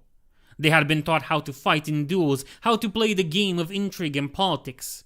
It would have been easy to dismiss them as fools with no understanding of the true life in the Imperium, separated from those they claimed to lead. But when the Angel War had come, each of the 17th who accompanied this relief host had chosen to risk their own lives rather than remain within the relative safety of their stronghold.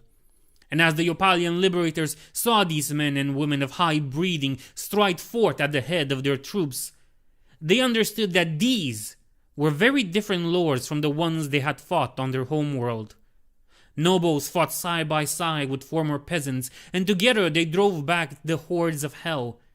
At the will of Darius, great firestorms engulfed thousands of Slaneshi slaves, while the Pyromaster remained protected by a ring of household's own elite deep within Imperial ranks. Blood ran under his helm as the son of Magnus forced himself to draw upon the powers of the warp even as it roiled with the corruption of chaos. The protections of the rubric burned in his soul, and he could feel himself dying a little more with every working he performed. But like every thousand son of Terra, Darius could feel the pain of his Primarch on the golden throne, and his own torment was nothing in comparison. Sarim fought on the front line with blade and staff. His presence swiftly became a rallying point, and when Kanantara finally reached the Imperials, the greater demon came directly upon the chosen of Magnus. Sarim slammed his staff down, while behind him Darius drew upon the last reserves of his strength and summoned a great wall of fire that cut off Kantara from the horde that still poured from the ruins to the west. With the blow came a psychic sending directed to every Imperial combatant in range of the greater demon. The sending was simple. It was a single word, a command whose meaning and target were obvious. Fire. As one, 1,000 guns opened fire on Kantara. On their own, these shots would not have been enough. But at the exact moment of impact, the decapitated head of Baldo slit, in which the soul of the late Ecclesiarch was trapped, briefly shone with golden light. Faced with the heroic defiance of the Opalians, Baldo's spirit had been renewed, and the momentary flash of holy power released so close to Kantara's unholy form was enough to cause a flicker in the demonic words that shielded it from harm. Hundreds of bullets and last bolts slammed into the greater demon's usurped flesh, and it was too much for it that was no longer exalted. And so Kanantara, the Reaper, the Harvester of Hope, whose defeat had taken the work of the Grey Knights and the sacrifice of billions, fell, brought low not by the transhuman warriors infused with a shard of the Emperor's own radiance, but by the mortal souls who had refused to submit to its vile divinity. For every soul you have defiled, for every life you have ruined, roared Sarim, standing high and proud over the fallen form of the Harvester of Hope. For the people of Terra and the Imperium, face the wrath of Magnus the Red Demon. As the sword of the Chosen descended and Kantara lost its hold onto corporeality, as its incarnation faded and its spirit was hurled back into the sea of souls, the greater demon could still hear the sound of laughter.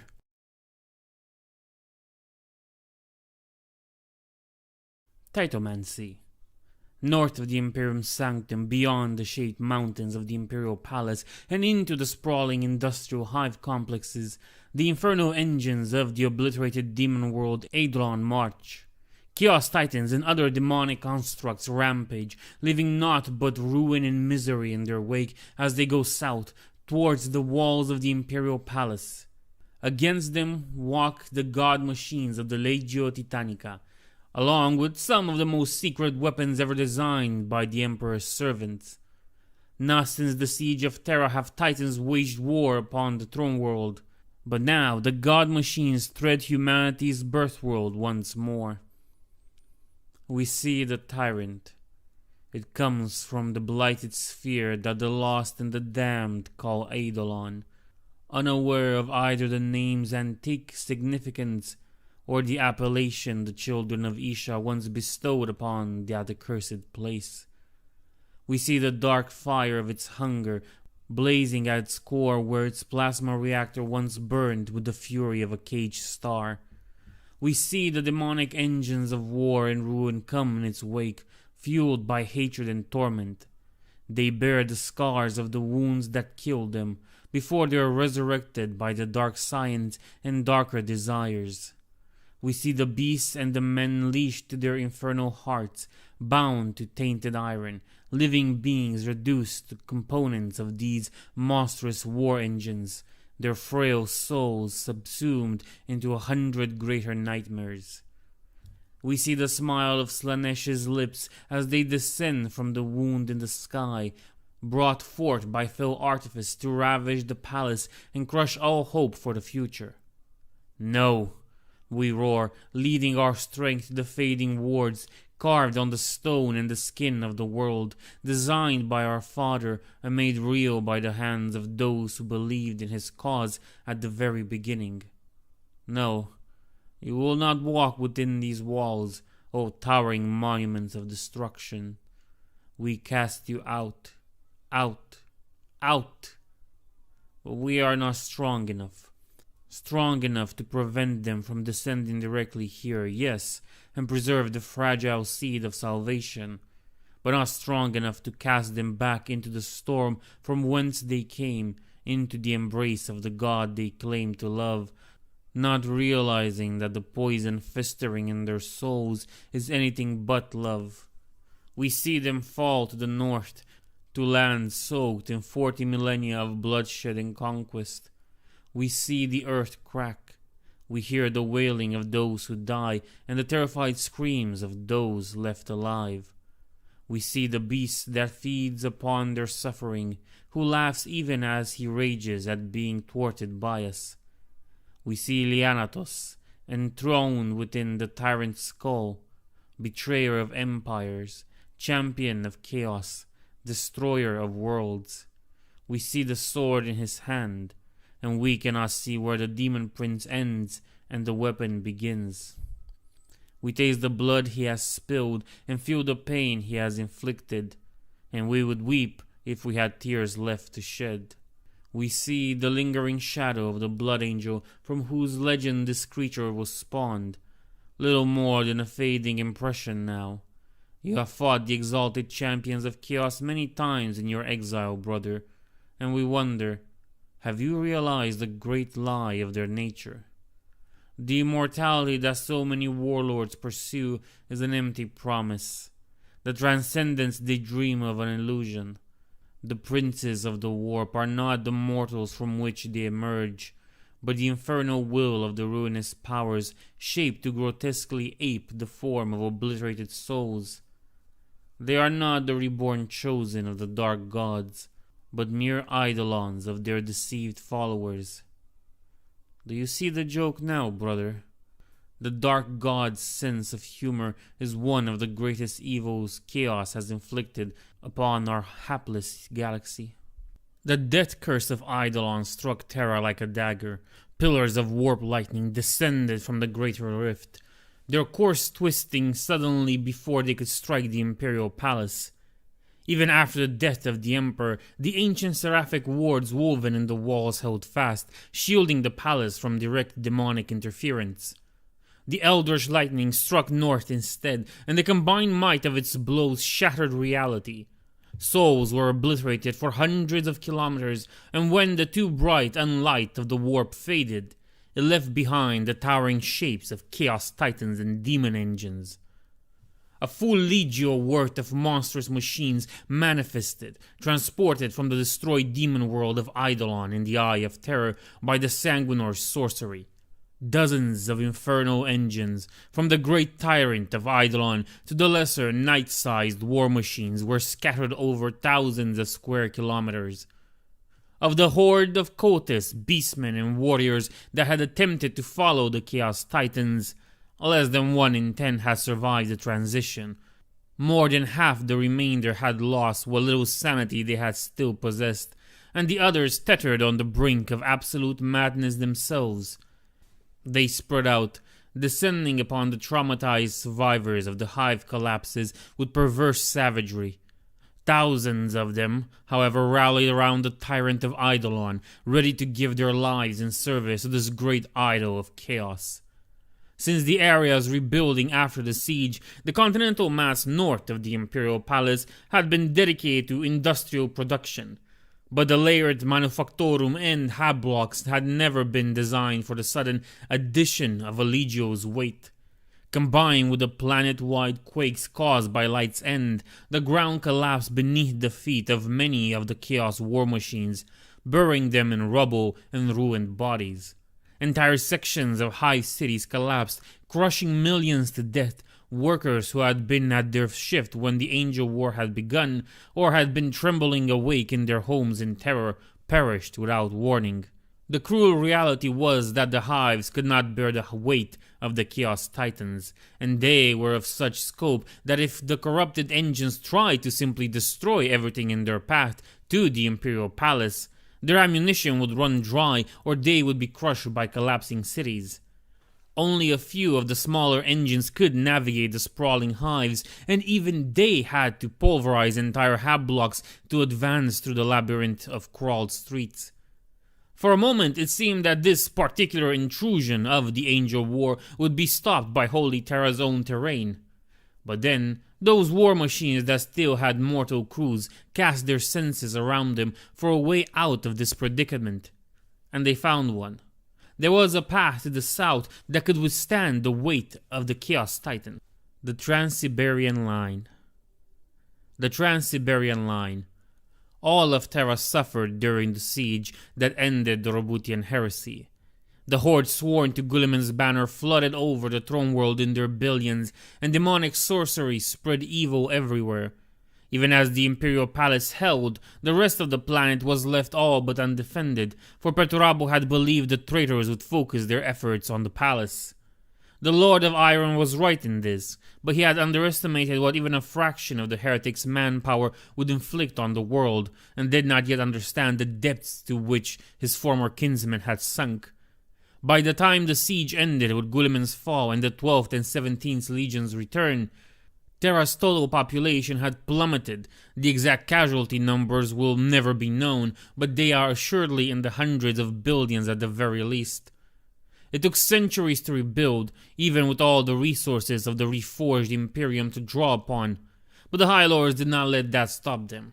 They were determined to remake Holy Terra into a planet worthy of being the Imperium's capital.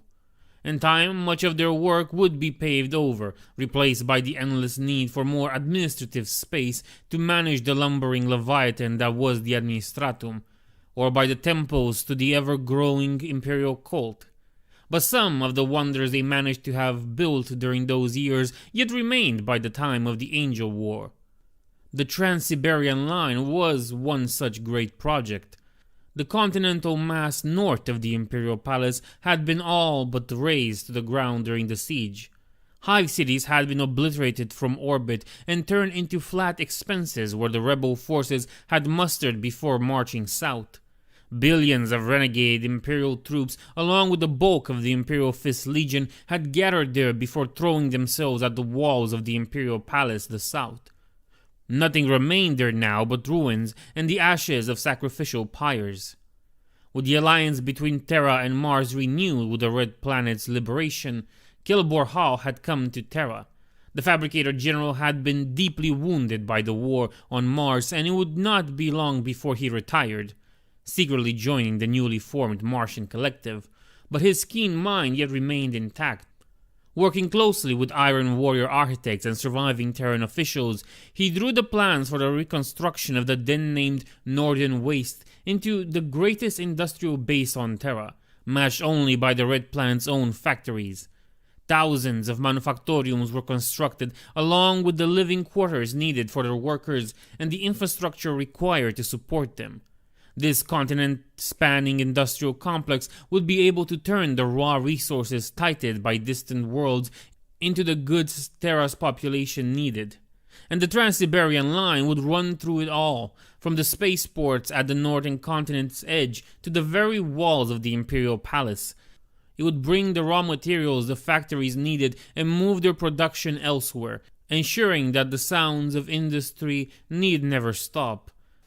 And while across the centuries since, the factory cities of the former Northern Waste had suffered the same sort of overgrowth and overpopulation that afflicted the rest of the throne world, the Trans-Siberian Line itself remained intact, maintained by a dedicated subcult of the Adeptus Mechanicus, whose devotion to the line and the great engines that run upon it is considered fanatical even by their Martian brethren. To call the machines that cross the Trans-Siberian Line trains is to call an Imperator-class Titan a servitor. They are behemoths of steel and machinery, the largest of them towering kilometers above the rails. They carry raw materials and manufactured items all across the continent, crewed by a reclusive sub-faction of the Adeptus Mechanicus who are utterly dedicated to maintaining the line and keeping their hallowed timetable. In order to keep the line from becoming a Martian enclave on Terra and festering distrust between the Imperial government and its Martian counterpart, management of the line was given over to a branch of the Administratum. The minor Adepta holds tremendous influence on Terra, tasked with ensuring that the trains run on time and that the eternal hunger of the manufactoriums is fed in order to keep the wheels of the industry turning. So numerous are the trains running on the Trans-Siberian line that years of training are required before an adept is allowed to oversee even a minor junction. For any delay, however minor, would mean that millions of workers would suddenly find themselves unable to work. The rails of the Trans-Siberian line had been designed to bear the weight of the enormous trains that run on them. They would bear the weight of the Chaos Titans without problem, and while the line wasn't a straight path to the walls of the Imperial Palace, it did lead there eventually, and following it would be much quicker than tearing a path through the hab blocks and factories. In the skull of the Tyrant of Eidolon, Liantos smiled as he received these news. A call was sent to his dispersed forces on the Vox and through etheric means of communication, and the Chaos Titans began to slowly converge on the line.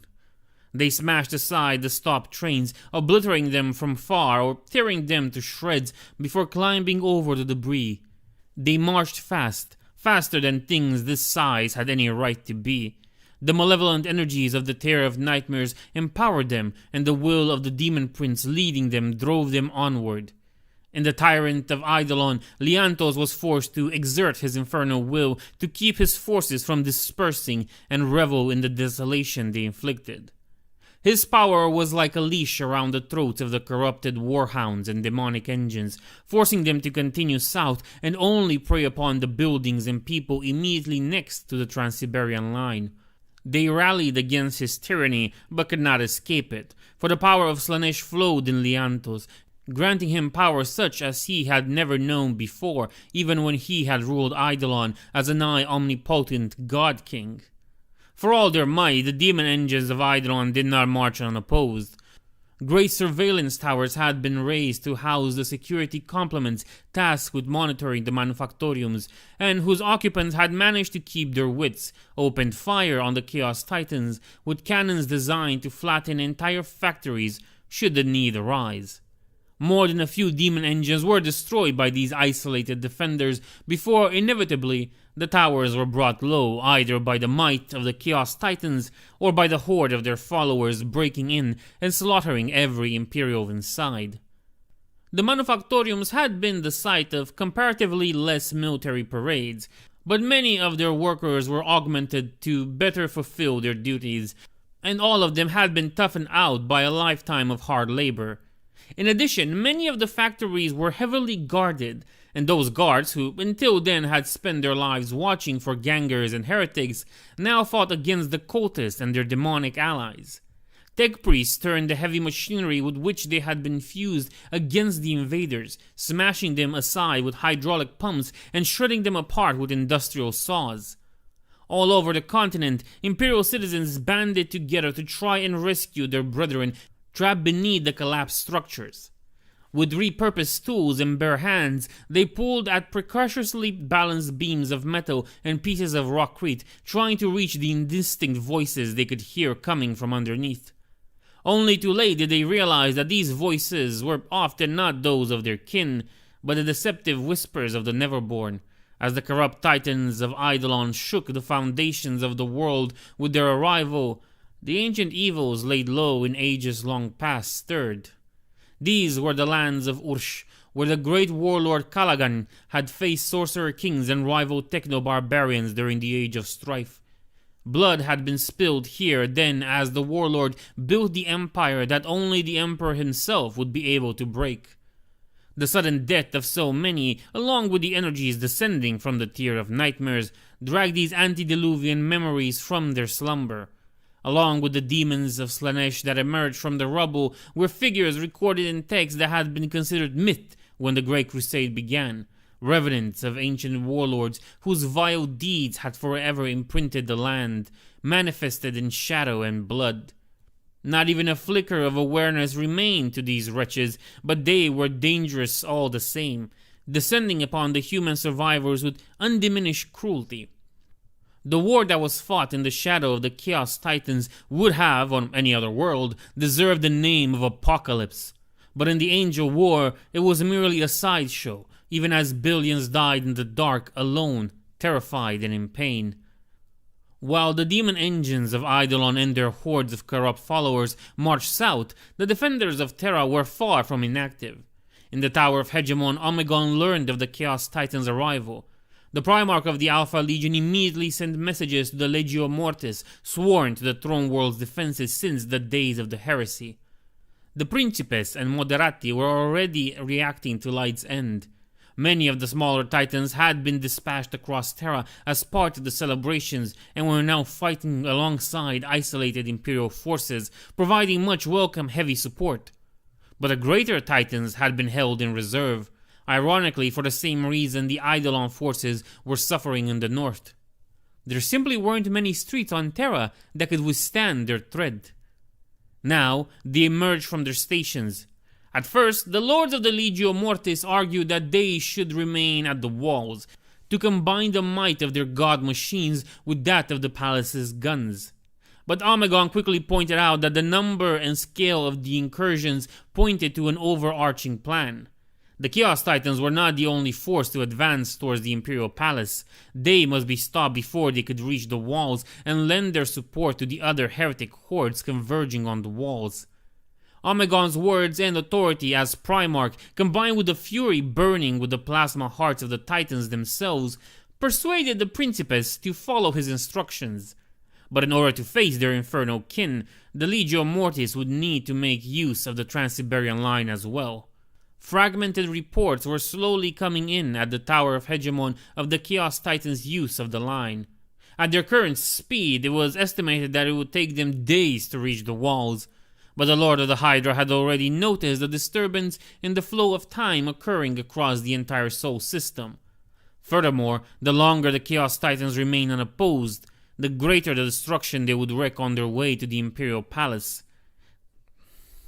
The citizens of the northern continent needed help, and while the Alpha Legion was already taking action, only the Titans could bring them salvation. They were dead.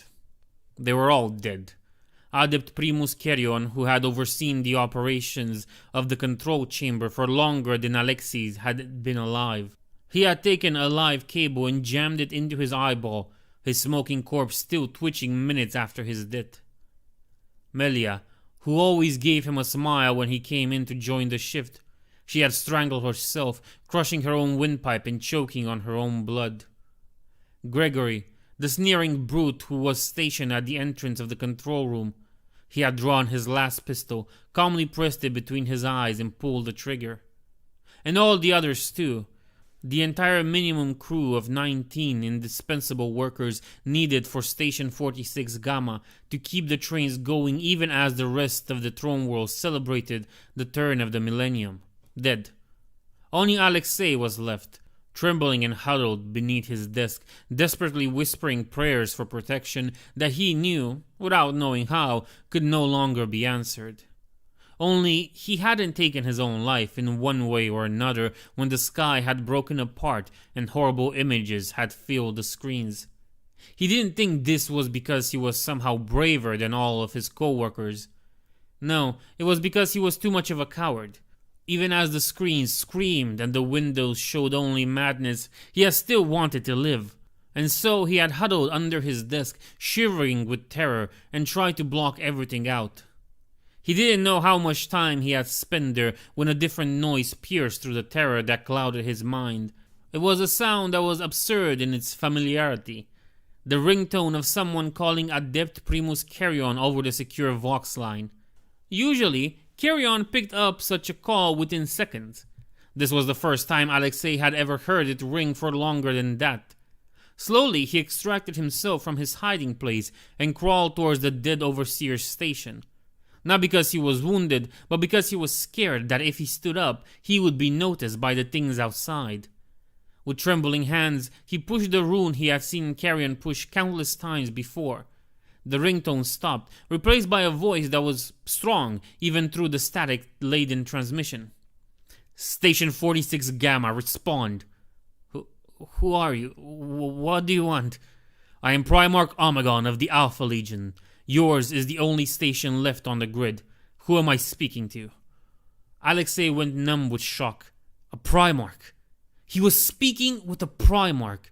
Him, A lowly Terran-born adept whose ancestors had spent generations to reach this hereditary position was speaking to one of the God Emperor's own sons. It didn't even occur to him to doubt the words of the voice. Perhaps it was the shock of his entire situation. Perhaps it was something in the voice. Perhaps it was desperation to cling to anything resembling authority amidst the insanity that had become his universe. This is third-class adept Alexei Takarov, he managed to say through teeth clattering with fright. I'm the only one left. The others are all dead. There was a moment of pause. Then you will need to suffice, Adept Takarov. Your service are required by the Imperium. The Primarch explained to Alexei what he needed. Alexei swallowed nervously. His saliva tasted of blood and fear. Could he do this? Surely not. He was just a third-class adept. He had no training in the intricacies of the line's operation. But he didn't need to worry about collision, now did he? The entire line was dead. The last train to move had been the 7939564 Secundus, whose pilot had gone mad and rammed it into one of the things that stalked the line with enough strength to destroy them both. Alexei had heard the woman's rantings over the Vox speakers despite trying not to. That had been an hour ago? 2? And since then no train had moved along the entirety of the line. He turned to look at the screen. There were many of them. But he didn't need to look at all of them at once. There were many buttons, many levers, and many prayers he hadn't been taught, but knew from years hearing others recite them. I think I can help you, he said, moving to Carrion's seat, pushing the corpse aside as gently as possible. There are trains stationed at the walls that have the necessary carrying capacity. I don't know what state the crews are in, though. We can provide our own replacement for them if necessary. What we need, however, is guidance through the line in order to avoid the impassable sections and reach the enemy as soon as possible. Can you do this, Adept Alexei? Alexei swallowed. His spit tasted of blood and ash. I can do it. I will do it. With the help of the last surviving adept of the division of the Adeptus Administratum tasked with overseeing the operations of the Trans-Siberian line, the engines of the Legio Mortis embarked aboard the stop trains located nearest the Imperial Palace. Along with them came tech priests and their cohorts of servitors, more than capable of replacing the dead or missing crew of the great trains. Shipments of raw resources and manufactured goods were thrown out to make place for the god machines, and the spirits of the noble titans grumbled at the indignity of such transportation. Imperial knights from various households, drawn to Terra by the celebration of the Millennium's turn, were summoned by the Legio Mortis. Though many knights were scattered across the throne world, few were able to reach the walls in time, gathering in an ad hoc lance. In order to reach the enemy, the bigger titans of the Legio Mortis had to gut the inside of the trains to make enough space for them to enter. The sheer size of Dies Ira forced the Legio's Magi to cut open 2 different trains, with the Imperator having 1 foot in each as they advanced on parallel lines in strict synchronicity. The sight would have been comical if not for the sheer menace that emanated from the ancient god machine. The god machines of the Legio Mortis didn't go to war alone. The Legio stronghold at the Imperial Palace also housed many phalanxes of Skitari warriors, and while many had been dispatched on the parades when Light's End struck, and still more were redeployed to help defend the Imperial Palace, or provide support on the other fronts, thousands of augmented soldiers were packed in the trains along with the Titans. With the etheric disturbances raging across the throne world, the nospheric communication network of the Skitari was thrown in complete disarray, forcing their tech priest overseers to authorize the use of squad levels only tactical links and personal decision algorithms reserved for the most dire of circumstances. The great trains rushed north, following the quickest path through the disturbed Trans-Siberian line. Despite the desolation ravaging Terra, the line itself was almost intact ahead of the Chaos Titans. The Principes didn't know whether this was because of the sturdiness of its design, or because it had been spared on purpose by the enemy. Despite the need for caution and the unusual cargo of the trains, they moved far faster than the Titans could have on their own. Within a few hours, the auspices of the Titans detected the presence of their hated foe. Not long after, the train stopped, letting the Titans and their allies disembark to finish the last stretch of their journey on their own thread. The Skitarii ran between the legs of the god machines, alphas shouting orders that would usually be transmitted across light-speed nospheric connections. The Night Paladin Glory of Indrik earned the first engine kill of the Titanomacy. His prey was an exemplar of the demon engine type recorded in the blackest records of the Ordo Malus as the Slanesh Subjugator. As the cruel machine toyed with a group of human survivors it had found, Glory of Indrik opened fire with its mighty battle cannon. The shot obliterated one of the demon engine's pincer claws, and it turned towards its new foe with a nightmarish shriek that caused half of its intended victims to drop dead, their brains pouring out of their ears. Glory of Indrik struck again before the subjugator could return fire. His Reaper chainsaw cleaved the demon engine in two, destroying the sorcerer's fetters, keeping the Neverborn within anchor to the materium. The knight did not have long to enjoy his skill. Soon he was surrounded by 3 six-limbed walkers that resembled a cross between mechanized spiders and a fleshy tank, and ripped apart by their claws. A volley from the rest of the Night Lands tore them apart. The first engagement of the Titanomachy had gone to the Imperials. Soon, however, more of Eidolon's forces approached in great number. The engines of the Legio Mortis were badly outnumbered, but where Leantos had to impose his will upon his forces, the Principes Martial could rely on his subordinates' obedience and competence.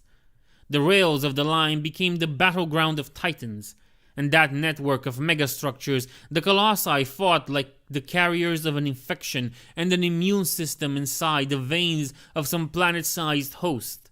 The wrecks of destroyed trains and the rubble of collapsed buildings provided cover large enough for Titans.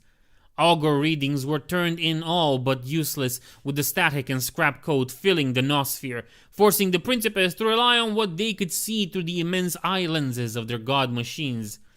The Trans-Siberian line became a battlefield of ambushes and sudden confrontations, with weaponry capable of obliterating a target kilometers distant being used at point-blank range. Julius Turnet, Principes Martial of Legio Mortis, tried his best to keep his forces coordinated, knowing that their discipline was the greatest edge they had over their heretic foe.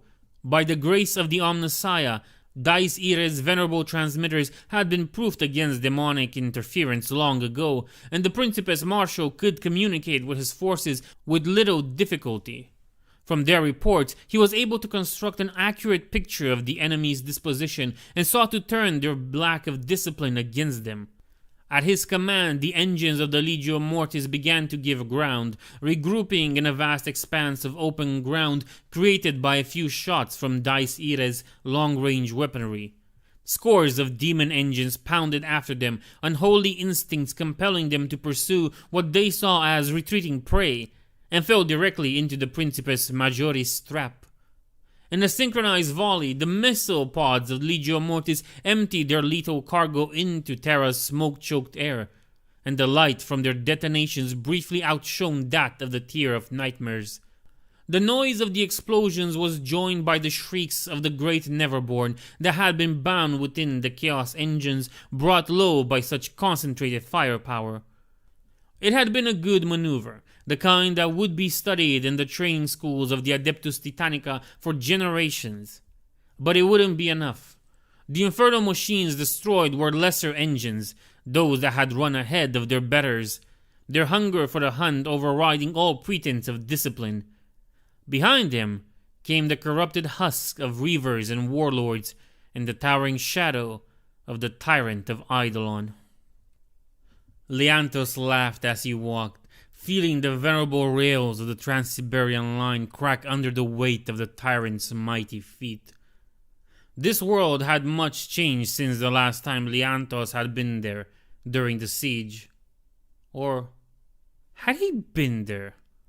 It was difficult to distinguish between the memories of his own mortal life, those of the other Blood Angels and Astartes he had devoured, and the shattered recollections of the tyrant itself. When they had descended on this world from the terror of nightmares, only to be turned aside, Leontos had recognized the psychic spoor of the one responsible. It had been a surprise to find Magnus the Red on Terra, but he supposed it shouldn't have been. It made sense that the last sons of the false emperor would be here at the end. Their deaths would serve as a fitting marker to the end of an age and the beginning of the new one. Once the mere thought of facing a Primarch would have caused him to feel as close to terrified as a Space Marine could. But now he felt invincible, like he could take on the entire might of the failing Imperium in triumph. This was power, greater than anything he had ever known. The energies of the warp coursed through his demonic form like never before, fueled by the favor of Slaanesh. He was exalted, elevated above the rest of the courts of pleasure and pain. Only the knowledge that he shared that privilege with 5 others across Sol slightly diminished the joy he felt. On a whim, he twisted the tyrant around and plunged his great blade into a hablog that grew out of a manufactorum on the side of the line. The demonic weapon cut through the rockcrete, crushing those who cowered inside. The demon prince tasted their final moments, full of terror and pain, as the sword drank their blood and souls. He drank it all, sighing in pleasure like a man emptying a glass of fine wine ahead of a still greater feast. Then he sensed them. He felt the vibrations of their advance, tasted the shifts in the aether at their approach, the disturbance in the wondrous symphony of horror his hosts brought with them. Titans, and leading them. Oh, such an opportunity. He felt that part of him that was enmeshed with the tyrant's roar in recognition. Dice Ira, legend among legends, one of the oldest and greatest titans of the hidebound Adeptus Mechanicus. Truly, Leontos was blessed by the Dark Prince. This was worthy prey, but Leontos hadn't survived the perils of Eidolon and risen to demonhood by taking foolish risks. He wouldn't engage the Imperator until he knew everything there was to know about its abilities. With a pulse of will, he sent a command into the corrupted machine brains of a pack of Chaos Warhounds. He burned the image of Dice Ira into their demonic minds, and they ran ahead, throwing themselves against the Imperator, while Leontos looked through the eyes of the tyrant. All the bravery and skill of the Legio Mortis wasn't enough. The demon engines hurled themselves at their foe, and in close proximity, the void shields of the Titans were rendered useless. The superior numbers of the Chaos War host, along with the ruinous blessings of their Dark Patron, were slowly but surely carrying the day. God machine after God machine fell, their husks either cruelly obliterated by their vanquishers or sworn by hordes of cultists and demons who dragged the surviving crew out of the Titan's shell so that they might witness their failure before killing them. This cold and merciless arithmetic of war didn't lie. The initial estimates of the Chaos Titans' numbers had been erroneous, or perhaps Omegon had known that he had no choice but to send the Legio and hope for a miracle. The Legio Mortis continued to fight, led on by Dice Ira. They did not stop their advance, even as their numbers diminished, coming ever closer to the tipping point where the odds would guarantee their annihilation. But not all hope was lost, for even as the god machines of the Legio Mortis had raced towards the foe, a meeting had taken place in a section of the Imperial Palace whose existence was known to only a handful of souls. Kai wasn't with her. The old ghost would have been destroyed had he entered this room. Even she could feel the deadly cold of the Synod pressing on her, far more oppressive than the total darkness that surrounded her beyond the small patch of light her lantern produced. The trick she had used to anchor Kai's existence to something other than herself wouldn't last long, however. She needed to be quick, not that she needed another reason for that. "I am Lady Morgana of the Holy Ordos of the Inquisition," she called out to the darkness. I am here because Terra is under attack, and yet you remain in hiding instead of striding out to its defense." For several seconds there was only silence. Then a voice came from the darkness, deep, devoid of emotion, and utterly artificial. "We are the last chamber. The others are all dead, lost to the Imperium's endless wars. One by one we fell, but we believed we were doing the Emperor's work, even as we were despised, even as we were distrusted by every part of the Imperium, even as we tainted and damned our souls with the forbidden and the unholy. We knew that he found worth in us, and now he is dead. Worse than that, for if he had perished, we could still throw ourselves onto the cause of vengeance. But he chose death, Morgana. He chose to escape his pain, to escape his duty. He was all we had, and he abandoned us. Why then should we fight? What do we have left to devote ourselves to?" "No!" she shouted, slamming her staff into the ground. "He did not abandon you. He did not abandon us." There was silence. She pushed forward, drawing upon emotions she only rarely allowed herself to feel in order to ward off the cold and the cyno and the creeping despair that permeated the entire palace. He made a choice to die so that we would all have a chance. He died so there might be hope. You will not insult his memory with your doubt." She took a deep breath, feeling a chill spread through her. Her time was running out. The psychic void was penetrating through her flesh, and soon it would reach the arcane workings that kept her alive. She had taken an enormous risk in coming here. If she died, there would be nothing left to keep her father's great spell active, and her adopted brother would be unleashed upon the galaxy in the fullness of his awful power. But what choice did she have when Chaos Titans marched towards the Imperial Palace? None. And now she would know if this gamble she had taken would pay off. And so I ask you again, will you walk? Very well, Lady Morgana. You have convinced us. We shall see whether there is still something worth to fight for in the Imperium without him. The crimson lights gleamed in the darkness, and she heard the noise of starting engines.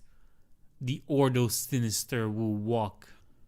The Trans-Siberian line had been almost completely cleared by the transport of the Legio Mortis and the damage inflicted by the Eidolon war host.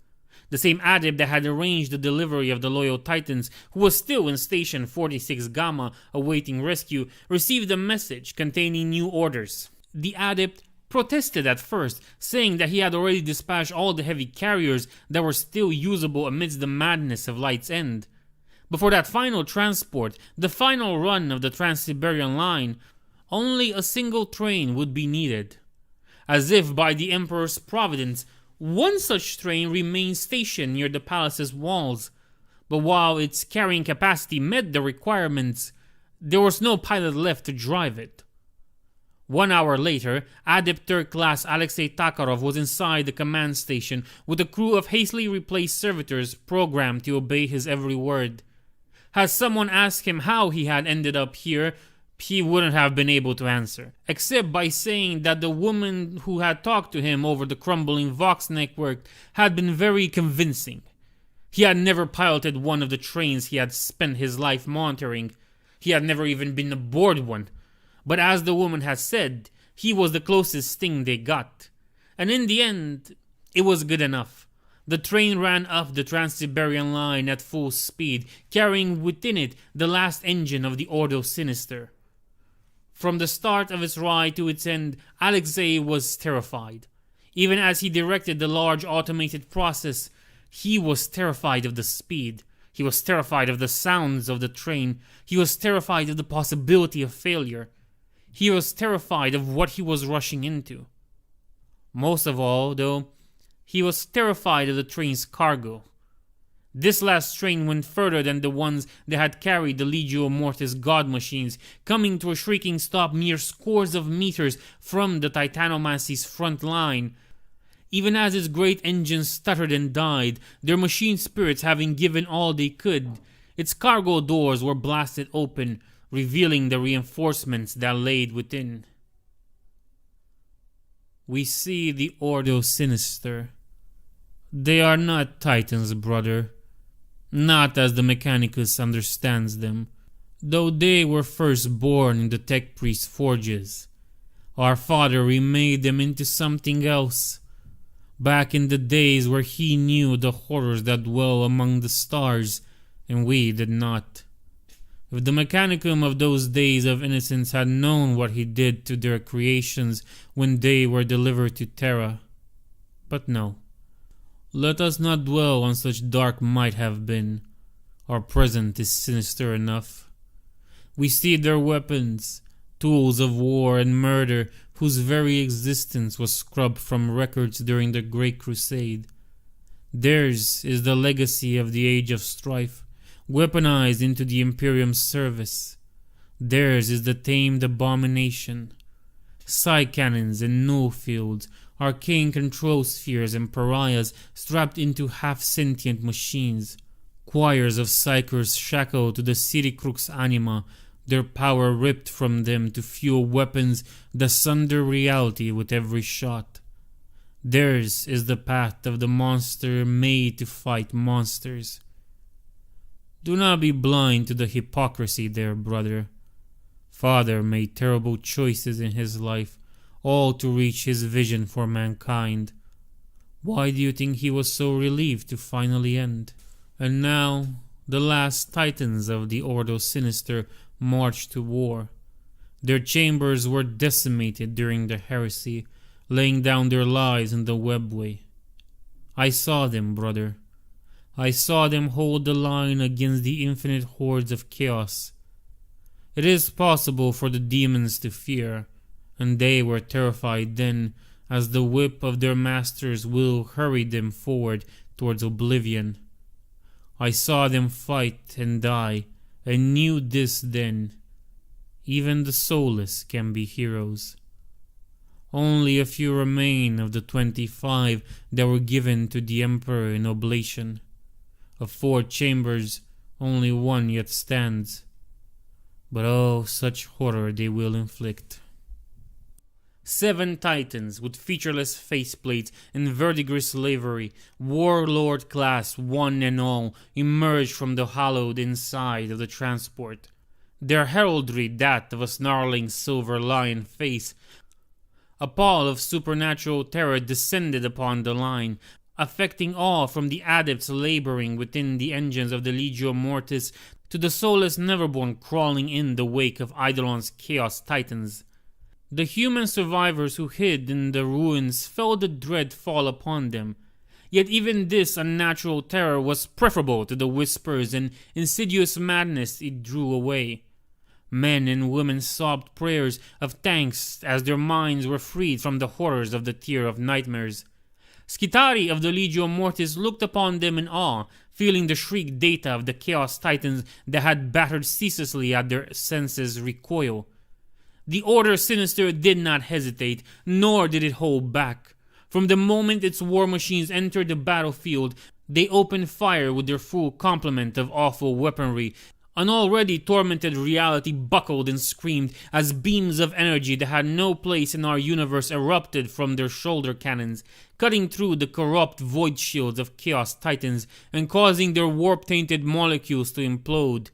Inside their hulls, mind-shackled psychers screamed in agony as their power was forcefully extracted from them by technology forbidden to all but the Emperor himself. Of course, for all their eldritch capabilities, the Psi Titans of the Ordo Sinister were not invincible. Their powers were dwarfed by the might of the Tyrant of Eidolon, bloated as it was with the energies of the exalted Demon Prince of Slanesh that had bound within it. The presence of the Tier of Nightmares also forced the untouchable pilots of the Ordo to refrain from using the full potential of their engines, lest their hexagrammatic protections be overwhelmed by the warp's rancid corruption. The Psi Titans spread out around Dice Aira, striking at the lesser engines that sought to weaken the Imperator and leaving it free to focus on its duel against its Inferno equal.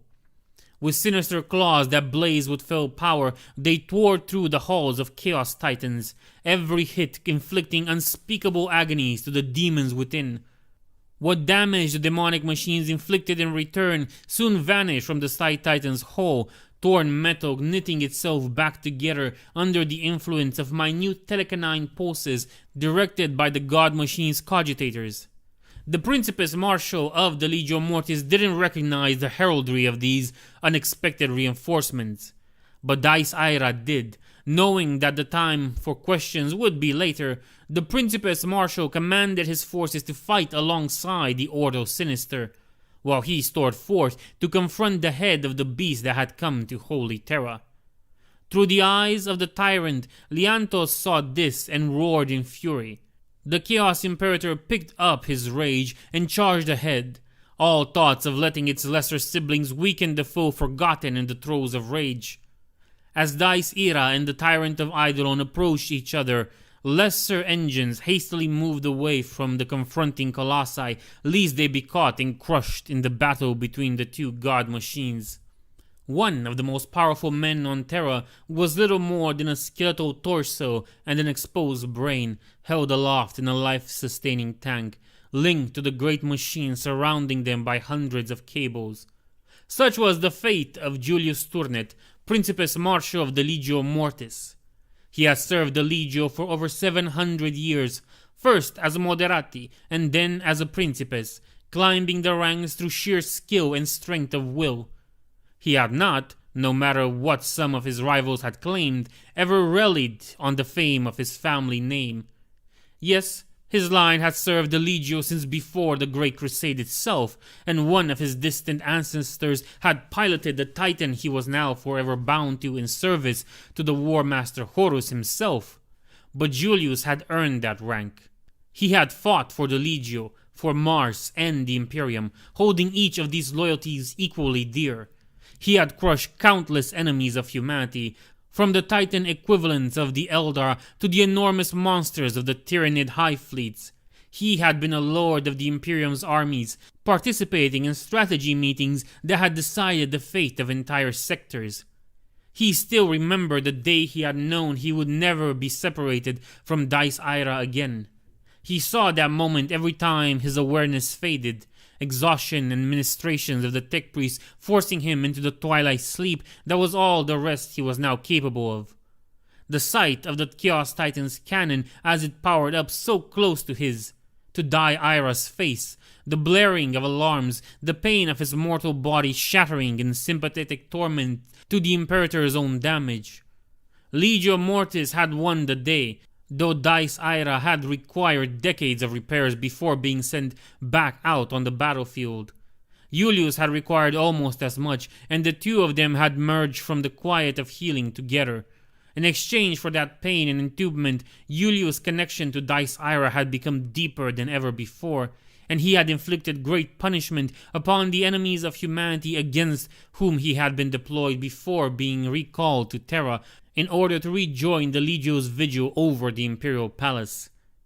He hadn't thought there would be anything to fight there. As Dice Aira marched over the blasted ruins of the Trans-Siberian line and Julius saw the face of the enemy through its eyes, he wished with all the heart he no longer had that he had been right. Julius had fought Chaos Titans before, but never one as powerful as this, never one who was the equal of Dice Aira in size and potency. He knew the legends, of course. As Principes of Dice Aira and Prince Martial of the Legio Mortis, he knew more about the shameful history of the Titan legions than almost any other soul in the Imperium and the Mechanicus combined. The knowledge flooded into him from Dice Aira's databanks. At the dawn of the Imperium, the Omnissiah had welcomed the Martian cult into his empire and granted great honor to the Titans who had fought to help the Martian order survive the madness of the Age of Strife. They had been named the Triad Ferrum Morgulum and had been sent above all the other Legio that would either be built or found on distant Forge worlds. They were the first of the Collegio Titanica, 3 Legio tasked with safeguarding the Red Planet, and later, after the coming of the Emperor and the union of Terra and Mars, lending their might to the new Great Crusade. Of the 3, only the Legio Mortis remained. They had stayed loyal to the Fabricator General instead of trusting the promises of Guliman's envoys. The name of the traitor Legio had been expunged from all but the most secret of records, among which Dice Ira's own databanks were counted.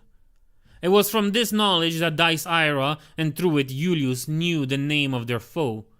Amidst vox shrieks of scrap code and demonic howling that echoed into reality from the Immaterium, the creature broadcast identity as the Tyrant of Eidolon, and it had changed enough and fallen low enough to no longer deserve its old name. The hollowed cathedrals on its back had been replaced by a garish palace, which was the least of the transformation it had undergone. Its original armaments had been replaced by a monstrous hell cannon and a blade of black crystal etched with unholy sigils. The foul iconography of chaos covered almost every surface of the Imperator-sized engine, and what wasn't covered was festering with fleshy growths. But Dice Ira recognized it all the same. Its sensors saw the underlying structure of metal beneath the madness, and knew it of old. Once that demon-ridden husk of a god machine, that walking desecration of the Omnissiah's bounty, had been the exemplis of Legio Ignatum. During the heresy, it had walked alongside the hosts of Guliman, the arch-traitor, and its weapons had exterminated entire legios loyal to the Fabricator General and the Emperor. As far as the Principes could tell, there wasn't anything left of its original machine spirit, which had been defiled long ago by the forebearers of the hated Dark Mechanicum. Turned from protector of humanity into an instrument of wanton destruction, the debts of blood were still owed. With the voices of dozens of his predecessors screaming in his skull, Julius shouted his challenge, his mouth opening on his withered flesh, even as the horns of his titan howled. He opened fire as he charged, but Dice Ira's weapons that were more often mounted on starships, could not pierce the tyrant's shields. The tyrant stormed forth, opening fire with its own ranged weapons. Julius screamed as he felt warp fire boil Dice Ira's void shields, the unholy energies feeling like a knife in his own guts. The blade of black crystal came down, and Julius barely managed to turn it away, smashing his own arm. No, not his arm, Dice Ira's arm, into the flat of the blade. Except that the flat wasn't flat at all. It was covered in small spines, each the size of man's arm, or each the size of a man's arm, who knows, that bit into the metal of the Imperator's plasma annihilator. Bruises formed on the stump of Julius's arm in sympathetic pain. Slowly, realization crept in, and Julius understood that he couldn't defeat this foe. His weapons, which had never failed him or any of his Titans' Principes before, were unable to breach the tyrant's warp-tainted shields. Perhaps a close-quarters weapon would have been more effective, but then again, perhaps not. Foul sorcery was at play here. But there was still a weapon he could use that might work, loath as he was to even consider the option. At the orders of Principes Julius, the tech priests overseeing Dice Ira's reactor core prepared to trigger an overload. Employed on a core as big as that of the Imperator's, this most desperate measure would obliterate everything for kilometers. Hopefully, not even the heretic shielding of the Tyrant of Eidolon would save it. The Principes Marshal knew that his order would doom both the Legio Mortis and the Order Sinister, but this was a sacrifice he was willing to make to fulfill his mission and save the Imperial Palace from the Chaos Titans. As the Magi began their ritual and the new flow of energy coursed through the damaged body of Dice Ira, however, the Tyrant of Eidolon stumbled. With its blade of black crystal held high and ready to finish its foe, it briefly paused. Julius didn't question where this miracle had come from. With tremendous effort of will, he rose Dice Ira's Hellstorm cannon, channeling all of the excess energy the tech priests were drawing from the reactor core into the weapon. The backlash fried the minds and brains of half of the Imperator's Moderati, and Julius's own flesh sizzled and blackened inside his life-sustaining tank. But the shot hit its target. At nearly point-blank range, the Hellstorm cannon impacted with the fury of a newborn sun. Even as the tremendous energy left its barrel, the ancient weapon detonated, unable to withstand the power it had unleashed straight into the chest of the tyrant of Eidolon. In spite of the pain, Julius Turnet smiled and spoke through Dice Ira's mouth. Engine kill. Leontos screamed as he heard the declaration of victory from his foe, a foe that until moments ago he had held at his mercy. No, he could feel the tyrant dying all around him, could feel his own incarnation fade away. He screamed in rage, clawing at the power that had been bestowed upon him, reaching out for that exalted might that Slaanesh had granted him. But it wasn't there. It was gone. He could still feel it, but he couldn't reach it. Without warning, the power had been stripped from him, leaving him flat-footed, giving his foe all the opening he had needed. In the final moments before the demonic essence of the Demon Prince was hurled back into the realms of chaos, Leontos realized that he had been deceived. He hadn't been sent to this world to break the walls of Imperial Palace. Instead, all he had been was...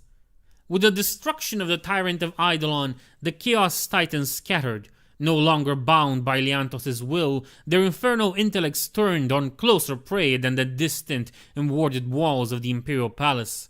Some of the Chaos Titans controlled by mortal crews still tried to advance south, but the Legio Mortis dealt with them with the help of the Ordo Sinister before beginning to hunt down the ones that had dispersed. Dice Ira had been badly damaged by the Tyrant before its miraculous victory.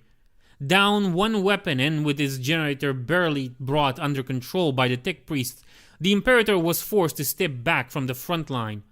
Many of the other god machines of the Legio Mortis had laid down their lives, and the slaughter on the ground was still ongoing as the Skitarii fought against the mutated hordes of Eidolon.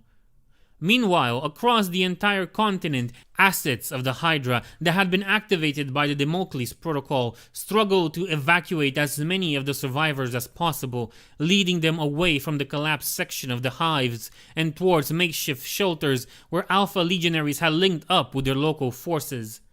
The defeat of the Tyrant and the banishment of Leontos had sent ripples through the Aether that had crippled many Slaaneshi demons. But the old horrors unleashed by the Tier of Nightmares were unaffected and still hunted for living flesh and souls. Though the leader of one of its sides had been slain and the other removed from the field, the Titanomachy would rage for some time yet, tying up both the Legio Mortis and the Order Sinister, far from their assigned position in the palace's defenses. The Battle of Olympus Mons. From the Martian underworld rises the United, a mysterious Hydesian kingdom sworn to Slaanesh, led by Enkari, the Keeper of Secrets, reborn as a soul grinder. This host of chaos-corrupted, mind-linked cyborgs marches north towards Olympus Mons and the heart of the Martian collective. With most of the Red Planet's army sent to wage the final war of the Lie of Iron, Fabricator General Arbistus Telsivi marches a desperate defense of his capital against the onslaught, while the mysterious Martian collective struggles to process the significance of Light's End. With the new millennium comes an age of dread revelations. The secrets of Mars shall be among the first to be revealed. We see Mars, the Red Planet, homeland of the cult Mechanicus. First world humanity colonized after leaving the cradle of old Earth. The world was named after an old god of war, whose roots go deep, past the veneer civilizations ever try in vain to apply upon war. We see all the times the name has proven apt, and oh, but there have been so many. Mankind brought war to Mars, defiling its sands with seas of blood. The Lie of Iron was but the latest of these wars. We look back and we see the feuds of rival forges, the knights and titans marching to war against each other, while the hordes of enhanced warriors that will in time become the Skitarii legions teem at their feet. We look further back and we see the war that ended humanity's first interstellar empire. Our sight is obscured then, fractured, such was the potency and horror of the weapons unleashed in that dreadful age. We see Olympus Mons, capital of an empire of iron and clockwork that is entwined with our father's kingdom, but never quite the same. A mountain of secrets and iron, rising so high it breaches the sky. We see the temples of industry, the repositories of lore carefully collected from the ruins of our forebears' great works and greater mistakes. We see the scars of war, rebuilt over, but never forgotten. Olympus Mons never fell, even as Mars burned yet again in the fires of our brother's rebellion. Its lord held true to his oaths to our father, for he had shown him what it was he was working on in the depths below the palace, and what tech priest could reject the chance of being part of such a breathtaking endeavor? But his successors are not so confident in their devotion. We see the division, the fractured lines that run just beneath the surface of unity that the Mechanicus shows to the rest of the Imperium. We see the Martian collective, hundreds of the brightest minds of humanity, bound to the singular purpose of keeping the horrors of the Hades from spreading. What great things might they have accomplished had their path not led them here? How different would the Mechanicus be if it hadn't needed to send its greatest there? Nothing shines brighter than a future that could have been, brother.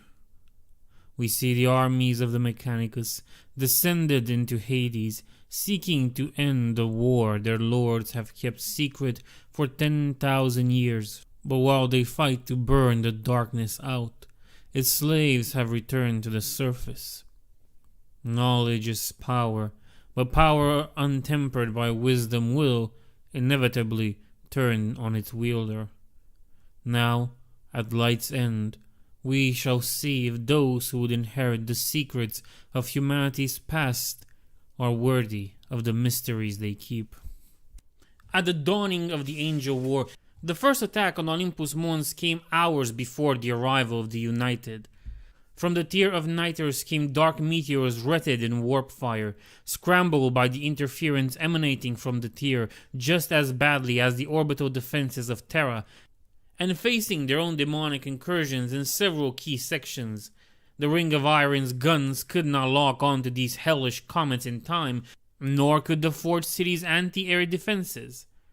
Guided by an unseen hand, most of the spaceborne projectiles slammed into the defensive perimeter surrounding Olympus Mons, shattering watchtowers and artillery positions, while the rest slammed into the wasteland surrounding the great Forge City, sending tremors across the red planet.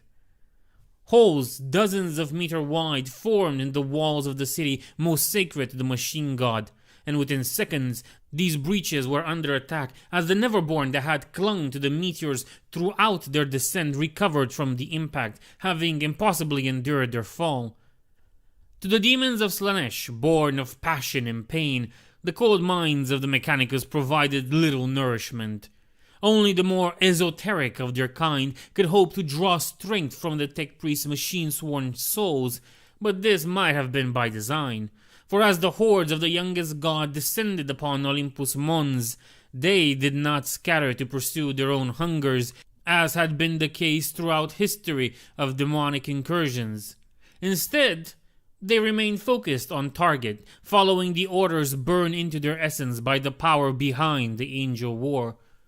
At the same time, the broken data beasts and abnaric constructs emerged from the rad waste leftovers from the many Martian civil wars.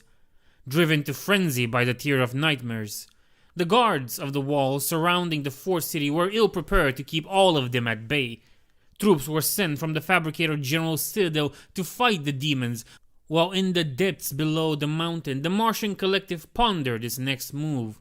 While the attacks Olympus Mons was currently suffering were the greatest incursion since the dark days of the Heresy, it was still only a prelude to the true threat. Though they had perished the last, the guardians of the Hydesian entrance that lay to the south had managed to get out a warning. The collective knew of the death of the one they had sent to watch over that gate, and of the coming of the United. Of the Hydesian kingdoms, the United were among the ones of which the least was known. Since the beginning of the Lie of Iron, they had kept to themselves, deep below the surface. What little was recorded in the Martian database spoke of a kingdom feared even by the other powers of the Hades, which only left its borders to conduct raids on its neighbors for captives, leaving valuable infrastructure and resources behind. But beneath that information and the reports from the martyred Guardian force, a grim picture could be glimpsed.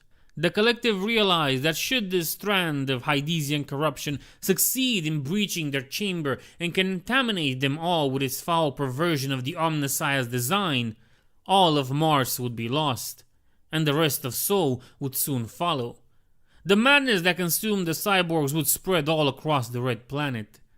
By the time the armies dispatched to the Hydesian kingdoms returned, they would be forced to choose between death, joining this heresy, or wiping out every other augmented life form on the planet. None of these were an acceptable outcome to the Martian collective, and so the United would not reach them, no matter what it took. The leaders of the Adeptus Mechanicus weren't fools. They had known that the possibility of a heretic force successfully escaping the Hades. Behavior predicting algorithms were unreliable where the Hydesians were concerned at the best of times, for their forms and mindsets were as diverse as they were heretical. But even a mind still firmly aligned with the guiding principle of the Code Mechanicus could realize that Olympus Mons itself would be a primary target for such a force, especially with much of its forces dispatched into the Hades as part of the campaign to end the Lie of Iron. Which was why the capital forge of the Red Planet was far more completely exposed. Its contributions to the underground campaign were seizable and would have left entire forge worlds both bankrupt and defenseless. But the Martian collective had kept many aces up their sleeves. Contact with the forces involved in purging the Hydesian kingdoms had been largely lost, and they were too far away to return to Olympus Mons in time to assist with the threat to the south. Processing all the information, the many minds of the collective eventually reached a consensus. All but the most dire of contingencies, the one reserved for the destruction of Terra, the utter certainty of Mars's fall, and other, even worse possibilities, were enacted. Stasis vaults that were only slightly less protected than the collective itself were opened, and weapons not used since the Roboutian Heresy were carefully taken out, while data tombs containing knowledge that had been sealed away because of the dangerous ideas locked within were reconnected to the collective's memory banks. Every reserve, every backup plan, every resource that had been stored away for the darkest of days was called upon. All information but the absolute minimum required to perform their duties was purged from the minds of the Skitarii sent to face the United. And this way, should they be captured alive and subjected to the United's unholy joining, no crucial tactical information would be gained by the enemy. War machines too huge to be sent into the Hydesian kingdoms were positioned at the base of the mountain. No less than 6 venerable Ordinatus engines were deployed, 2 of which hadn't been used in battle in over 5,000 years. As these measures were implemented, another blow struck the Adeptus Mechanicus. Through the broken noosphere, information about what was happening across Sol began to trickle. One morsel of information dominated the datascape, repeated by traumatized survivors on the surface of Terra, and screamed in corrupt cant by demonic spirits. The Emperor was dead. Across the entire Red Planet, forged cities already reeling from the tears opening were cast further into distress by this revelation. Machine spirits rampage uncontrolled as their overseers went into shock. Their indoctrinated minds unable to comprehend the enormity of what had happened. In Olympus Mons, however, the collective was able to maintain order, even as its members were taken aback by this new data.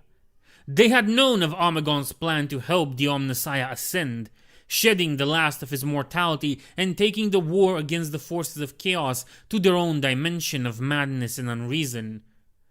But it was clear that something had gone wrong. The demise of the Omnissiah's incarnated avatar was a tragedy whose impact even the Martian collective, with all its brains enslaved cogitator engines, couldn't calculate. The consequences might very well break the Imperium asunder, but they would never have the chance to if Mars fell to the United. We see the United, a gross perversion of utopia, pulled from humanity's ancient fears of technology, an artificial hive mind forged from warp-touch implants, bleeding the soul and replacing it with an all-encompassing need to add more victims to the whole, and the desperate hope that it will fill the emptiness. It won't, because the emptiness isn't a void. It is a maw that swallows everything, a hunger that can never be sated. We see a beginning. In the age of innocence, there is a tech priest on Mars who has trouble understanding other people. He loves them, but he does not get them, and it tears him apart. He thinks he can bring them together, put an end to war and ignorance, and no longer feel so alone. He works quietly, developing his theory before presenting it to his overseers. His fear that they will reject it and him is so great that he throws himself into his work and misses the signs of what is to come. Then the war comes. It sunders the earth and sky, and madness old and new flows unchecked across the red planet. The tech priest's dream is turned into a weapon, a way to bind captured soldiers to the cause of the rebels. He is broken, reduced to a single cry of anguish made the core of the United, for no reason other than cruelty. The Tormentors are the first to be integrated when the United predictably overcame the limits placed on the tech priest designed to control them. We see them rampage across Mars's surface, stealing millions before the wrath of iron forces them to retreat to the depths. We see centuries in darkness, the vat-grown children integrated before they can even truly think for themselves. We see the dream turn to obsession, turn to nightmare. We see Enkari, the Eater of the Lights, reborn so soon after his defeat at my hands and his flight into disillusion to escape annihilation. We see the soul-forged metal surrounding its essence, the scars in its infernal pseudo-soul where the Masters tore out its allegiance to the Dark Prince. Soul Grinder, but the name cannot encapsulate all the horrors of this brother. It is demonkin unleashed without limits, made perpetual into the materium through the desecration of lore older than the war in heaven. We know the threefold price it paid. But did it have a choice? Does any demon ever truly do? The tide of united monstrosities that poured across the Martian wastes numbered in the millions. The entire Hydesian kingdom had gone to war, leaving behind only empty facilities where entire generations had been grown in the darkness. On their way to the Hydesian gate, the United had further bolstered their number by capturing every remnant of the other kingdoms they had encountered, fleeing from the Mechanicus crusade. It seemed impossible that the waste could have hidden so many, yet here they were. Many of Mars's abandoned children had been added to the Unity on the way to Olympus Mons, fitted with fresh cybernetic augments that linked them to the baleful Overmind. As the United host crossed the invisible line that marked the range of Olympus Mons' guns, the Forged City's defenses opened fire. Many of the towers along the city's walls had been destroyed by the demonic bombardment, and still more had fallen silent as the Neverborn breached them. But scores of defensive emplacements remained in the hands of the Mechanicus, and their onslaught was precisely coordinated. Last beams and missiles hurled across tens of kilometers, their trajectories calculated by the tech priests, precision hits sacrificed in order to allow for greater margins of error that was commonly permitted. The interference of the grey storm raging overhead and the heretical capabilities of the foe had been taken into account. Even so, some of the projectiles missed entirely, their aim fouled by atmospheric, nospheric, and etheric disturbances. But more than 80% hit their intended targets, and the front ranks of the United vanished in a wall of fire and shrapnel. Within seconds, tens of thousands of Dark Mechanicum cyborgs were wiped out from existence. But behind them came millions more. They walked over the incinerated remains of their comrades across blasted wastes whose newly refreshed radiation burned through their organic components. When the guns of Olympus Mons fired again, the tainted Skitarii they obliterated were dead men walking. Lethality poisoned by the unseen aura of the previous barrage, and still more came. Coordinated volley after coordinated volley was let loose, and still the United advanced, treating their foot soldiers like so much Obliviate armor. A shroud of techno-sorcery had fallen over the United Horde at some point, preventing the Martian artillery from marking its targets and saving its shots for the greater threats among the enemy host. With targeted fire denied them, this blind slaughter was the only option they had left, hoping to thin the enemy numbers enough to make a difference in the coming battle. Gun barrels ran white hot, their metal beginning to melt as they overheated from excessive fire. Ammunition stores emptied while supply lines were cut by packs of demons. One by one, the southern defenses of Olympus Mons fell silent. The total number of the United who had perished under their distant fire was impossible to know, but the War Magi estimated that several millions of the cyborgs must have died, and still the host advanced, blanketing the horizon.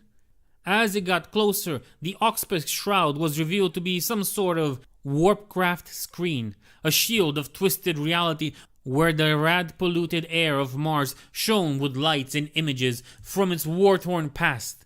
Reconnaissance drones caught glimpses of forces whose heraldry hadn't been seen on the Red Planet for 10,000 years. Briefly, some of the older minds of the collective wondered if a message could be sent to the past through these disorientations, before security protocols marked with the highest authority shut down that line of inquiry and redirected them to more productive trains of thought. Ordinatus war machines were dispatched to the breaches on the southern side, along with thousands of Skitarii warriors to protect them. With the industry capacity of Olympus Mons, repairing the breaches could have been done in days and simply sealing them in hours. But that would have been under normal circumstances. Right now, with demons still rampaging through the streets, turning those breaches into funnels through which the United would be channeled, and unable to bring all of their superior numbers to bear at once was the best possible option. There were 6 major breaches, a number the Martian collective knew wasn't a coincidence. Knowledge about the ruinous powers was usually quarantined within the collective, but the opening of the Tier of Nightmares had fulfilled ancient conditions that had let the collective as a whole access lore usually reserved for the highest ranking personnel of the Holy Ordos. Armed with that knowledge, the genius minds that made up the collective quickly came to the conclusion that the attack was a ritual, or part of one. The purpose of the ritual eluded them, but it had become clear that the United were here for more than merely infecting the collective with their heresy and bringing ruin to all of Mars. Before Inkari stretched the walls of Olympus Mons, a ring of metal that stretched all around the base of the mountain. They rose high and strong. For all that, they had already been breached. The Soul Grinder could sense the disgusting fate embedded in them, the result of thousands of years of blind worship. Despite having been severed from the Dark Prince, and oh, how it relished and mourned that pain in equal measure, and despite its agonizing rebirth under the craft of the Masters of the Forged, Inkari was still at its core a creature of sensation and emotions, and the very existence of the machine cult offended it on a primordial level. It would enjoy claiming this city and this world, and introducing all of its people to the wonders they had denied themselves for so long. But first, of course, it must enter the city itself. Its orders, the part it had to play in the Angel War, had been burned into its essence so deeply that even the bargaining it had made at the Forge of Souls hadn't been able to erase them. When the United had brought it forth in the summoning circle, they hadn't been distressed or surprised by its aspect. But then again, of course, they wouldn't. The union of flesh, machine, and demonic was a common sight in the Hydesian kingdoms. They had opened themselves to it, done their best to link the Soul Grinder's infernal consciousness with their own collective oversoul. And while the individual emotions and feelings of each united construct were dim, their aggregation was a treasure of rare value. The oversoul of the United was a living thing, thinking, feeling thing, endlessly trapped in an all-consuming hunger to add every sentient life form to its network. Linked to it, Enkari could feel that depthless hunger and draw strength from it. With a great cry that was part exaltation and part agony, the Soul Grinder unleashed the psychic power of the United, channeling their might through its own incarnate form.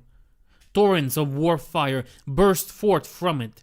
Shaped by its will, they formed 6 great snakes that flew in the air with screams that spoke of repressed desires finally bursting through before plunging down, filling the breaches and annihilating both the Mechanicus defenders and of course the United forces that had held them there. The United cried out in grief at their deaths, but didn't relent, for there were 1,000,000 more souls to claim beyond the walls. With the breaches temporarily cleared, the United charged forward, joined by Enkari. The Soul Grinder danced among the throng, mechanical limbs clinking on the smashed stone as the United dodged out of its way without needing to look out. Warned of its advance by the senses they shared along with so much else. It climbed over a veritable mountain of rubble, faster than even the fastest of the United constructs, and looked upon the vast city arrayed behind it, its eyes turned up, up, up, until it caught sight of its prize. A singular temple on the mountain's face, where in another age the anathema had sealed the compact that had bound this world ever since. Beholding the kingdom it had come to despoil, Enkari laughed at the thought of all that it had done, and all that it would yet do. With Enkari's sorcerous onslaught, the United were finally able to pass through the breaches and into the Forged City proper. Like a flood of plague-carrying vermin, the United poured through the gaps and into Olympus Mons, paying for every step with corrupt blood and tainted iron. The collective had made every square kilometer of Olympus Mons into a death trap. Workers and civilian tech priests had been evacuated in great shelters on the northern side of the Forged City, as far from the battle as possible without leaving the protection of the walls. Of course, dispatching the hundreds of millions who called Olympus Mons home wasn't a quick endeavor, and many were still far from the shelters when the United came, and were caught in the crossfire as the defenders of the Forged Cities engaged the Hydesian heretics. As the battle spread across Olympus Mons, the storm that raged across the wasteland continued to grow. Those few eyes still turned outward, watching out for the United reinforcements, were forced to stop as visibility was completely obstructed. Several of the Martian collective's minds ran the numbers, comparing the violence of the storm with the extensive records the tech priests kept of their homeworld's broken climate. They soon came to the conclusion that this storm was worse than anything that had been observed in thousands of years, with only the storms that had raged during the Age of Strife, after the first collapse of the Martian civilization, surpassing them. Calling for reinforcements, already a doubtful possibility, had become impossible. Not even the Skitarii could survive the conditions beyond the walls now. The defenders of Olympus Mons were alone with the monsters. High up the slopes of Olympus Mons, at the gate of the Temple of All Knowledge, the Fabricator General stood prepared for war. The temple was where the Emperor had first landed at the end of the Age of Strife and made contact with the cult Mechanicus. It was where the alliance between the Imperium and the Tech Priest had first been conceived of, and it was one of the Adeptus Mechanicus' holiest sites. But like all the temples of the Machine God, Its religious importance was matched by its practical one. Within the temple lay the entrance to the chamber of the Martian Collective, deep in the mountain. Mere hours ago, though it now seemed like another lifetime, Arbistus Telsivi had brought 3 Primarchs there to meet the Collective and began the final war of the Lie of Iron. Since the days of Kelbor Hal himself, every Fabricator General had been a warlord as much as a spiritual leader to the cult Mechanicus. The demands of the Lie of Iron and the endless threats of the Hydesian dwelling on the Red Planet had made that a necessity. Not all Fabricator Generals ended up joining the Martian Collective. Some were removed from office due to their own failings, while others died from various causes. Some natural, some less so. For all its appearance as a monolith, the Imperium was still riven by divisions, especially at the highest levels, and the High Lords were not above the occasional assassination to remove a rival. It had been many years since Arbistus Telsivi had gone to war in person, but the memories of it had been kept fresh within its clone subbrain, and they flowed into his consciousness without issue as he reconnected it to his neural network. As his mind turned away from the grand strategies of galactic politics and focused on the immediate tactical need of Olympus Mons' defenses, his physical body underwent an identical transformation. When the Fabricator General emerged from his sanctum ready to face the United, he did so as a towering avatar of the machine god's wrathful might. Despite centuries of augmentation bringing him ever closer to complete union with the machine god, Arbistus Telsivi wasn't without fear. He had long ago decided against having that emotion excised from his brain, believing that fear, when properly used, was an asset rather than a weakness. It wasn't the popular belief among his peers, both in the Mechanicus and among the High Lords, but he still held to it, even if only secretly. Now, as the demon engine leading the Hydesian forces advanced towards him, part of him wished he had removed the capability for fear from himself. It certainly would make this situation easier. His sensors allowed him to witness the monster's horror far more completely than a mere mortal could have. Every spectrum was a new aspect of abomination, revealing more of the heresy that the entity was. Forbidden knowledge, usually kept in a separate subbrain that was locked in stasis within a warded container, told him the creature's standard appellation in Low Gothic, Soul Grinder. It also recognized its pink torso, its horned head, its grotesque proportions that, to a mind more inclined to the weakness of flesh, would have been considered beautiful. From these, and from the imagery taken by the Mechanicus forces fighting the other demonic incursions across the Forge City, Arbistus Telsivi could deduce the breed of demon to which the creature had belonged prior to its conversion into its current form. It had been a keeper of secrets, once holder of blasphemous knowledge and unholy data that served no purpose beyond corruption and ruin.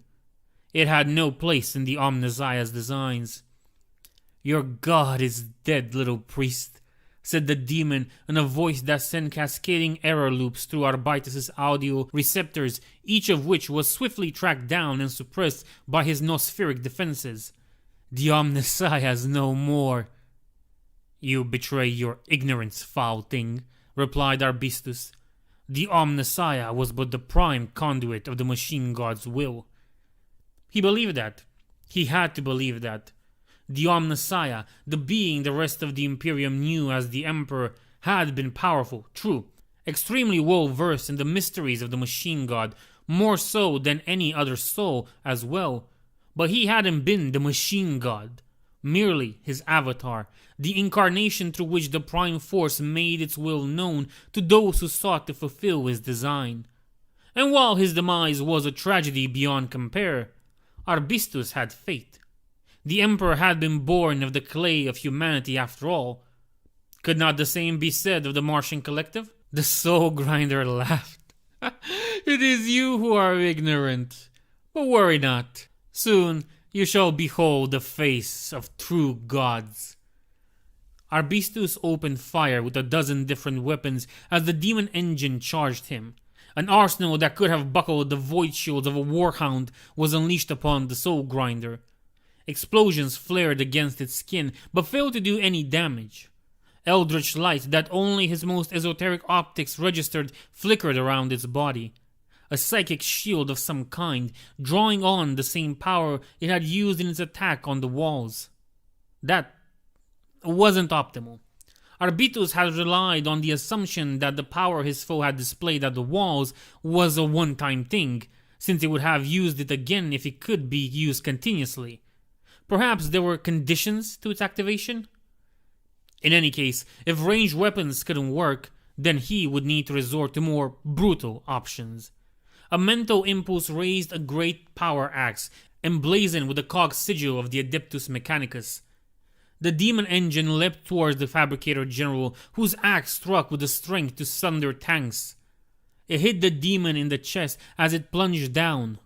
But again, unholy power flared and the weapon shattered, its own energy field turned against it by the warp sorcery. With a laugh like the death of stars, the Soul Grinder plunged a long blade into Arbistus' bulky form. It cut through adamantium-reinforced plating like plasma through flesh. The Fabricator General felt the agony acutely. He shouldn't have, but the normal damage reports were overridden by a more primal sensation. The Soul Grinder wanted him to suffer, and so he suffered. That was its mistake, thought Arbistus with the clarity of revelation. Damage reports would have flooded his consciousness, jammed his mind connections, and made him unable to do anything. Sorcery-induced pain, however, was something that could be fought through if one was possessed of a strong enough will. And so Arbistus fought. He struggled against the agony such as he had never known, and sent the command to the bomb implanted deep within his war chassis to detonate, even as Inkari held him aloft with its claws. The explosion that blossomed high up the slopes of Olympus Mons was visible for scores of kilometers. Even through the raging storm, it annihilated the Temple of All Knowledge and everything around it for several blocks, leaving only a glowing crater. And within the crater, a wounded, burning, shrieking beast. Through the power of the united Oversoul, Inkari has survived the blast of the Fabricator General's final act of duty. But the path to the Martian Collective was collapsed and buried under tens of tons of rubble. Enraged, the Soul Grinder summoned the closest united to it, commanding them to dig through the ruins until they reached a section of the tunnel that hadn't been destroyed. In the meantime, Inkari turned its baleful glaze to the forged temples at the edge of the destruction unleashed by the Fabricator General, venting its wrath upon their priests and defenders. It lashed out with more bolts of psychic energy, ripping apart structures that had stood for thousands of years and destroying relics that had been salvaged from the ruins of the Dark Age of technology. The Martian Collective could not feel despair, at least not in the way a human being would recognize the emotion. But they were running out of options, and had begun to consider options to minimize the Mechanicus' losses. It was then that one of the oldest minds of the Collective, who 10,000 years prior had been named Dalia Citera, detected what happened to be a glitch in the south, at the edge of the zone where Olympus Mons' remaining sensor network could pierce through the raging storm. For a moment she wondered why this glitch felt familiar. Then the truth was revealed in all its glory. He was broken, and he knew it. He had lost much of himself when the dragon had died, if such creature could ever truly be said to die. He had felt himself split apart, his existence rendered asunder on a level that went much deeper than mere matter. He had been torn into different parts, and these parts had been hurled away by the power released by the Catan's demise. Only one part had managed to escape and return to the time of its departure, to the fire and ruin of the heresy. That part had taken the name of Warsmith, and led those few of his brothers who had been far away enough to be spared from the anomaly. It was dead now, of course. He had felt it die, even if he did not know where it had happened. Time meant nothing in the anomaly, but slowly, agonizingly slowly, he had pulled the disparate parts of himself back together. Even then, he had been trapped, unable to escape from the prison his foe's cataclysmic demise had created for him and his brothers. But then the Primarchs had come. 3 of them, and together they had struck at the heart of the foe's power. He had watched them fight the avatar of its rebirth and finally managed to break free, if only for a moment, to assist them in their fateful confrontations. He had been dragged back then, but now he was free. With the death of Moravik, the cage of broken time had fallen apart. The anomaly was no more, and he had led his brothers out of the dark and onto Mars's tumultuous surface. They had marched back the way they had come so long ago, trying and failing to reach other Imperial forces, not knowing just how much time they had lost in the Noctis Labyrinthus. Barban Falk emerged from the storm at the head of his host, and beheld Olympus Mons besieged once more. Surrounded by a nimbus of eldritch lightning, he raised his warhammer high and spoke with a single sentence: "Iron within, iron without." We see the Noctis Labyrinthus. We see the gateway into Hades. There is an imprint across time, left over from the first time Father walked the Red Planet and fought against... Well, you know what he fought against, don't you, brother? You slew the one who devoured its corpse. You and Amagon slew Moravik in the depths. You ended an existence older than the age of strife, a mind that stood on the very threshold of apotheosis. There are consequences to such deeds, brother. Look, he who was called Warsmith has returned. He and his warriors were split and rent asunder by chronophage predations. But duty does not end just by being missing for 10,000 years. The string of time snaps back into place with the removal of Magladorat's weight on Martian reality and casts an arrow into the back of the United. What was lost returns and brings salvation and ironclad. We are past the agency of fate, brother, past the gaze of the most gifted seers. Our father's sacrifice blinded all but those who could understand his choice. But this is something even those few souls foresaw.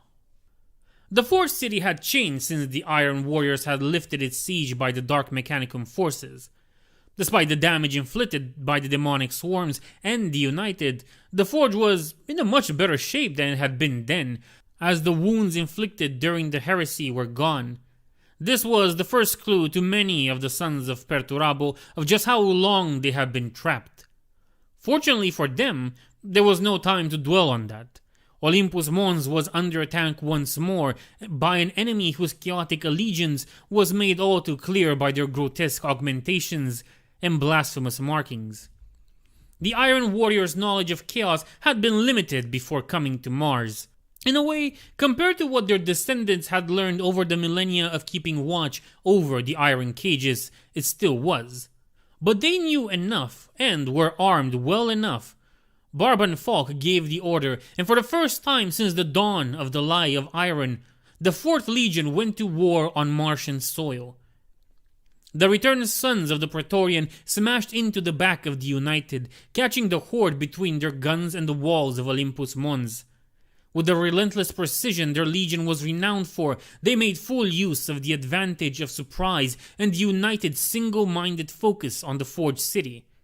Within seconds, tens of thousands of Dark Mechanicum constructs had been slain, caught in a hail of bolter fire and heavy artillery. The United's hive mind screamed in pain and shock at this unexpected blow. Panic raced through its slaves as it was forced to confront the impossible. The surprise attack turned into a massacre, and it was only Enkari's indomitable will that saved some of the horde still outside the walls from annihilation. The Soul Grinder imposed his command upon the host, pulling as many as he could through the breaches while leaving the rest to die at the guns of the Iron Warriors. In truth, Enkari was as surprised by the arrival of the 1st Legion as its allies, perhaps even more so. The future, he had been told, had not included them.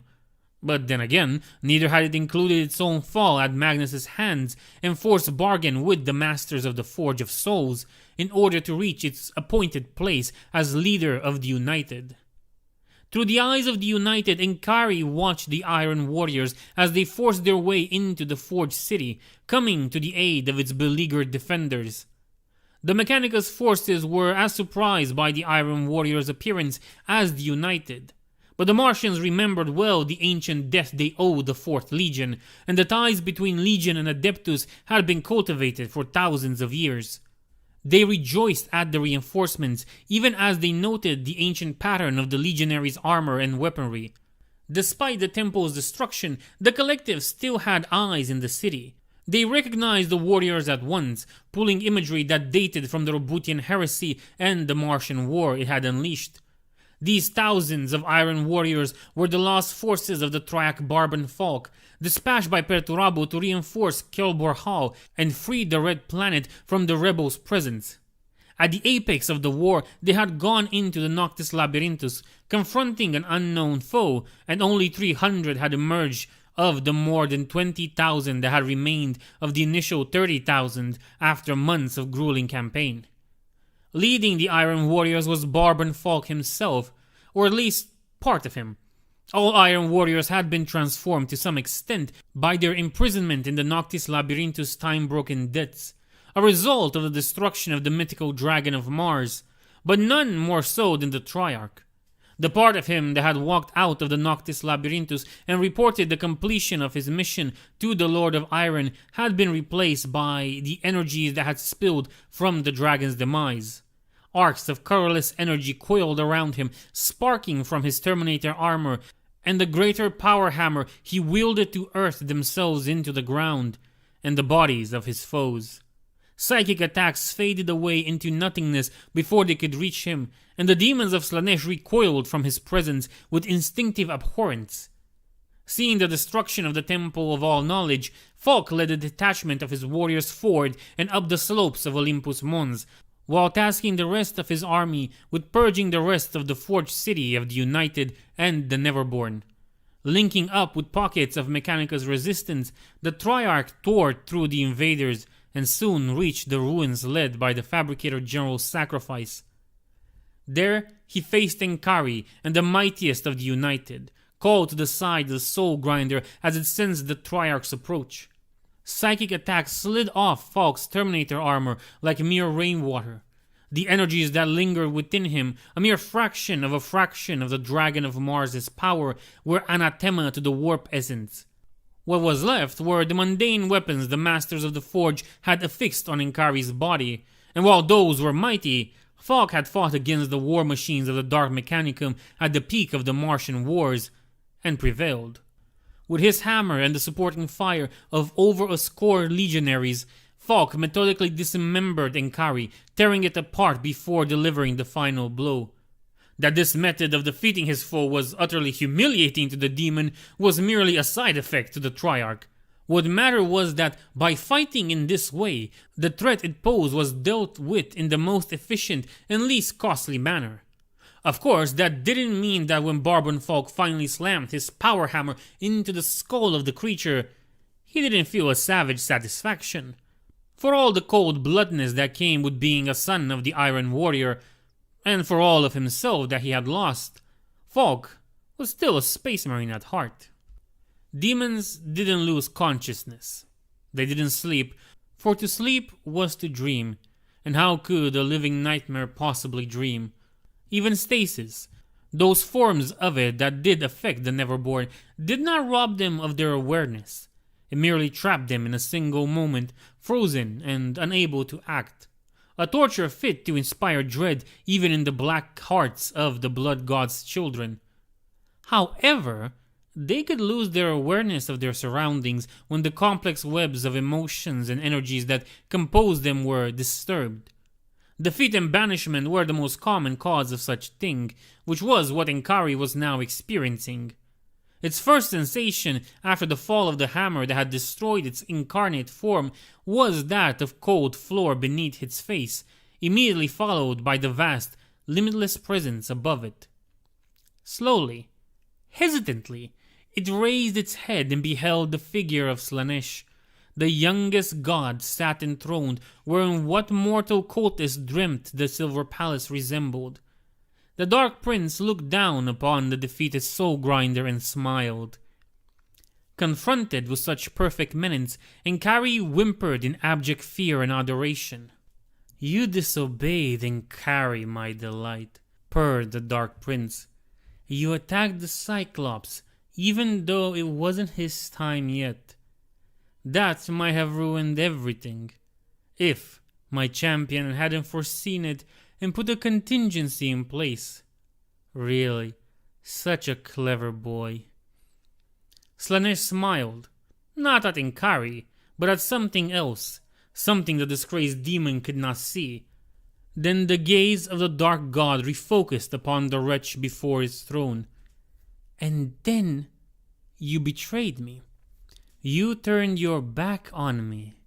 You took the oaths of the Forge of Souls, Enkari. You cast your lot with those renegades. Now, you will pay for that." The halls of the Silver Palace had been half emptied by the demonic assault on Soul, but the screams of the Eater of Delights, as the Lord of Pleasure and Pain made his wrath known, echoed loud enough to compensate to make it sound full yet again. So deeply had Enkari linked itself to the united Oversoul that its destruction resonated through every machine and cyborg infected with its corruption. They didn't fall over dead all at once, no matter how convenient or poetic such a thing would have been. But the United were thrown off balance, suddenly bereft of the Soul Grinder's guidance and purpose, and the Mechanicus defenders and Iron Warriors took ruthless advantage of it. Within hours, most of the United had been purged, with the survivors having gone to ground, hiding in the ruins they had made. The Neverborn were hunted down and banished, the breaches in the wall sealed, and contact established between Falk and the Martian Collective. With the Fabricator General dead, command of the Mechanicus had passed the Collective until such time as a successor could be found. Having learned of the situation across Sol, Falk immediately requested transport for his men to join the war on Holy Terra.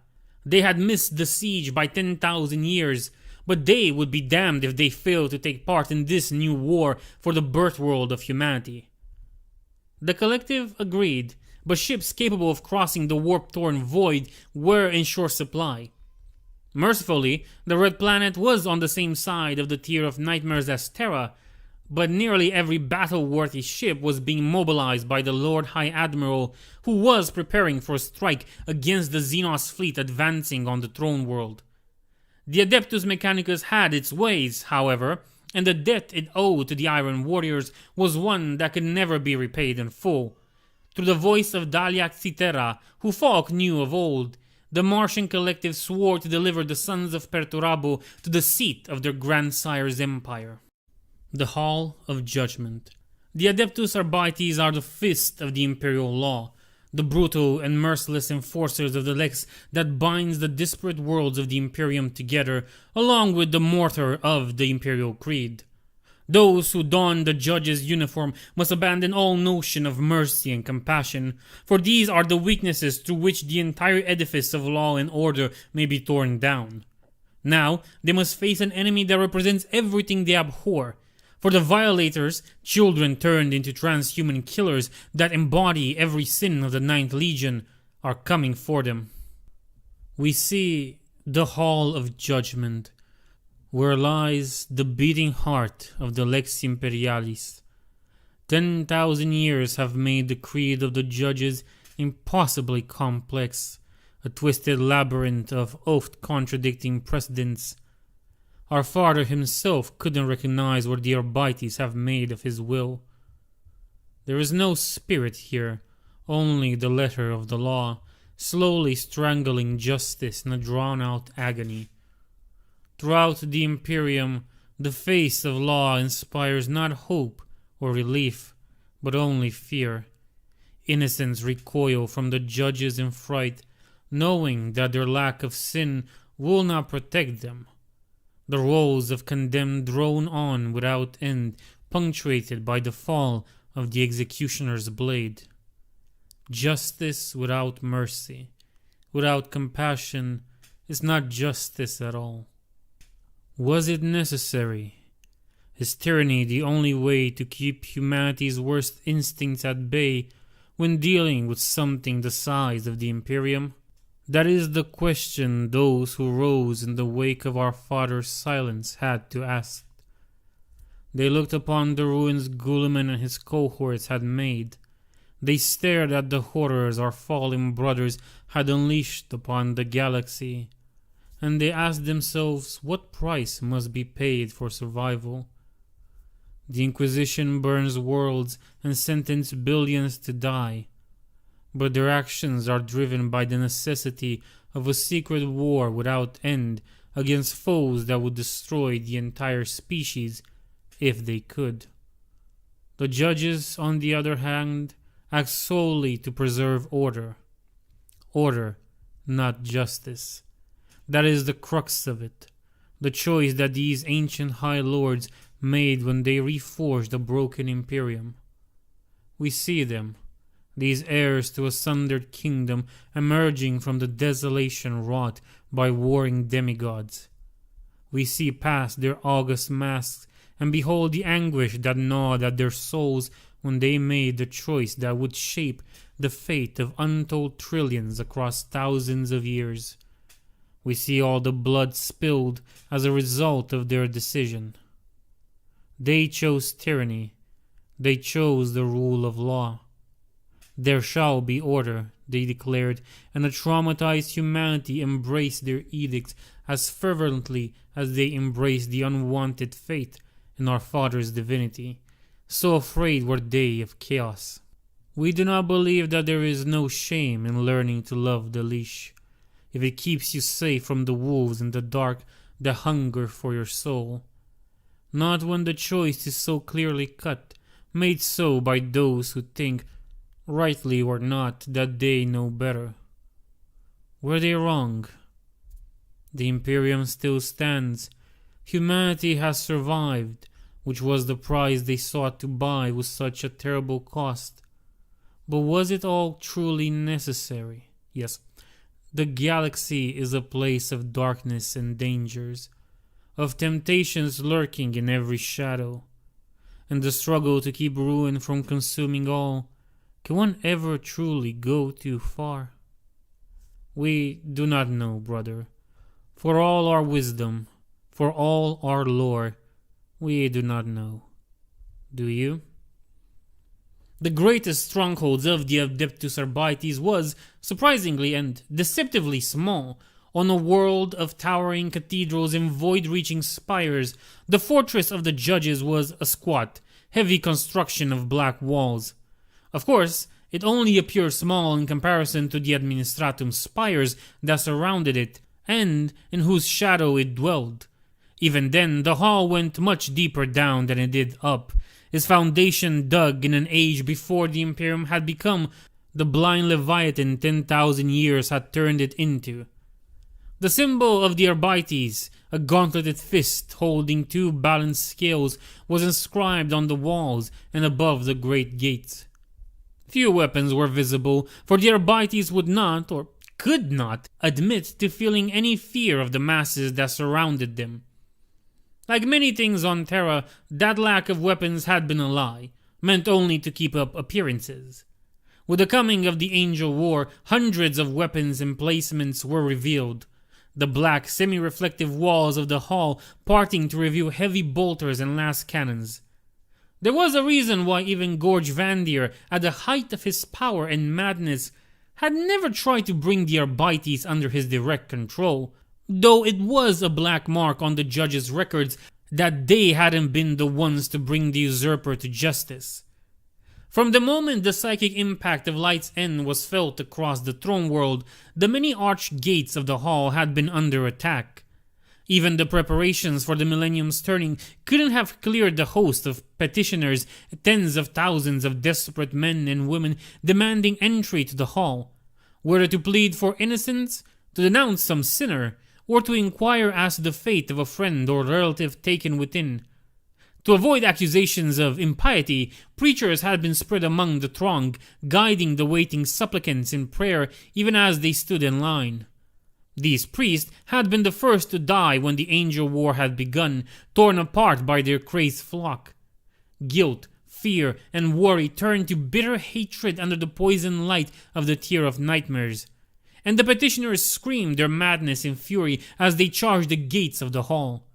Within seconds, the hypno-conditioning took over the judges guarding the gates, and they opened fire without warning nor hesitation, while calmly relaying the situation to their superiors over short-range vox links. The hall had come under attack many times since its construction. Most of these had been riots, as the population of Terra drove itself into frenzy and lashed out against the symbol of imperial authority. Sometimes these riots were instigated by heretics who sought to use them as a cover for their own ends. Regardless of the cause, the answer was always the same: opening fire into the crowds with heavy weapons, while the black-armored judges kept the mob at bay with interlocked shields and melee weapons.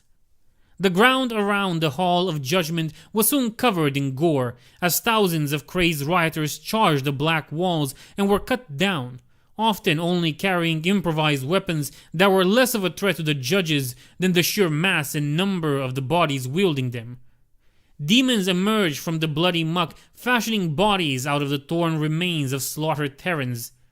Never before, not even in the secret histories kept by the highest authorities of the Holy Ordos, had the walls been assaulted by demons.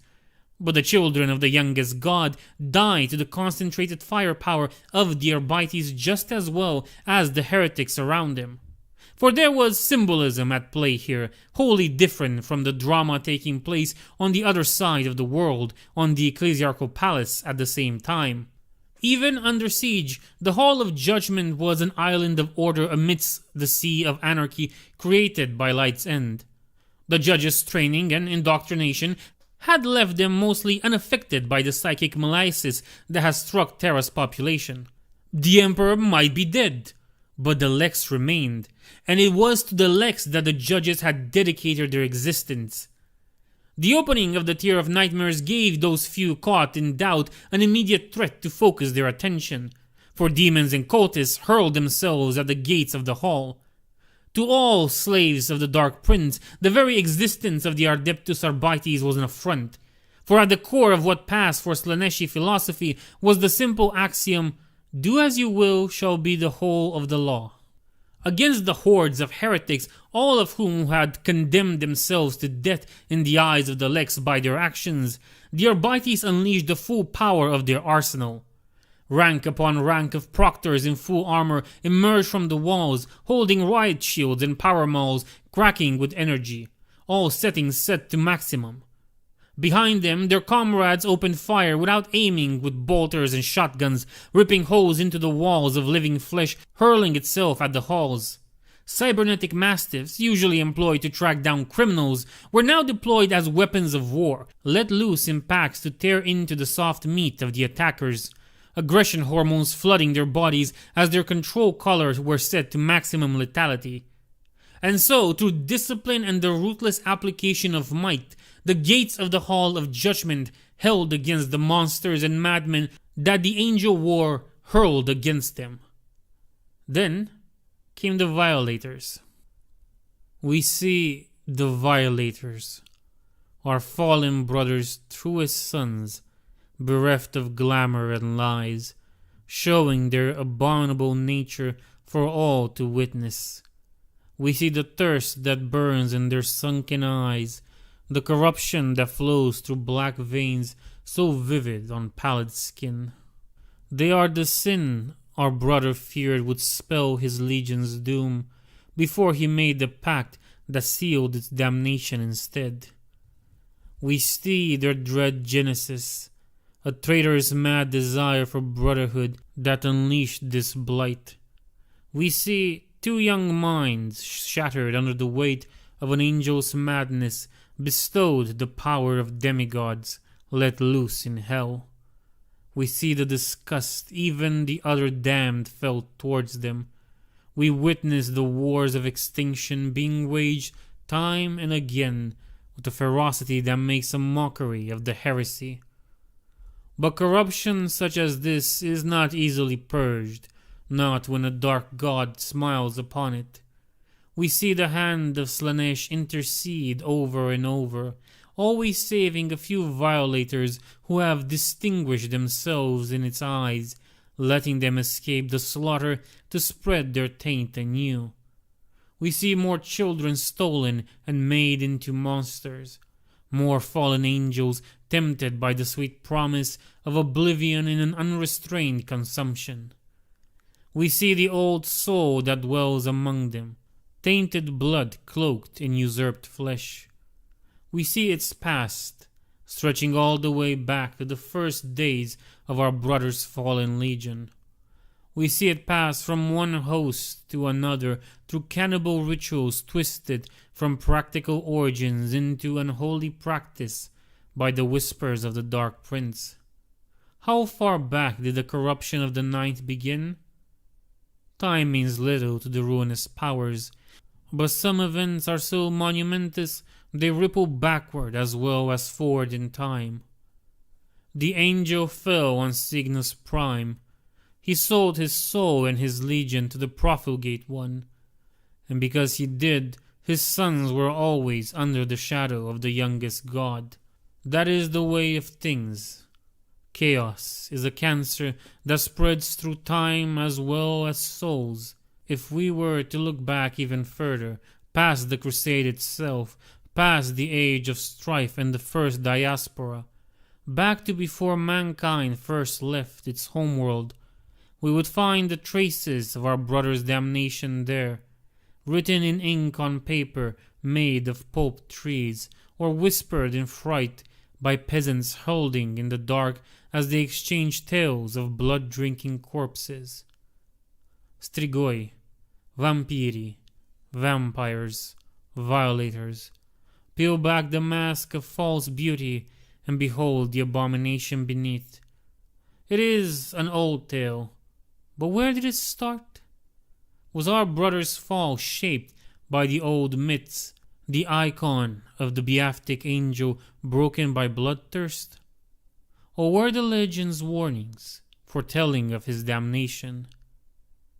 Yes, that, brother, is the way of the warp. Amidst the countless horrors that befell the people of Terra during the Angel War, the fate of those near the Hall of Judgment was especially of note for its vicious cruelty. The spire surrounding the hall, in which were crammed billions of administratum serfs, were sundered by the sudden descent of an entire flotilla of chaos-marked warships. The entire warband of the Violators had been transported from the Eye of Terror to the skies of the Throne World. Through the sorcery of such scale, it was only possible thanks to the unique circumstances brought about by Light's End.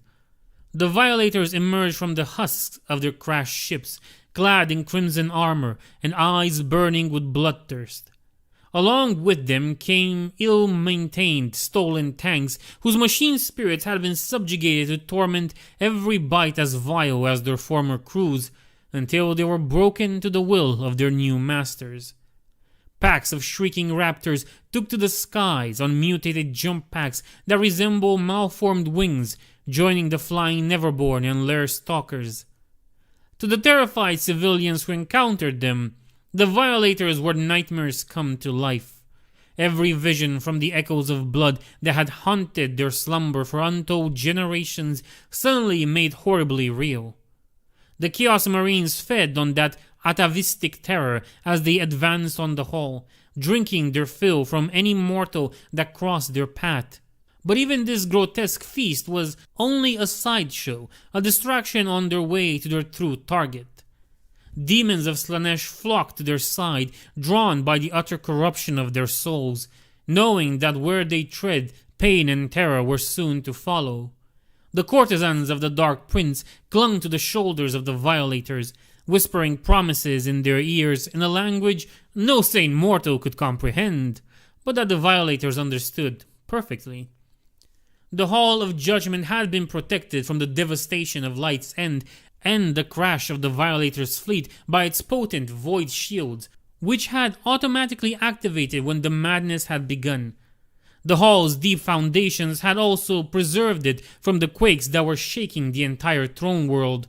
though entire sections of it still collapsed, burying hundreds of clerks under tons of debris.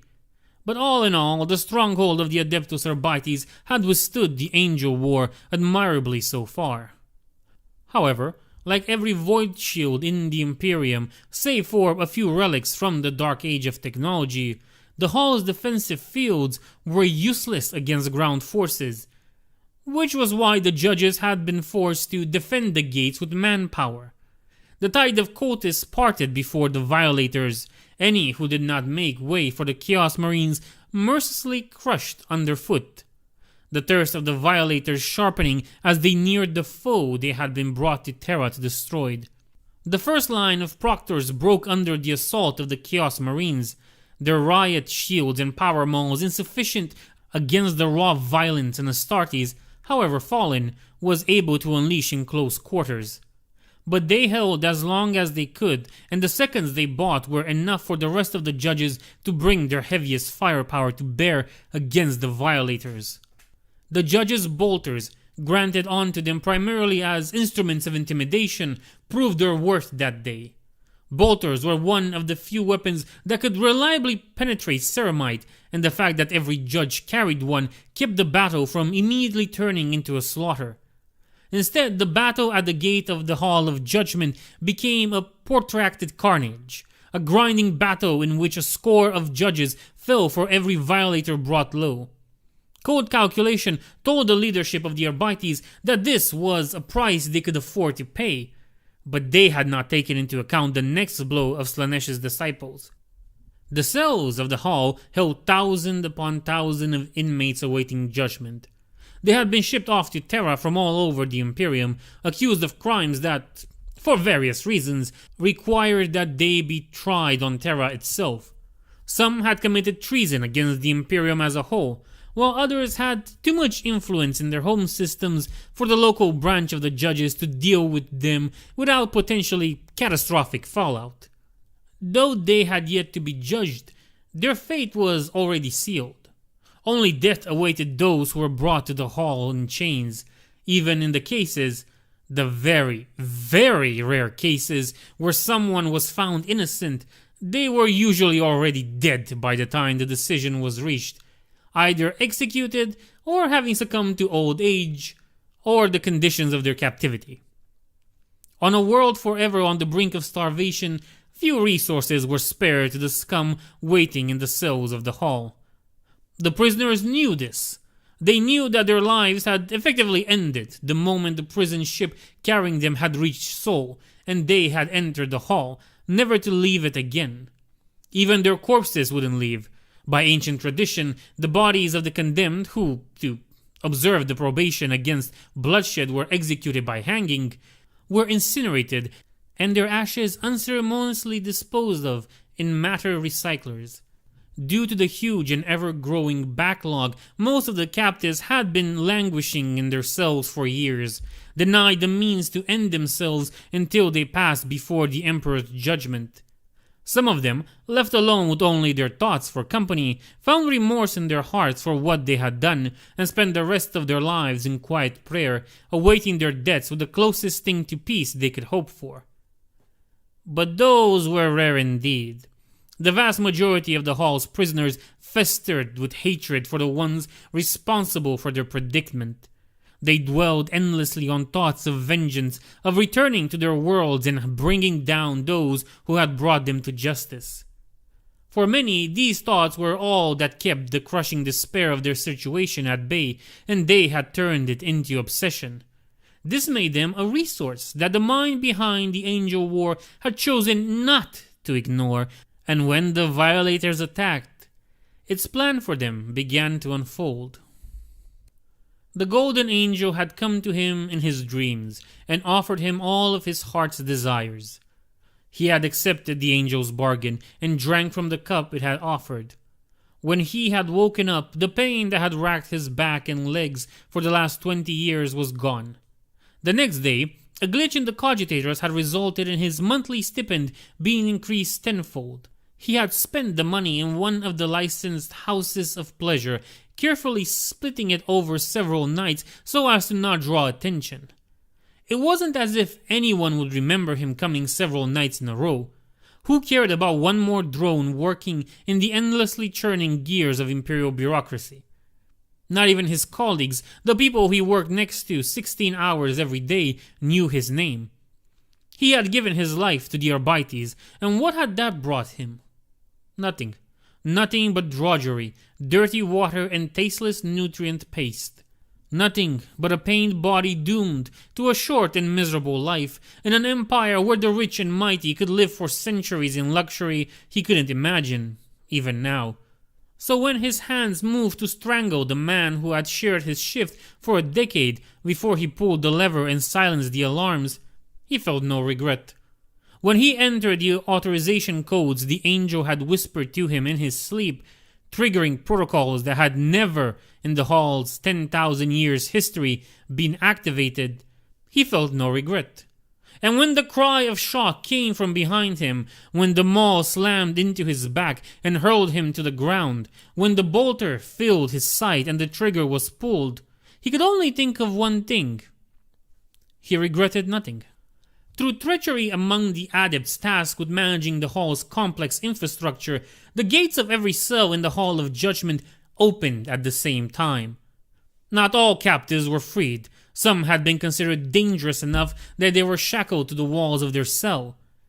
Most, however, were granted the ability to walk within the tight confines of their cells, and after a few moments of utter shock, they seized the unthinkable chance that had been offered to them. The released prisoners poured out of their cells before falling upon servitors carrying weapons and ammunition to the front line and stealing the equipment for themselves. Some of them, not many, but enough, suddenly twisted, their bodies racked with uncontrolled mutations before detonating in showers of gore and viscera to reveal incarnated demons. Others fell to the ground, screaming and convulsing, before rising with burning eyes and two wide smiles. Their bodies turned into hosts for powerful Neverborn that had found a way through the wards carved in the Hall's structure. How many of these had been latent psychers who had escaped notice, and how many had been deliberately sent to the Hall by the intelligence behind the Angel War, no one but the dreaded Architect of Ruin would ever know. Monsters and vengeful men struck at the back of the judges' lines. At the very same time, the violators redoubled their assault, driven by nameless instinct to seize an advantage that hadn't yet made itself clear on the battlefield. The defenders wavered, their ammunition running dry and the reinforcements missing. Not a single judge fled from the ravenous Chaos Marines, even as they witnessed their comrades cut down and drained of blood by vampiric predators. The Violators' heavy support focuses fire on the battlements, and between this artillery and the raptors and other wing monstrosities, soon the high walls of the Hall of Judgment fell as well. But the Battle of the Hall was far from over, for the fortress was vast, home to hundreds of thousands of souls. As the gates fell and the outer sections of the hall became the Violators' playground, Avelisa Drachmar, Grand Provost Marshal of the Adeptus Arbites, directed the forces she still had under her command. Funny how it's always women. Beyond the gates, the Chaos Marines were casting down the statues of previous Grand Provost Marshals, from the weathered figure of Uoma Kandawire, first to ever hold that title, all the way to Maximilian Dread, who had been Avelisa's predecessor until his death of what had, at the time, seemed like natural causes. Finding out the truth behind that murder had been Avelisa's first order of business upon ascending to her exalted function, and by the time she was done, 12 noble families from High Brazil had swung from the gallows. The Inquisition itself had gotten involved, but there hadn't been any heresy involved. Just greed and the fact that Maximilian had been on the verge of finding out that these families had been stealing tithes from the last couple hundred years. They had still hung, all of them. Avelisa had pulled the lever herself. She had owed as much to the old bastard. They had argued until the very end, not believing that this was happening to them, convinced that their bloodline put them above the punishment decreed for their crimes by the Lex. That was her function. That was her purpose, as ordered by the God Emperor. Except the God Emperor was dead. Not 24 hours ago, she would have killed anyone who dared to voice such a heretical notion in her presence. Now, she could not deny its abject truth. What had they done, these demigods returning from exile? What had they done in the Imperial Palace where no one dared to stop them? What had they done that the God Emperor was dead? She didn't know. Some of her peers among the 12 had known. She was certain of it. They had expected the arrival of the Primarchs. Their journey to the palace had been too smooth for it to be otherwise. But her, she hadn't been told. 2 of the Emperor's sons had returned from Myth, and the woman tasked with enforcing their father's law across the entire Imperium hadn't been told. Aveliza had gone to the hall to muster her forces and to study the most ancient texts, those describing the standing of the Emperor's sons in the age when they had still marched among mortals. Then the sky had torn apart and all of Holy Terra had come under attack. How convenient for the Primarchs, she thought, that the hall had been breached. How convenient that there were no reinforcements available to relieve them, even after the master of the Alpha Legion, that notorious nest of serpents and intriguers, had reached the Tower of Hegemon and claimed authority over every military force on Terra without even pretending to bother with due protocol. And how convenient that the 20th Legion would have so many operatives scattered across the throne world that no one knew about, ready to rise up at a moment's notice. Aveliza didn't believe in coincidence, and what she saw spoke of conspiracy. She didn't believe that even this Omegon, a Primarch whose name wasn't in the rolls of the Emperor's loyal sons, had foreseen the cataclysm of the Angel War. But the very existence of this Damocles protocol betrayed his intent. Whether with the knowledge and approval of the Lords Lorgar and Magnus or not, Omegon had been plotting a coup against the High Lords to take control of the Imperium away from its lawfully appointed rulers and return it to the Primarchs. Perhaps he thought this was necessary for the Imperium. It did not matter. It was against the Lex. She was the Lex, Emperor or not, and no one was above the Lex. By her hands, the Primarch would be judged, and the sentence, no matter what it was, would be delivered. There was a knock on the reinforced door leading to her command center. It took Aveliza a few seconds to realize that any sound that she could hear above the constant din of alarms and shouting could not possibly be a mere knock, and she turned around with wide eyes, hand moving to her weapon. For all of Drakmark's tactical insight, which was considerable, even her function had always required her to focus more on investigation than warcraft. The High Lady was in a hopeless situation. Rampaging monsters had emerged from the very depths of her fortress, and the ones at the gates were mightier than any force at her disposal. Particularly violent riots had broken inside the hall before, though the records of these events were sealed and knowledge of them had been ruthlessly purged afterwards to preserve the Arbite's image of invincibility. But this was something else entirely. With a war raging all over Holy Terra, there were no reinforcements inbound, while the Violators could rely on virtually unlimited support from the warp-crazed cultists and Neverborn. And for all their training and weapons, the judges were only human, while the Violators were the demented children of a fallen demigod. All strategic prowess, courage, and discipline in the world could not compensate for so bad a tactical position. The defenders of the hall were doomed. All that remained was the killing blow, and it would be delivered by a champion of chaos that no living soul, be they imperial or dwelling in the Eye of Terror, had any idea even existed. The creature that still thought of itself as Ishidur Osuros walked slowly down the corridor leading to the command center, surrounded by the dead and the dying. The name meant little these days, of course. Few even remembered it, even among the 9th Legion. But he had found that using it, if only in the privacy of his own thoughts, helped him keep a sense of his own identity, and it needed all the help he could get with that. He remembered the days before they had been Blood Angels, back when they had been called the Revenant Legion, a name spoken in half-masked contempt by generals and whispered in fear by troopers. This was the time before Baal, before the angel, and the Legion hadn't tried to hide its nature then. He had been Legion Master then.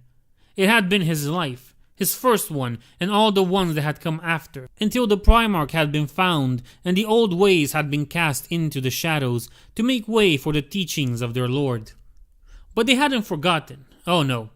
Even as the angel broke all that they had been and reforged them into something more to his liking, as was his right, there had been those who had remembered. The rites had continued, the blood passed from one to the next, taken from the corpse of the fallen Isildur and to the mouth of the next one.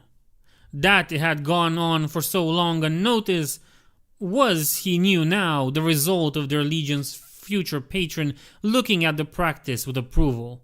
And when, at last, the Legion had embraced its true nature once more and forever, Isildur had awakened in full. It had happened on the Black Sands, where thousands of legionaries died at the hands of their brothers and a demigod had perished.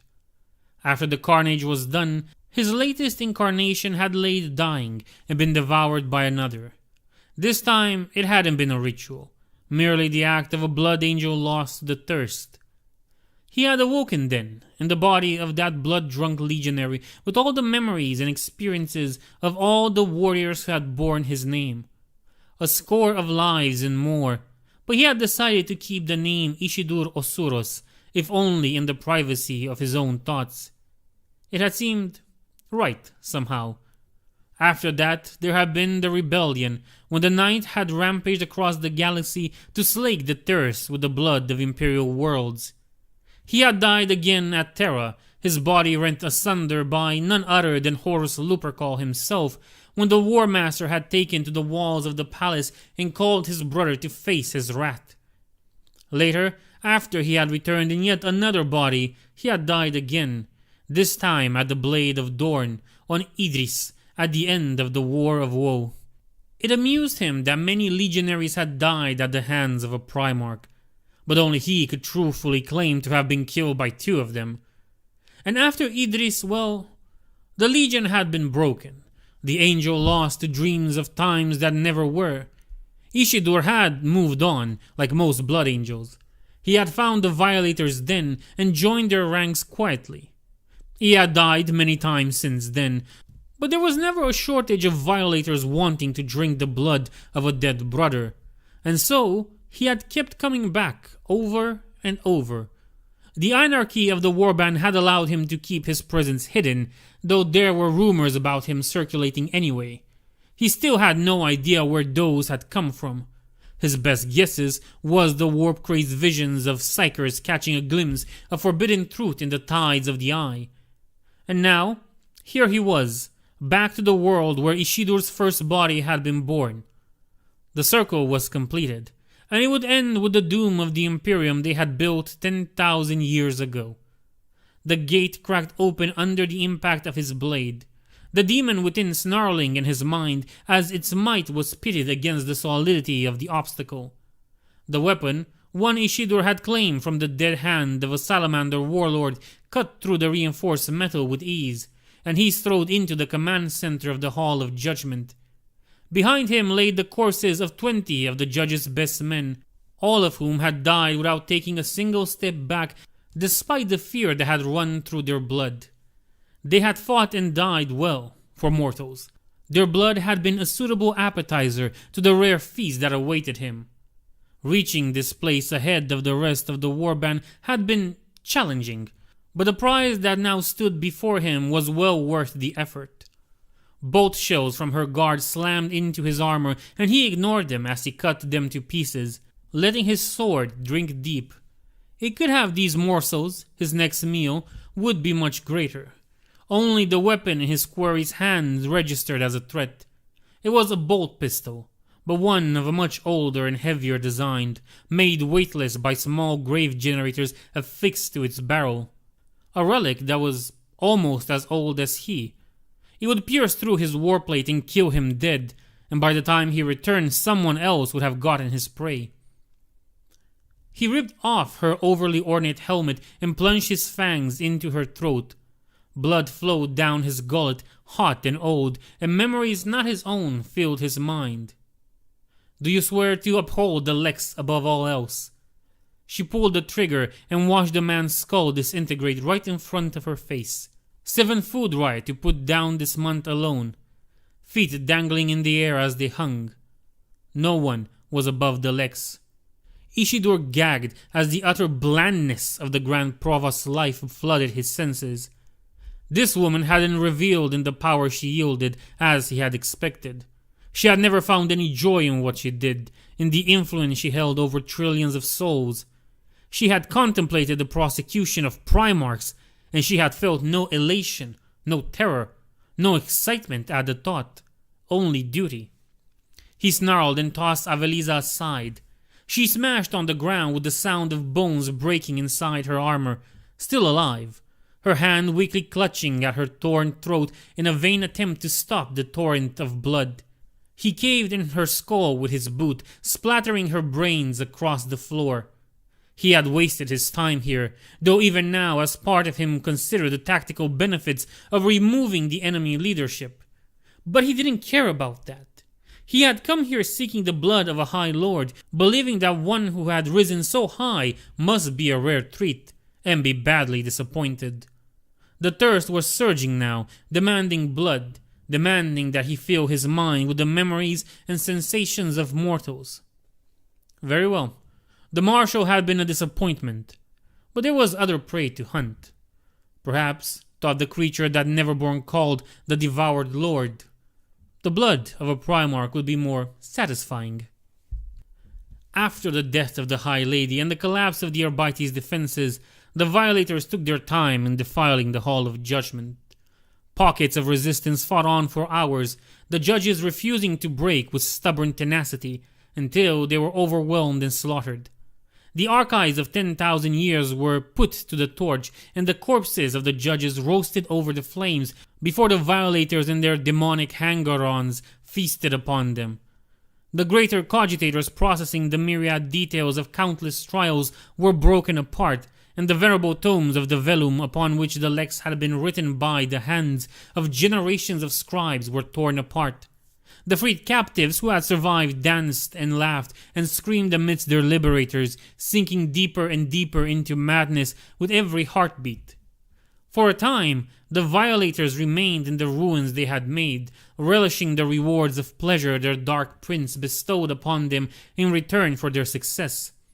Their bodies shivered with delight as warp-touch hormones flowed through their veins, pushing them to dizzying heights of sensation that made every drop of blood they drank sweeter than ever. More demons descended, drawn by the desecration, and the very walls of the hall were warped and twisted, becoming a place of torture and cruelty inflicted upon all too weak to defend themselves. But eventually they ran out of victims. Then they turned their gaze upon the broken spires that surrounded the hall and licked their lips at the thought of all the souls, all the blood that yet remained to be taken. Without orders being given, but with their synchronicity of a flock predators migrating to new feeding grounds, the Violators departed the Hall of Judgment. Without a clear target, they were free to pursue their own appetite, and the warband splintered into dozens of small groups of Chaos Marines, demons, and mortal cultists, hunting for prey in the desolation. A few, however, sensed a call. Those whose soul fire shone brightest, whose star was in ascendancy in the eyes of the youngest god, felt an undefined urge to move in a specific direction. Even this was no orderly march. They simply advanced towards the same place while hunting for blood and sport, most of them not even realizing they were answering a call. But they still marched, these chosen Violators, through smoke and fire and screams, toward Lupercal's gate. This one sucked, and it sucked because that's it for the Arbites. The Arbites should have lasted longer, and Omegon should have done something about this. I really dislike this one. I like all the Angel War chapters, but I really dislike this one. The Outer Worlds. Teleported from their hidden empire in the Sol system, the Lair fleet advances towards Terra. Should it reach the Throne World, the billions of chaos-tainted Xenos soldiers it carries will tip the balance definitely into the Dark Prince's favor. Standing in their way are the Solar Fleet and the Watchers of the 17th Legion. And as the two fleets draw near at the system's edge, a baleful psychic hymn continues to emanate from Pluto, turning all who hear its siren call into pawns of the exalted Keeper of Secrets, Zahariel. Out here, in the cold of void, inconceivable distances away from Holy Terra, the fate of the Angel War will be decided. We see Battlefleet Solar, an armada sailing only a handful of systems, tasked with defending the core of the Imperium from threats that haven't reached this far in millennia. There are those who decry the expense. So many ships, kept so close to the Imperium's heart, while its borders burn in 1,000 wars. Surely, there are places where they could be better used, they called. Not all of them had the best interest of the Imperium in mind. We glimpse thorns hidden in shadows, catch whispers of conspiracy. But no, our resurrected brother hid his crown of lies well. We see the Lord High Admiral of the Imperial Navy, sitting on and in his throne, watching the void burn through 1,000 mechanized eyes. We hear the grinding of the cogs in his mind, reducing every soul under his command to variables, every ship to numbers as he calculates war of a kind the human brain was never designed for. We see the trail of death he has left in his wake as he rose to his office.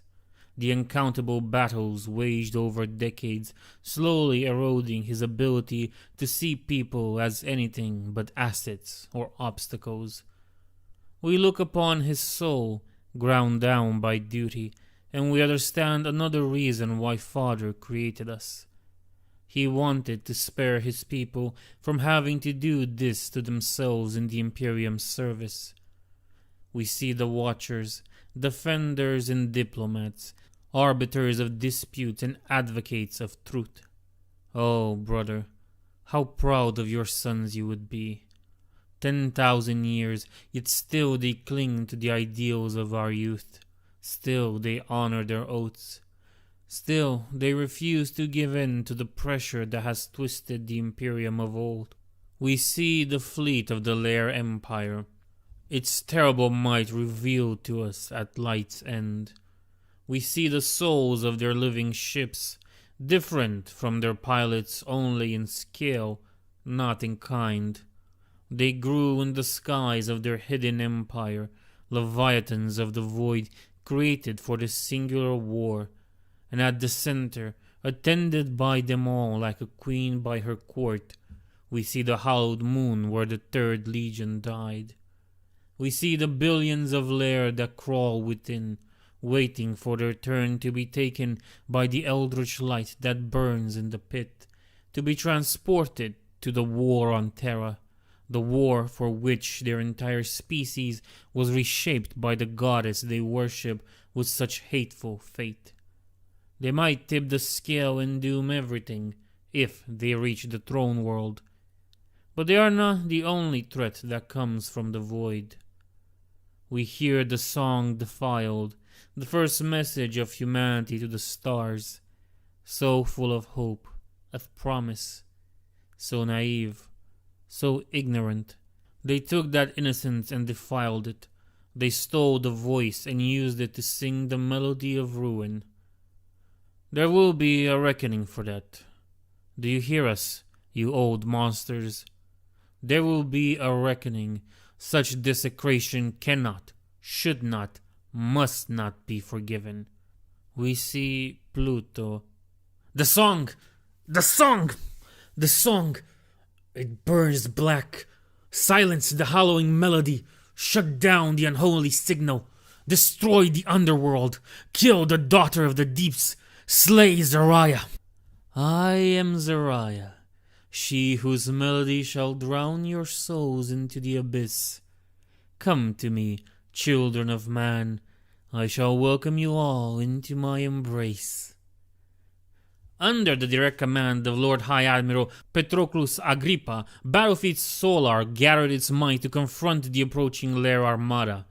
From his flagship, the recently refitted Emperor-class battleship Excelsis Cruror, the High Lord had imposed his will upon the anarchy reigning in the Sol System's void and mustered all Imperial assets available under his direct authority.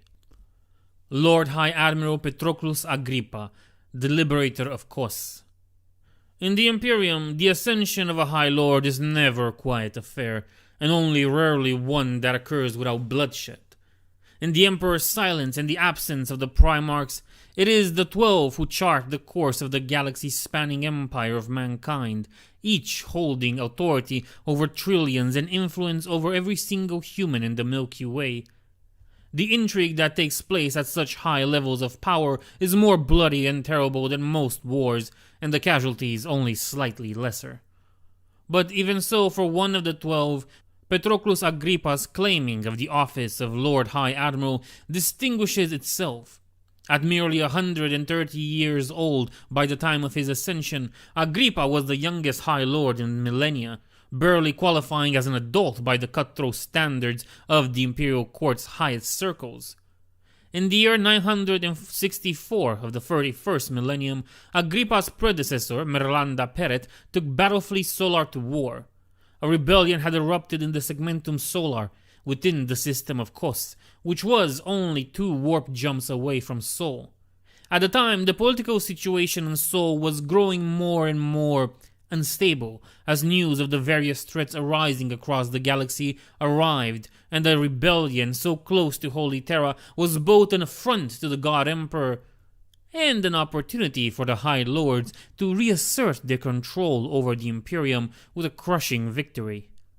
To that end, 2/3 of Battlefleet Solar, along with an inquisitorial presence to investigate the cause of the rebellion, and over 20 million Astra Militarum soldiers were dispatched to reclaim Kos. On the way there, at the fortress system of Vorlis, the Armada was reinforced by several World Eater companies which had come to the system for resupplying. These legionnaires were led by Captain Arkan, who would later become Legion Master of the 12th. Lady High Admiral Peret was reluctant to share the glory of the coming campaign with the Space Marines, but had no reasonable excuse to refuse them and welcome them in the reclamation fleet. During the crossing from Vorlisi to Kos, the fleet was caught in violent warp tides and emerged from the Imperium in disarray, only to be immediately struck by a coordinated ambush by renegade forces. The precision of this attack couldn't have been achieved without having known exactly where the Imperial ships would arrive, which meant that the rebels were involved in the perturbations in the warp. This was no mere insurrection, realized the Imperial commanders, but true heresy. The Excelsis Cruror, Peret's flagship, was the primary target of the ambush. Merelda Peret perished in the attack on the bridge right after the battleships emerged from the Sea of Souls, slain before she could give a single command. The rest of the command structure was gutted, both in similar attacks and assassinations and acts of sabotage, some of which had been planned by the rebels, others by technically loyal officers of the Navy seeking to take advantage of the war to remove rivals. The true scope of Kos's treachery and corruption was discovered as no less than a tetrarch of the 13th Legion, one of the 4 demon princes said to be the thrall of the arch-traitor Gulliman's damned spirit, revealed his presence on the rebellious world. For decades, the nameless demon prince had orchestrated Kos's rebellion, directing the secretive sect of heretics called the Spiniam Coronam, or Crown of Thorns, in order to deal with the Imperial Navy a crippling blow that it wouldn't be able to recover from before the appointed hour of his liege lord's resurrection at Macrogh. Demonic incursions began across the surface of Kos, summoned by the Tetrarch's power. Regiments that had raised the banner of rebellion claiming to fight the corruption and weakness of the High Lords were unveiled as Chaos Cultists, following the example of their infernal patrons as they turned on the population. Meanwhile, the Imperial fleet was in disarray, caught in the rebels' trap and seemingly about to be destroyed by a force that was less than 10 times its size. Then Admiral Agrippa took command of his battle group, before making contact with other like-minded officers and enforcing his authority over the fleet. Ships who refused his command, some of which were captained by officers decades his senior, were overthrown in mutinies led by junior officers. After witnessing the utter disgrace that had accompanied the ambush, Agrippa was completely and utterly done with the politicking games of high command, a feeling echoed by many in Battlefleet Solar. Through his ruthless assumption of command, which his rivals will call usurpation in the decades to come, Agrippa was able to turn the tide of the Void War, crushing the rebel fleet before delivering the might of the Imperial Guard and World Eaters to Kos. There, a brutal war was fought, culminating in a duel between the Tetrarch and Archon, ending in the latter's victory and the Demon Prince's banishment. Though the duty of delivering the killing blow had belonged to Archon, the newly titled Lord of Blades proclaimed that the honor of victory belonged to Agrippa, whose actions in the void had permitted the blow to be delivered at all. For this, Agrippa was named the Liberator of Kos, and he returned to Terra in triumph, wielding that acclaim and the support of both the Inquisition and the 12th Legion to rise at the top of the devastated Imperial Navy's high command, after being acquitted of all charges in the emergency tribunal conducted to judge his actions at Kos. At the time, it was rumored that Agrippa had no desire to claim the title of Lord High Admiral, seeking only to restore the navy and purge it of the politicking that the heretics had used to their advantage. But lack of another viable candidate and the pressure of his supporters eventually left him no choice. In the decades since the liberation of Kos, Agrippa led a profound and ruthless reform of the Imperial Navy's high command, collaborating fully with the Ordo Hereticus' own investigations while also directing a program of rebuilding to replenish the depleted ranks of Battlefleet Solar.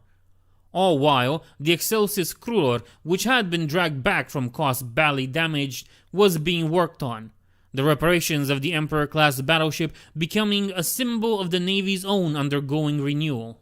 It was very fortunate for the Imperium, indeed for all humanity, that the Lord High Admiral had been aboard his flagship when calamity had struck, rather than attending the celebrations on Holy Terra. Patroclus Agrippa had come aboard the Excelsis Cruor after learning of the arrival of the three Primarchs. Due to the circumstances of his ascension, Agrippa hadn't been part of the Hydra's conspiracy, but he had rejoiced at the news nonetheless and sent a message informing the Primarchs of his unconditional support while he prepared the Imperial Navy to deal with any crisis that might arise as a result of the return of the Emperor's sons. Granted, Agrippa had expected such a crisis to take the form of civil war, as another among the High Lords tried to prevent the Primarchs from challenging their authority. But it has still placed him in a position to use his skills and influence in the Angel War.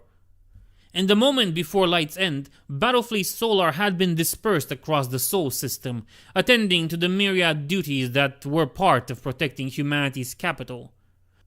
The opening of the Tier of Nightmares had sundered the battle groups, cutting communications and placing half the Sol system, including Mars and its great orbital stations, on the other side of a warp rift no psyker could look past. Madness has spread through the millions crewing the thousands of ships in Sol as surely as it had on the surface of the system's worlds, though hastily raised Geller shields and greater experience with the corruption of the warp meant that the Voidborn fared slightly better than their Terran counterparts. Still, anarchy reigned in the wake of Light's End, and it took time for Lord High Admiral Agrippa to restore even a semblance of order. Scores of ships whose crews had fallen to madness or who were dead or too far gone to answer hails had to be destroyed before they could crash into solar infrastructure, and Agrippa imposed his will upon the panicked ships with an iron fist. Every ship capable of fighting was commandeered to join the armada High Admiral Agrippa was forging out of the devastation of Light's End. Battle group commanders grateful for orders, Inquisition-mandated warships, rogue trader and highly armed merchant vessels, all were brought into the fold of Battlefleet Solar, for the hour was dire and every weapon would be needed. The Emperor-class battleship Word of Magnus, captained by Lady Admiral Kiaya Sarkat, took position at the head of one of these ad hoc battle groups. She had carried the Crimson King from Teratalion to Sol, fighting her way through the raging sea of souls, and though there was damage left on her hull from where the claws of the Neverborn had tried to break her, she remained the Queen of the Void. By coincidence, or the will of unseen hands, the rogue trader vessel Endless, belonging to Valkyr Ekeo of the Coils of the Hydra and responsible for transporting Lorgar Aurelian from Luna to Mars, was part of that self-same battle group. Nigh on 1,000 ships were thus mustered, though they were but a fraction of the total number of vessels that had been within Sol at Light's End.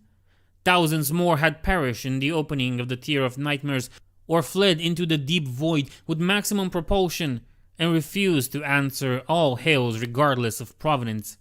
Not an unreasonable course of action, given the madness that screamed over most Vox channels. And of course, there were the cargo ships that would be utterly useless to the fleet except to soak up the enemy fire, though it was only because they would have slowed the fleet down too much that they were spared being conscripted to serve as precisely that. The commanders of the Imperial fleet met through distorted holograms, every minute of discussion bought at the cost of several tech priests burning out before purging the worst of the Tier of Nightmares interference. Most of these exchanges were dominated by the Lord High Admiral as he explained the battle plans to the rest of the fleet's commanders. Battle raged on Terra of a scale not seen since the Roboutian Heresy. The situation there was dire, but if the Xenos fleet reached orbit and unloaded the billions of life forms that crawled aboard it, then all hope of victory would be lost.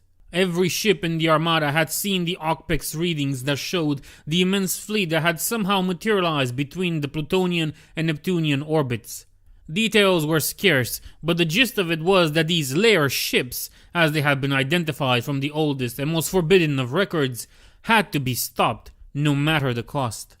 Contact had been briefly established with Primarch Omegon, and he had confirmed that preventing the lair from drowning Terra with reinforcements was more important than providing orbital support. The lair ships were many, but it was their capital vessel that worried Imperial Command the most. It was monstrous in size, dwarfing even the legendary Glorian-class warships that served as the flagships of the Legiones Astartes. The chief astropath of the Excelsis Crur, who had managed to retain her sanity after the opening of the Tier of Nightmares, had called it the Abominable Maw, and the name soon spread across the Imperial fleet. Putting a name on something, even something as enormous and terrifying as the Lair's flagship, was the first step to defeating it. The Abominable Maw was responsible for the tens of thousands of Xenos fighters that had teleported all across Sol, adding to the pressure of the demonic hordes that had emerged from the Tier of Nightmares. The technology employed was beyond anything the Mechanicus was capable of, but there were records dating to the War of the Beast that mentioned similar feats being performed by the Orcs, of all species. According to these records, the technology had been notably unstable, though the scale of the War of the Beasts and the sheer disregard of the Greenskins for both the safety of their kindred and their own had still let it be a devastating advantage against the Imperium. It was unlikely that the Lair version of mass teleportation was any safer than the Orcs had been, considering the creatures seemed to be infused with the stuff of the warp at a genetic level. A plan was quickly hatched to destroy the Abominable Maw, with the hope that this would both remove the threat of the Xenos armies stationed aboard it and cripple whatever command structure the chaos-tainted aliens might be using. On the bridge of the 17th Legion strike cruiser Urizen's Fist, Captain Sorfaros of the Watchers looked upon the arrayed might of Battlefleet Solar. In all his years as a Watcher, never had the captain witnessed such power gathered in one place. It was almost enough to make him forget how desperate the situation was. Almost enough to make him think there couldn't possibly be anything capable of standing against such an overwhelming force. Sorfaros watched as one ship tried to break formation and flee, and was obliterated by the combined fire from 9 nearby vessels. The Lord High Admiral would tolerate no cowardice from the host he had assembled. That the dead ship had been a civilian cargo hauler with only the barest of armaments was no excuse. If one was allowed to flee, then more would try, and the Armada would break apart like sand. Morale across the entire battle fleet was shaky in the wake of the Emperor's... Sor Faros forced himself to finish the thought. The Emperor's death. If he, a captain of the Warbearers, couldn't find the strength to think those words, then how could he hope the rest of the Imperium would be able to survive? As commander of the Watchers, Sor Faros had met with High Lords several times. They were all, to put it bluntly, monsters.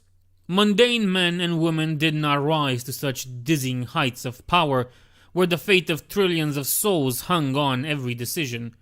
Each and every one of them would have been a tyrant in the distant ages of old Earth, a leader that would have left behind a legacy of broken kingdoms and a rising empire. But within the crucible of the Imperium, they had become much more.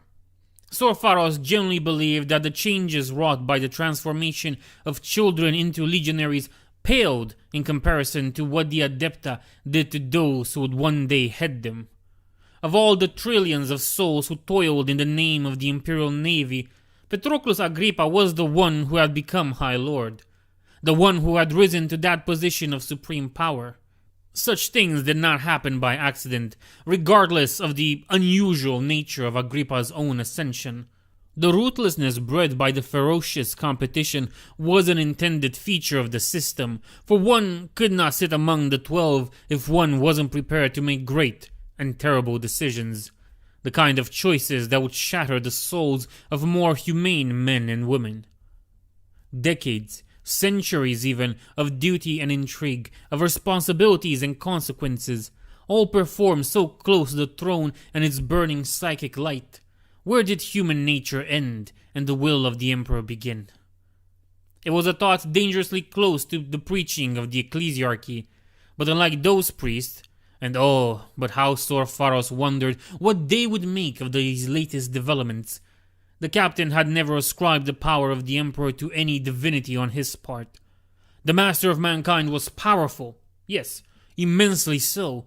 Even with his body crippled by the arch-traitor Gulliman, he had still guided humanity and the Imperium throughout the ages, reaching out from the Golden Throne to act with the vision of one who saw so much more than any of them could. As the fleet sailed through the warp-torn void, the Astartes vessels remained behind their Imperial Navy counterparts in the safest position of the fleet, though the Tier of Nightmares made a mockery of the notion of safety. It rankled to be held back in such a manner, but they had their orders, and should they disobey, they would be destroyed as surely as the civilian craft had been, legionaries or not.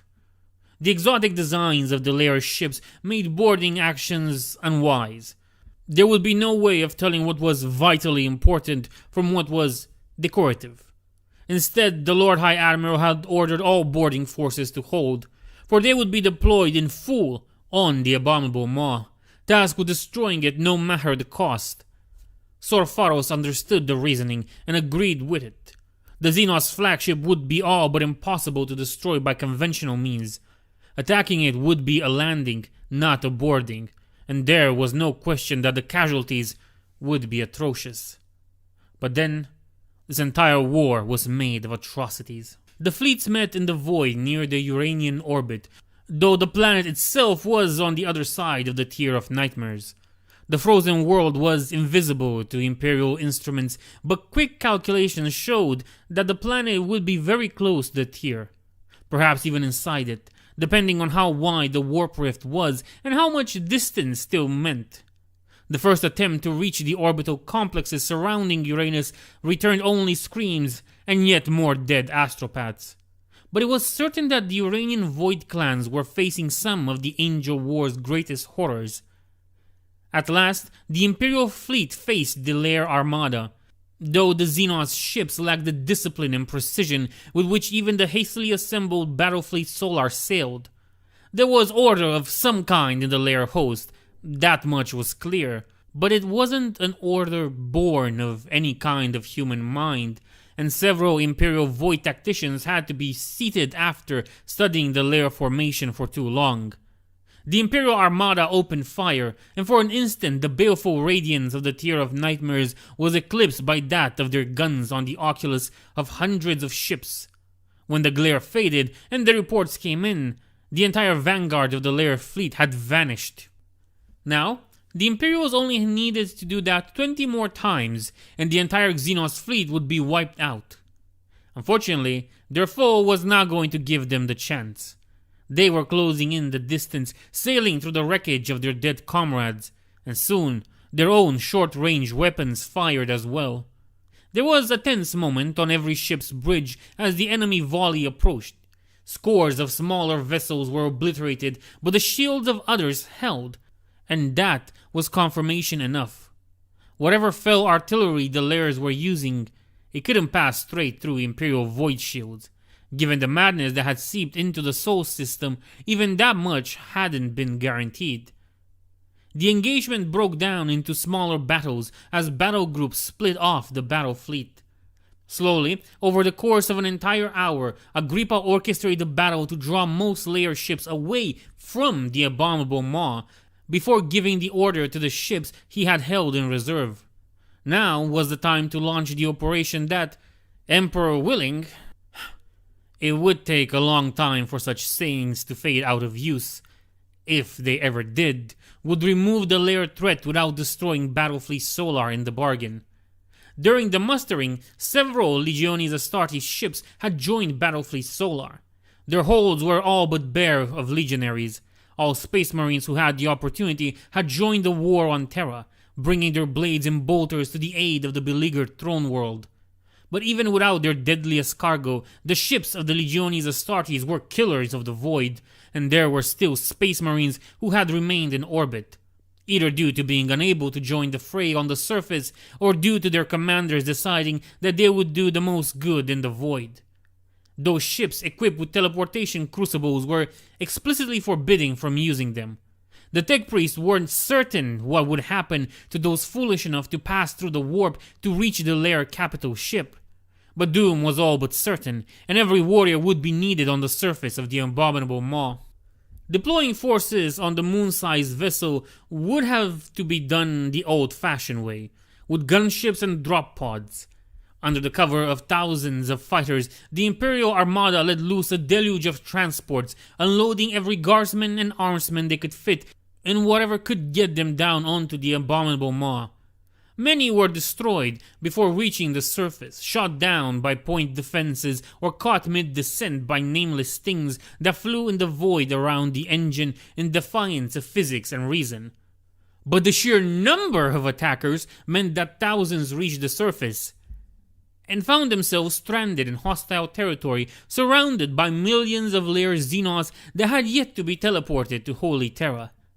A thin but breathable atmosphere clung to the surface of the abominable Maw, though every soldier who had a gas mask wore it and kept an eye on those who didn't. The battles fought on the Lair moonship were as brutal and as desperate as any the Imperium had ever fought. Thousands of Imperial forces perished within every minute, replaced by still more coming in from the void. After several minutes, where the entire operation balanced on a knife's edge, the Imperials managed to seize and hold a small area, turning it into a makeshift landing zone for the gunships and transports. The drop pods still slammed wherever their machine spirit took them. That area was small, less than a dimple on the moonship's monstrous visage, but it drew the attention of the Lair. Seemingly limitless hordes of the Xenos monstrosities converged on that point of invasion, led by the dread noble caste. The diversion, whose cost had been calculated by the Lord High Admiral and judged acceptable, was working. Now it fell to the Space Marines to make the butcher's bill worth it. The Watchers had lost 2 full squads merely trying to make landfall, and 12 more warriors had perished in battle since. But they had reached the edge of the immense pit that seemed to be the center of the Lair's teleportation engine, and rallied several more squads of Space Marines from other legions on their way there. There were warriors from the most loyalist legions participating in these operations, and all of them would be needed. Every Space Marine in the Imperial fleet had been given the same order: disable the Lair's teleportation device. How they were supposed to do that had been left entirely to their hands. Right now, their plan could be summed up as find something that looked important and hit it until it broke. Though, of course, they had phrased it as locate and engage targets of opportunity in order to disable enemy assets. This was exactly the sort of impossible missions deep in enemy territory for which the Legiones Astartes had been made, and they would not fail. Sorfaros had overall command by virtue of seniority in this theater, as well as the fact that most other officers were on Terra. But every squad would be acting independently, moving through the lair's nightmarish structures. Belagosa, his librarian, was at his side, never more than a sword's length away. Taking a psyker into the lair's moonship was a risky gambit. In victory or defeat, Belagosa's life would most likely be forfeit once the day was done. But the situation allowed for no half measures, and the librarian had known the price his duty would demand of him sooner or later. Right now, Belagosa's face was a mask of concentration as he struggled to defend his mind against the horrors surrounding them. What Sorfaros saw with his mundane senses was already bad enough. He couldn't imagine what the librarian's psychic perceptions were picking up from this abominable vessel. He could feel its gaze, like a weight on his soul, seeking to crush his resolve and turn him into yet another empty puppet for it to make dance. But the sons of Lorgar had ever been the slayers of pretender gods, and the horrors of the lair had brought into existence would be no different from all the other false idols they had cast down. That was it. The auspices of the Shrine of Unity had associated the energy readings of the lair teleportation with the engines that the orcs had deployed during the War of the Beast. But the lairs had done more than simply replicating the greenskins' gutter genius. Like countless slaves to darkness before them, they had infused technology with the power of the warp, melding machine and demon to create abomination. This entity was the source of the teleportation the lair were using. And so, as the Space Marine commander looked at it, it looked back at him, its baleful attention tearing through the psychic protections woven by the librarian and slamming into Sorfaros' soul. It is 1,000 voices and more, screaming at him in hateful unison. Some of the voices are alien, others are hauntingly familiar. These are the voices of the victims whose torment the creature devoured. Lair and Emperor's children alike. This is the chorus of damnation. You are nothing, it sings. You are no one. I will not yield, he thinks. Your master is dead, it whispers. Your Imperium burns. I will not yield, he shouts. The dream of Lorgar is dust, it growls. You fight in defense of a corpse. I will not yield, he roars, and something inside him breaks forever. In that moment, Sorfaros succumbed to, or perhaps embraced, the flaw that had haunted his legion for thousands of years. His soul ignited with cold, deepless hate at the evil he beheld. Remorse and regret were burned away, and the captain of the Watcher became an iconoclast marine. With the absolute focus and clarity that came with the Warbearer's peculiar breed of genetic madness, Sorfaros led his forces deeper down the pit and closer to the abomination. For all its power, the creature was still partially of the Materium, having been bred by the lairs to serve as a conduit between the Materium and their corrupted engines. The mind rebelled at the mere thought of the experiments that must have been necessary to genecraft that particular Xenos horror, and the calamities the failures must have caused. As the Space Marines drew nearer to the bottom of the pit, resistance against their advance increased. Most of the lair's forces were occupied on the surface, but the sheer number of Xenos life forms on the abominable maw meant that thousands yet remained to bar the legionaries' path. Scores of Space Marines laid down their lives in battle against the monstrosities haunting the pit, not all of which were lairs in nature. The prolonged torment of thousands of Emperor's children in the cells of the pit, combined with the eldritch energies rampaging across the megastructure, had given life to nightmares. Drawn from the vision of the remnants and the images of the pain of Fulgrim's sons, these creatures harassed the Imperial forces every step of the way, taking the shape of twisted Space Marines and reptilian horrors that even the genecraft of the lairs couldn't have brought into existence. Of all the Space Marines who had gathered at the top of the pit, less than 30 made it into its depths. By that point, all but Sorfaros were reeling from the psychic weight of the abomination, barely able to hold on to their sanity. Many had died in battle due to being only able to fight on instinct, their minds too occupied by the struggle to keep the influence of the creature out. Some too had died at the hands of their brothers, giving the Emperor's peace swiftly when they succumbed to the pressure. But at last, the survivors had reached their destination. Now all that remained was for them to kill a god. It had been born in the dark, and had never had a name until a soul aboard one of the ships fighting near it had called it the Abominable Maw. Even the lair priests who had attended it, cultivated it, had never named it. They had not dared to, for to name a thing was to give oneself power over it, and to do so with that entity would have been sacrilegious. Close to it, reality bubbled and sizzled. Its singular eye glared at the legionaries, seeing much more than just their physical appearance. It saw their thoughts, their souls, and their past, and it attacked all three. Thoughts frayed, emotions wholly alien to the Astartes' hearts flared and guttered out, and might-be versions of the warriors flickered in and out of existence, lashing out at their actual selves with their perfect faces twisted in hideous smiles. The weapon had been brought out of the vaults of the single 14th Legion vessel in the Imperial fleet and carried down the Abominable Maw by the one son of Mortarion who wasn't fighting on the surface of Terra. That warrior was dead now, having been cut down by a Neverborn with claws shaped out of the horror of a son of Fulgrim in the moment before he had broken and become a Titan one. But every legionary in the task force had been briefed on the weapon's use, which was deceptively simple. As Sorfaros presented it against the pulsating flesh of the thing at the bottom of the pit, Belagosa spent the last of his strength protecting his captain. He heard the librarian's scream as his skull ignited with purple fire, but didn't turn back or react to it in any way. Brotherhood, that pillar of the soul of a space marine, was a distant and faded thing in the iconoclast now.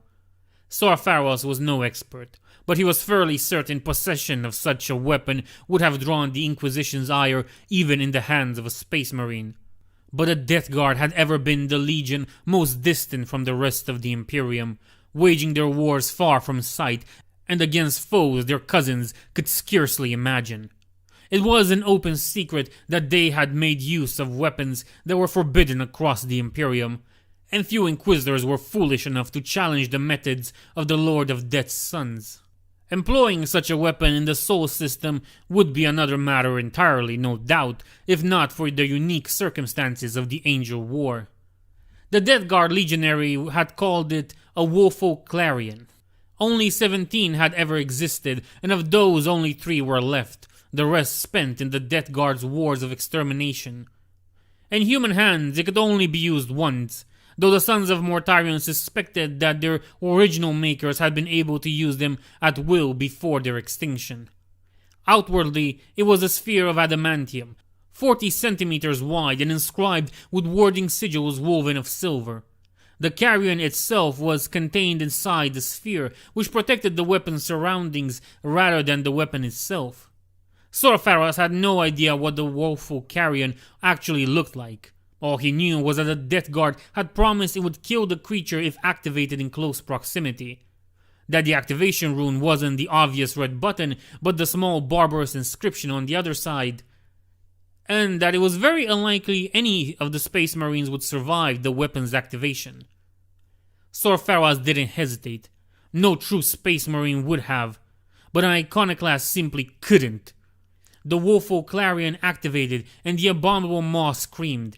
A death that had waited for millions of years was released from the cage in which it had been bound. It poured into the largest life form nearby, and for all its eldritch nature, the thing in the pit was still, at its core, built upon the layer genetic code that a clone of Fabio's bio had resurrected thousands of years ago. Corrupted and steeped in the power of chaos as it was still a living thing, and that meant the woeful clarion could kill it. The unsealed death sank into the abominable maw, draining the clarion completely, leaving the surviving Space Marines miraculously spared. It screamed as it died, sensing its doom with complete and utter incomprehension. And from that, the Space Marines were not spared. Sorfaros saw Belagosa, the only librarian who had made it this far, simply come apart, his own psychic power unmaking his existence as he heard the monster's screams. All Sorfaros thought at the sight was that he wouldn't have to use a bolt shell to kill the Psyker himself. Shielded by his hatred, Sorfaros alone of the Space Marines survived the death scream of the entity. But even the Iconoclast didn't escape unscathed, his very soul scoured by the unleashed psychic energy. What made it out of the pit might have Sorfaros' body and even most of his soul, but his mind was forever marked, the patterns of hate and ruthlessness permanently seared into him. With the death of its controlling intelligence, the Inferno engine began to overload. The energies it drew from the Imperium began to pour forth uncontrolled, while the dying spasms of the entity sent conflicting orders across the demonic machine.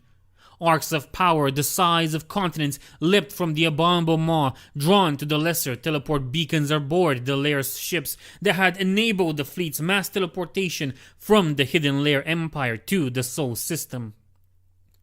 On the desolate surface of the moonship, Sorfaros found a gunship belonging to the 20th Legion. Pushing aside the body of its pilot, he turned the engines on and left, sending word of his return and the events that had unfolded ahead. Meanwhile, the entire Imperial Armada was in retreat, putting as much distance as it could between its vessels and the rampaging energies of the abominable maw. Almost as soon as the gunship landed into the bay of Urizen's Fist, the abominable maw detonated. Imperial terminology lacks the word to describe what happened next. At least, not without using terms and concepts whose knowledge is forbidden by the Inquisition's less-known divisions. A moment of time was simply lost, cut out of the flow of the universe. 1 second, the Lair fleet was there. The next, it wasn't. And the corpse of the abominable maw floated in the void, falling into smaller pieces as its megastructure began to give way. Well, what do we have here? A mortal soul burned with the kindled spark of immortal rage? Slowly, over the course of several hours, Agrippa reassembled the battle fleet. There weren't as many executions this time, though few of the conscripted civilian ships had to be destroyed when they thought to use the confusion to escape into deep void. The Lair threat to Holy Terra had been dealt with, though the tech priests and psychers alike warned that not all the Xenos had perished in the uncontrolled teleportation flare. Entire flotillas worth of alien vessels had been displaced to unknown positions, and given the potencies of the energies unleashed, they could be anywhere in the entire galaxy. The underworld is mine. It was given to me by the one who holds authority over it through right of conquest. You shall not reclaim my kingdom from me. This, however, would be a problem for another day. One the Lord High Admiral would face gladly, since it meant the Imperium had survived the Angel War. For now, there remained another threat that only Battlefleet Solar could stop. On the far end of the Sol system, the planetoid men had called Pluto for tens of thousands of years had become the lair of a demon of unimaginable power, whose corrupting influence was spreading farther into Sol with every passing moment. Agrippa wasn't blind to the risk of bringing so mighty a fleet anywhere near an entity that had demonstrated its capacity for warping minds and souls. But the alternative was doing nothing as its influence grew and grew, and that was unacceptable. The Lord High Admiral called another conclave, this time to ask for options. None presented were satisfactory until Sorfaros, who had remained silent as the grave throughout the proceedings, spoke. If Pluto is the seat of this threat, then Pluto must be destroyed. Sorfaros addressing the leadership of Battlefleet Solar during the Angel War. War and conquest, oppression and genocide. Your empire feeds us with every choice it makes. The iconoclast's words were followed by great outcry. His proposition was heresy. So was the system of humanity's birth, every stone within it sacred. Pluto's population was already lost, of that there was no question, but the planetoid could be reclaimed in time. Just as countless worlds had been purged and sanctified anew across the Imperium after being subjected to demonic taint. More practical objections were also raised. The gravitic ballot of any solar system was a complicated mess, as every object pulled at the others to establish cycles that might take centuries or millennia to complete. Destroying Pluto would impact these cycles in a way that no one could predict, not when the laws of physics and soul were already being made the plaything of the ruinous powers.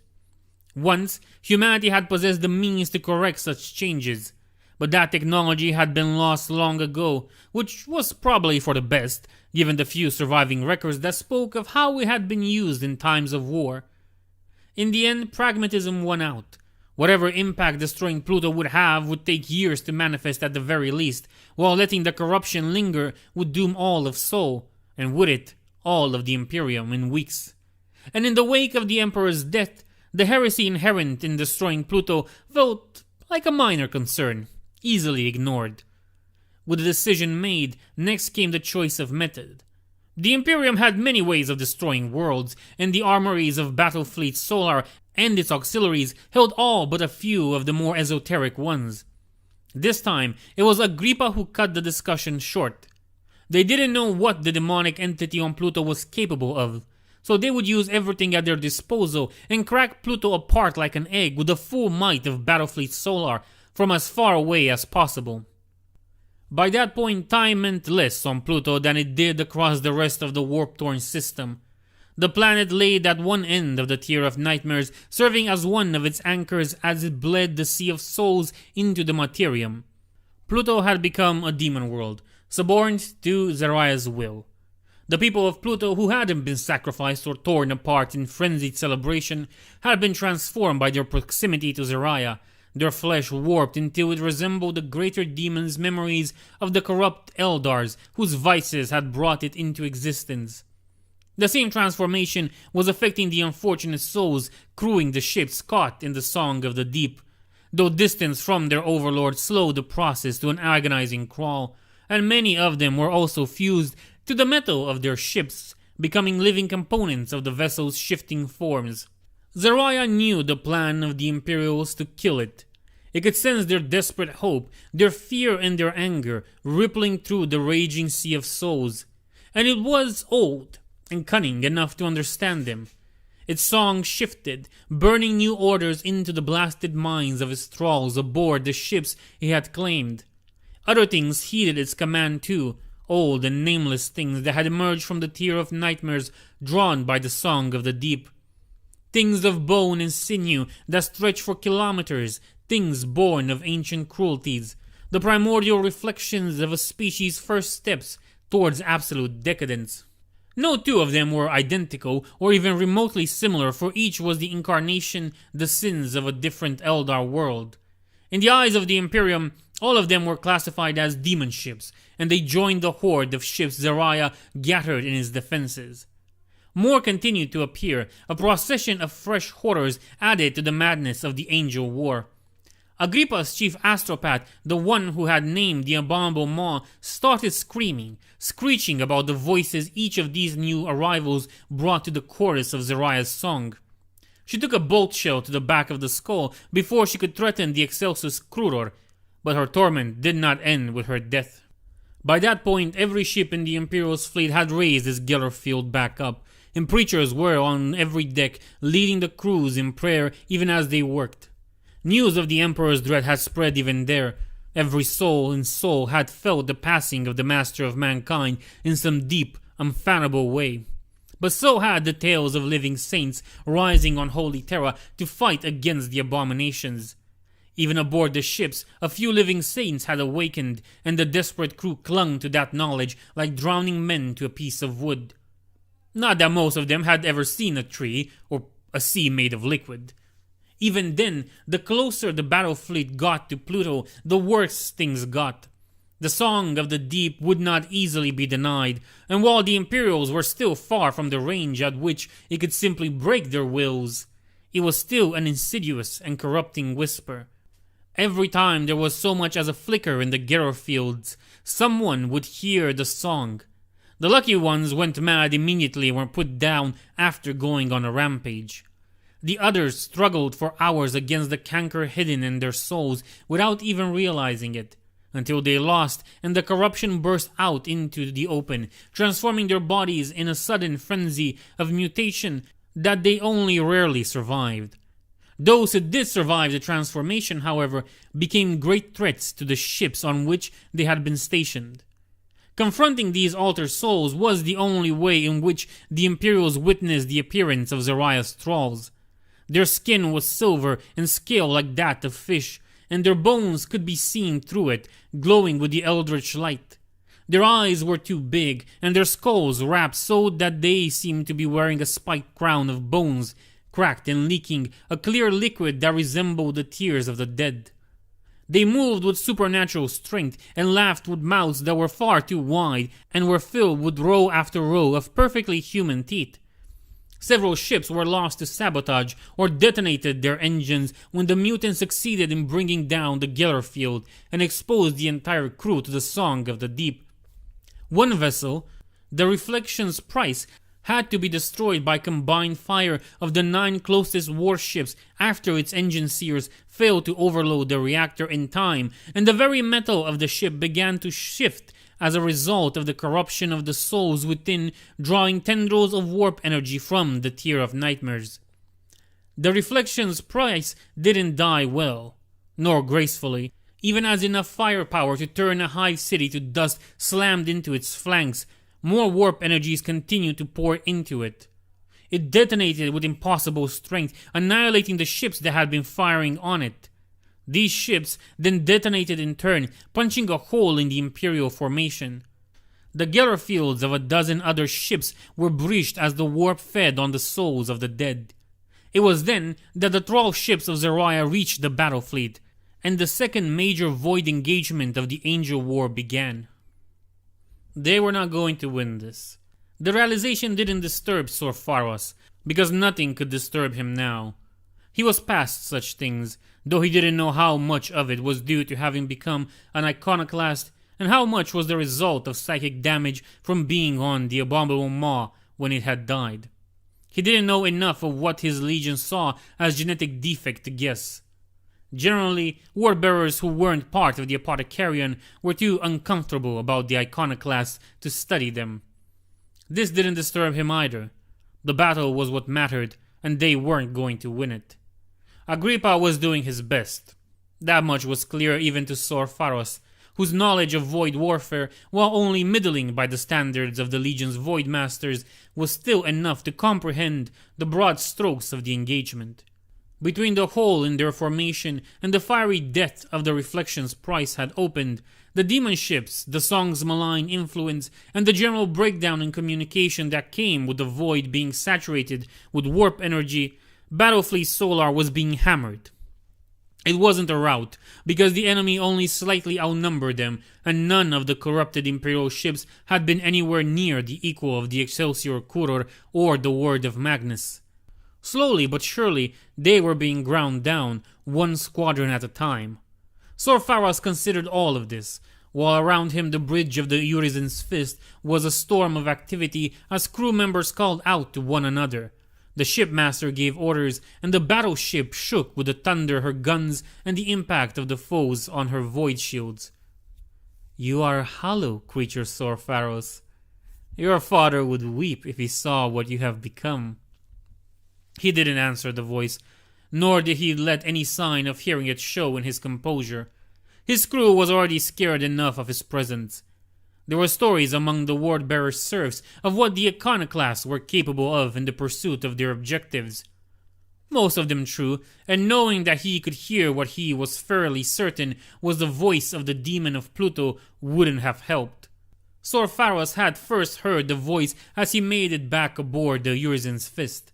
He had considered killing himself before he could use him against the Imperium, but had decided against it. The link that had formed during the destruction of the abominable maw didn't seem to enable it to do anything more than speak to him, though that was probably because of the damage to his soul.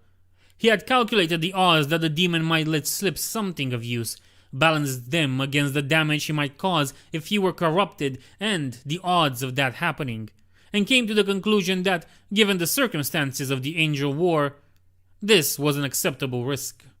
The demon called itself Zahariel, the Song of the Deep, Greater Demon of Slaanesh, along with a plethora of self-aggrandizing titles. It was powerful, that much couldn't be denied, not when it had remade an entire world and enslaved billions to its malevolent will. But the power was no mark of worthiness. This all word-bearers had known since Aurelian had cast down an entire false fate out of sheer outrage at its corruption.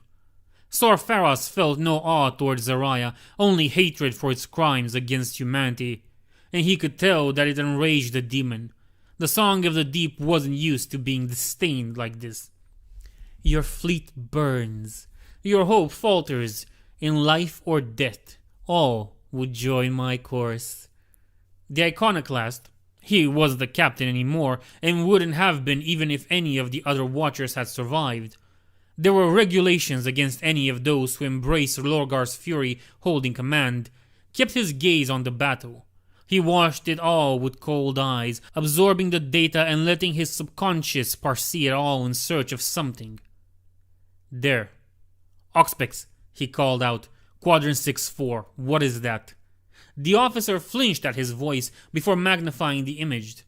There was nothing there that machine or man could see, but Sor Pharos' mind had detected something, a patter amidst the static that... The mortal gasped in awe, a sound echoed by the rest of the bridge crew as what had drawn the attention of the last Watcher suddenly became visible to all. Where before there had been only the blur of static and impossible warp spawn Oxpex returns, now there was a ship appearing seemingly out of nothingness high above the engagement on the solar plane. The ship was huge, almost 20 kilometers in length, and of a pattern from which only a handful of vessels had ever been built, and fewer still remained. Sor Pharos recognized the class, if not the ship herself. For a moment he wondered if perhaps this might be the pride of the Emperor, returned from her disappearance at Xenos' hands to save Sol as she had once before. There would be a symmetry to that, he thought, that might be enough to twist the hand of fate. Then the first Vox transmission came through. Battlefleet Solar, this is the Alpha Legion flagship Beta. For the Emperor, we stand with you. The arrival of the Beta turned the tide of the Void battle. The ancient flagship of the Alpha Legion, shrouded in mystery long before Gulliman rebelled against the Emperor, was a ship with few equals left in the galaxy. Since the Heresy, she had fought wars most of the Imperium had never known needed to be fought, and over the ages her masters had spent enough resources in maintaining her to bankrupt a sector. In the years before Light's End, Omegon had pulled the Beta from her duties and recalled her to Sol as part of the preparations for the Emperor's ascension. She hadn't been included in the Damocles Protocol, but her shipmaster had received a transmission of the Primarch from the Tower of Hegemon. The Gloriana-class battleship had been positioned deep in the void, hidden within one of the countless space stations across Sol, which had been taken over by the Alpha Legion a few centuries prior and turned into what amounted to a hive-sized hangar capable of concealing her. Despite the various calamities of the Angel War, the shipmaster had waited. A veteran of many void battles, he was all too aware of the importance of timing. The position of the Beta prevented her from joining the fray against the Lair fleet, but she had been uniquely placed to intervene in the fight against Zahariel's Thrall ships. The Beta had run through the void using the bare minimum of power, hiding her presence through devices that the Alpha Legion had received from their Eldar allies at the dawn of the Unremembered War. A single ship, even one as powerful as a Gloriana class, could hardly turn the tide alone.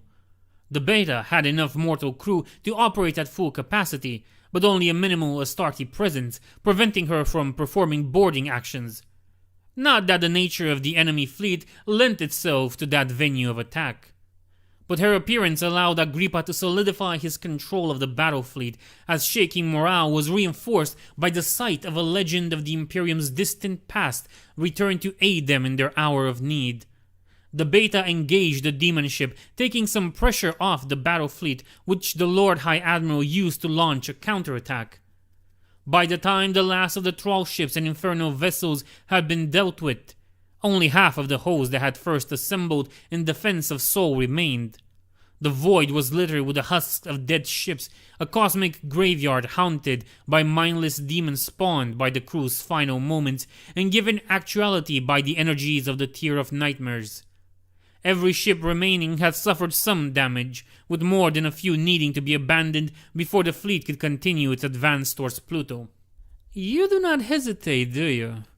They were your brethren once, before they heard my voice in their heart of hearts. Do you truly think them so lost? Is that so comforting a lie to tell yourselves as you slaughter them? Because it is a lie, Sor Pharos. No matter what I do to them, no matter how I bless or curse them, they are still your kin. No truth, no matter how great or small, can rewrite every part of a soul. On the bridge of the Urizen Fist, which was preparing to add her own fire to the apocalypse coming for Pluto, Sor Pharos spoke back to Zahariel for the first and only time. He said only 2 words. Be silent. In the past, the Imperium had attempted to perform exterminatus on demon worlds outside the Eye of Terror on several occasions. Most of the time, such attempts had gone horribly wrong, as the methods by which humanity may murder a world relied upon the laws of the Materium holding dominion. The Neverborn ruling such worlds had bent their will to preserving their kingdoms, turning aside the Imperial weapons or preventing them from detonating. But no Exterminatus fleet had ever possessed the raw firepower of Battlefleet Solar. Agrippa was gambling that the sheer amount of ordnance would be too much for Zahariel to defend against, and that if the bombardment failed, the Battlefleet would be far enough to avoid the Greater Demon's wrath while they came up with another plan. The gamble paid off.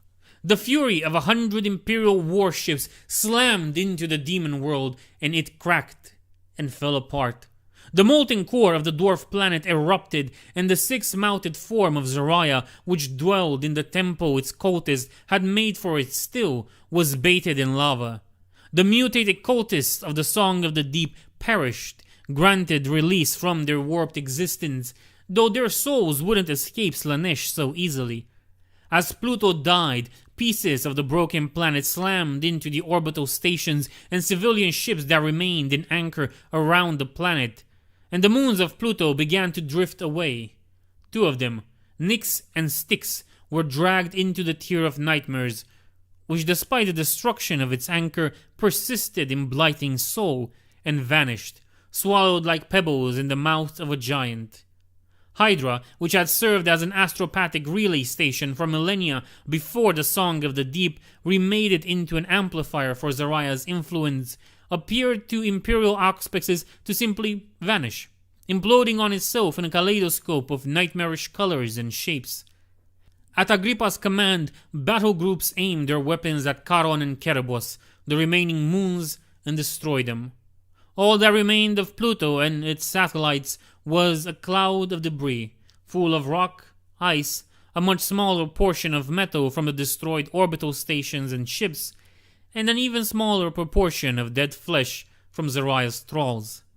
As the song faded and Zahariel's essence was hurled back into the Sea of Souls, its first and only incarnation destroyed, the demon that could have been a god had the doom of the Eldar occurred down but a slightly different course, spoke one last time to Sor Pharos.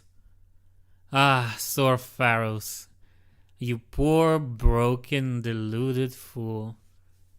You have killed me. In doing so, you have doomed yourselves. You have cast me back into the Sea of Souls to join those lesser creatures that think themselves my brethren. 6 sacrifices, 6 lords laid low.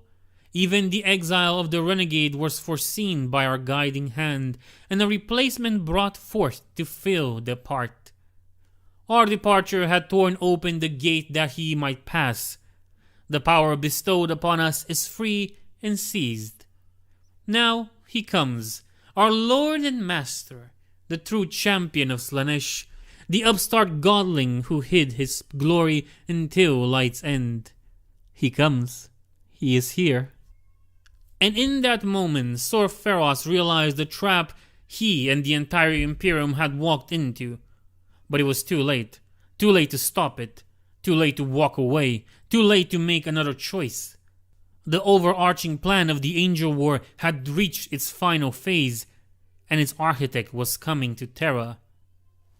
And this, the Iconoclast discovered with some surprise, did disturb him.